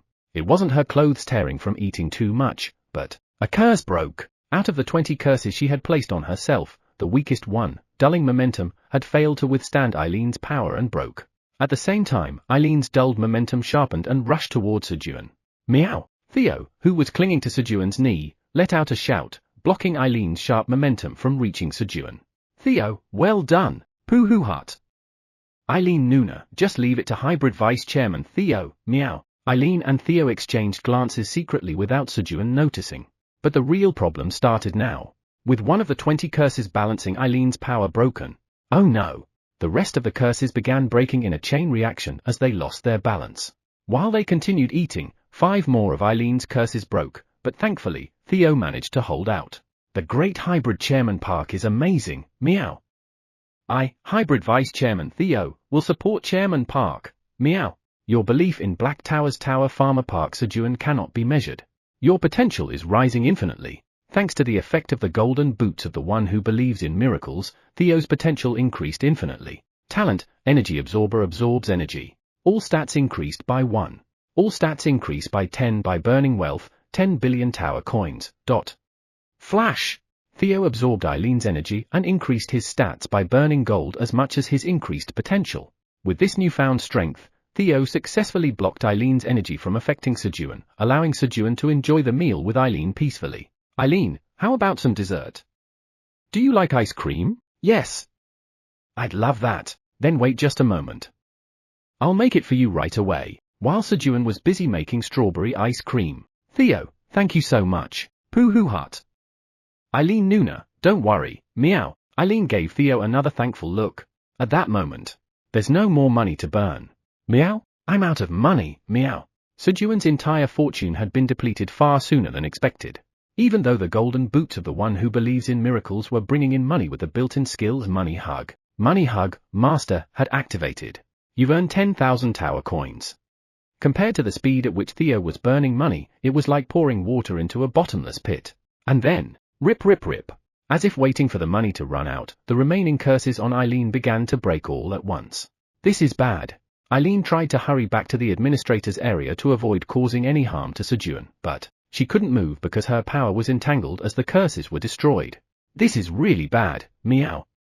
If this keeps up, I won't be able to help the great hybrid Chairman Park or Eileen Nuna, meow. Seeing the situation, Theo realized he needed emergency funds. Hell Nim, give me money, meow. Or else, I'll push for your impeachment, meow. Theo, the demon of serial impeachment threats, demanded money from Hell, the god of merchants, who seemed the easiest target. Hell's pawnshop. 10,000 mushroom ants, tenant farmers of Black Tower's Tower Farmer Park Sejun, have witnessed your temple. Your divine power has increased by 2. Good, this is sweet as honey. Chomp. Chomp. Hell was happily munching away, recording his steady stream of divine power flowing in as usual. At that moment, the great black dragon and administrator of the Black Tower, Eileen Pratani, has witnessed your temple. Your divine power has increased by 50,000. A message appeared before Hell. What? Why is a dragon appearing here? Frozen by the sight of the message, Hell panicked. He. Trust in Park. Trust in Park, as expected of Park Sejun. He even hangs out with dragons. His class is on another level. Hell began chanting in excitement. But while Hell was busy chanting, the legendary merchant of the Black Tower, Theo Park, asks you for some money. The legendary merchant of the Black Tower, Theo Park, says if you refuse, he'll push for your impeachment. Theo's message appeared. He's not even asking to borrow it, just outright demanding money, as expected of Theo, the cat scoundrel, shamelessly extorting money. And from a god, no less. Then, the legendary merchant of the Black Tower, Theo Park, says if you don't respond within 3 seconds, he'll immediately start an impeachment vote. Fine. I'll give it to you. Once again, Hell surrendered to the threat of impeachment and hurriedly sent the tower coin she had accumulated to Theo. Will Eileen like this? Unaware of the enormous surge of energy from Eileen's broken curses behind him, Sejun was diligently making strawberry ice cream. Just then, the orb of death's energy warns of imminent death. A foreboding red message appeared before Sejun. Who? A warning of death. Being the sensitive sunfish that he was, Sejun didn't wonder why or how this was happening. NOM. You have consumed the golden grape infused with the energy of the world. It's time for your 2-hour reminder. If you've been sitting, consider taking a moment to stand up, stretch, use the restroom, or have a refreshing drink of water. Your body will thank you. Now back to the story. Sejun simply swallowed the golden grape infused with the energy of the world that he had prepared earlier, bracing for the impending danger. At that moment, maybe eating the lucky strawberry will help too. Sejun spotted the strawberries he had taken out to make strawberry ice cream. You have consumed a lucky strawberry. Your luck will greatly increase for 1 hour. Even though the lucky strawberry hadn't been giving him any luck lately, Sejun hurriedly ate it, hoping it would help even a little this time. For reference, when he had fed a lucky strawberry to Uran before, Uran experienced a slight reduction in bad luck for an hour. However, once that hour passed, a massive wave of misfortune struck Uran, and ever since then, his face turned pale at the mere sight of strawberries. While Sejun was preparing for danger with the help of the orb of death's energy, Hell, the god of merchants, bestows 100 trillion tower coins. Pooh hut. I've got money now, meow. Whoosh. Theo began burning the money he received from Hell. And then, the energy of the world gathers, to create a small miracle. An enormous power stirs.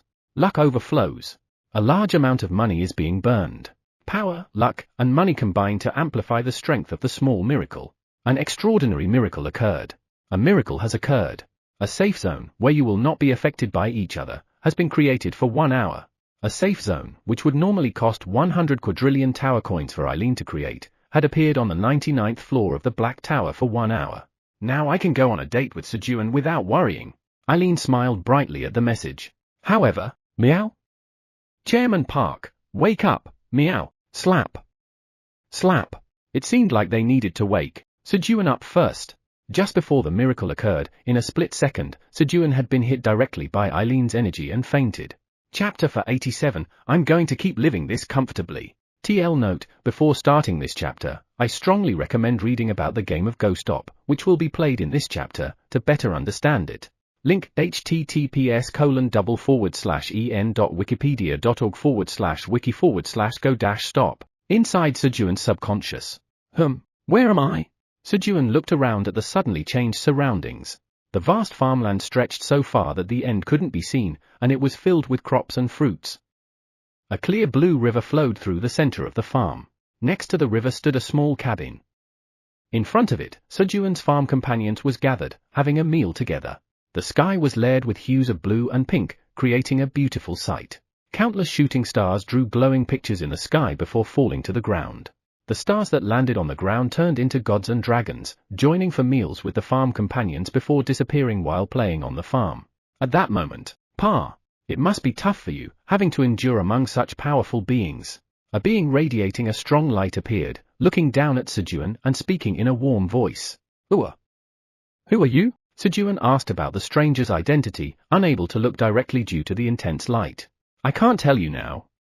Take this. Instead of answering, the being sent a ball of blue light towards Sejun, which was absorbed into his body. And then, the power of creation is converted into the most suitable talent and skill for Black Tower Farmer Park Sejun's survival. Talent, Master of Deflection has been awakened. Skill, Bunker LV1 has been learned. Messages appeared in front of Sejun. If you had been stronger, I could have given you something better. That being's words irritated Sejun, but, thank you. Since it was a free gift of talent and skills, Sejun gratefully accepted and checked what he received. Talent, Master of Deflection. You instinctively deflect attacks, minimizing damage. As a master, the first attack will be deflected, reducing its power by 99%. Skill, Bunker LV1. You can create a 10 square meters bunker with walls 5 meters thick to protect yourself. The bunker reduces external physical damage by 5% and external energy by 10%. While they were helpful, the talent and skill weren't anything particularly outstanding. Why not just give me something better? Sejun grumbled internally. You'll be facing some hardship from now on. The glowing being spoke to Sejun. Then, I don't want to. I'm not going to face hardships. Feeling defiant toward the words about hardship, Sejun retorted. What? I'm going to keep living this comfortably. I absolutely won't face any hardships. That's what I want. As the glowing being stared at Sejun in disbelief. By the way, do you know anything about the creator god who ran away after just building the tower? Guessing the being might know something about the creator god, given its use of the power of creation, Sejun asked. You little. The being enveloped in light, provoked by Sejun's words, chased Sejun out of his subconscious. Who's been spreading rumors that I ran away when it was a strategic retreat?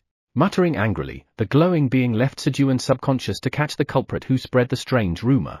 Slap. Slap. These soft paws, is it Theo? Sejun, still unable to open his eyes, analyzed the paws slapping his face in a half-asleep state. Chairman Park, wake up, meow, slap. Slap. As expected, it's Theo. Vice Chairman Theo, I'm awake. Feeling the heat rising in his cheek, Sejun quickly opened his eyes and spoke. Eileen Nuna, the great hybrid Chairman Park is awake, meow, really? Sejun, are you okay? Are you hurt anywhere? Eileen, who had been preparing a nutritious porridge for Sejun, rushed over. For Sejun, it was a great relief. If not, Sejun would have been forced to wake up after being fed porridge made by Eileen while unconscious. No. He might not have been able to wake up at all. As Sejun regained his senses, safe zone duration, 55 minutes, 31 seconds. Who? A safe zone. He finally realized that the miracle he had used had created a safe zone on the 99th floor of the Black Tower. Did I perform another incredible miracle? As Sejun was feeling smug. Sejun, we don't have much time. Let's play quickly. Eileen hurried him along. Yeah. Got it, but what should we play? A moment later. Vice Chairman Theo, what do you feel like? Pooh hut. This one, meow. Sitting on Sejun's lap, Theo selected a card with his front paw. He. Is that so? Sejun grinned slyly and placed the card Theo had chosen. Although the card didn't match the one on the board, once Theo made his choice, all calculations became meaningless. Snap. Snap. Double. Give me 2 spy cards each. Eileen collected 6 spy cards from the opposing teams, placed them on the board, and started calculating the score. We got 5 points. I'm going with go. Looking at the remaining cards, and those laid by the opponents, Eileen called out in a triumphant voice. Sejun's initial plan hadn't been this. He. Just the 2 of us, Eileen and me. Sejun had intended to have a date with Eileen, without any interruptions. But, what should I do? As a single man with no dating experience, Sejun's mind went blank when he thought about being alone with a woman. So, he quickly changed the plan and started a game of Go Stop with everyone, so they could all play together. Since precious time was ticking away, he couldn't waste even a minute. Thus, Sejun, Eileen, and Theo won their first round as a team. Kellyan, the representative of the Four Dragons Council, was in a tough spot because Sejun had taken all the points from the table. After thinking long and hard, he decided to abandon his Samguang set. Flip! But when he turned over the card, it was a Baiguang card. Ooh-hee-hee. Kellyan Nim, I'll gladly take that. Snap! Yoren, who was next, took the Samguang set using a Cherry Blossom card from the Hongdan set. Are you an idiot? Why did you throw away the Guang card? Ramter and Tia scolded Kellyan for his move. But, who? The card Yoren flipped over had a Cherry Blossom on it. It's Peok. TL, if you have read the rules, this situation occurs when a player has two matched cards, and then draws a card that matches those two cards. This is called Peok. In this case, the three cards will remain on the layout, and the player cannot take the matched pair or gain any cards. If the next player draws a card that matches those three cards, they can take all four cards. As expected, misfortune struck Yoren again. Pio? How could you just take whatever they give you? Yoren Hyung, I'm really disappointed. While Yoren was being berated by Pio and Ben, his own teammates. Moo! Thud! The Minotaur King took a Baiguang card. Flip! He confidently turned over his card, but, one Guang. Moo! Quietly, he put the card down. And so, after going around again, it was Sejun's team's turn. Pooh Hut. Chairman Park, this is the one, meow. This will end it, meow, hee. Got it, snap. Snap. Sejun took the discarded card Yoren had placed and used it to take a one Guang card, ending the game. It's Peok, so hand over one spy card each. Eileen collected a card from each of the three teams. 10 points. 3 Guang, Hongdan, and 1 Go, so 17 points. Stop. After calculating the score, Eileen announced. Quenji's team is Spyback, so 34 dried sweet potato chips, and the other teams are both Guangback and Pieback, so 68 chips each, please. She collected the dried sweet potato chips, which were the stakes of the game. And, kihihit. King. Hee. So exciting. My butler won again. Sejun Nim, fighting. Kiruk. Shalaranga, fighting. Kor. Blackie and his subordinates cheered as they watched the pile of dried sweet potato chips growing into a mountain beside Sejun. Stop. After Sejun's team's third consecutive win, we're cleaned out. Moo. Kuik. The 300 pieces of dried sweet potato chips that had been distributed to each team at the start of the game had all returned to Sejun. Safe zone duration, 10 minutes 31 seconds. Ahoom. Then we should go drink. Theo, you come along too. Moo. It seems we should also go for some special training. Yoren Hyung, didn't we have something to do too? The dragons, Minotaur King, and Ben wisely excused themselves from the scene. Meow? Hybrid Vice Chairman Theo doesn't drink alcohol, even with the dragon Nims, meow. Krueng. Quenji is going to play with Dad today instead of special training. Ben, did we have something to do? Of course, there were some clueless ones trying to linger, but thanks to the helpers who were trying to assist with Sejun and Eileen's date, they were quickly dealt with. Finally, Sejun and Eileen were left alone. Shall we take a walk? Sure. As they walked, they exchanged trivial, light-hearted conversations, but laughter never left their faces. It was fun. It was happiness. The mood was ripening. Safe zone duration, 20 seconds. Eileen? Realizing there wasn't much time left, Sejun stopped walking and called Eileen's name. Yes, Eileen also stopped walking and looked at Sejun with a shy expression. I don't know when we'll be able to face each other like this again. There might never be a moment like this again.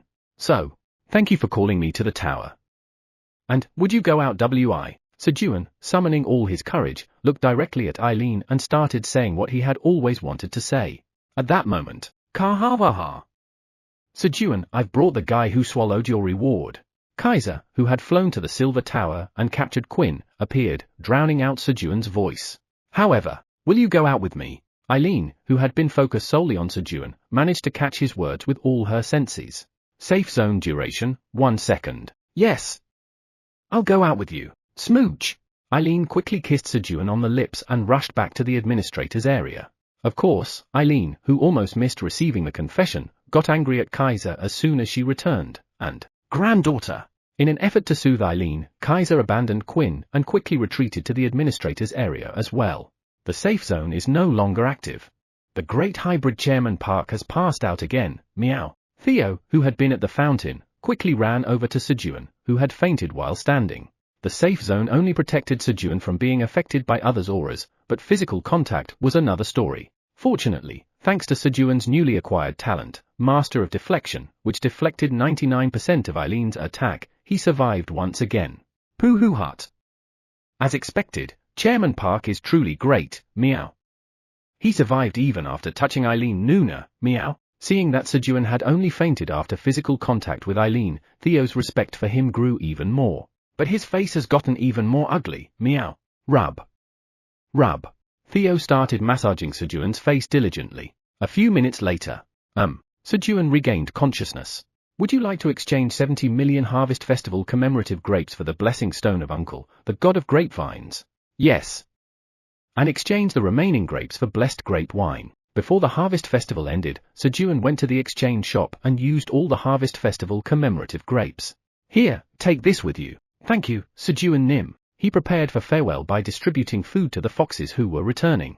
And then, the great Harvest Festival of abundance and overflowing magic that everyone can enjoy has ended. The 1,000 foxes summoned from the 9 towers during the Harvest Festival returned to their daily lives. As the Harvest Festival ended, the foxes returned to the places where they lived. Once the festival concluded, the residents of the Black Tower who had come up to the 99th floor to participate in the Harvest Festival also began to descend the tower one by one. At that moment, "Hey guys, hold on a second," Sejun called out to the Black Bears from Krueng gang who were on their way down to the first floor. "Take these and tell the skeletons to sell them." Sejun handed the Black Bears 1,000 seedless grapes for beginners, the reward for the grape harvest contest, and said, "Oh, and make sure to give 100 of them to Kwangchul." Got it? Sejun felt that the previous gift to Kwangchul, who had introduced him to Flamey, wasn't enough, so he decided to give an additional present. "Yes. Leave it to us. We'll make sure to deliver it." With that, the residents and Krueng gang's Black Bears descended the tower, leaving the farm in peaceful silence. Whoom! Suddenly, the wind began to blow. "Feels nice," Sejun said as he stretched out his arms, enjoying the breeze. Woo! But soon, the wind grew stronger and more turbulent. Growling. "I'll kill you all." Quinn, whose madness had worsened while he was unconscious, had gone berserk. Moo! Koom! Krueng! Of course, there were many kind helpers here who could calm the madness. Bang! Thud! Krueng! The wind quickly settled down. And then, kihihit! King! King!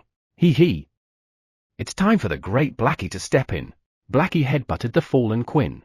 Chapter for 88, they were originally stars. Inside Quinn's mental world. In the middle of a barren land, Quinn was sitting absent-mindedly. Then, whoosh! "Quinn, don't you want to have strong power? Become one with us. Escape your body and enjoy eternal freedom." A soft voice tried to entice Quinn as the wind swirled around him. "However, I don't want to." When Quinn refused with a dry voice, "Woo!" the wind quickly revealed its true nature, surrounding Quinn with sharp gusts of wind. "Give us your soul." The wind began to threaten Quinn. No. Exhausted by the continued threats of the wind, Quinn was slowly wearing down. All right. In the end, he gave in to the wind. Ha. "Quinn, you too will become part of us, the mad wind." The tips of Quinn's hands and feet slowly began to be absorbed by the wind. At that moment, thump! A massive external shock reverberated through Quinn's mental world. "Who dares? How dare they interfere with us, the mad wind? We won't let this slide once we're done here." The mad wind hurriedly tried to absorb Quinn's soul. Then, thud! Thud! Grrrr! A giant wolf appeared in Quinn's mental world, not bothering to hide its footsteps. "Who are you?" "This great self is the evil spirit's exorcising noble wolf, the great Blackie Nim." "You dared to say you'd kill our butler," Blackie replied in a haughty voice. "What? Exorcism? How dare you treat us, the mad wind, as mere evil spirits?" "I am. We are. Soon to become an apostle of destruction." Unforgivable. The mad wind, tainted by the power of destruction, was just steps away from reaching the end of its destruction path and becoming an apostle of destruction. However, to Blackie, who had already reached the pinnacle as the former first-seat apostle of destruction, it was laughable. HMPH, not even an apostle yet. At the words of this far inferior junior, Blackie snorted lightly. And the mad wind vanished far too easily. "Ah. I was going to have the butler name it." Blackie, who had annihilated the mad wind with a snort, greatly regretted it and, "Hey! Listen to the butler properly from now on." "Got it," looking down at Quinn, who had a blank expression. "Who?" "Yes. From now on, I will be loyal to the butler." Seeing how the mad wind that tormented him had been extinguished so easily, Quinn immediately prostrated himself in response. "No, who? Only I can call him butler." "You call him Sejun Nim." "Ah. Yes. Understood. I will be loyal to Sejun Nim from now on. He. Good. Thump. Thump." Satisfied with Quinn's answer, Blackie slowly left Quinn's mental world. And thus, Quinn's madness was cleanly cured. The 99th floor of the Black Tower. Grin. "What's up with him?" Sejun quietly covered Quinn, who had been causing a ruckus but was now sleeping with a happy smile, with a few green onion leaves. "Kihihit. Oh. Our Blackie must have exorcised him." Sejun gently placed Blackie, who was sleeping next to Quinn, into the sling bag. "And then, Minotaur King, watch over this guy for me." "Moo. Leave it to me." He had the Minotaur King keep an eye on Quinn. Just as the commotion settled down. What's this? Why do I feel warmth in my chest?" Sejun placed his hand inside his chest and, flash! He discovered a glowing starfruit seed. Starfruit seed bathed in radiant starlight. You must harvest it to check its options. Starfruit has awakened under the aura of a radiantly shining being. The seed's desire to grow is immense. Please plant it quickly before that desire fades. Aura of a radiantly shining being? What does that mean? Sejun, not understanding the situation, clank, entered the void storage to plant the starfruit seed. Although Sejun didn't know, the starfruit seed had seen a face. That's right. The starfruit seed was awakened by the aura emanating from Eileen's beauty. If Sejun had known, Milky, the god of starlight, would have earned Sejun's hatred and been added to Theo's impeachment list without even having a temple, but fortunately, Sejun was unaware of this fact. Plop. You're a field. LV rate is activated. You have planted the starfruit seed in the body of Kruger, the destroyer of mountains and seventh seat of the apostle of destruction. As soon as Sejun planted the seed, crack, the starfruit seed quickly took root and rapidly grew into a tall tree about 30 meters high, bearing a single fruit. Who? Kruger's body? Simultaneously, Kruger's body began to shrink drastically. Although Sejun had planted the destruction devourer and other crops before, never had anything shrunk this quickly. By the time 10 fruits had grown at the base of the tree, Kruger's body had completely disappeared. And then, you have defeated the soulless Kruger, the destroyer of mountains and seventh seat of the apostle of destruction. You have gained 5 trillion experience points. You have leveled up. You have received 1 bonus stat point. Your strength has increased by 10. Messages began to appear, showing the experience gain and level up. Even though it was a soulless body, it still counted as a legitimate kill. 5 trillion experience points. Ah, I'm screwed. Sejun despaired as he looked at the massive amount of experience he had gained. His current level was 118. 2 level-ups would put him at 120, and then the job quest would activate. This meant that any experience points beyond what was required for 2 level-ups would essentially be wasted. At that moment, you have achieved a great feat by slaying the soulless Kruger, the destroyer of mountains and seventh seat of the apostle of destruction. As a reward for this great feat, your title Hunter of Destruction has been upgraded to Skilled Hunter of Destruction. An achievement message appeared. You have achieved a great feat by gaining an enormous amount of experience in one go. As a reward for this great feat, your remaining experience will be used to forcefully complete the job quest and continue leveling up. 3.5 trillion experience points have been used to forcibly complete the job quest. As a reward for completing the quest, LV 121 cap has been lifted. As a reward for completing the quest, all your stats have increased by 200. With the new achievement message, Sejun forcefully completed his job quest with the massive amount of experience points. You have leveled up. You have received 1 bonus stat point. Your strength has increased by 10. He reached level 127. None of the experience went to waste. Sejun smiled happily, relieved that he hadn't lost any of the experience. Pooh hut. Chairman Park is smiling, so I'm happy too, meow. Theo also laughed. Alright, time to harvest. Let's do it, meow. Snap. Sejun approached the starfruit tree and pulled one of the golden fruits that looked exactly like the starfruit tree fruits he had seen on Earth. You have harvested the starfruit. Your job experience has slightly increased. Your proficiency in harvesting LV9 has slightly increased. You have gained 100 experience points. As the message appeared, the fruit turned into light and merged with the tree.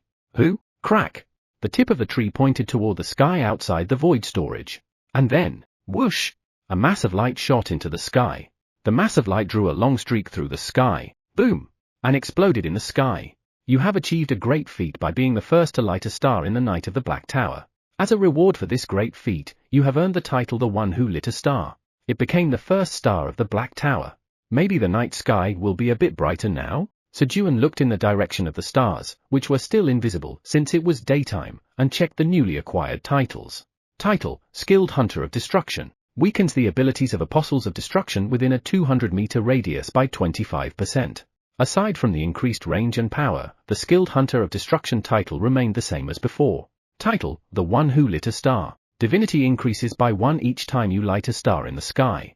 Next, Sejun checked the second title. Increases divinity by 1 every time I light a star. Currently, the only way Sejun could raise his divinity was through this. Your divine blood has passed through the heart of Dark, the god of darkness. Your divinity increases by 0.0001. Every 30 seconds, his blood would circulate through his body and pass through Dark's heart, increasing his divinity by 0.0001 each time. To raise his divinity by 1 would take about 7 days. Honestly, Sejun wasn't entirely sure what benefits came from increasing divinity, just like with raising mental strength. However, since there seemed to be no harm in raising it, he decided to keep increasing it. You have harvested the starfruit. So, Sejun harvested the remaining 9 starfruit trees' fruits. The effect of the title The One Who Lit a Star has increased your divinity by 1. He added 9 more stars to the sky and raised his divinity by 9 points. At that moment, a quest has been generated. Quest, add 2 more stars to complete the zodiac of 12 stars that will govern the night sky of the Black Tower. Reward, Power, Starlink. A quest appeared. Ooh, add 2 more stars? What if I transplant the starfruit tree into Elsa's body? Sejun hurriedly looked at the starfruit tree. Rustle. Unfortunately, the tree, having fulfilled its mission, was crumbling into dust. All trees that grew from Transcendence grade seeds behaved the same. Once the fruit was harvested, the tree would crumble into dust and disappear. Does that mean I'll have to wait for the next starfruit seed to add 2 more stars? As Sejun coolly gave up on the idea and moved on to harvest acorns from the acorn tree. Sejun Nim, please give me a chance. I'm confident I can shine brighter than anyone in the sky. Sejun Nim, me too.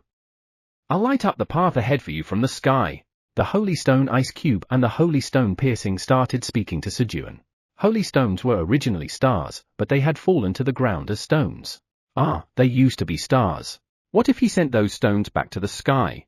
That makes sense. But how do I turn you back into stars? With about 5 points of divinity. Me too. All right, got it. All the divinity I earned today is going to be used up, huh?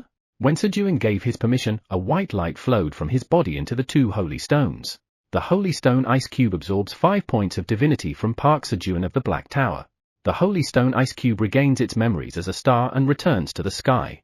Thank you, Sejun Nim. I'll make sure to repay you. The Holy Stone Piercing absorbs 5 points of divinity from Park Sejun of the Black Tower. The Holy Stone Piercing regains its memories as a star and returns to the sky. Thank you, Sejun Nim.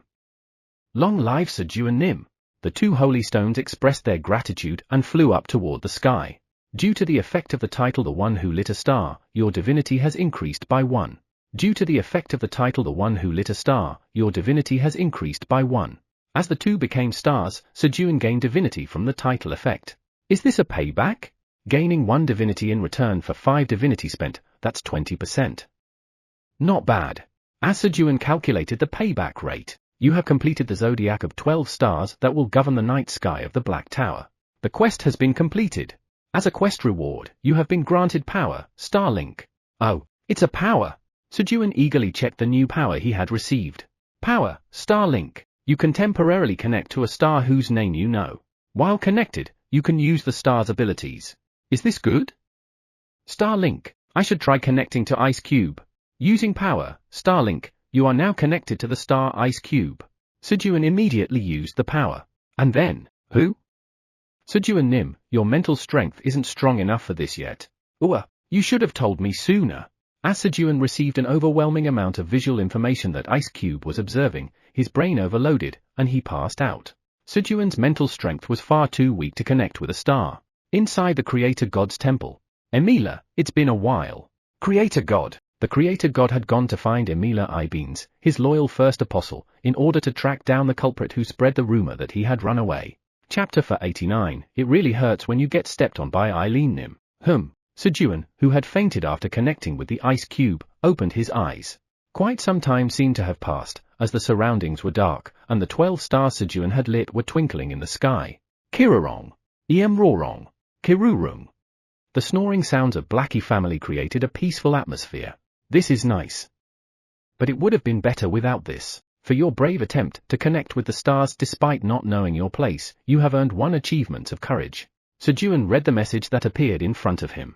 Isn't this just Bev Nim making fun of me at this point? As a result, Sejun's favorability toward Bev had dropped even further. Though, I guess there was some use for mental strength after all. Sejun recalled the moment right before he fainted when he briefly connected with the ice cube. An overwhelming flood of visual information rushed into Sejun's mind. It felt like being dropped into the middle of the deep sea, with the pressure crushing his body like the massive flood of visual data crushing his brain. Just as his head felt like it was going to explode, forcibly increasing brain's information processing capacity using mental strength. A message appeared before Sejun. An energy he had never felt before flowed into Sejun's mind, helping him process the overwhelming information. Of course, it was far from enough.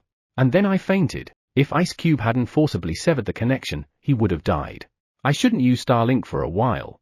Sejun promptly decided to seal Starlink. But it's a bit unfortunate that I can't use Ice Cube. It was really convenient for freezing things. Still, I gained a lot this time. He had achieved 3 great achievements, strengthened one of his titles, gained a new title and power, and his Earth stay cost had been reduced by an additional 2%, making the total reduction 23.5%. He. Someday, I'll be able to go on a date with Eileen on Earth, right? As Sejun fantasized about a future where he could reduce his Earth stay cost by 100% and stay with Eileen without any burden, it has been confirmed that Quinn Beretta, the tower farmer of the Silver Tower, has planted a large amount of magical cherry tomatoes without permission. According to the laws of the tower farmer of the Black Tower, Park Sejun, will now command the tower farmer of the Silver Tower, Quinn Beretta, for 100 years.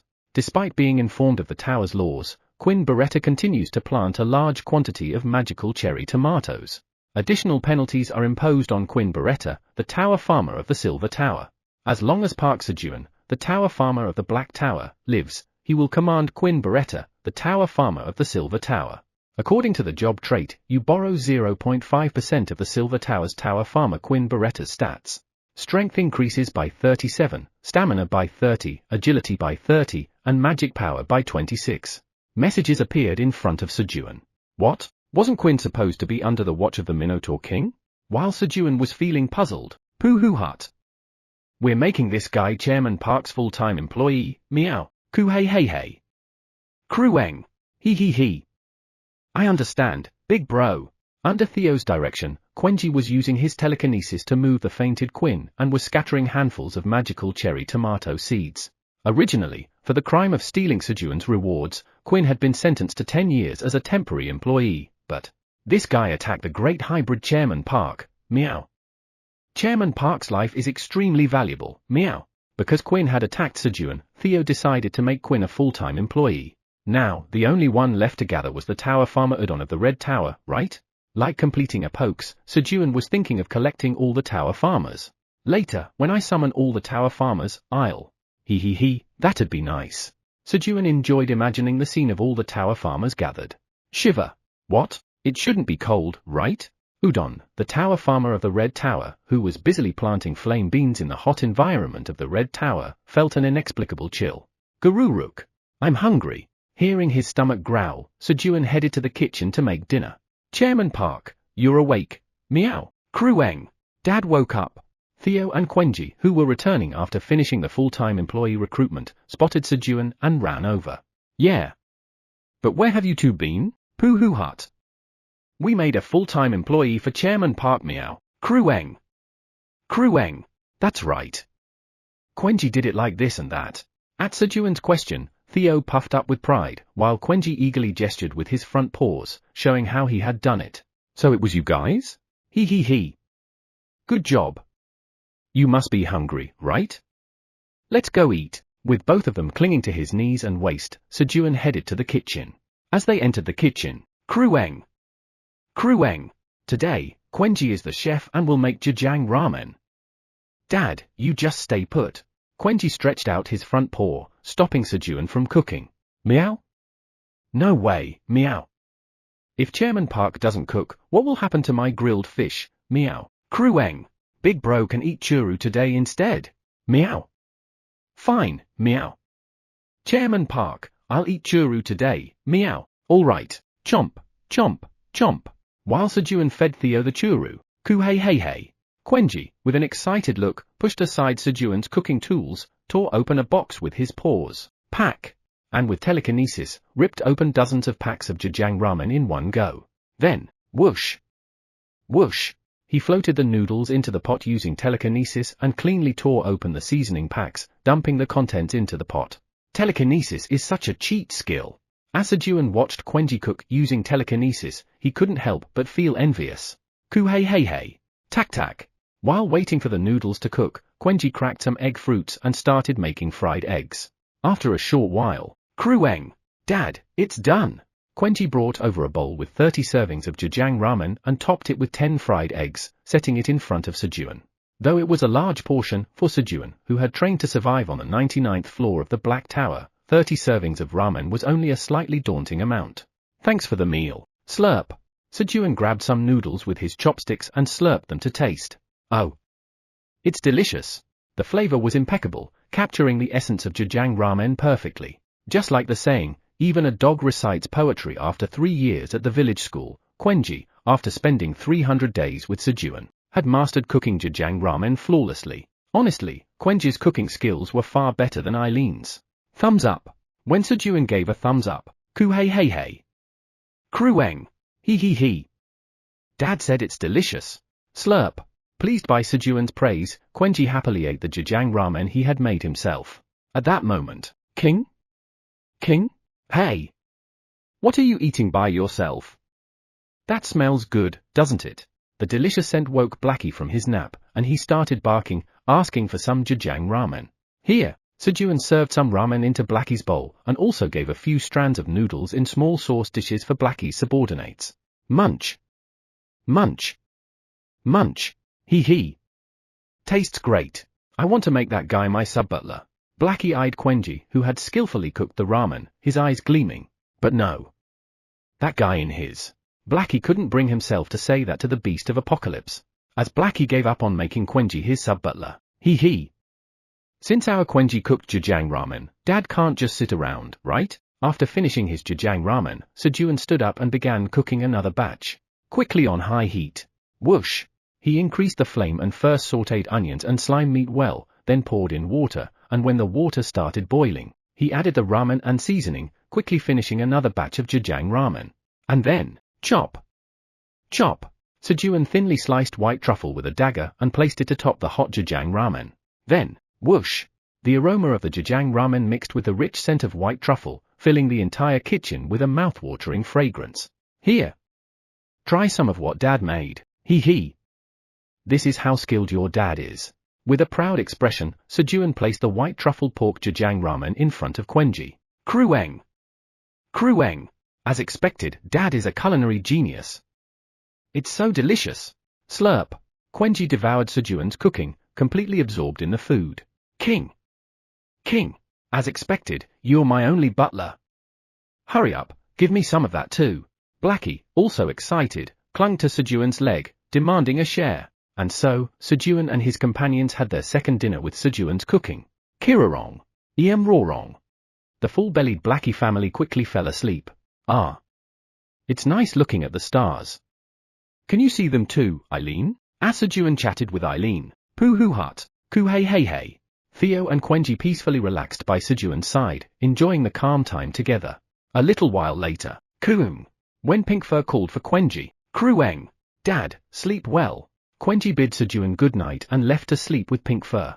Vice Chairman Theo, let's go to sleep too. Sounds good, meow. Sejun went home with Theo, and as soon as they lay down, Kua, Gorarang, they fell asleep instantly. In the night sky of the Black Tower, the 12 stars twinkled and talked to each other. Even if he made us shine, I oppose the idea of following a mere human like Park Sejun. I'll follow Milky Nim, the god of starlight. Right. How can we trust Park Sejun when he nearly died trying to connect with the ice cube? I'll follow Milky Nim too. We're stars, so naturally, we should follow Milky Nim, the god of starlight. You ungrateful fools. Of course, our master is Sejun Nim. I will follow Sejun Nim. Exactly. Have you forgotten the grace of Sejun Nim, who raised us to the sky? And Sejun Nim also has divinity now. Don't disrespect him. The topic of conversation was about who the zodiac would serve from now on. And then, you guys are dead. It really hurts when you get stepped on by Eileen Nim. That's right. That's what happens when you betray him. Listening to their words, Ice Cube and Piercing quietly chuckled. So, 5 stars are trying to betray Sejun Nim, blind, power up, iron skin, speed, and blink, huh? They'll soon change their tune. After Eileen Nim stomps on them a bit, they'll think differently. They were compiling a list of the stars who opposed Sejun, ready to report to Eileen. Blind called Sejun Nim a mere human. Power Up said he couldn't trust Sejun Nim. Of course, they also recorded the conversation content to report, so that the ungrateful stars would get stepped on more severely. Betrayal means death. Exactly. How dare they betray Sejun Nim? Ice Cube and Piercing, conveniently forgetting their own past thoughts, plotted gleefully. The next morning, all right, Sejun woke up feeling refreshed. Meow, King. Theo and Blackie were still sleeping, so Sejun quietly took care of them before heading outside to stroll around the farm. After about 30 minutes of walking, the power sweet potato are grateful for the farmer's footsteps and lends their strength. The effect of great blessing of the crops, master, activates, increasing the potential of your stamina stat from 6,197 to 6,207. Messages appeared. He. It's increasing quite a bit. Sejun smiled contentedly as he saw his potential increase by 10, thanks to the excellent farmer's golden boots. At that moment, Moo, the Minotaur King, came to Sejun, carrying Quinn over his shoulder. Minotaur King, what's the matter? Moo. Sejun Nim, this guy has woken up. The Minotaur King replied as he set Quinn down. And then, I greet you, Sejun Nim. The moment Quinn saw Sejun, he hurriedly bowed, lying flat on the ground. Though Quinn had never seen Sejun before, he had spotted Blackie, glaring with wide-open eyes, trying hard not to doze off, from Sejun's sling bag. Even though Blackie was small, his gaze was the same as the being Quinn had seen in his mental world. And so, this person must be Sejun Nim, the great butler of Blackie Nim? Sejun certainly looked like a butler to anyone who saw him. First floor of the Black Tower. Shall I go hunting hard today too? Having had plenty of rest on Earth, Kyungchul, with a longbow of infinite arrows Sejun had given him slung over his back, happily headed to the waypoint. At that moment, are you Kyungchul? Black bears from Krueng. Gang surrounded Kyungchul. Yes? That's me. What's going on? Eat this. One of the black bears handed Kyungchul 100 seedless grapes for beginners. What? This is from Sejun Nim. You must eat it. Absolutely. Although Sejun had only instructed them to deliver the grapes, Sejun Nim said to make sure Kyungchul eats this, right? Yeah. Somewhere along the way, the black bears got confused and the instructions changed. And then, from Sejun, Nom. Without hesitation, Kyungchul ate the grapes, trusting that it was Sejun's order. Sejun, did I do something wrong to you? As the incredibly astringent grapes overwhelmed him, Kyungchul began to wonder if he had somehow wronged Sejun. Chapter 490, no problem. Black Tower Administrator Area. How dare they betray my Sejun? Eileen trembled with rage as she read the report sent by Ice Cube and Piercing. Such ungrateful bastards. My dear granddaughter, you mustn't let such people go unpunished. This old man will go and teach them a lesson. Kaiser, who had been waiting for a chance to calm Eileen's anger, also became enraged beside her. No. Grandpa, stay put. I'll handle it. You will? Eileen responded to me. Thank you, Sejun. Kaiser, now finally having a conversation with Eileen, quietly smiled and watched how she would deal with the stars. A little later, when morning came, and the disappearance of stars wouldn't be noticeable, Eileen summoned all 12 zodiac stars. Thus, 12 star-shaped stones were summoned into the administrator area. I am Eileen Pratani, the administrator of the Black Tower, and a great black dragon. I've heard that among you, some have betrayed my Sejun and are now following some so-called god of starlight, Milky or Milk or whatever. Is that true? Eileen asked, glaring fiercely at the stars in front of her. Yes, that's true. We don't know how you found out, Eileen Nim, but even if you are the great black dragon, you can't change our decision. That's right. We will follow Milky Nim, the god of starlight. 5 stars stepped forward, asserting their stance, their bodies twinkling and sparkling as they spoke. Is that so? Polymorph. Release. In response to the 5 stars declaration, Eileen's expression turned cold as she reverted to her true form. And then, boom! How dare you speak so boldly after betraying my Sejun? Do you think I won't get angry? She began her punishment, stomping firmly on the 5 stars. Gia! Ua! Why are you doing this? The stars, pinned under Eileen's foot, groaned in pain but held their ground. Press. We were wrong. Please spare us. We were wrong. Unable to bear the increasing pressure, they began to beg for forgiveness. However, they didn't humble themselves enough to declare their allegiance to Sejun. She's gotten stronger. Indeed. Still, it was harder when we were holy stones. I agree. I thought I'd be shattered back then. Ice Cube and Piercing reminisced about their own past as they watched Eileen mercilessly stomp on the 5 stars. At that moment, do you know why Eileen Nim is doing this? Tell us.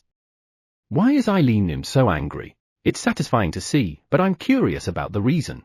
5 stars that had been loyal to Sejun from the start asked Ice Cube and Piercing. Although it felt gratifying to see Eileen disciplining the stars who had betrayed Sejun, they couldn't understand why the great black dragon herself would step in just because of a little betrayal of a mere tower farmer. Fine. We'll tell you, just for you. The truth is, Sejun Nim and Eileen Nim are lovers. From what I see, Eileen Nim likes him more. The 2 stars proudly explained to the others why the 5 traitorous stars were being trampled by Eileen. You're lucky. Normally, she starts by stomping on everyone. That's right. Ice Cube got stomped on twice. One of those times was because you tattled, Piercing. Well, who told you to betray Sejun Nim in the first place? That. I regret it. While Sejun's loyal stars listened to Ice Cube and Piercing's story. Blind. Did you call my Sejun a mere human? You're just a mere star. How dare you? Eileen was still holding down 4 of the stars with her left foot, while using her right foot to press down hard on Blind, who had insulted Sejun, demanding an explanation. And then, Gyargyark. I'm sorry. If you're sorry, then swear your allegiance to Sejun. What? No matter what, how can we submit to such a weak being as Sejun Nim? Then die. Press. As soon as Blind gave his reply, Eileen pressed her weight down even harder on her right foot. Crack. Ag. My body is cracking. The star's dying. Blind screamed in agony. Eileen, I will submit to Sejun Nim. Then swear properly. I, the star Blind, swear to obey Sejun Nim for the rest of my life. Finally, he swore allegiance to Sejun and, now, next is power up. You said you couldn't trust my Sejun, didn't you? That's correct. What? Press. Sob. I was arrogant. I, the star power up, swear to obey Sejun Nim for the rest of my life.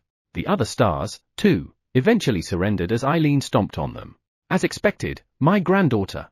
Kaiser looked proudly at his granddaughter Eileen, who had made the stars swear allegiance. 99th floor of the Black Tower. Ah, I'm so full. Krueng. Dad, here's your coffee. Ah, thanks. Slew you up. Sejun sipped the coffee that Quenji had brought him. Delicious. Morning coffee really is the best. Sejun enjoyed a brief moment of relaxation, sipping his coffee. Well then, let's head to the Silver Tower. Let's go, meow. Krueng. Let's go. Kihihit. King. Hee. The Great Blackie is on his way. As Sejun stood up, the rest of the party also rose and entered the void storage. What are you doing, meow? Quinn, you're a full-time employee now, so hurry and get in, meow. Theo, who had already claimed the front spot by lying in the loaf position at the entrance of the void storage, called out to Quinn, who was standing awkwardly. Yes, Quinn responded and entered the void storage. He said he was a butler, but... Quinn glanced back at Sejun through the closing gap of the door. Clearly, he seemed the weakest among the group, suited only for serving others, but strangely, Sejun was the leader of this group. And the Great Blackie, who had blown away the storm in his mind with just a snort, was... Kihihit. Krueng. Blackie, don't secretly eat the roasted sweet potato slices. King. Being treated as the weakest in this group. What's going on? Quinn was utterly confused. Clunk. The door of the void storage closed. All right, shall we go? Russell. Sejun unfolded the land deed for the 82nd floor of the Silver Tower. The summoning function for the initial engraving of the land deed for the Silver Tower's 82nd floor has been activated. With the message, Sejun vanished. You have arrived on the 82nd floor of the Silver Tower. Camouflage. Upon arriving at the Silver Tower, Sejun quickly used his skill to hide himself. And then? He. There are really a lot of them. Lying flat on the ground, Sejun chuckled as he observed the residents of the Silver Tower resting. Sejun was aiming for 4 birds with 1 stone on this visit to the Silver Tower. Quest completion, raising stats with title, Saint of feeding, raising mental strength by receiving praise, and adding employees. At that moment. Clunk. Great hybrid Chairman Park, I missed you, meow, slap. Theo, who could find Sejun regardless of his disguise, clung to Sejun's face, and Krueng, King, Quenji and Blackie also rushed towards Sejun. Ahum, Quinn, looking somewhat awkward, also stepped out of the void storage. Then, it's Quinnim. Quinnim has returned. Quinnim, are you all right? The residents of the Silver Tower, upon spotting Quinn, flocked to him. They had been waiting anxiously for Quinn, who had suddenly been taken away by a dragon. I'm fine. Quinnim's eyes. Yes, my madness has been cured. Oh. Congratulations. Don't push, please. While Quinn received the congratulations of the residents, Sejun, on the contrary, was pushed to the outskirts of the crowd as he tried to avoid the influx of people. During this time, whoosh! A blue mist emerged from the open void storage. Park Sejun, the Black Tower farmer, has accomplished the great creation feat by spreading the energy of creation within the Silver Tower. The balance of the Silver Tower has been partially restored. As a reward for the great creation feat, the cost of staying on the 0th floor of the Black Tower will be reduced by 1%. Ah, right. There was this too. Sejun's reason for coming to the Silver Tower had now become a 5 birds with 1 stone situation. This looks like a good spot to plant. Sejun found a flat piece of land and dug into it. Plop. He planted the grape seed containing the world tree. However, you have planted the grape seed containing the world tree using magic seed sowing. The land is too barren. Please plant it in a location with richer soil fertility. A message appeared, stating that the seed couldn't grow due to the poor fertility of the soil. He. No problem. Abundance. I'm not the same person I used to be. Sejun, with a smug expression, placed his right hand on the ground and used his power while sipping on a mugwort juice of life potion with his left hand. Abundance. The power, abundance, is being applied to the farm. The soil in the farm becomes twice as fertile. As he continued to boost the fertility of the land using his power, Sejun's life force consumption increased, and the state of the land gradually improved. The once dry and crumbly soil began to gain moisture and gleam with vitality. Abundance. After using his power 10 times on the soil, you lack enough life force to continue using your power. 1 life orb has been consumed. The amount of life force drained all at once had increased significantly, consuming 1 of his life orbs. This is the last one. Even the life orbs couldn't keep up with the consumption beyond this point. As Sejun drank another mugwort juice and replenished his life orbs back to 3. Crunch. Finally, the grape seed containing the world tree began to sprout. Pop. Peak. A small sprout energetically pushed its head out of the soil, extending its roots down. Boing. Why? Soon, the sprout spread its leaves left and right, as if raising its arms in a cheer. Oh, it's out! Sejun looked at the sprout with a joyful expression. But then, the world tree remained in its sprout form even after several minutes had passed. What's going on? Could it be that the soil's fertility is still lacking? Abundance. Sejun used his power once again. The power, abundance, is being applied to the farm. The soil in the farm becomes twice as fertile. The world tree had indeed absorbed much of the land's fertility, causing the fertility to drop. With the fertility now improved, Sejun's life force consumption decreased significantly. Good, abundance. While Sejun continued to increase the fertility of the land by repeatedly using his power. Whoosh! Suddenly, the wind began to blow fiercely. The strong winds, which had been suppressed by Quinn after drinking the golden grape wine of explosive magic power as a reward from the grape wine drinking competition, had started up again. Moreover, due to the backlash from the previously suppressed winds, the gusts were even stronger this time. Rumble.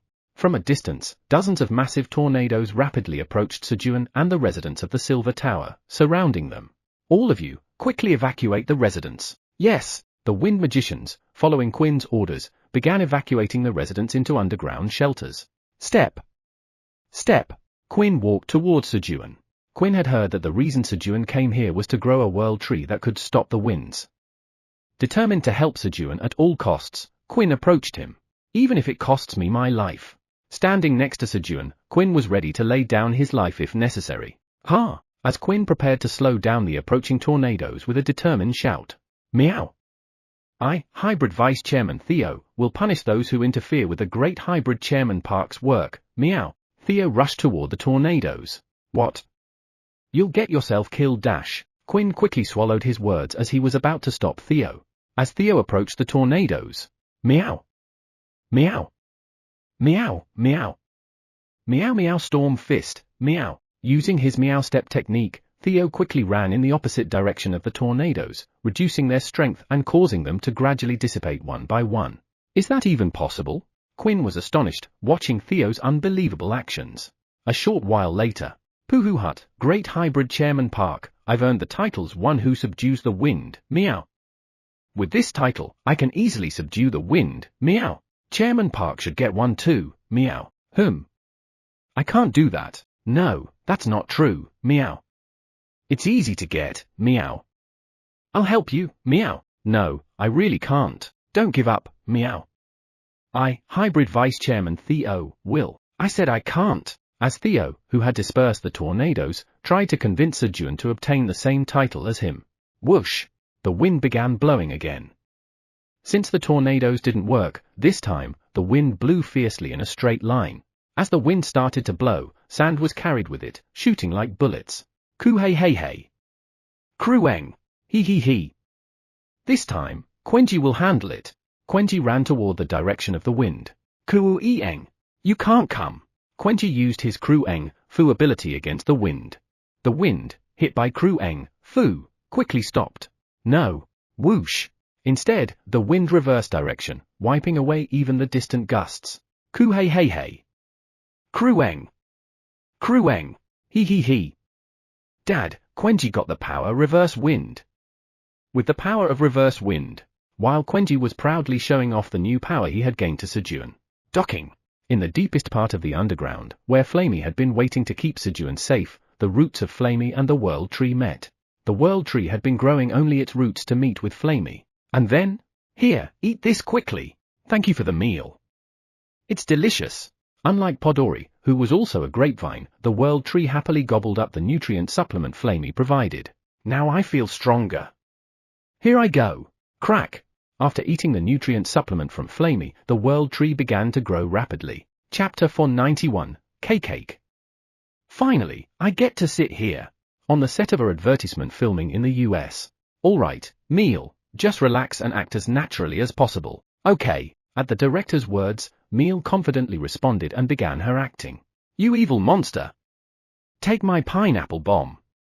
You'll explode from the deliciousness. Meal threw a pineapple at the giant leech costume as she delivered her scripted lines. Thud. Roll. The pineapple hit the leech costume's body and rolled across the floor. Delicious. Thud. The leech monster uttered a single word with difficulty before collapsing. Meal almost broke character due to the overly contrived situation. They said they'd handle the explosion and the leech monster's smile with CG, right? Imagining the explosion and the leech smile, she continued her acting. Ha ha ha. How does it feel? To taste the pineapple bomb of Meal, the bomb mage. Ha ha ha. How do you like that? The taste of bomb mage Meal's pineapple bomb. As Meal grabbed the leech monster by the collar and delivered her next line. One more. The leech monster let out its final line, marking the end of the commercial shoot. Cut. Meal, great job. Your acting was fantastic. Ha ha ha. Thank you. As Meal finished filming and chatted with the director. Meal, we need to leave now if we want to make it to the Hawaii Pineapple Festival. Meal's manager approached, urging her to head to her next schedule. I'm sorry. I've got another engagement, so I'll need to go. Yes, I understand you're quite busy these days. Please go ahead. After bidding the director farewell, Meal hurriedly left the set with her manager to get to her next appointment. Meal, who had become famous for being the first person on Earth to use a pineapple bomb and discovering how to change her profession to bomb mage, had recently been receiving a flood of enthusiastic calls from people involved in the pineapple industry. 82nd floor of the Silver Tower. Krueng. Reverse wind is a power that counters an enemy's attack with an even stronger attack, combining Quenji's and the enemy's attack forces into an even more powerful strike against the enemy. Dad would benefit from having it too. Yeah. It would be nice to have. But, son, you've got it wrong. Do you think Dad can really counter the enemy's attack with something stronger? Although Sejun thought it might be impossible for him to acquire such a power. Sure, let's practice it later, he answered in a way that wouldn't hurt Quenji's feelings, patting Quenji's head as he spoke. Swoosh, swoosh. Ku hey hey hey. Quenji laughed, clearly pleased with Sejun's petting. Meow. Hybrid Vice Chairman Theo wants to be petted too, meow. Theo quickly placed Sejun's other hand on his own head. Swoosh, swoosh. As Sejun petted both Theo and Quenji with both hands. King? Hey!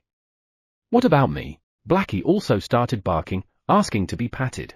All right, Blackie, here, have this and wait. Since Sejun couldn't free his hands, he handed Blackie a piece of roasted and dried sweet potato. King! Not this, I want your hand. Blackie demanded Sejun's hand again, although he didn't return the sweet potato and quickly stored it in his sling bag. All right, I guess I'll have to use this method, then. Quenji, can you lift Blackie up for me? Krueng. Got it.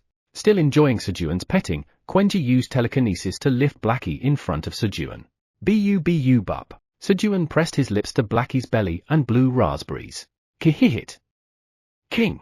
Ha ha. That tickles. As Sejun played with all three of them, taking a short break. Rumble. Ooh. A huge vibration echoed, followed by a creaking sound.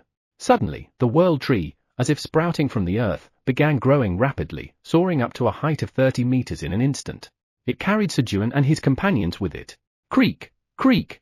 The giant grapevine, which had grown massively, started moving its tendrils, weaving a thick net of vines. A net of vines, layered dozens of times. Oh, so this is how it weakens the wind. Sejun watched from the top of the world tree as the net-like structure formed, realizing the tree's intention. The net was not too tightly woven, allowing the residents to move through it comfortably, but the wind would gradually lose its force as it collided with the net. At that moment, the grape seed containing the world tree planted in the Silver Tower has grown and weakened the winds of the Silver Tower. You have completed the quest. As a reward for completing the quest, you have received 50 billion tower coins. As a reward for completing the quest, all your stats have increased by 100. As a reward for completing the quest, you have obtained 30 drops of the growth elixir and 1 drop of the great growth elixir. As a reward for completing the quest, job talent, growing seed, has awakened. A series of quest completion messages appeared. Growing seed? Sejun decided to check the talent first. Job talent, growing seed. Each time the tower farmer carefully plants seeds, nurtures crops, and harvests them, the seed absorb the tower farmer's dedication and grow. Additional effects will appear based on the seed's growth stage. Current growth stage, seed has not yet sprouted. Is this a good thing? I've worked hard to raise it, so it won't have some trivial effect, right? Well, it didn't really matter. The work remained the same, but the rewards increased, so Sejun decided to stay optimistic. Alright, let's check this next. Sejun then examined the great growth elixir, which was contained in a small glass vial radiating a captivating red light. Great growth elixir? This elixir contains a small trace of the power of the Supreme Creator God. Upon consumption, you gain 10 million experience points. When consumed, it increases the lowest stat among strength, stamina, agility, and magic power by 100 and greatly increases the proficiency of one of your skills. For every 10 drops consumed, all your stats increase by 300. Remaining quantity, 1 drop. Usage restrictions, none. Creator? Grade? Gulp. After checking the options, Sejun immediately drank the Great Growth Elixir. And then, you have consumed the Great Growth Elixir. You have gained 10 million experience points. Your lowest stat, agility, has increased by 100. Your proficiency of the skill weed pulling LV1 has greatly increased. Your proficiency of weed pulling LV1 has been filled, and the level increases. Your proficiency of weed pulling LV2 has been filled, and the level increases. A string of messages appeared. His experience points, agility stat, and weed pulling skill proficiency had all increased. No.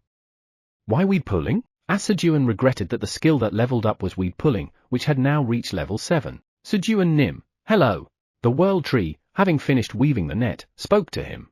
Hello. Sejun placed his hand on the tree he was standing on and responded. Sejun Nim, I don't have a name. Please give me a name. The world tree boldly asked Sejun to name it. Should I? When Sejun agreed to give it a name. Thump. Thump. Hee. I wonder what name he'll come up with. With eyes full of anticipation, Blackie and the others pricked their ears, focusing on what terrible name might come out of Sejun's mouth. Since it's a grapevine world tree, so. Pose. TL, combination of the first letters from both grapevine and world tree. Equals pose. How about pose? Pose. I love it so much. The newly named Pose responded with a joyful voice. If Podori, the other grapevine, had heard this, it would have felt quite unfair. If Podori had been the world tree from the beginning, it would have received the name Pose. However, when Sejun first met Podori, it wasn't a world tree yet. There's also one more thing Podori doesn't know: if its personality had been female, the name Posen would have been waiting for it. King. Butler, I'm disappointed. Sejun Nim, your naming skills aren't what they used to be. Kiruk. Shalalang. That's right. Sejun Nim has lost his touch. Core. Blackie and the underlings were disappointed after hearing the wonderful name, Pose. Especially Kararuru, who seemed even more let down. At that moment, Sejun Nim, Pose has grown some grapes, so please enjoy them. High up. With a cute shout from Pose, green grapes not purple started to grow on the vines. Green grapes? I'll enjoy them. Pluck. When Sejun picked a bunch of grapes, you have harvested a bunch of seedless plump green grapes, 20 grapes. Your job experience has slightly increased. Your proficiency of harvesting LV9 has slightly increased. You have gained 2000 experience points. A harvest message appeared. What? Seedless? Could they also be bitter, by any chance? With a worried expression, Sejun checked the grapes options. Plump seedless green grapes. These are grapes that the world tree, Pose, has removed the seeds from, especially for the tower farmer of the Black Tower, Park Sejun. Even eating just one grape will provide sufficient nutrition. Upon consumption, all stats increase by 1, and a feeling of fullness is maintained for 6 hours. If total stats exceed 10,000, all stats will increase by 0.01. Cultivator, Park Sejun, Tower Farmer of the Black Tower. Shelf life, 150 days. Grade S. Oh, it removed the seeds just for me. How thoughtful. Sejun felt better after reading the description. The fact that consuming the grapes would only increase all stats by 0.01 didn't really matter. He could increase those stats by eating other things. But how do they taste? NOM. Trusting Pose's thoughtfulness, Sejun boldly put a grape in his mouth. There was no bitterness. Instead, the unique aroma of grapes combined with a strong sweetness and tartness, making it delicious. They're delicious. Really? Yeah, he. There's plenty, so have more. Pose laughed with a peculiar giggle, clearly pleased by Sejun's compliment. Don't eat them. Suddenly, Pose shouted fiercely. Who? You just told me to eat them, didn't you? Pose, don't tell me you have a split personality? As Sejun hesitated and slowly put the grape down. No, not you, Sejun Nim. I meant those guys. Pose hurriedly explained, pointing with its branches at the Silver Tower residents eyeing the grapes. Then, only those who are Sejun Nim's employees can eat my grapes. So, if anyone wants to eat grapes, hurry and go to Theo Nim to get a stamp. It seemed like Pose had received some early education somewhere, as it started recruiting employees on its own. Stamp. You have stamped the 9 Dragons employee contract seal.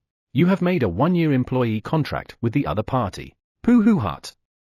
Welcome to Sejun Company, meow. Thanks to this, Theo enthusiastically stamped the Silver Tower residents. Hey. Kihihit. Meanwhile, Sejun played with Quenji and Blackie on Pose, comfortably increasing the number of employees. A little while later, Pooh hut. Pose, you're very impressive, meow. As a special honor, hybrid legendary merchant Theo Park, will make you a legendary merchant, meow. Hell Nim, please make Pose a legendary merchant too, meow. Theo, seeing Pose's potential as a legendary merchant, recommended it for the title. If you refuse, you'll be impeached, meow. As expected of the serial impeachment blackmailer, Theo didn't forget to add a threat. However, world trees cannot become legendary merchants. The system rejected the request. Phew. I'm saved. Thanks to the system's intervention, Hell, the god of merchants, narrowly escaped the threat of impeachment. Meow. I don't like the system, meow. It never listens to me, and it always bullies our great hybrid chairman Park, meow. One day, I'll definitely gain system access and give it a good scolding, meow. Determined to punish the system someday, Theo made up his mind. Hug. In order to grow stronger, I need Chairman Park's lap, meow. Theo snuggled up on Sejun's lap, beginning his energy recharge. Outskirts of destruction. Kekak. Finally, I get to sit here, with Fenrir and Halfers, followed by Jormungandr, who was in the process of resurrection after being defeated by the dragons. The next in line, Melpheus, the demon of ruin and fourth seat of the Apostles of Destruction, began commanding destruction. I've been wanting to do this for so long. Melpheus started controlling calamities to bring destruction to the world. However, who? What? Why are these calamities dying off so quickly? The harder Melpheus directed the calamities, the faster they were annihilated, and the power of destruction that had been engulfing the world weakened. What's going on? Hey! Fight better! Melpheus was unaware that he was a disastrous commander. As a result, more than half of destruction's forces were wiped out, significantly delaying the destruction. Chapter 492, Chairman Park, Meow? Seed Shop Headquarters. Is this it? Dark, the god of darkness, glanced around and spoke. His first impression of the Seed Shop Headquarters was, "It's terrible." It was utterly disappointing. The walls were made of mud, and the roof was thatched with grass. It seemed to be a building crafted by a reasonably skilled artisan, but since the materials were subpar, it couldn't help but look shabby. As Dark surveyed the Seed Shop Headquarters with a frown, trust in Park, oh. Aren't you Dark? Pearl, the god of pearls, was humming to the rhythm of Trust in Park as she passed by, and then she spotted Dark, looking startled. Hey! Good to see you. Where should I stay? Dark greeted her coolly and confidently asked where he would be staying. You're staying here? Pearl asked, looking at Dark. After all, Dark was a combat god. Of course, I see. Follow me. As Pearl led the way, Dark quietly followed her. At that moment, Miracle Maker. Warrior is. Warrior Park Sejun. Fight with your life on the line. The battle song of the combat gods could be heard from beyond the wall. In response, Trust in Park. The non-combat gods, resisting in their own way, muttered as if they couldn't bear to lose Sejun. Am I really in the right place with these guys? Dark started to have second thoughts about choosing the Seed Shop Headquarters. Silver Tower, 82nd floor. You have acquired 100 slaves. Due to the effective title, Slave King, all your stats increase by 1. As the number of employees increased after receiving Theo's stamp, Sejun's stats also rose. Sejun Company employees, feel free to eat as much as you want. Following this, Pose granted permission to the residents of the Silver Tower who had become employees. You have fed 1,000 people to their heart's content. With the effective title, Saint of Feeding, all your stats increase by 100. Once again, his stats surged. He. This is honey. Ku-hey-hey-hey. Ki-hit. Sejun, holding Quenji and Blackie in his arms, laughed as he checked the messages. NOM. While eating the seedless, plump green grapes made by Phoebe. But it's still not enough. Sejun frowned. Although his stats had increased significantly, he still hadn't received the praises he needed to boost his mental strength, one of his goals. Clang. Sejun number 1, deploy. Sejun opened his void storage and set Sejun number 1 to start cooking. Hap! As soon as Sejun number 1 finished cooking, Sejun imbued the dishes with magic and began mass-producing the meals made by Sejun number 1. Then, he ordered Sejun number 2 through Sejun number 5 to deliver the dishes. Your soul is filled with overflowing praise. Mental strength increases by 1. Your soul is filled with overflowing praise. Mental strength increases by 1.5. Soon, the responses started coming in. Nice. This is it. He. With this momentum, let's keep raising my mental strength stat. Sejun's stats were rapidly increasing.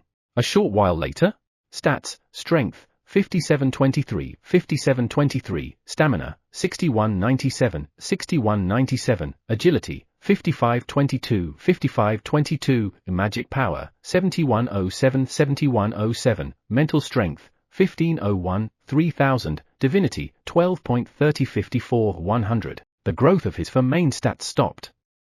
This was because they had reached their potential limit, even though his number of employees had surpassed 100,000. Theo Vice Chairman, let's stop here for today. Since any further stats gained would be wasted, Sejun regretfully stopped recruiting more employees. Pooh hut. Got it, meow. In response to Sejun's words, Theo answered in a slightly deflated voice, clinging to Sejun's lap. Due to the effective title, Slave Hunter, Theo's all stats increased by 1 for each employee. In short, it meant Theo's total stats had skyrocketed by more than 400,000 in a short time. Theo's stats had risen by about 50% all at once, and he was using all his mental strength just to control that power. I can't let Chairman Park get hurt, meow. It was all to protect Sejun. That's why he was so exhausted. Usually, he would need to step away from Sejun's side to recover, but if I recharge on the great hybrid Chairman Park's lap, I'll be fine, meow.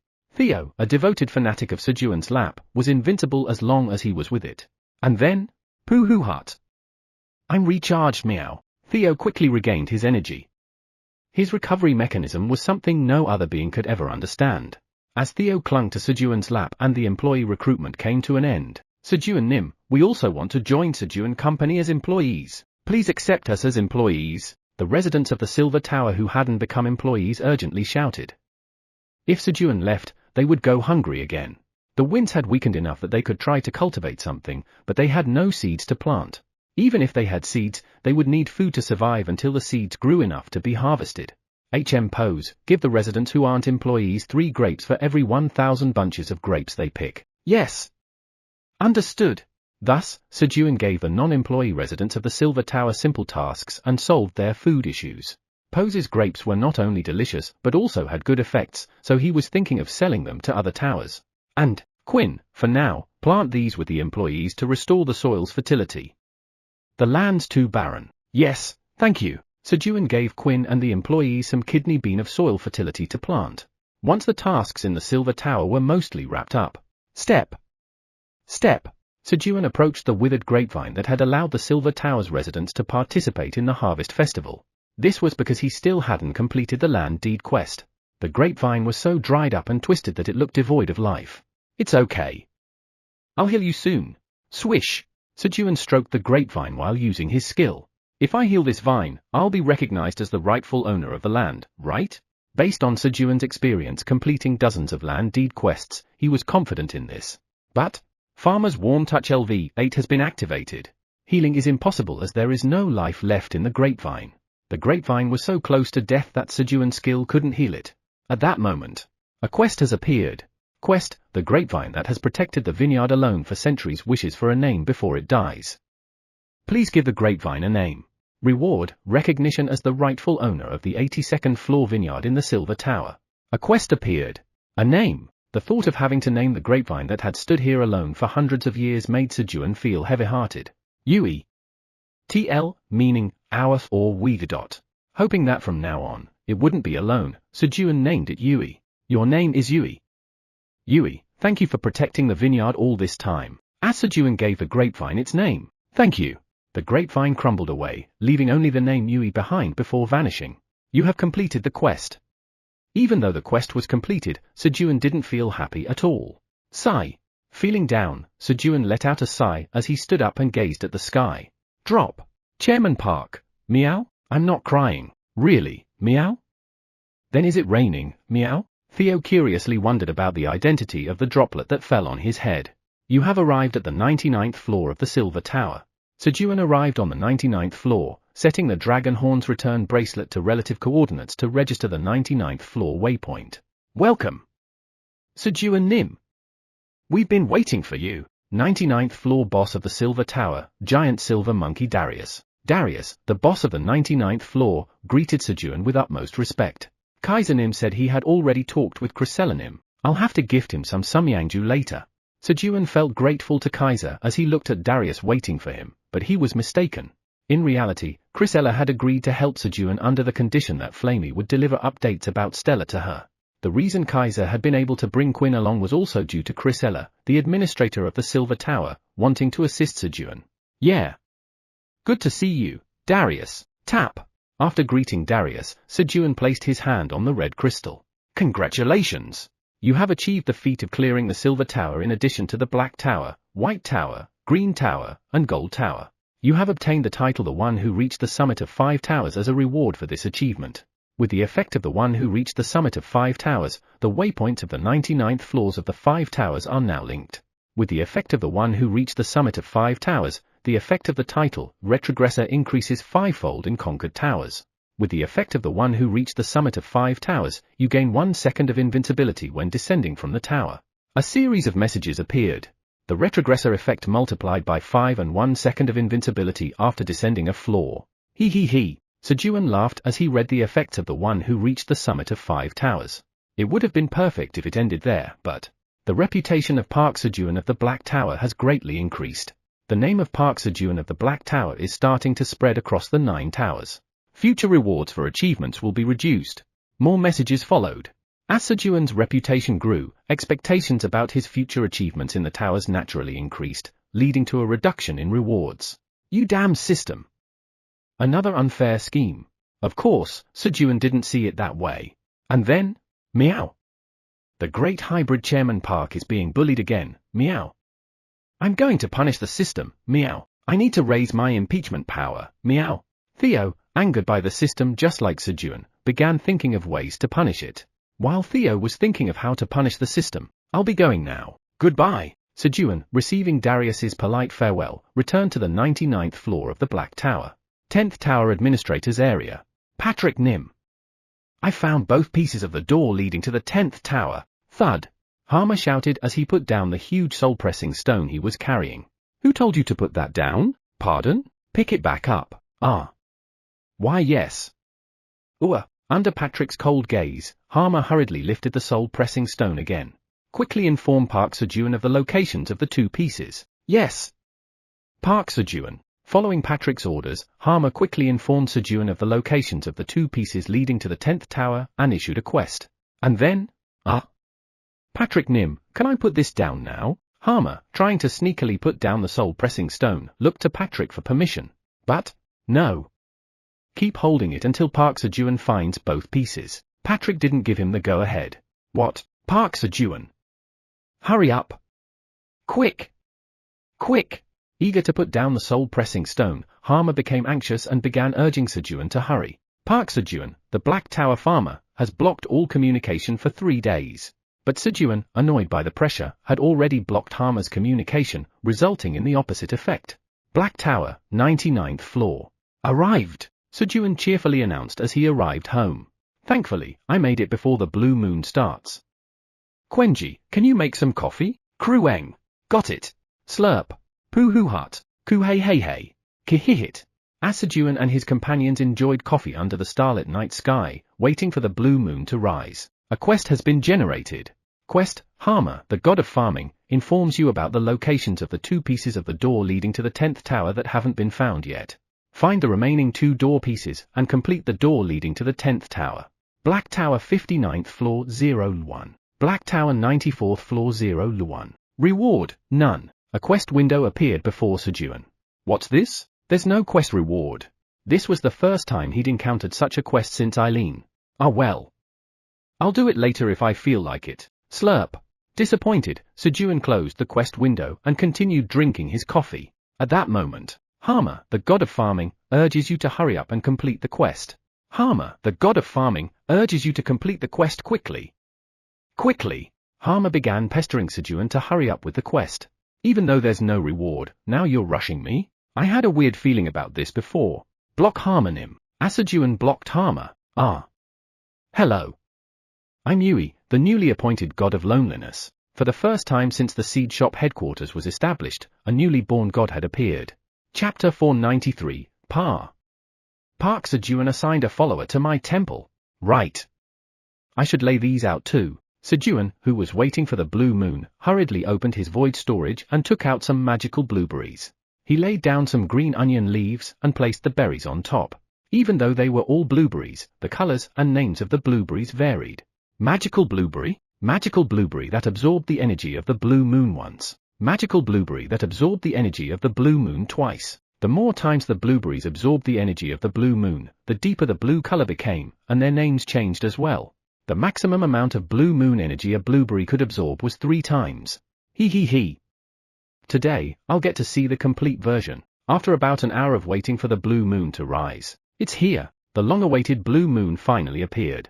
Then, Luna, the god of moonlight, bestows upon you the blessing of the blue moon with the blue moon's moonlight.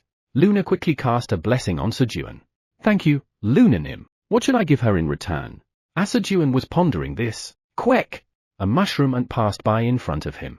I'll assign one of the mushroom ants to manage Luna Nim's monument. Mushroom ant, come here. Quack! Sejun called over a mushroom ant and assigned it the task of managing Luna's monument.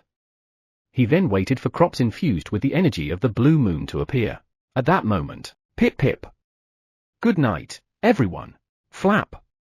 Flap. Peacebays, who had just woken up, flew around Sejun and his companions, greeting them. Yeah. Did you sleep well, Peacebays? Yes. Peacebays, try this. It's delicious. Sejun pulled out some green grapes that he had brought from the silver tower. Pip pip. Thank you. Slurp. Slurp. Peacebays climbed onto Sejun's palm and began to suck the juice from the green grapes. A little while later, pip pip. It's so delicious. I'm full. Peacebays, having eaten 10 whole grapes, lay flat on Sejun's palm, his belly round and full. He looked like a flying pufferfish.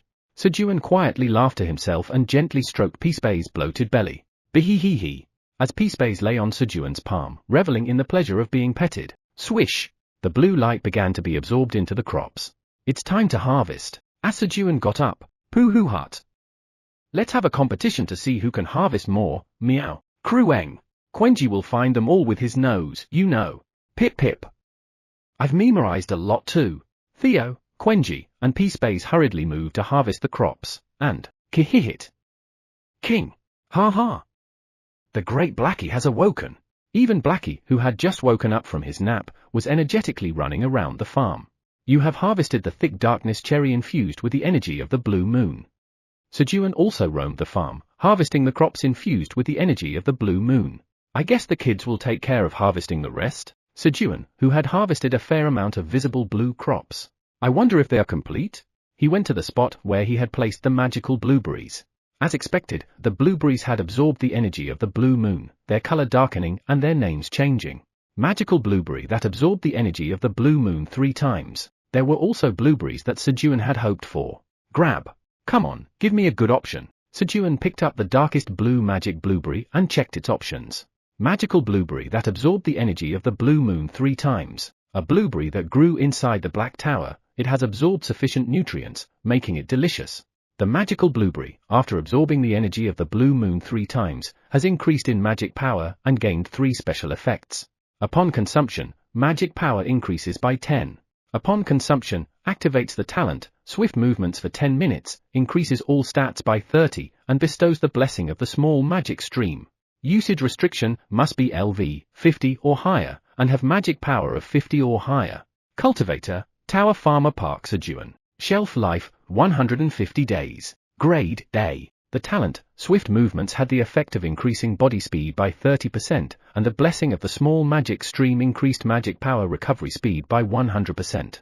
Oh, not bad. He smiled contentedly after checking the options. Poo-hoo-hut. I, Hybrid Vice Chairman Theo, have harvested a grand total of 300. Ku-hey-hey-hey, Krueng. Krueng. Hee-hee-hee. Then Quenji wins. Quenji harvested 400. Peacebays. I lost? I only harvested 200. In the meantime, Sejun's companions gathered around him. Kihihit, king. Hee-hee. Butler. Make some roasted sweet potato chips with this.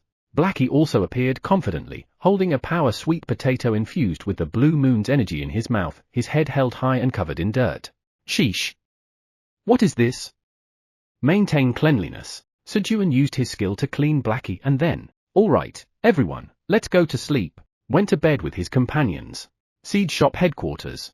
I heard the god of loneliness has been born. Really? Let's go see. Yeah. Hearing the rumors, several non-combat gods headed to find Yui, the god of loneliness.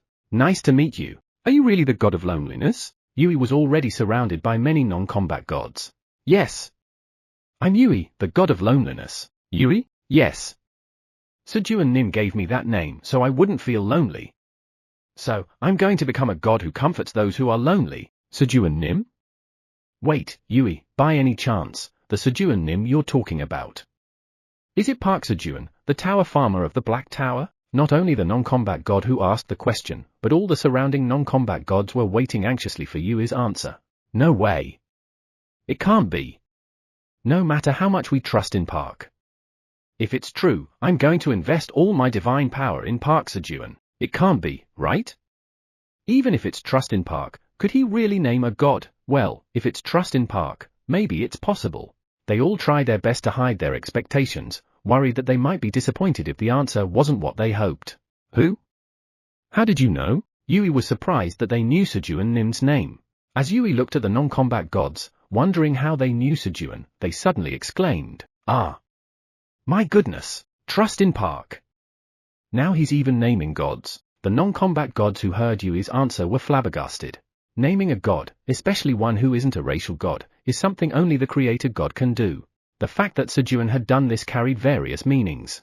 At that moment, Park Sejun, the tower farmer of the Black Tower, has assigned mushroom at number 3003 as a lowest tier follower in your temple. Divine power increases by 10. Lowest tier follower mushroom at number 3003 is cleaning the area around your temple. Divine power increases by 0.2. Lowest tier follower mushroom at number 3003 is cleaning dust off the temple. The visibility of your temple increase by 1m when others view your temple. Lowest tier follower mushroom at number 3003 has brought its friend, mushroom at number 3002, to your temple. Mushroom at number 3002 has witnessed your temple. Divine power increases by 0.0002. Messages appeared in front of Luna. Park Sejun assigned a follower to my temple. What? A follower? Trust in Park. Trust in Park. Luna and the other non-combat gods in the seed shop headquarters started chanting, creating quite a commotion. And then, trust in Park. Trust in Park. Yui, the god of loneliness, joined the other non-combat gods in chanting trust in Park. This place is so much fun. Yui was no longer lonely at all. Black Tower, 99th floor. All right. Sejun woke up later than usual since he went to bed late in the early morning. Grumble grumble. I'm hungry. Meow. Krueng. King. After taking care of his companions and rubbing his stomach, he went to the kitchen and, Sejun number 1, give me some food. Sejun and his companions ate the meal that Sejun number 1 prepared. He. Food made by someone else is always the best. Sejun happily enjoyed his meal. But wait, is it really made by someone else? Sejun number 1 was a copy of himself that had his abilities copied. Suddenly, he felt a bit puzzled. What does it matter? Sejun brushed aside the random thought and went back to enjoying his meal. After finishing breakfast, Krueng, Dad, here's your coffee. Quenji brought him a cup of coffee he had brewed. Thanks. As expected, coffee made by our Quenji is the best. Sejun praised Quenji as he sipped the coffee. Hey. Quenji laughed and sat next to Sejun, leaning his body against Sejun's. A little while later, as the pleasant rest time after breakfast ended, Krueng, Dad, Quenji is going to gather herbs. Quenji headed toward the western forest. Poohoo hut. Great Hybrid Chairman Park, Hybrid Vice Chairman Theo, will go down the tower for a bit. Meow. Theo was preparing to go down a different tower instead of the green tower. Ooh? You're going down the tower? Where are you going? I need to increase my impeachment power. Meow. Impeachment power? What is he talking about? While Sejun was wondering what Theo meant, Theo had already disappeared, using his quick meow step to exit the 99th floor of the Black Tower. Well, he'll be back soon. Knowing Theo's tendency to always want to stick to his knee, Sejun was reassured and started his morning routine. Clang! Sejun opened the void storage and went inside.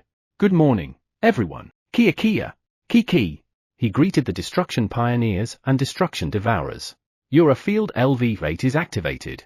You have planted the Destruction Devourer seed into the body of Alice, the mesmerizing spider and 9th seat of the Apostles of Destruction. Sejun worked. While Sejun was diligently planting seeds, Kia, one of the Destruction Pioneers waddled up to Sejun. And then, Tui, it spat a seed into Sejun's hand. When a Destruction Pioneer spits out a seed, it means they've planted 1 million Destruction Devourer seeds. Well done, Kia. Sejun patted the Destruction Pioneer on the head, praising it, and then, Puck, planted a new Destruction Pioneer seed. At that moment, Job Talent, growing seed has absorbed the care of the tower farmer and begun to grow. The seed that has not sprouted begins to sprout. The seed that has not sprouted has transformed into a sprouting seed, stage 1. The seed has gained the ability to use the aura of sunlight. It will provide sunlight to crops within a 10-meter radius during the day. The Job Talent, growing seed, which had been nurtured by Sejun's care, finally began to grow. It is a bit confusing, but the Job Talent, growing seed is a seed that grows when Sejun plants other seeds, nurtures crops, and harvests them. Based on the growth stage of this talent seed, additional effects will appear, such as this aura of sunlight effect. Aura of sunlight? Of course, the weather on the 99th floor of the Black Tower was always perfect, making the aura of sunlight completely unnecessary. Well, that's just my luck. As Sejun was about to start working again, feeling disappointed, Patrick, the god of Earth, urgently asks if you could come to the 10th tower quickly after completing Harmer's quest. Since Harmer had been blocked, Patrick spoke on his behalf. It served Harmer right to be blocked, but Sejun needed to go to the 10th tower quickly. Quest? Who? I was about to ask, just as Sejun was about to complain about the lack of rewards for the quest. Patrick, the god of Earth, says that the quest reward will be good, and that it's worth completing. Patrick spoke again. And then, what are you talking about? What do you mean a good reward? There's no reward at all. Are you trying to mess with me? Sejun, who had been bottling up frustration, burst out in anger at Patrick's comment. Patrick fell silent for a moment in response to Sejun's outburst. Patrick, the god of Earth, says he'll check on it and get back to you. 10 minutes later. 3 drops of the enhancing elixir have been added to the quest rewards. 10 billion tower coins have been added to the quest rewards. The rewards for Harmer's quest had been updated. 75th floor of the Black Tower. Meow meow meow. Theo hummed as he arrived at the merchant district. Sitting on the ground. Chomp chomp chomp. He started eating the churu that Sejun had given him, while watching the merchants pass by. After about an hour had passed. Theo Nim, what are you doing here? Jeraz, who was patrolling the merchant district, noticed Theo and approached him. Pooh hut. Jeraz, nice to see you, meow. I'm looking for a merchant who can become a legendary merchant, meow. A merchant who can become a legendary merchant? That's right, meow. I'm going to create many legendary merchants and increase my impeachment power. Pooh hut. Theo's plan was to gather votes from the legendary merchants and use that power to impeach the system. He named it the Legendary Merchant Cultivation Project. Ah, I see, good luck with that. This sounds like something bad. Jeraz, sensing trouble, quickly left, trying to avoid getting caught up with Theo, who was grinning like a villain. About 30 minutes after Jeraz left. Found one, meow. Pooh hut. You, become my legendary merchant, meow. Theo grabbed a passing merchant. Chapter 94, Run Away. Here's the real demon. This is your daily wage for today. An intern Megan, come forward. Assistant manager Jeff handed out the daily wages to the employees and called for Megan. Yes. At Jeff's words, Megan stepped forward. This time, intern Megan successfully sealed a deal with the Electric Hippo tribe. And here's your incentive. Jeff announced Megan's achievement to everyone and handed him 3 tower coins. It was a 3% incentive based on the 100 tower coins of revenue Megan had generated from the deal with the Electric Hippo tribe. Thank you. Megan bowed his head deeply and accepted the money. Mwee-hee-hee. This is fun. As Megan bowed, he was grinning widely. At first, he was quite dissatisfied with being assigned such trivial tasks, considering he was a member of the demon family. It was only natural. Megan was a direct descendant of the demon family, used to handling at least billions of coins. He was a golden spoon through and through. However, this isn't bad. Since starting work here, he was experiencing a sense of accomplishment he had never felt before. Personally developing new trade routes, conducting deals, and building relationships. Unlike the times when he simply ordered his subordinates to develop trade routes and always red-faced trying to squeeze every last bit of his trading partners, this was enjoyable. All right. We'll disperse for today and reconvene tomorrow. Dismissed. With Jeff's words, the wandering merchant scattered. Mwee-hee-hee. I'll use this to buy some snacks from the street vendors. Megan headed toward the market street. There, they sold snacks like fruits coated with sugar on skewers, which were absolutely delicious. How much is this? Just as Megan arrived at the vendor to buy some candied fruit. Tap. Pooh hut. You shall become my legendary merchant, meow. Megan flinched at the familiar voice and the hand placed on his shoulder. It's that guy. The evil yellow demon who carries around a seal and turns people into slaves, employees. Meow? This back of the head looks familiar, meow. Meanwhile, Theo also felt something familiar and quickly moved to the front to check Megan's face, only to be disappointed. Phew. Am I safe? Megan sighed in relief at Theo's reaction. It seemed like it wasn't him this time. Megan was rejoicing at having escaped from the demon's clutches. But, Megan, wait here, meow. The demon didn't let him go. And so, with Megan standing by his side, Theo continued searching for merchants to become his legendary merchant. Thanks to this, Megan couldn't buy and eat the fruit candy that was right in front of him, and could only swallow his saliva while waiting. A little while later, oh. Young, Megan? Megan's older brother, Makhun, who had also been about to buy candied fruits from the street vendor, was caught by Theo and brought over. Indeed, it wasn't just a saying that half the wealth in the Golden Tower belonged to the demon family. Both brothers had the potential to become legendary merchants. And so, Theo found 2 merchants who could become legendary merchants. Meow. These are fish I've already caught. Meow. Theo wasn't satisfied. Then, meow, it's a new face. Meow. Theo's eyes caught sight of a sheep with red fur approaching the candied fruit vendor. And, pooh-hoo-heart. You shall become my legendary merchant. Meow. Theo hurriedly approached and spoke to it. In response, really? You'll make me a legendary merchant. A very abnormal reply came back. Of course, meow. If you receive this seal, I'll make you a legendary merchant. Meow. Of course, Theo's wasn't normal either. Yes. I'll do it. I'd even sell my soul to the demon if it means I can become a legendary merchant. The red sheep boldly answered. Run away. He's the real demon. The demon only takes your soul. He takes everything. Megan and Makhun desperately shook their heads towards the young sheep caught in the evil yellow demon's clutches. But, stamp! You have stamped the 9 Dragons employee contract seal. The eternal contract has been activated. Your contract with the other party will be maintained eternally. The young lamb, captivated by the demon's words, ultimately allowed the demon to stamp him. Welcome, meow. By the way, what's your name, meow? You sure took your time asking. My name's Ninia. Since the stamp's done, hurry up and make me a legendary merchant. Pooh-hoo-heart. Got it, meow. Everyone, gather around, meow. Yes, yes. At Theo's call, Makhun and Megan hurried over. Hello. I'm Ninia, the sheep who's about to become a legendary merchant. I'm Makhun, and this here is my younger brother, Megan. Hi. While the 3 exchanged greetings, Hell Nim, make these guys legendary merchants, meow. Theo requested that Hell turn the 3 of them into legendary merchants. Hell, the god of merchants, says she will temporarily make all 3 into elite merchants who can take the legendary merchant test. Hell, the god of merchants, uses her authority to pass all 3 for the first stage of the legendary merchant promotion test, which examines connections. Hell, the god of merchants, says she cannot use her authority to bypass the second stage of the promotion test, but if you lend each of them 1,000 of your employment contracts, they can easily pass. Pooh-hoo-heart. Got it, meow. Surprisingly, Hell cooperated without much resistance. Hell, the god of merchants, says it would be nice if you could put in a good word with Park Sejun so he can place some followers in her temple. It was all to gain followers from Sejun. Theo already had 10 votes out of a total of 20. If 3 legendary merchants from the Black Tower were added here, he would have 16 votes out of 26, which is more than half. Because legendary merchants from the Black Tower had the power to cast 2 votes.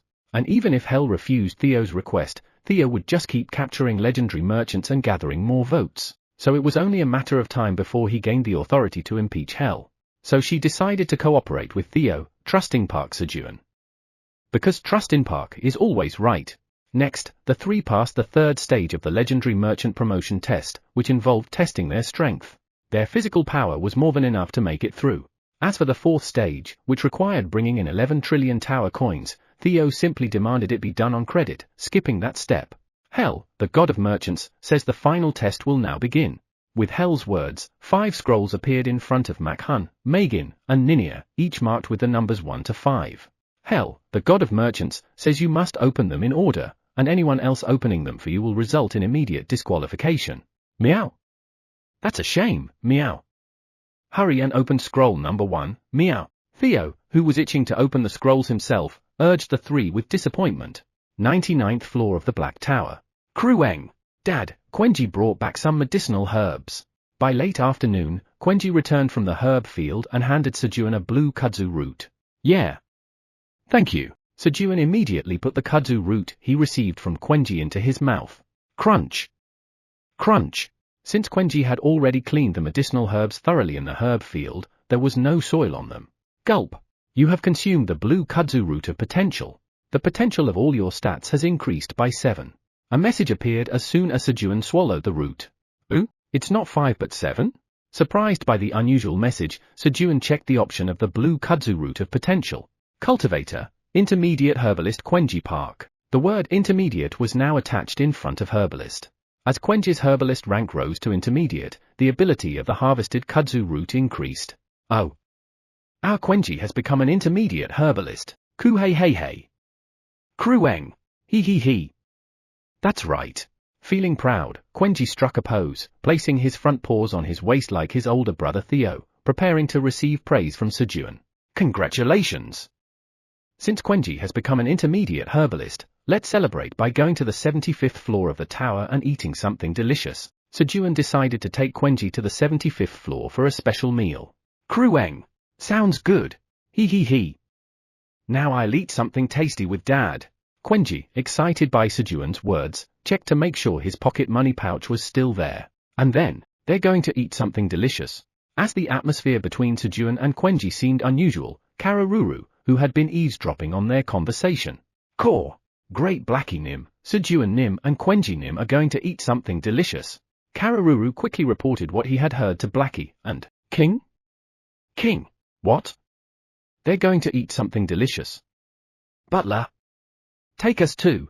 Blackie came running hurriedly with his subordinates, afraid that Sejun might leave without them. And so, Sejun descended the tower with Quenji and the Blackie family in tow. He didn't worry about the possibility of Theo not finding him, because Theo always finds him well on his own. A little while later, you have arrived on the 75th floor of the Black Tower. You have moved from the 99th floor to the 75th floor. You descended 24 floors.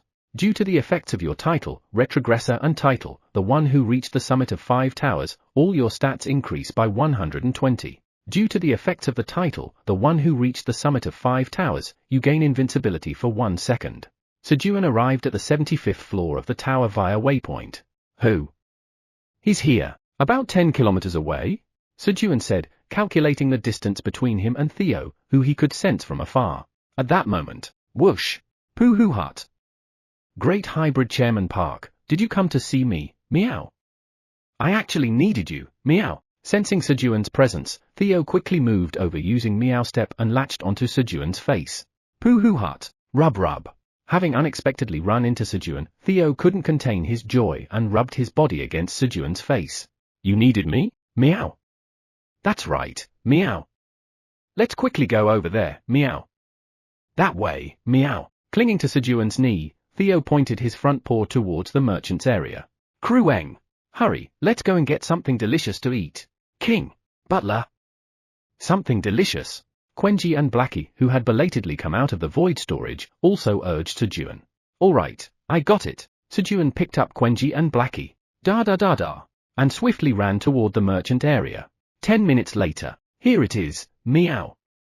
To make these guys into legendary merchants, we need the items from Chairman Park's void storage, meow. Guided by Theo, Sejun arrived at the spot where Makhun, Megan, and Ninya were waiting.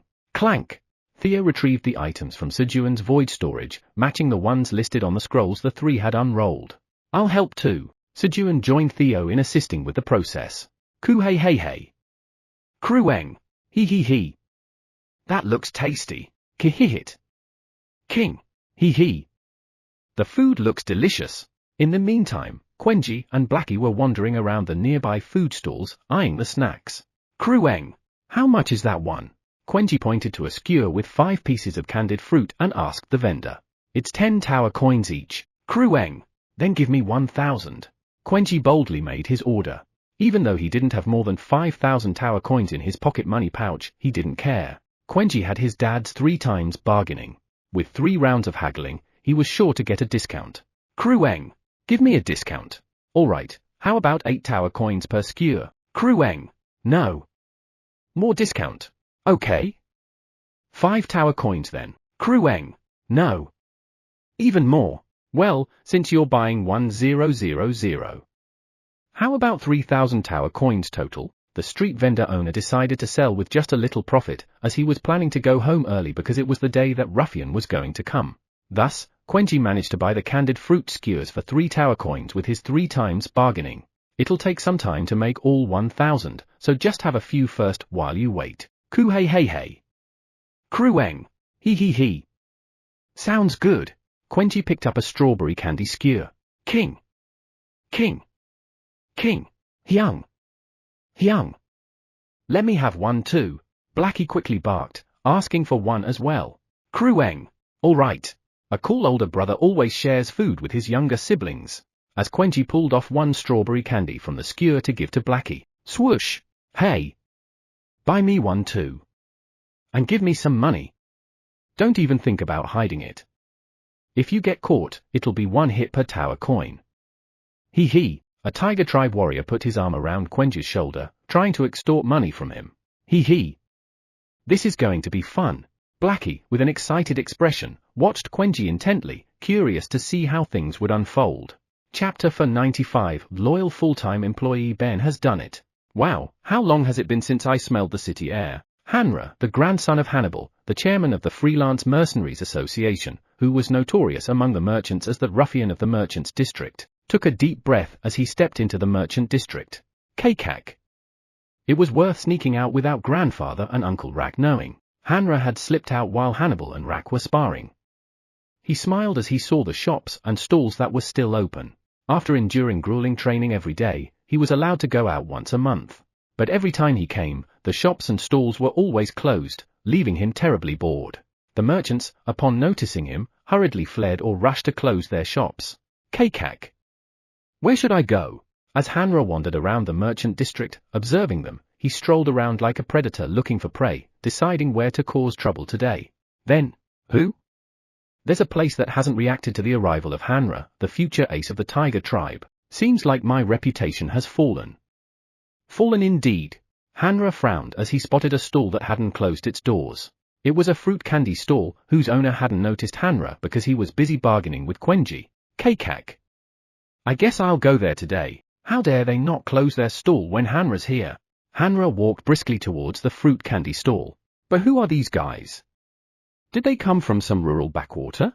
In front of the stall were a young bear and puppy, sharing a fruit candy skewer peacefully. Anyone could tell they were country bumpkins visiting the merchant district for the first time with their parents. They had probably pooled all their saved-up pocket money to buy that one candy skewer to share. Kekak. It's always fun taking candy from kids. Time to teach these brats what the harsh city is like. So, before causing trouble at the street vendor, Hanra decided to first show these little ones the terror of the real world. Tap. First, he started by putting his arm around the young bear's shoulders. Crueng. Quenji was startled as he saw Hanra, who had put his arm around his shoulder and started talking to him. Dad had clearly said that putting an arm around someone's shoulders was something only close friends did, but this person was doing it even though they weren't close. On top of that, 1 tower coin for each punch. And then came a threat. Is he a friend? Or a bad guy? Quenji was confused about how to deal with him. Crueng. Did you just say you're going to take Quenji's money from Quenji? So, to confirm whether the other party was a bad guy, he asked Hanra again. Even though he tried not to get angry, he unconsciously emitted a faint killing intent towards Hanra, who was trying to take his pocket money. Flinch. Hanra, suddenly feeling the menacing aura from Quenji, broke out in goosebumps without realizing it. His instincts told him something was wrong, but what the hell? Did I just get scared of a kid like this? My grandpa is the chairman of the Freelance Mercenaries Association, and my uncle is the Black Bear Rack, the ruler of Mount Oran. Ignoring his instincts. Yeah. I said, hand over your money. What, did your bear ears get clogged? Want me to clear them for you? Squeeze. He applied more pressure to the arm he had slung over Quenji's shoulder and spoke in an even delinquent tone. He's a bad guy. It's okay to hit him. Thanks to that, Quenji was now sure he could hit Hanra. Who? What? Before Hanra could finish speaking, Quenji threw his arm off his shoulder and slammed him hard onto the ground. Quong. Ooh. You damn bear bass. Quong. Before Hanra could finish his sentence, Quenji slammed him in the opposite direction again. Bang. Quong. Bang. And then repeatedly smashed him into the ground dozens of times. Ooh. And Hanra soon passed out from the beating. Crueng. The 1,000 fruit candies are ready, right? Quenji asked the fruit candy stall owner with a bright smile. What? Yes. Here they are. The stall owner, trembling in fear, hurriedly handed over the fruit candies. Ku-hei-hei-hei. Ki-hei-hei. King. Hee-hee. Hyung. Give me one more. Quenji and Blackie happily munched on the fruit candies as they headed back to where Sejun was. Dragging the unconscious Hanra along. Ha ha ha. Hanra, that kid couldn't hold back even for a moment. Hannibal, stop laughing and scold the kid. What are you going to do if he causes a big trouble one day? Rack raised his voice as Hannibal seemed to have no intention of scolding his runaway grandson, Hanra. In due time, Hanra will come to his senses. And what if he causes trouble before that time comes? Then I'll have to stop him. Sigh, even if he's the only blood relative left. Hannibal's refusal to correct his attitude toward him made Rack sigh deeply. Just then, Hannibal Nim, one of the mercenaries who had gone ahead to the merchant district to keep Hanra from causing trouble, came running in a hurry. Ha ha ha.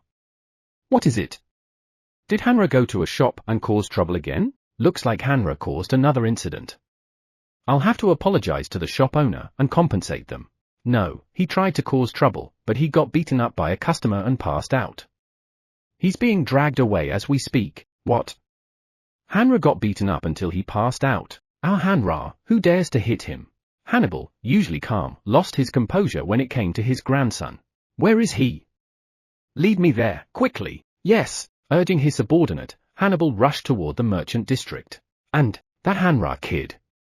I knew he'd meet his match someday. But was his training lacking? He's not the type to get beaten up. Rack followed slowly behind Hannibal. Makhun and Megan get 1 golden dragon scale each, Ninia gets 1,000 flame beans. Pooh hut. We got the easy ones, meow, right? Here you go. Sejun retrieved the items that came out of the last 5 scrolls from the void storage and handed them over to Makhun, Megan, and Ninia. Whoa! The scrolls from 1 to 5 merged and began creating the legendary merchant items. And then, the carpet that travels between the Black Tower and the Golden Tower, the bag that wanders between the Black Tower and the Golden Tower, the ultra-high heat furnace that produces currency. Makhun received a flying carpet that could travel between the Black Tower and the Golden Tower. Megan got a bag similar to Theo's, but one that could only move between the Black and Golden Tower, and Ninia obtained a furnace that could burn items to produce money. Pooh hut. We've acquired 3 legendary merchants, meow, as Theo rejoiced, having increased his impeachment power. Krueng. Dad. Quenji bought snacks. Try this one. Quenji appeared, carrying a mountain of fruit candy, and handed them to Sejun and the newly appointed legendary merchants. Then, crunch. Quenji clung to Sejun's side, happily eating the snacks. But who's this? Sejun asked as he looked at Hanra, who was several times bigger than Quenji and being dragged along behind him. Krueng. This guy tried to steal Quenji's money, so Quenji taught him a lesson. Pooh hut. Did you stamp him, Quenji? Theo laughed as he asked Quenji. Krueng. Quenji doesn't have a stamp, so couldn't stamp him. Big brother can stamp for Quenji. Pooh hut. All right, meow, thump. Theo stamped the back of the unconscious Hanra's head. At that moment, who dares? Who dares to lay a hand on my grandson? From afar, Hannibal roared as he charged toward where Sejun was. Just as the children's fight was about to escalate into an adult fight. Pooh hut. Hannibal Nim, come on over, meow. Who? The Black Tower's legendary merchant slave hunter Theo Park. Seeing Theo, who was holding a stamp and welcoming him with open arms, Hannibal's anger quickly cooled. That guy knocked out Hanranim. One of Hannibal's subordinates quietly pointed at Quenji as he informed Hannibal. That. Hannibal was shocked when he spotted Quenji clinging to Sejun's side. He had seen him once before in the Red Ribbon Kingdom. Quenji Park, the son of the Great Black Dragon. Hanra, I'm sorry. This is something even Grandpa can't fix. The trouble Hanra had caused was far beyond Hannibal's ability to clean up. To think my grandson would mess with the family of the Great Black Dragon. It was a miracle he wasn't dead already. Come to think of it, it's about time Hanra woke up to reality. Hannibal had heard many stories of people joining Sejun Company and turning their lives around. Trusting in Sejun Company's reputation, Hannibal decided to leave his grandson in their care. No, in truth, he didn't have any other choice. Ha. It's an honor to meet the Great Black Dragon Sejun Nim and his right hand, Theo Nim. Please take care of my grandson, Hanra, from now on. You mean this guy, meow? When Theo pointed to the unconscious Hanra, Hanra began to regain consciousness. And then, Grandpa, that stupid bear bass. Whack! Just as Hanra, who had spotted Honorable, was about to complain that the Quenji had hit him, Hannibal smacked him on the back of the head, knocking him out again. Ha, I'm sorry. I spoiled him too much. Please, just don't kill him. Pooh hut. Don't worry, meow. We won't kill him, meow. At that moment, grumble, Krueng.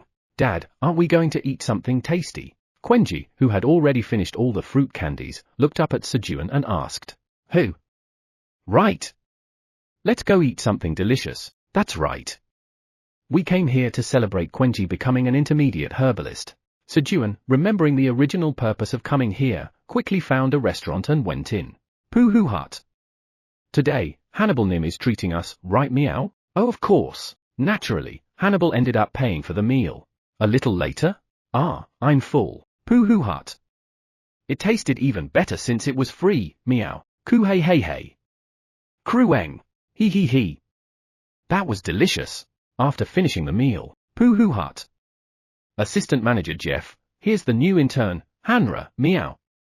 I'll take Mac Hunt and Megan with me, meow. Theo stopped by the Sejun Company branch in the Merchant District and handed over the unconscious Hanra. Then, let's go see Mason Nim. Sejun decided to visit Mason, the chairman of the Wandering Merchants Association, to acquire the land deeds for the 59th and 94th floors of the tower while he was here. And so, they arrived at the chairman's office of the Wandering Merchants Association. Mason Nim, could you help me acquire the land deeds for the 59th and 94th floors of the Black Tower? One moment, please. I had a feeling Sejun Nim might come looking for more land deeds, so I've prepared them in advance. Mason opened a drawer and pulled out the land deeds in response to Sejun's request. Oh. Fortunately, I have the land deeds for the 59th and 94th floors that Sejun Nim is looking for. You should take these as well since you might need them in the future. He handed Sejun 5 land deeds. The remaining 3 were land deeds for the 65th and 72nd floors of the Black Tower, and the 62nd floor of the Red Tower. Thank you. As Sejun was about to get up, having secured the land deeds, it has been confirmed that Udon, the tower farmer of the Red Tower, has planted scorching cherries without permission. According to the laws of the tower farmer of the Black Tower, Park Sejun, will now command Udon, the tower farmer of the Red Tower, for 100 years. A message appeared in front of Sejun. You have achieved the Great Farmer's feat by commanding all 8 tower farmers. As a reward for achieving the Great Farmer's feat, your job trait that borrows stats from the tower farmers you command is strengthened. According to your job trait, you will now borrow 1% of the stats of Arjux, the tower farmer of the White Tower. At the same time, as a reward for the Great Farmer's feat, the stats borrowed from the other tower farmers increased from 0.5% to 1%. Who? What? How did Udon? Sejun was confused by the sudden message. 93rd floor of the Red Tower. Red Fox Ben secretly mixed scorching cherry seeds into the flame bin seed container of Udon. No, Chairman Park. Vice Chairman Theo. Your loyal full-time employee Ben has done it. Ben laughed quietly as he watched Udon scream in despair while sowing the seeds. And, how are you both doing? Your loyal full-time employee Ben is doing well. It's time for your 2-hour reminder. If you've been sitting, consider taking a moment to stand up, stretch, use the restroom, or have a refreshing drink of water. Your body will thank you. Now back to the story. Sometimes, I think of the foods we ate together. You haven't forgotten about me, have you? Gulp. With a distant look in his eyes, Ben gazed up at the sky, swallowing his saliva. Today, for some reason, the clouds looked like the pancakes Sejun had once topped with ice cream. Chapter 96, What an Unexpected Windfall. Joining Sejun Company in a group. You can no longer increase your stats due to the limit of your potential. That's a shame. Sejun checked the message with a disappointed expression. The reason Sejun's stats, which should have increased greatly by borrowing 1% of the stats from the other 8 tower farmers, barely rose was due to the limit of his potential. Well, it's not like it's gone forever. The stats were literally borrowed. When Sejun's potential increases, he will naturally be able to fill that borrowed amount. But how did Udon manage to plant the scorching cherry? It couldn't have been Udon himself. It couldn't be Ramtanim either. If Ramter had intended to do so, he would have made Udon plant the seed a long time ago. So who could it be? Sejun pondered for a moment. Let's ask directly. Summon Udon. To get the answer directly from the source, Sejun summoned Udon. Sejun had become strong enough that unless it was a dragon or higher, his life wouldn't be threatened just by facing them. Summoning Udon, the tower farmer of the Red Tower. After the message appeared, 10 seconds later, was it you? The one who put different seeds in my seed container. A dwarf, with a height around Sejun's waist, carrying a giant battle axe on his back, with a shaggy red beard and lion-like red hair, appeared and shouted at Sejun. Whoosh! Simultaneously, flames emerged from Udon's body, opening their jaws as if to threaten Sejun. Then, hark! How dare you, a mere 100-year temp, dare to show anger at our great hybrid chairman Park, meow. I, hybrid vice chairman Theo, will teach you a lesson, meow. Theo immediately stepped in to discipline the employee. Krueng! Krueng! Did you just get angry at Dad? Quenji will teach you a lesson. Sejun's bodyguard Quenji also stepped forward. Appa, let's talk this out. Udon was surrounded by two overwhelmingly powerful beings and couldn't even make a sound as he took a beating. King? King, who do you think you are to threaten my butler? The great Blackie will teach you a lesson. Bang! Bang! Blackie also joined in, putting in its best effort to beat Udon. And then, Udon himself didn't know. Watching Udon's reaction, Sejun realized that Udon also had no idea how he ended up planting Sejun's seed. Return, Udon. Sejun dismissed Udon, who was still being beaten by Theo, Quenji, and Blackie. Then, who was it? Sejun once again pondered who could have made Udon plant the scorching cherry. At that moment, could it be Ben? An image of Ben's slyly grinning face popped into Sejun's mind. That's very likely. He. I should compliment him when I go to the Red Tower later. Feeling that his curiosity was resolved, Sejun returned home with a pleasant smile. The next morning, Sejun, who had already finished his morning coffee. All right, roll call. Meow. Krueng. King. Da-da-da. At Sejun's command, his companions quickly lined up in front of him in the order of Theo, Quenji, and Blackie. Good. To the void storage. When Sejun opened the storage and gave the command, the three of them hurriedly entered the void storage. Once all his companions were inside, clank! He closed the door. And then, Eileen, I'm heading out. The tower administrator says to be careful on your journey. Got it. After greeting Eileen, whoosh! He opened the land deed and disappeared. Sejun was moving to the 94th floor of the tower to complete Hama's quest to complete the door leading to the 10th tower. You have arrived at the 94th floor of the Black Tower. You have moved from the 99th floor, the topmost floor, to the 94th floor of the tower. Due to the effects of the title, the one who reached the summit of 5 towers, you gain invincibility for 1 second. Sejun arrived at the 94th floor of the tower. Bang! Who? As soon as he arrived, a massive tail struck Sejun. You have received a fatal attack. You are in an invincible state. No damage has been taken. Thankfully, he was in the invincible state, so he didn't take any damage, but it still hurts like hell. The pain was still there. It hurt so much that tears welled up in his eyes. At that moment, clank! Great hybrid CHA, meow. Chairman Park, are you crying, meow? Who made our Chairman Park cry, meow? Theo, who had just launched himself towards Sejun's face from the void storage, saw Sejun's tears and became furious. Point. Black Drake Mozak, the ruler of Chikasan. Sejun quietly pointed at Mozak, who had hit him. Mozak, who was surrounded by a red mist, had already ascended into the sky, preparing for another attack. Hack! Did you make our Chairman Park cry, meow? I didn't cry though. Although tears fell because it hurt, he didn't actually cry. Really? Anyway, go get him. Vice Chairman Theo. Swoosh! Theo instantly changed direction, heading straight for Mozak's head. Whoosh! Mozak attacked Theo with a blade of wind generated by flapping its enormous wings. However, meow! Meow! Theo nimbly evaded the attack, stepping on the air and freely changing directions, thanks to the effect of the title, Sky Runner. Moments later, bang! Mozak, whose massive size made Theo look like nothing more than a speck, got struck on the back of its head by Theo's tiny front paw and crashed to the ground. Meow! Since you attacked Chairman Park, this is a 1,000-year contract, meow. Press. Press. Press. Theo stood on the unconscious Mozak's head, stamping repeatedly. You have subdued Black Drake Mozak, the ruler of Chikasan, who was illegally occupying the coffee tree plantation. You have been recognized as the rightful owner of the land deed for the coffee tree plantation on the 94th floor of the Black Tower. Land deed skill, farm information LV Max is activated. At the same time, the land deed quest was completed. Oh. This is a coffee tree plantation. Now I can harvest and enjoy fresh coffee. Sejun cheered as he read the messages. So, these are coffee trees. Sejun was excited as he looked at the surrounding trees. Kihihit. King. Hee. Pull, guys. Blackie bit down on the core fragment embedded in Mozak's chest and tugged. Yes, Kiruk. Shalarang. Yes, core. Blackie's subordinates also pulled on Blackie's fur, assisting in the effort. And then, pop! King! As the core fragment was finally pulled out, Blackie and its followers rolled to the ground together. After much struggle, Blackie successfully extracted his core fragment. Kihihit! King! Hee. Butler! Take this! Hurry and eat it to grow stronger, and make lots of delicious things for me. With the core fragment in its mouth, Blackie ran to Sejun. Oh.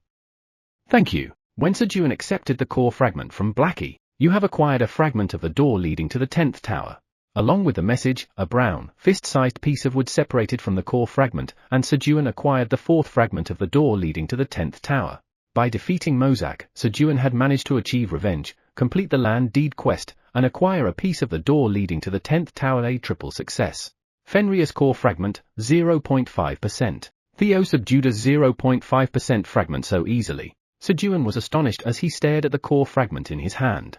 Remembering that Arjux had struggled with a mere 0.1% core before his awakening, it was clear just how much stronger Theo had become. When did Theo become so strong? Sejun suddenly felt a pang of jealousy. But then, Pooh-hoo-hut! Great Hybrid Chairman Park, Hybrid Vice Chairman Theo, have punished the one who made Chairman Park cry, meow. Theo ran toward Sejun with a proud smile, and Sejun's jealousy melted away in an instant. I wasn't crying, meow. I clearly saw water flowing from Chairman Park's eyes, meow. That was rain. It was raining, meow. Yes, Theo believed Sejun's words unconditionally. He simply accepted that it must have rained, just as Sejun had said. Only one more to go. Let's head to the 59th floor of the tower. Pooh-hoo-hut. Got it, meow. Sejun and his companions used the land deed of the 59th floor to move once again. 59th floor of the Black Tower. Run away, quickly. If it touches you, it's over. Crackle, crackle. The residents of the 59th floor of the tower were fleeing from the advancing ice that was closing in on them. This is the right place. I can sense Fenrir's energy here.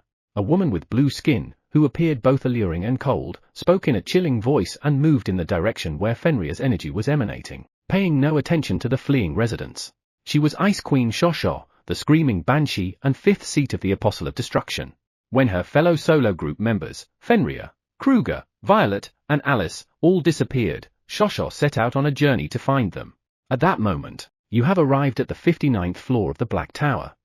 Due to the effects of the title, the one who reached the summit of 5 towers, you gain invincibility for 1 second. Sejun appeared in front of Shosho. Although there was still some distance between them, crackle, crackle. Shasha's icy aura tried to free Sejun. Shosho had sent numerous fragments of her power into the Black Tower to find Fenrir, and the Shosho in front of Sejun now was only a fragment, possessing just 1% of her original power. You have received an unbearable ice attack. You are in an invincible state. No damage has been taken. Who? Ice? Greenhouse. As soon as Sejun saw the message, he quickly activated his skill. Greenhouse LV06 is activated. A warm greenhouse is created within a 2 km radius. Your proficiency of Greenhouse LV6 is increasing. Due to the surrounding cold, the temperature of the greenhouse drops significantly. Phew. I survived. Shiver shiver. Shivering, Sejun's body trembled from the cold. Though the temperature was still below zero, thanks to the greenhouse skill, he could endure it. And then, clank. Meow. Great Hybrid Chairman Park, why is water coming out of your nose this time? Meow. Are you very cold? Meow. Don't worry, meow. Hybrid Vice Chairman Theo, will keep you warm. Meow. Theo, who had come out of the void storage, hurriedly wrapped himself around Sejun's knees, turning into a warm fur coat. Krueng. Quenji will also keep Dad warm. Quenji clung to Sejun's side, helping to keep him warm. And then, King?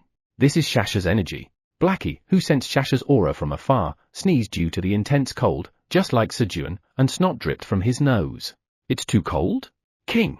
Kararuru, take Yomdol and Alice with you to bring Shosho. Kiruk. At Blackie's command, Gogomi wrapped Kararuru's body in spider silk, creating a barrier to block out the cold. With that, Kararuru set off, carrying Yomdol and Gogomi away. King. Butler. I'm freezing. I want to go home quickly. Blackie barked at Sejun, urging him to put him into the sling bag immediately. All right. Our poor Blackie, you cold, huh? Sejun quickly picked up Blackie, wiped the snot from his nose, and placed him in the sling bag. Since it was still cold, Sejun put on a few more layers of clothing. But is this a farm? As Sejun was examining the neatly stacked piles of grass around him. Rustle, rustle. A goblin cautiously poked its head out from the grass pile. Who? Vice Chairman Theo? It was Parku, Scaram's nephew. And then, a quest has been triggered. Quest, eliminate or negotiate with the Green Goblin tribe that is illegally occupying the Perilous farm and reclaim the land's rights. Reward, recognition as the rightful owner of the Perilous farm on the 59th floor of the Black Tower. A message appeared in front of Sejun. He. Do you want to negotiate and work here peacefully, or would you rather get beaten and then work? Can I finally have some Perilous oil? Sejun, whose mind was now filled with thoughts of Perilous oil, grinned like a villain as he looked at Parku and spoke. Pooh hut. Parku, quickly bring the other goblins over to get their stamp. Meow. Theo ordered Parku to bring the other goblins over. By then, the cold had completely disappeared. Yes. Of course. I'll bring them right away. What an unexpected windfall. Joining Sejun company in a group, Parku, delighted, hurried off to fetch the goblins from the village. While Parku went to bring the other goblins. Flap, flap. Caw. Great blackening, we have brought Shosho. Piyak. Fenrir Nim. You were here. Kararuru flew in, accompanied by a blue-colored chick. Chapter for 97, guys, let's show the power of the Blackie family. King. Butler. This is Shosho. As Blackie introduced the blue chick to Sejun. Piyak. PPI. Greetings. You lowly human. I am the mighty Ice Queen Sasha, the screaming banshee and fifth seat of the Apostle of Destruction. Flap, flap. The blue chick struggled to fly, hovering above Sejun, and with a rather arrogant expression, directly introduced itself to him. King. Shosho, bow your head. Piyak? What? She had offended Blackie. King? What kind of language is that toward my butler? What are you doing? Bow your head immediately. Piyak. Yes. At Blackie's command, Shosho quickly lowered its head. Everything is going according to plan. Kararuru silently laughed as he watched Shosho. Kararuru had intentionally not informed Shosho of Sejun's rank when bringing it over. Partly because he wanted Shosho to go through the same thing he did. If Shasha's first impression is bad, he'll give it an even more terrible name than mine, right? It was a grand scheme to ensure Shosho would receive a worse name from Sejun. Regrettably, up to this point, there wasn't a single name Sejun had given that was worse than his own. Go Sejun Nim. Create your life's masterpiece. Kararuru brought his two wings together as if in prayer, cheering for Sejun. Is the exorcism not complete yet? Sejun cautiously increased the distance between himself and the blue chick, bowing its head. King. Butler. Give the chick a name. Blackie requested Sejun to name the chick. Should I? Sejun's naming shop opened on the 59th floor of the Black Tower. Thump. Thump. Everyone in the Blackie family, except for Shosho, whose head was still lowered, felt their hearts pound with anticipation. All eyes were on Sejun's lips, and their ears were as perked up as possible so that they wouldn't miss his voice no matter what. Since it's Shosho, how about Shoshashak? No, I should avoid anything that sounds too much like an Apostle of Destruction. Then, since it's a blue chick, so maybe Parry. Or since it's a bird that uses ice, how about ELC? TL note, so once again, Shoshashak is a combination of the name Shosho and the onomatopoeia shak, which together create the sound of something being destroyed or slashed. The second name, Parry, is a combination of blue and chick, forming Parry. The third name is a combination of a ice and a bird, resulting in ELC. As Sejun went into the naming process, he tested out each name by saying them aloud. The names weren't particularly good, but they weren't particularly bad either. Something's missing. There was nothing that stood out. Feeling unsatisfied, Sejun went into deeper contemplation. Since it uses screams and ice, how about combining the beat from scream with a character for ice, making it Bingdak? TL note, the name Bingdak is a combination of from, scream, the Chinese character for ice, and chicken, creating Bingdak, or, to combine Eastern and Western. Blue chick becomes a bluari. TL note, the name bluari is a combination of blues from blue and from chick, creating bluari. Thinking ahead, since a chick grows into a chicken, how about blue chicken, padak? TL note, the name padak is a combination of from, blue, and chicken, creating padak. After much deliberation, Sejun came up with 3 names. And then, Bingdak, Bluari, Padak. He spoke each name out loud, trying to see which one felt right. But still, this isn't it either. Even among the carefully chosen names, none of them seemed to satisfy him. When you ponder for so long without finding an answer, it's best to return to the beginning. There's a high chance you made a mistake with the first step. And then, let's start over from Shosho. Returning to the beginning, Sejun began the naming process anew. Combining Shosho with Chick gives us Sherry? Sherry. Sherry. TL note, the name Sherry is a combination of from, Shosho, and from Chick, creating Sherry. This is it. The more he said it, the more the name rolled naturally off his tongue. All right. From now on, your name is Sherry. Kihihit. King. He. It's worse than my name. That's right. Eondol is better than Sherry, isn't it? Kiruk. Sharalang. Ahum. It's better than my name, though. Blackie family's reactions were mixed at Sejun's words. Living with Sejun had warped their sense of what constituted a good name. No way. Of course, the one most disappointed by the name Sherry was Kararuru. Kararuru seemed destined to be recorded as Sejun's masterpiece for a long time to come. And just as Sejun finished naming Sherry, your proficiency of beekeeping LV9 has filled up, and the level has increased. A message appeared before Sejun's eyes. Finally, his beekeeping skill had reached the master level. Black Tower, 99th floor. Sweetie's hive. Were thousands of poisonous queen bees lined up in a long queue in front of Sweetie's hive. And then, Sweetenim, congratulations on becoming the great poisonous queen bee. The queen bees entered the hive to give their congratulatory greetings to Sweetie. Sweetie, who had learned much under the previous great poisonous queen bee, had finally evolved into the great poisonous queen bee herself. Millimeter. Thank you. Sweetie received the congratulatory messages from the queen bees with a nonchalant attitude. I wish Sejun Nim were here. She regretted not being able to show Sejun the moment when she became the great poisonous queen bee. While Sweetie was receiving the queen bee's congratulations, he. Sweetenim, congratulations on becoming the great poisonous queen bee. This is a token of my sincerity. The 7th queen bee, whom Sejun called a 7th, congratulated Sweetie and placed a red object in front of her. True to her talent as a schemer, 7th didn't miss the chance to offer a bribe. Why such a thing? The other queen bees couldn't understand the 7th's actions. Seed. The object placed in front of the poisonous queen bee was an unknown seed. It wasn't something that could be eaten like pollen or honey. However, smile. Sejun Nim would be happy if I give him this seed, right?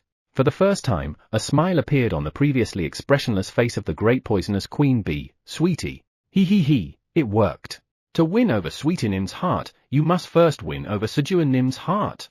7th proudly took her place to Sweetie's right, looking at the other queen bees. He. Sweetie Nim, is there anything you need? 7th eagerly rubbed its front legs together, fully displaying her talent as a schemer. Black Tower, 59th floor. Pooh Hut. Hurry up and get your stamp, meow. Yes, hey. Don't push me, I'm going first. Hearing Parku's words, the goblins from Gobbo village, who had arrived at the Perilla farm, began competing to get Theo's stamp. Here. Goblins who got their stamps can take food from here. They were eager to eat the food that Sejun had prepared. Just the aroma was enough to make them imagine the delicious taste that would explode in their mouths. Pooh Hut. Don't worry, meow. Hybrid Vice Chairman Theo, will stamp everyone in one go, meow. Paperback. Theo moved swiftly using Meow Step, stamping hundreds of goblins on their shoulders in no time. Oh. It's delicious. Wow. How can something taste this good? The goblins quickly took advantage of the high-quality company cafeteria of Sejun Company. But what's over there? As Sejun ate with the goblins, he looked toward the south, where he sensed a fragment of Fenrir's core, and asked the goblins. He was trying to gather information. He suspected that a monster might have picked up the fragment of Fenrir's core. Over there? If you mean that area, that's the Forest of Abyss. Parku answered Sejun's question. Forest of Abyss? Yes. A few months ago, a mist appeared in the forest, and since then, no one who goes in has come out, so that's the name it got. I see. I guess I'll have to go and see for myself. Sejun didn't get any special information other than that the place where Fenrir's core fragment was located was suspicious. After finishing his meal, Sherry, can you freeze this for me? He handed a glass of watermelon juice to Sherry. Then, P-yak. P-yak. Yes. I'll show you the power of Sherry, the chick of screams and ice. Sherry immediately flew straight to Sejun, grabbing the glass with her tiny wings and focusing her strength. After a brief private conversation with Blackie, where they had a heart-to-heart conversation, Sherry had become extremely polite. P-yak. P-yak. Ah. Ah. Sherry let out a strange cry as she tried to freeze the watermelon juice with all her might. But, P-yak. Lacking the power, she could only freeze the surface of the watermelon juice slightly, leaving her feeling very dejected. However, oh. Did you intentionally make it slushy? Sherry, you've got some good sense. She wasn't very good at making ice cubes, but Sejun, thinking that Sherry had done it on purpose, praised Sherry and seemed pleased. P-yak. P-yak. Of course. It was all part of my plan. Thanks to Sejun's compliment, Sherry regained her confidence. Why do I suddenly feel bad? The ice cube suffered an inexplicable defeat. After enjoying his watermelon juice. All right, everyone, let's harvest the perilous seeds. Sejun mobilized the goblins and his companions to start collecting perilous seeds. Since they had perilla plants in front of them, they couldn't just leave them behind. He felt a little regretful that they couldn't pick the perilla leaves earlier. After filtering out the impurities from the harvested perilla seeds, Quenji, can you press this for me? Krueng. Got it. Quenji lifted the perilla seeds into the air using telekinesis. Then, Krueng. As Quenji compressed the perilla seeds with force, drip, drip, perilla oil began to flow out from the seeds. Ah, the smell is amazing. First, Sejun fried an egg in the freshly pressed perilla oil. The fragrant aroma of the perilla oil filled the air, and Sejun, thinking of how he could use it, started to fill glass bottles with the oil. A little while later, he. Just looking at it makes me feel full. Sejun, with a satisfied smile, looked at the 300 glass bottles filled with perilla oil. Your soul feels fulfilled. Your mental strength has increased by 1. His mental strength had increased. All right, let's get moving. Take good care of the farm while I'm gone. Yes. Leave it to us, Chairman Park. Sejun, receiving a warm farewell from the goblins, set off toward the direction of the Forest of Abyss, where he sensed a fragment of Fenrir's core. 1 hour later. So, this is the Forest of Abyss. Sejun and his companions came upon a forest filled with dense grey fog. The mist was damp and gave off an ominous, sticky feeling. It feels creepy to go in. Quenji, use Krueng, Fu, Krueng. Kuing. Understood. Mist disappear. Following Sejun's command, Quenji used Krueng, Fu to blow away the fog. Crash. Boom. Bang. However, Quenji's strength was too overwhelming, causing not only the fog but also the trees of the forest to be blown away, leaving the area clear and visible. Quenji's power was more and more surprising the more he saw it. Quenji, well done. Ku-hey-hey-hey. Sejun praised Quenji and walked toward the once fog-covered plain that had become a now completely clear Forest of Abyss. And then, Fogra, the mist of the abyss, they discovered the culprit creating the fog at the center of the forest. A creature the size of a dump truck with a round body. Its body was covered with suction cup-like mouths. Gulp. Gulp. And from those mouths, it was exhaling grey mist. King? Who? That creature? Blackie, who had noticed Fogra belatedly, was taken aback. Meanwhile, the fog that Quenji had blown away began to creep back, surrounding Sejun and his companions. Meow meow meow. Meow meow meow. Theo immediately attacked the fog with his meow meow storm fist. Krueng. Krueng, a meteor punch. Quenji followed Theo's lead and attacked the fog. However, the grey mist absorbed both their attacks without a trace. It's useless. That creature's fog absorbs all attacks. The only way to deal with it is to enter the fog and battle against all the souls that Fogra has absorbed.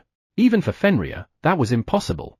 In the past, unable to defeat Fogra, Fenrir had swallowed Fogra and the mist hole to deal with it. Fenrir had devoured and digested many beings in this way, but there were 5 beings he could not fully digest and had to seal. Fogra, the mist of the abyss, was one of them. Fogra, which had been sealed in Fenrir's core fragment, began to regain its strength when Fenrir's power weakened. It even manipulated Fenrir's core fragment to create its own body and was now turning this place into its territory. At that moment, Fenrir. So you were here all along. The mist began to surround Blackie. It was trying to settle the old score.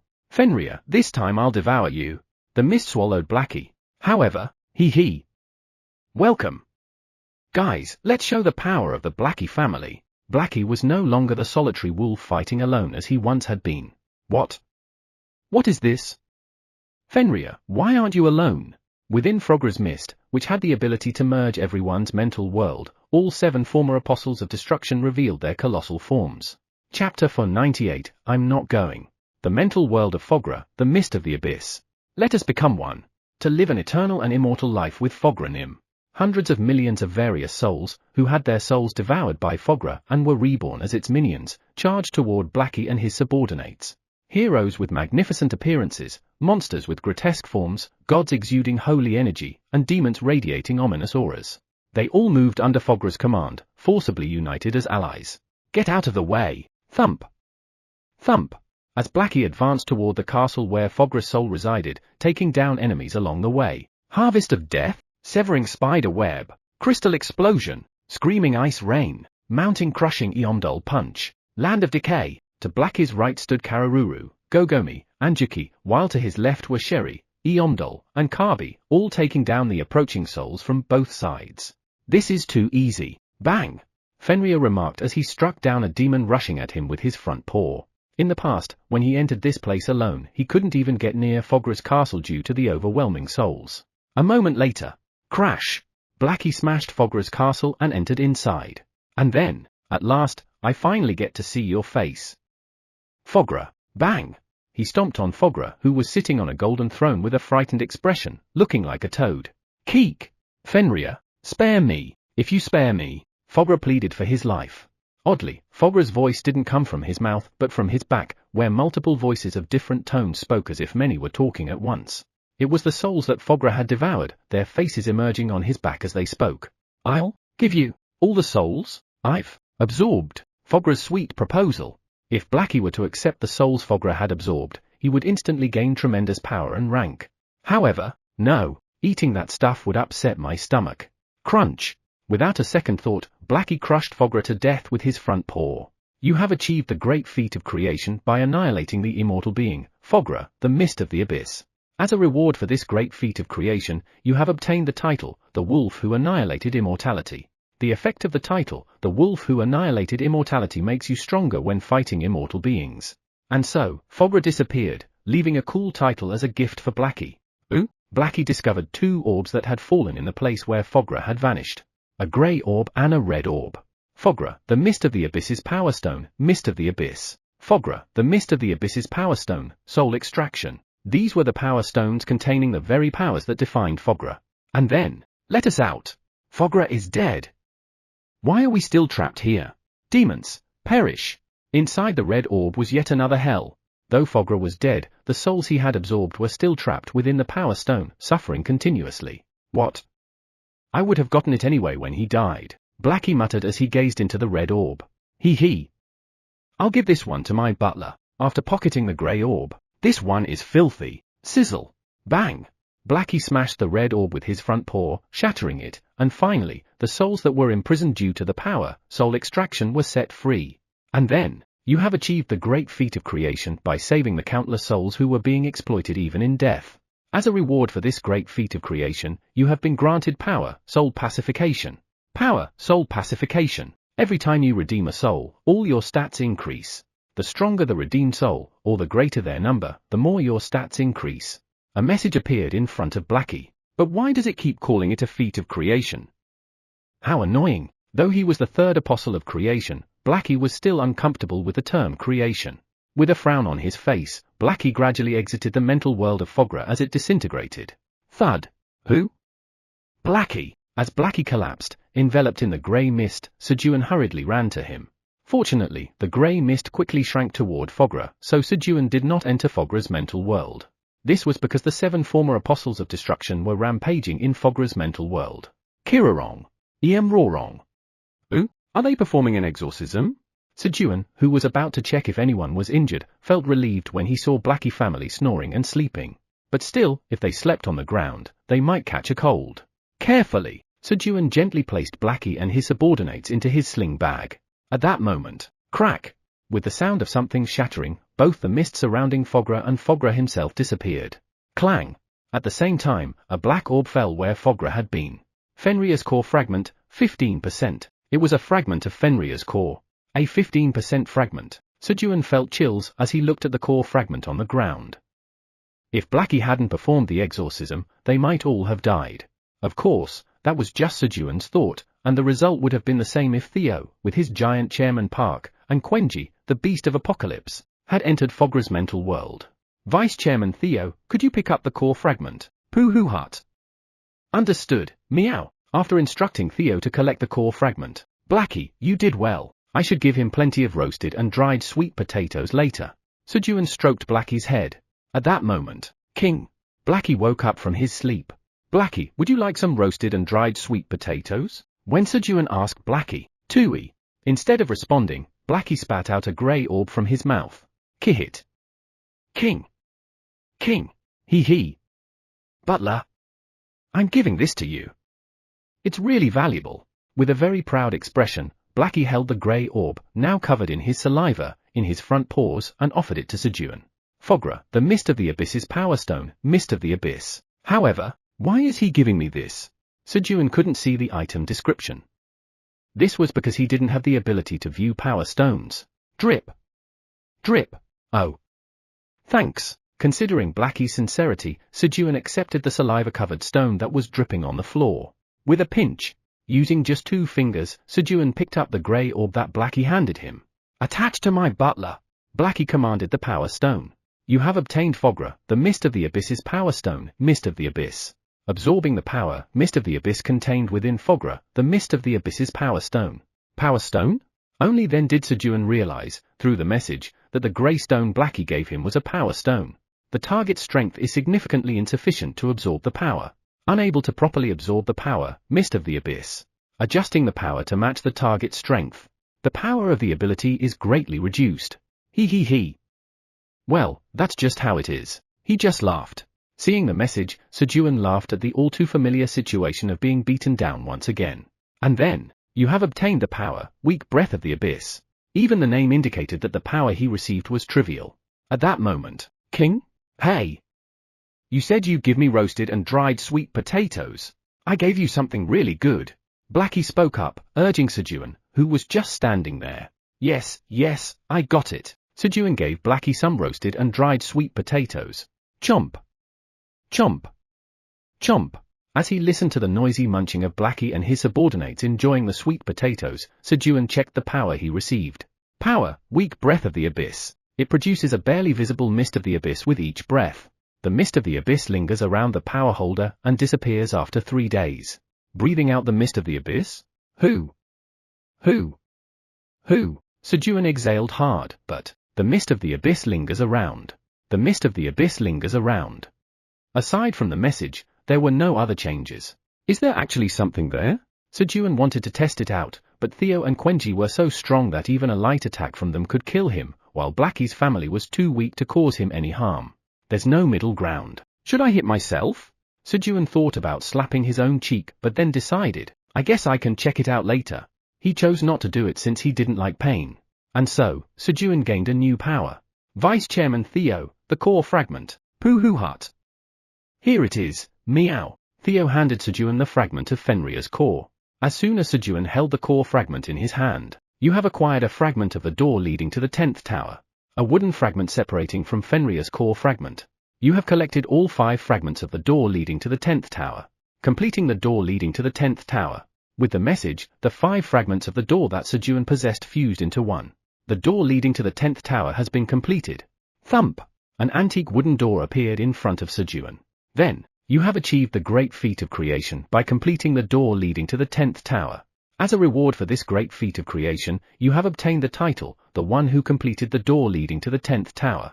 The effect of the title, the one who completed the door leading to the 10th tower, allows you to summon the door leading to the 10th tower from anywhere. As a reward for achieving the great feat of creation, your stay fees on the 0th floor of the Black Tower are reduced by 1.5%. Achievement messages appeared. You have completed the quest. As a quest completion reward, you have obtained 3 drops of the enhancing elixir. As a quest completion reward, you have obtained 10 billion tower coins.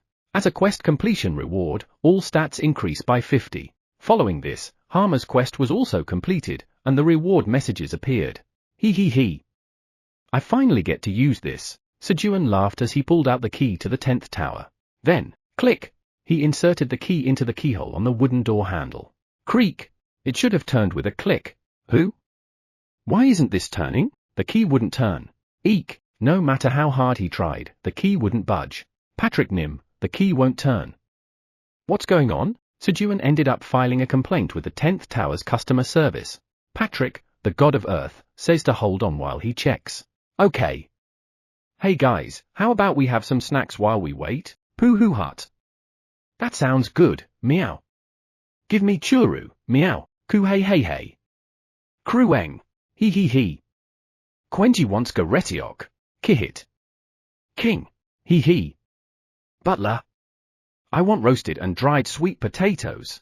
Sejun ate snacks with Theo, Quenji, and Blackie while waiting for Patrick's response. 10 minutes later, Patrick, the god of Earth, asks if your strength is less than 100,000. Ooh? Strength of 100,000? Of course, I don't have that much. Patrick, the god of Earth, says that's why the key doesn't turn.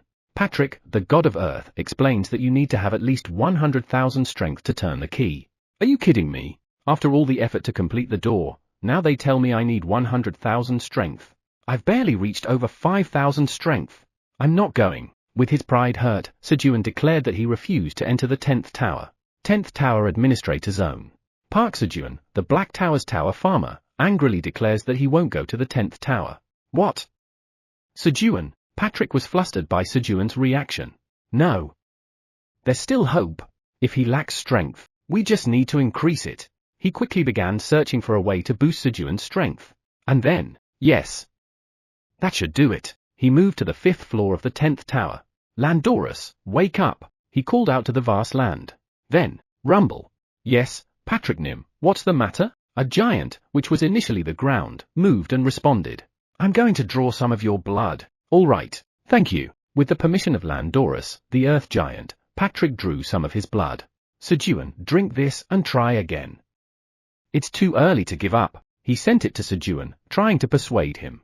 However, you want me to drink this? Landorus, earth giant's lava bloodstone. Landorus's blood was molten lava, and during its delivery to Sejun, it had cooled down and turned into a solid stone.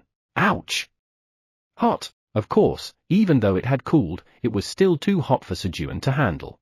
Chapter 499, Pooh Hut. Multiply a lot, meow. Sejun Nim, I'll refine just the necessary energy from that stone for you. Seeing Sejun unable to touch the scorching lava bloodstone, Eomdol confidently stepped forward. For Eomdol, who used to be Kruger, the destroyer of mountains and 7th seat of the Apostle of Destruction, refining such a hot stone was a piece of cake. Really? Then, I'll leave it to you. Yes. Harp, grab. With a burst of energy, Eomdol embraced the lava bloodstone, which was about the size of a grape. And then, SSSSS. Eomdol and the lava bloodstone began to meld together like dough mixing into one. And soon after, Eomdol, king. Our Eomdol is melting. Eomdol began to melt away, unable to withstand it. The lava bloodstone was only stone on the outside, but inside, it was pure molten lava. Piak! Eomdol, don't worry. I'll cool you down. Sherry, who had once been Queen Sasha, the screaming banshee and 5th seat of the Apostle of Destruction, rushed forward, placing her 2 wings on Eomdol and pouring out cold air. However, SSSSS. Startled, Sherry quickly pulled her wings away from Eomdol. PPI yak. PPI yak. Hot hot. My feathers are burning. Sherry began screaming in pain so loudly that it hurt the ears. Forget about ice, she was more like the queen of screams and whining at that moment. SSSSSS.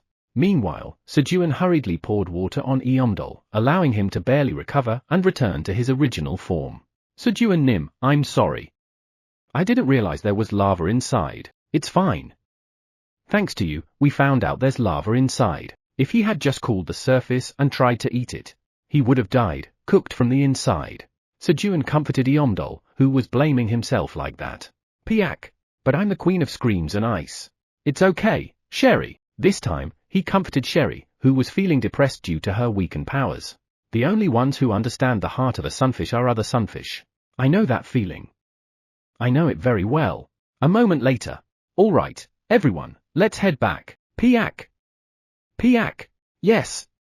Let's go home quickly. Having fully consoled Sherry, Sejun and his group moved to the waypoint with his companions.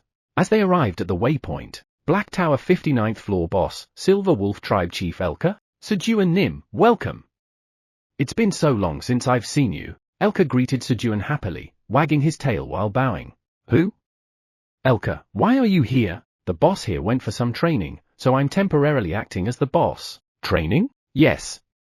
A month ago, by the order of the Great Black Dragon Eileen Nim, under Iona Nim's supervision, bosses below the 60th floor have been receiving quest training. Eileen must have listened to my request. Sejun felt like he knew what kind of training the bosses were receiving.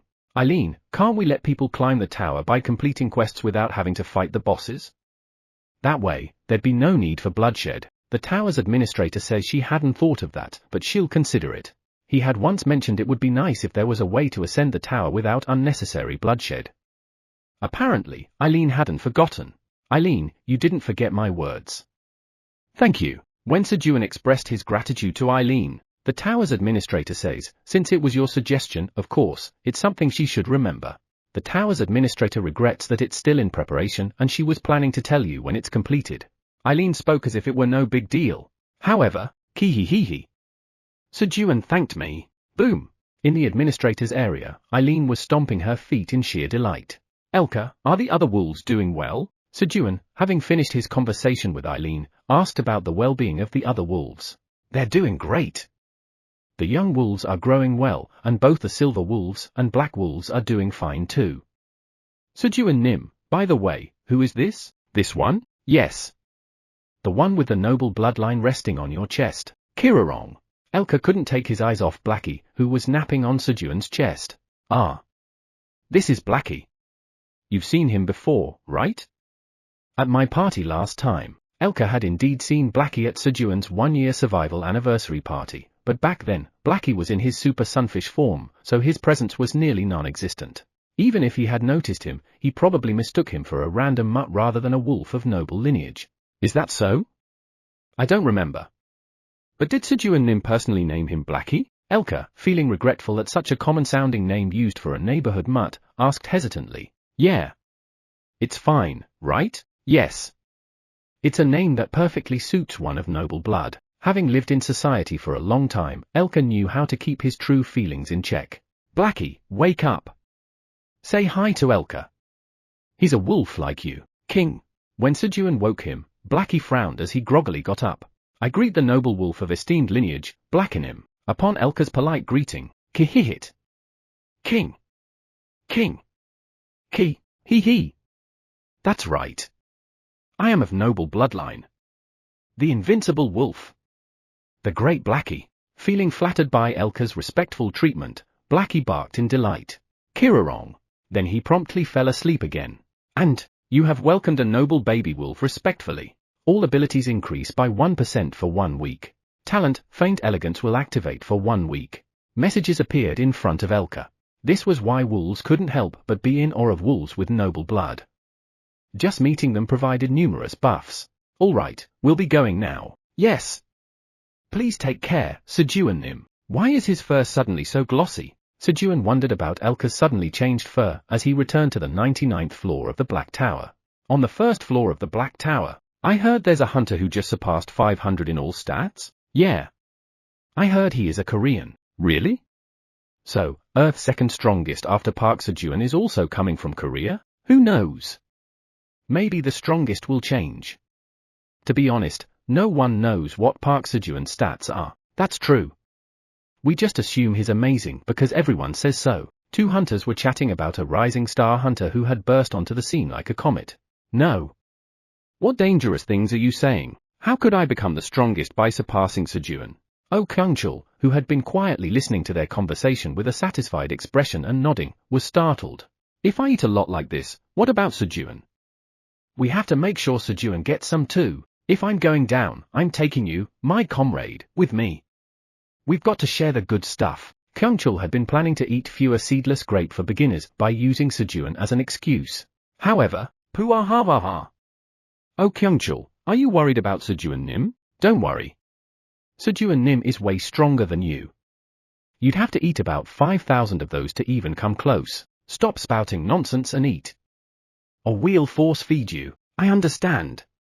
I'll eat them. Through the words of the black bears, Kyungchul realized just how strong Sejun was. But do I really need to get stronger now? There was nothing wrong with being strong, but lately, I can climb the tower just by completing quests. Kyungchul recalled the recent news about the Phoenix Guild's hunters reaching the 55th floor of the tower. Since a month ago, the boss of the 51st floor had started offering a quest, bring him what he desired, and he would allow the use of the waypoint. Shortly after, the bosses of the 52nd, 53rd, and 54th floors had begun giving similar quests every few days. Thanks to that, hunters who had given up on climbing the tower had recently started ascending again. Well, they got stuck again on the 55th floor. That's because the quest from the Black Rabbit, the king and boss of the Red Ribbon Kingdom on the 55th floor, was just too difficult. Payak! If you swim better than me, you pass. The Black Rabbit, who had learned how to swim from Sejun in the pond on the 99th floor of the Black Tower, had an enormous amount of pride in its swimming skills. You have arrived at the 99th floor of the Black Tower.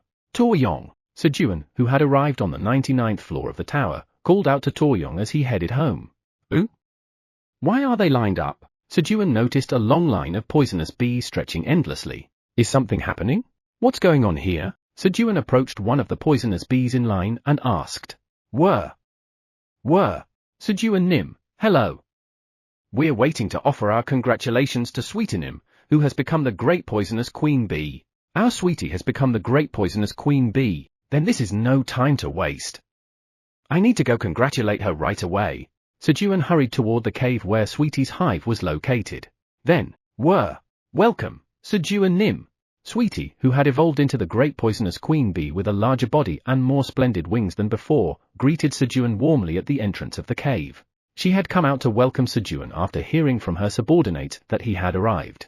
Sweetie, congratulations on becoming the great poisonous queen bee. When Sejun conveyed his congratulations, I'm so happy that Sejun Nim is congratulating me. Rub. Sweetie rubbed herself against Sejun's face in joy, just like she used to. Sejun Nim, here's a gift. I need to go back now. Sweetie handed Sejun a seed given to her by Seventh, then hurried back to her hive to continue receiving congratulations from the other poisonous bees. I should be the one giving her a gift, though. I'll make sure to give her something nice later. Sejun felt a bit guilty toward Sweetie. Seed? But why does this seed have question marks in its name? Noticing that the seed didn't have a name, Sejun picked it up and examined it closely. Seed? It hatches when you put magic power into the seed. Usage restriction? It hatches if you infuse magic power? After reading the description, Sejun thought, Eileen, can you appraise this for me? Since entering the tower, Sejun had been practically brainwashed by Eileen with constant education on how unidentified items could be dangerous, so he immediately asked Eileen for an appraisal. A moment later, the tower's administrator warns that this is an extremely dangerous seed and advises you never to plant it. Eileen conveyed the appraisal of the seed to Sejun. Okay. I got it. I absolutely won't plant it. What kind of seed is this? Sejun answered and quickly checked the seed again. Seed of the magic stream. This seed was created to give birth to a new magic stream after the previous magic stream was extinguished. Because the magic stream last perished on the 99th floor of the Black Tower, the new magic stream must be reborn on the 99th floor of the Black Tower. If you infuse magic power into the seed, it will hatch. Once you start infusing magic power, you cannot stop until the magic stream is fully formed. Usage restriction, Sejun, Tower Farmer of the Black Tower. As expected, it's a good thing I got it appraised. It turned out to be a seed that would give birth to a magic stream. If Sejun had infused his magic power into it, he probably would have been drained dry and died. Sweetie's gift had almost turned into an assassination tool for Sejun. Sealed. Well, it's not like the world will collapse just because there's one less magic stream. As Sejun was about to store the seed of the magic stream without planting it, Great Hybrid Chairman Park, give me that, meow. Theo, his eyes shining, stared intently at the magic stream seed and asked. Sure. Since no one could plant it except for him anyway, Sejun handed the seed over to Theo and, Quenji, put this in there for me. Krueng. Got it. Quenji, who had been holding the lava bloodstone with telekinesis, floated it over and placed it in the pond in front of the house. Then, SSSSSS. The water began to heat up. After testing the temperature of the water with his hand, he. Hot spring, complete. Sejun stripped off his clothes and, splash! He plunged into the pond, steam rising around him. In an instant, the outdoor hot spring was complete. Ah! It's refreshing. As he soaked his body in the hot water, his fatigue quickly melted away. Now I should be able to touch it, right? Sejun placed his hand on the lava bloodstone submerged in the water to check its options. Meanwhile, Poohoo Hut. Multiply a lot, meow, tuck. Tuck. Theo, who had placed the seed of the magic stream into the pouch of abundance, tapped the pouch with his front paws and laughed. Chapter 500, Chairman Park, Leonim gave you a defective item, meow. Landorus, the Earth Giant's lava bloodstone. It is the blood extracted from the body of Landorus, the Earth Giant. Since it is made of lava, it hardens when cooled.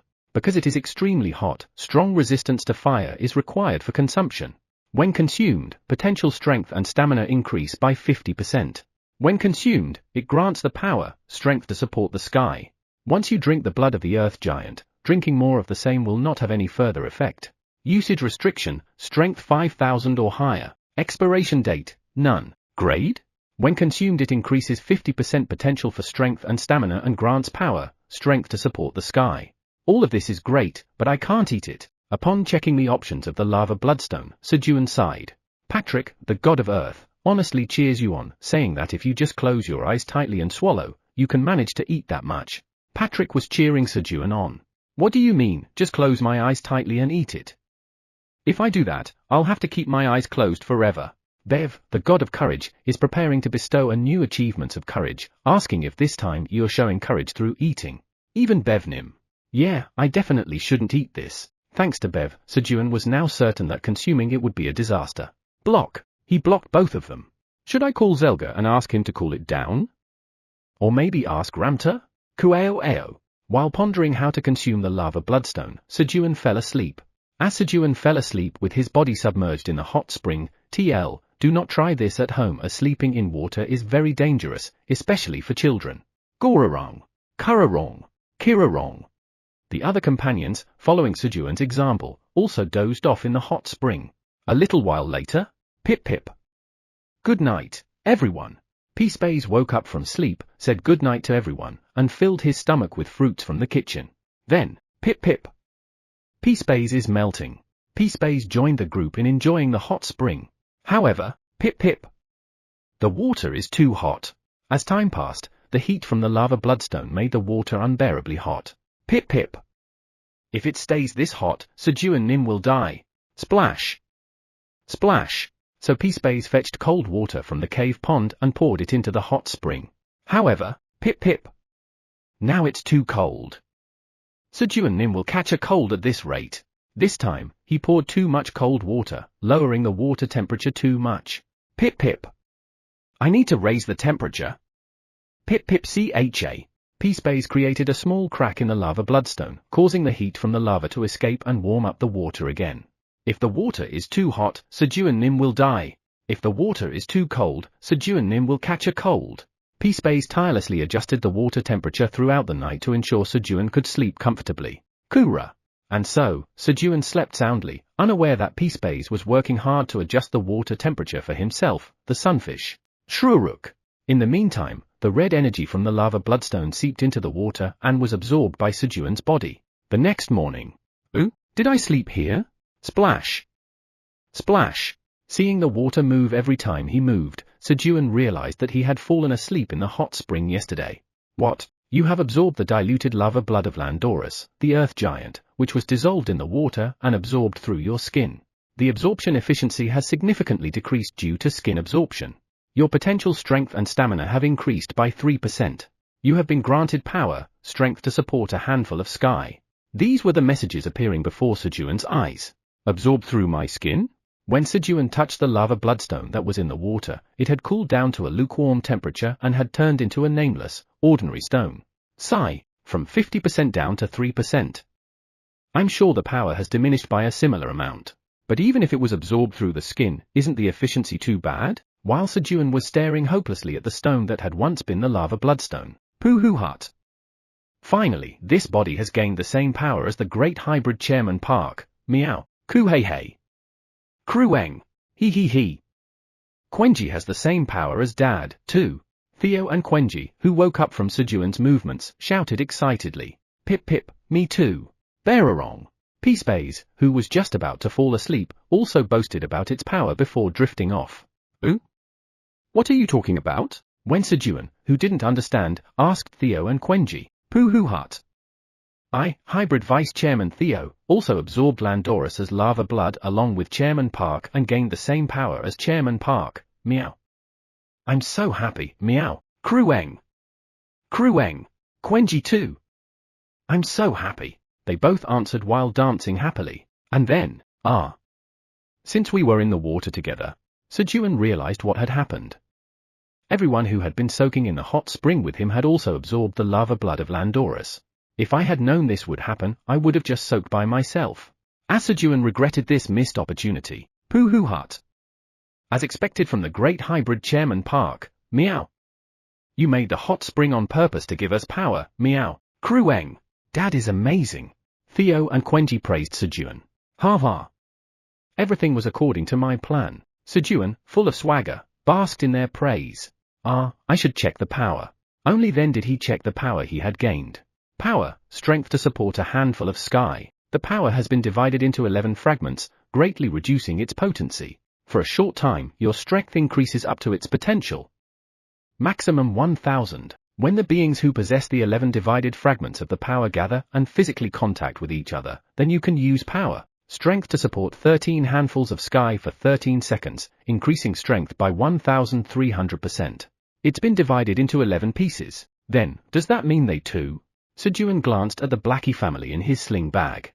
Kikit. Blackie, who had just woken up, was stretching lazily. Me, Theo, Quenji, and Peacebays make 4. Blackie, Eondol, Gogomi, Kabi, Jiki, Kararuru, and Sherry make 7. That makes 11 in total. But if it's divided into 11 pieces, why is it called a 13 handfuls? 11 too? While Sejun was wondering about this, Kihihit. King. Hee. That's because the great Blackie has 3 handfuls. Blackie proudly barked. I'm thirsty. Blackie, who had felt thirsty in the middle of the night. Lick, had quenched its thirst with the hot spring water, absorbing more of the lava blood's energy than the others. Kihihit. King. Hee. This body is 3 handfuls. The great Blackenim is coming through. Make way. Blackie strutted around, proud of having the most power. However, Pooh hut. Blackie is stupid. Meow. You got a different name all by yourself. Meow. Krueng. It's better to have the same one as Dad. This wasn't a place where being higher was favored. Still, it's fortunate. Sejun was glad to realize that the remaining energy from the lava bloodstone hadn't gone to waste, even if he had only absorbed 3% of its power. Guys, let's go eat. Feeling good, Sejun led his companions to the kitchen. On the way to the kitchen, the line is still long. The poisonous honey bees were still lined up to congratulate Sweetie. Sweetie must be having a hard time. Though being a queen seemed grand, it really was an extreme job, and Sweetie appeared to be no exception.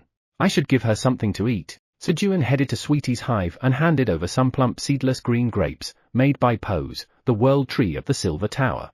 Everyone, eat up. He also distributed fruit to the poisonous honey bees waiting in line, so Sweetie could eat comfortably. A little while later, when Sejun arrived at the kitchen, Sejun number 1 was placing the prepared dishes on the table.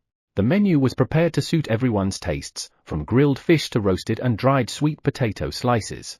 Meow. This isn't the grilled fish made with Chairman Park's sincerity. Meow. My cooking skill is the same as his, so what's the difference? Because of Theo, Sejun had to grill the fish again. After finishing breakfast, slurp. While Sejun leisurely sipped the morning coffee Quenji had brewed. Hee. Chairman Park, I'm off to the Green Tower. Meow. Krueng. Dad, Quenji is going to gather herbs. Theo and Quenji left for work. I guess I should start working too. After finishing his coffee, Sejun opened his void storage. Clank. You're a field LV rate activates. You have planted a destruction devourer seed in the body of Alice, the mesmerizing spider and 9th seat of the Apostles of Destruction. He planted the seed. By the way, out of the 2 Fenrir's core fragments he had obtained yesterday, he planted the 0.5% fragment in his field and entrusted the 15% fragment to Eileen. Probably right now, the clan leaders are working hard to purify the 15% core fragment. Sejun diligently planted the destruction devourer seeds. I almost forgot. He pulled out a glass bottle containing 3 drops of enhancing elixir that he received as a reward for completing the quest. Then, drip, He dropped 1 drop each on the Destruction Devourer seed and the Destruction Pioneer seed. At that moment, SLRP. The seeds absorbed the enhancing elixir. Oh, success! The enhancement was successful.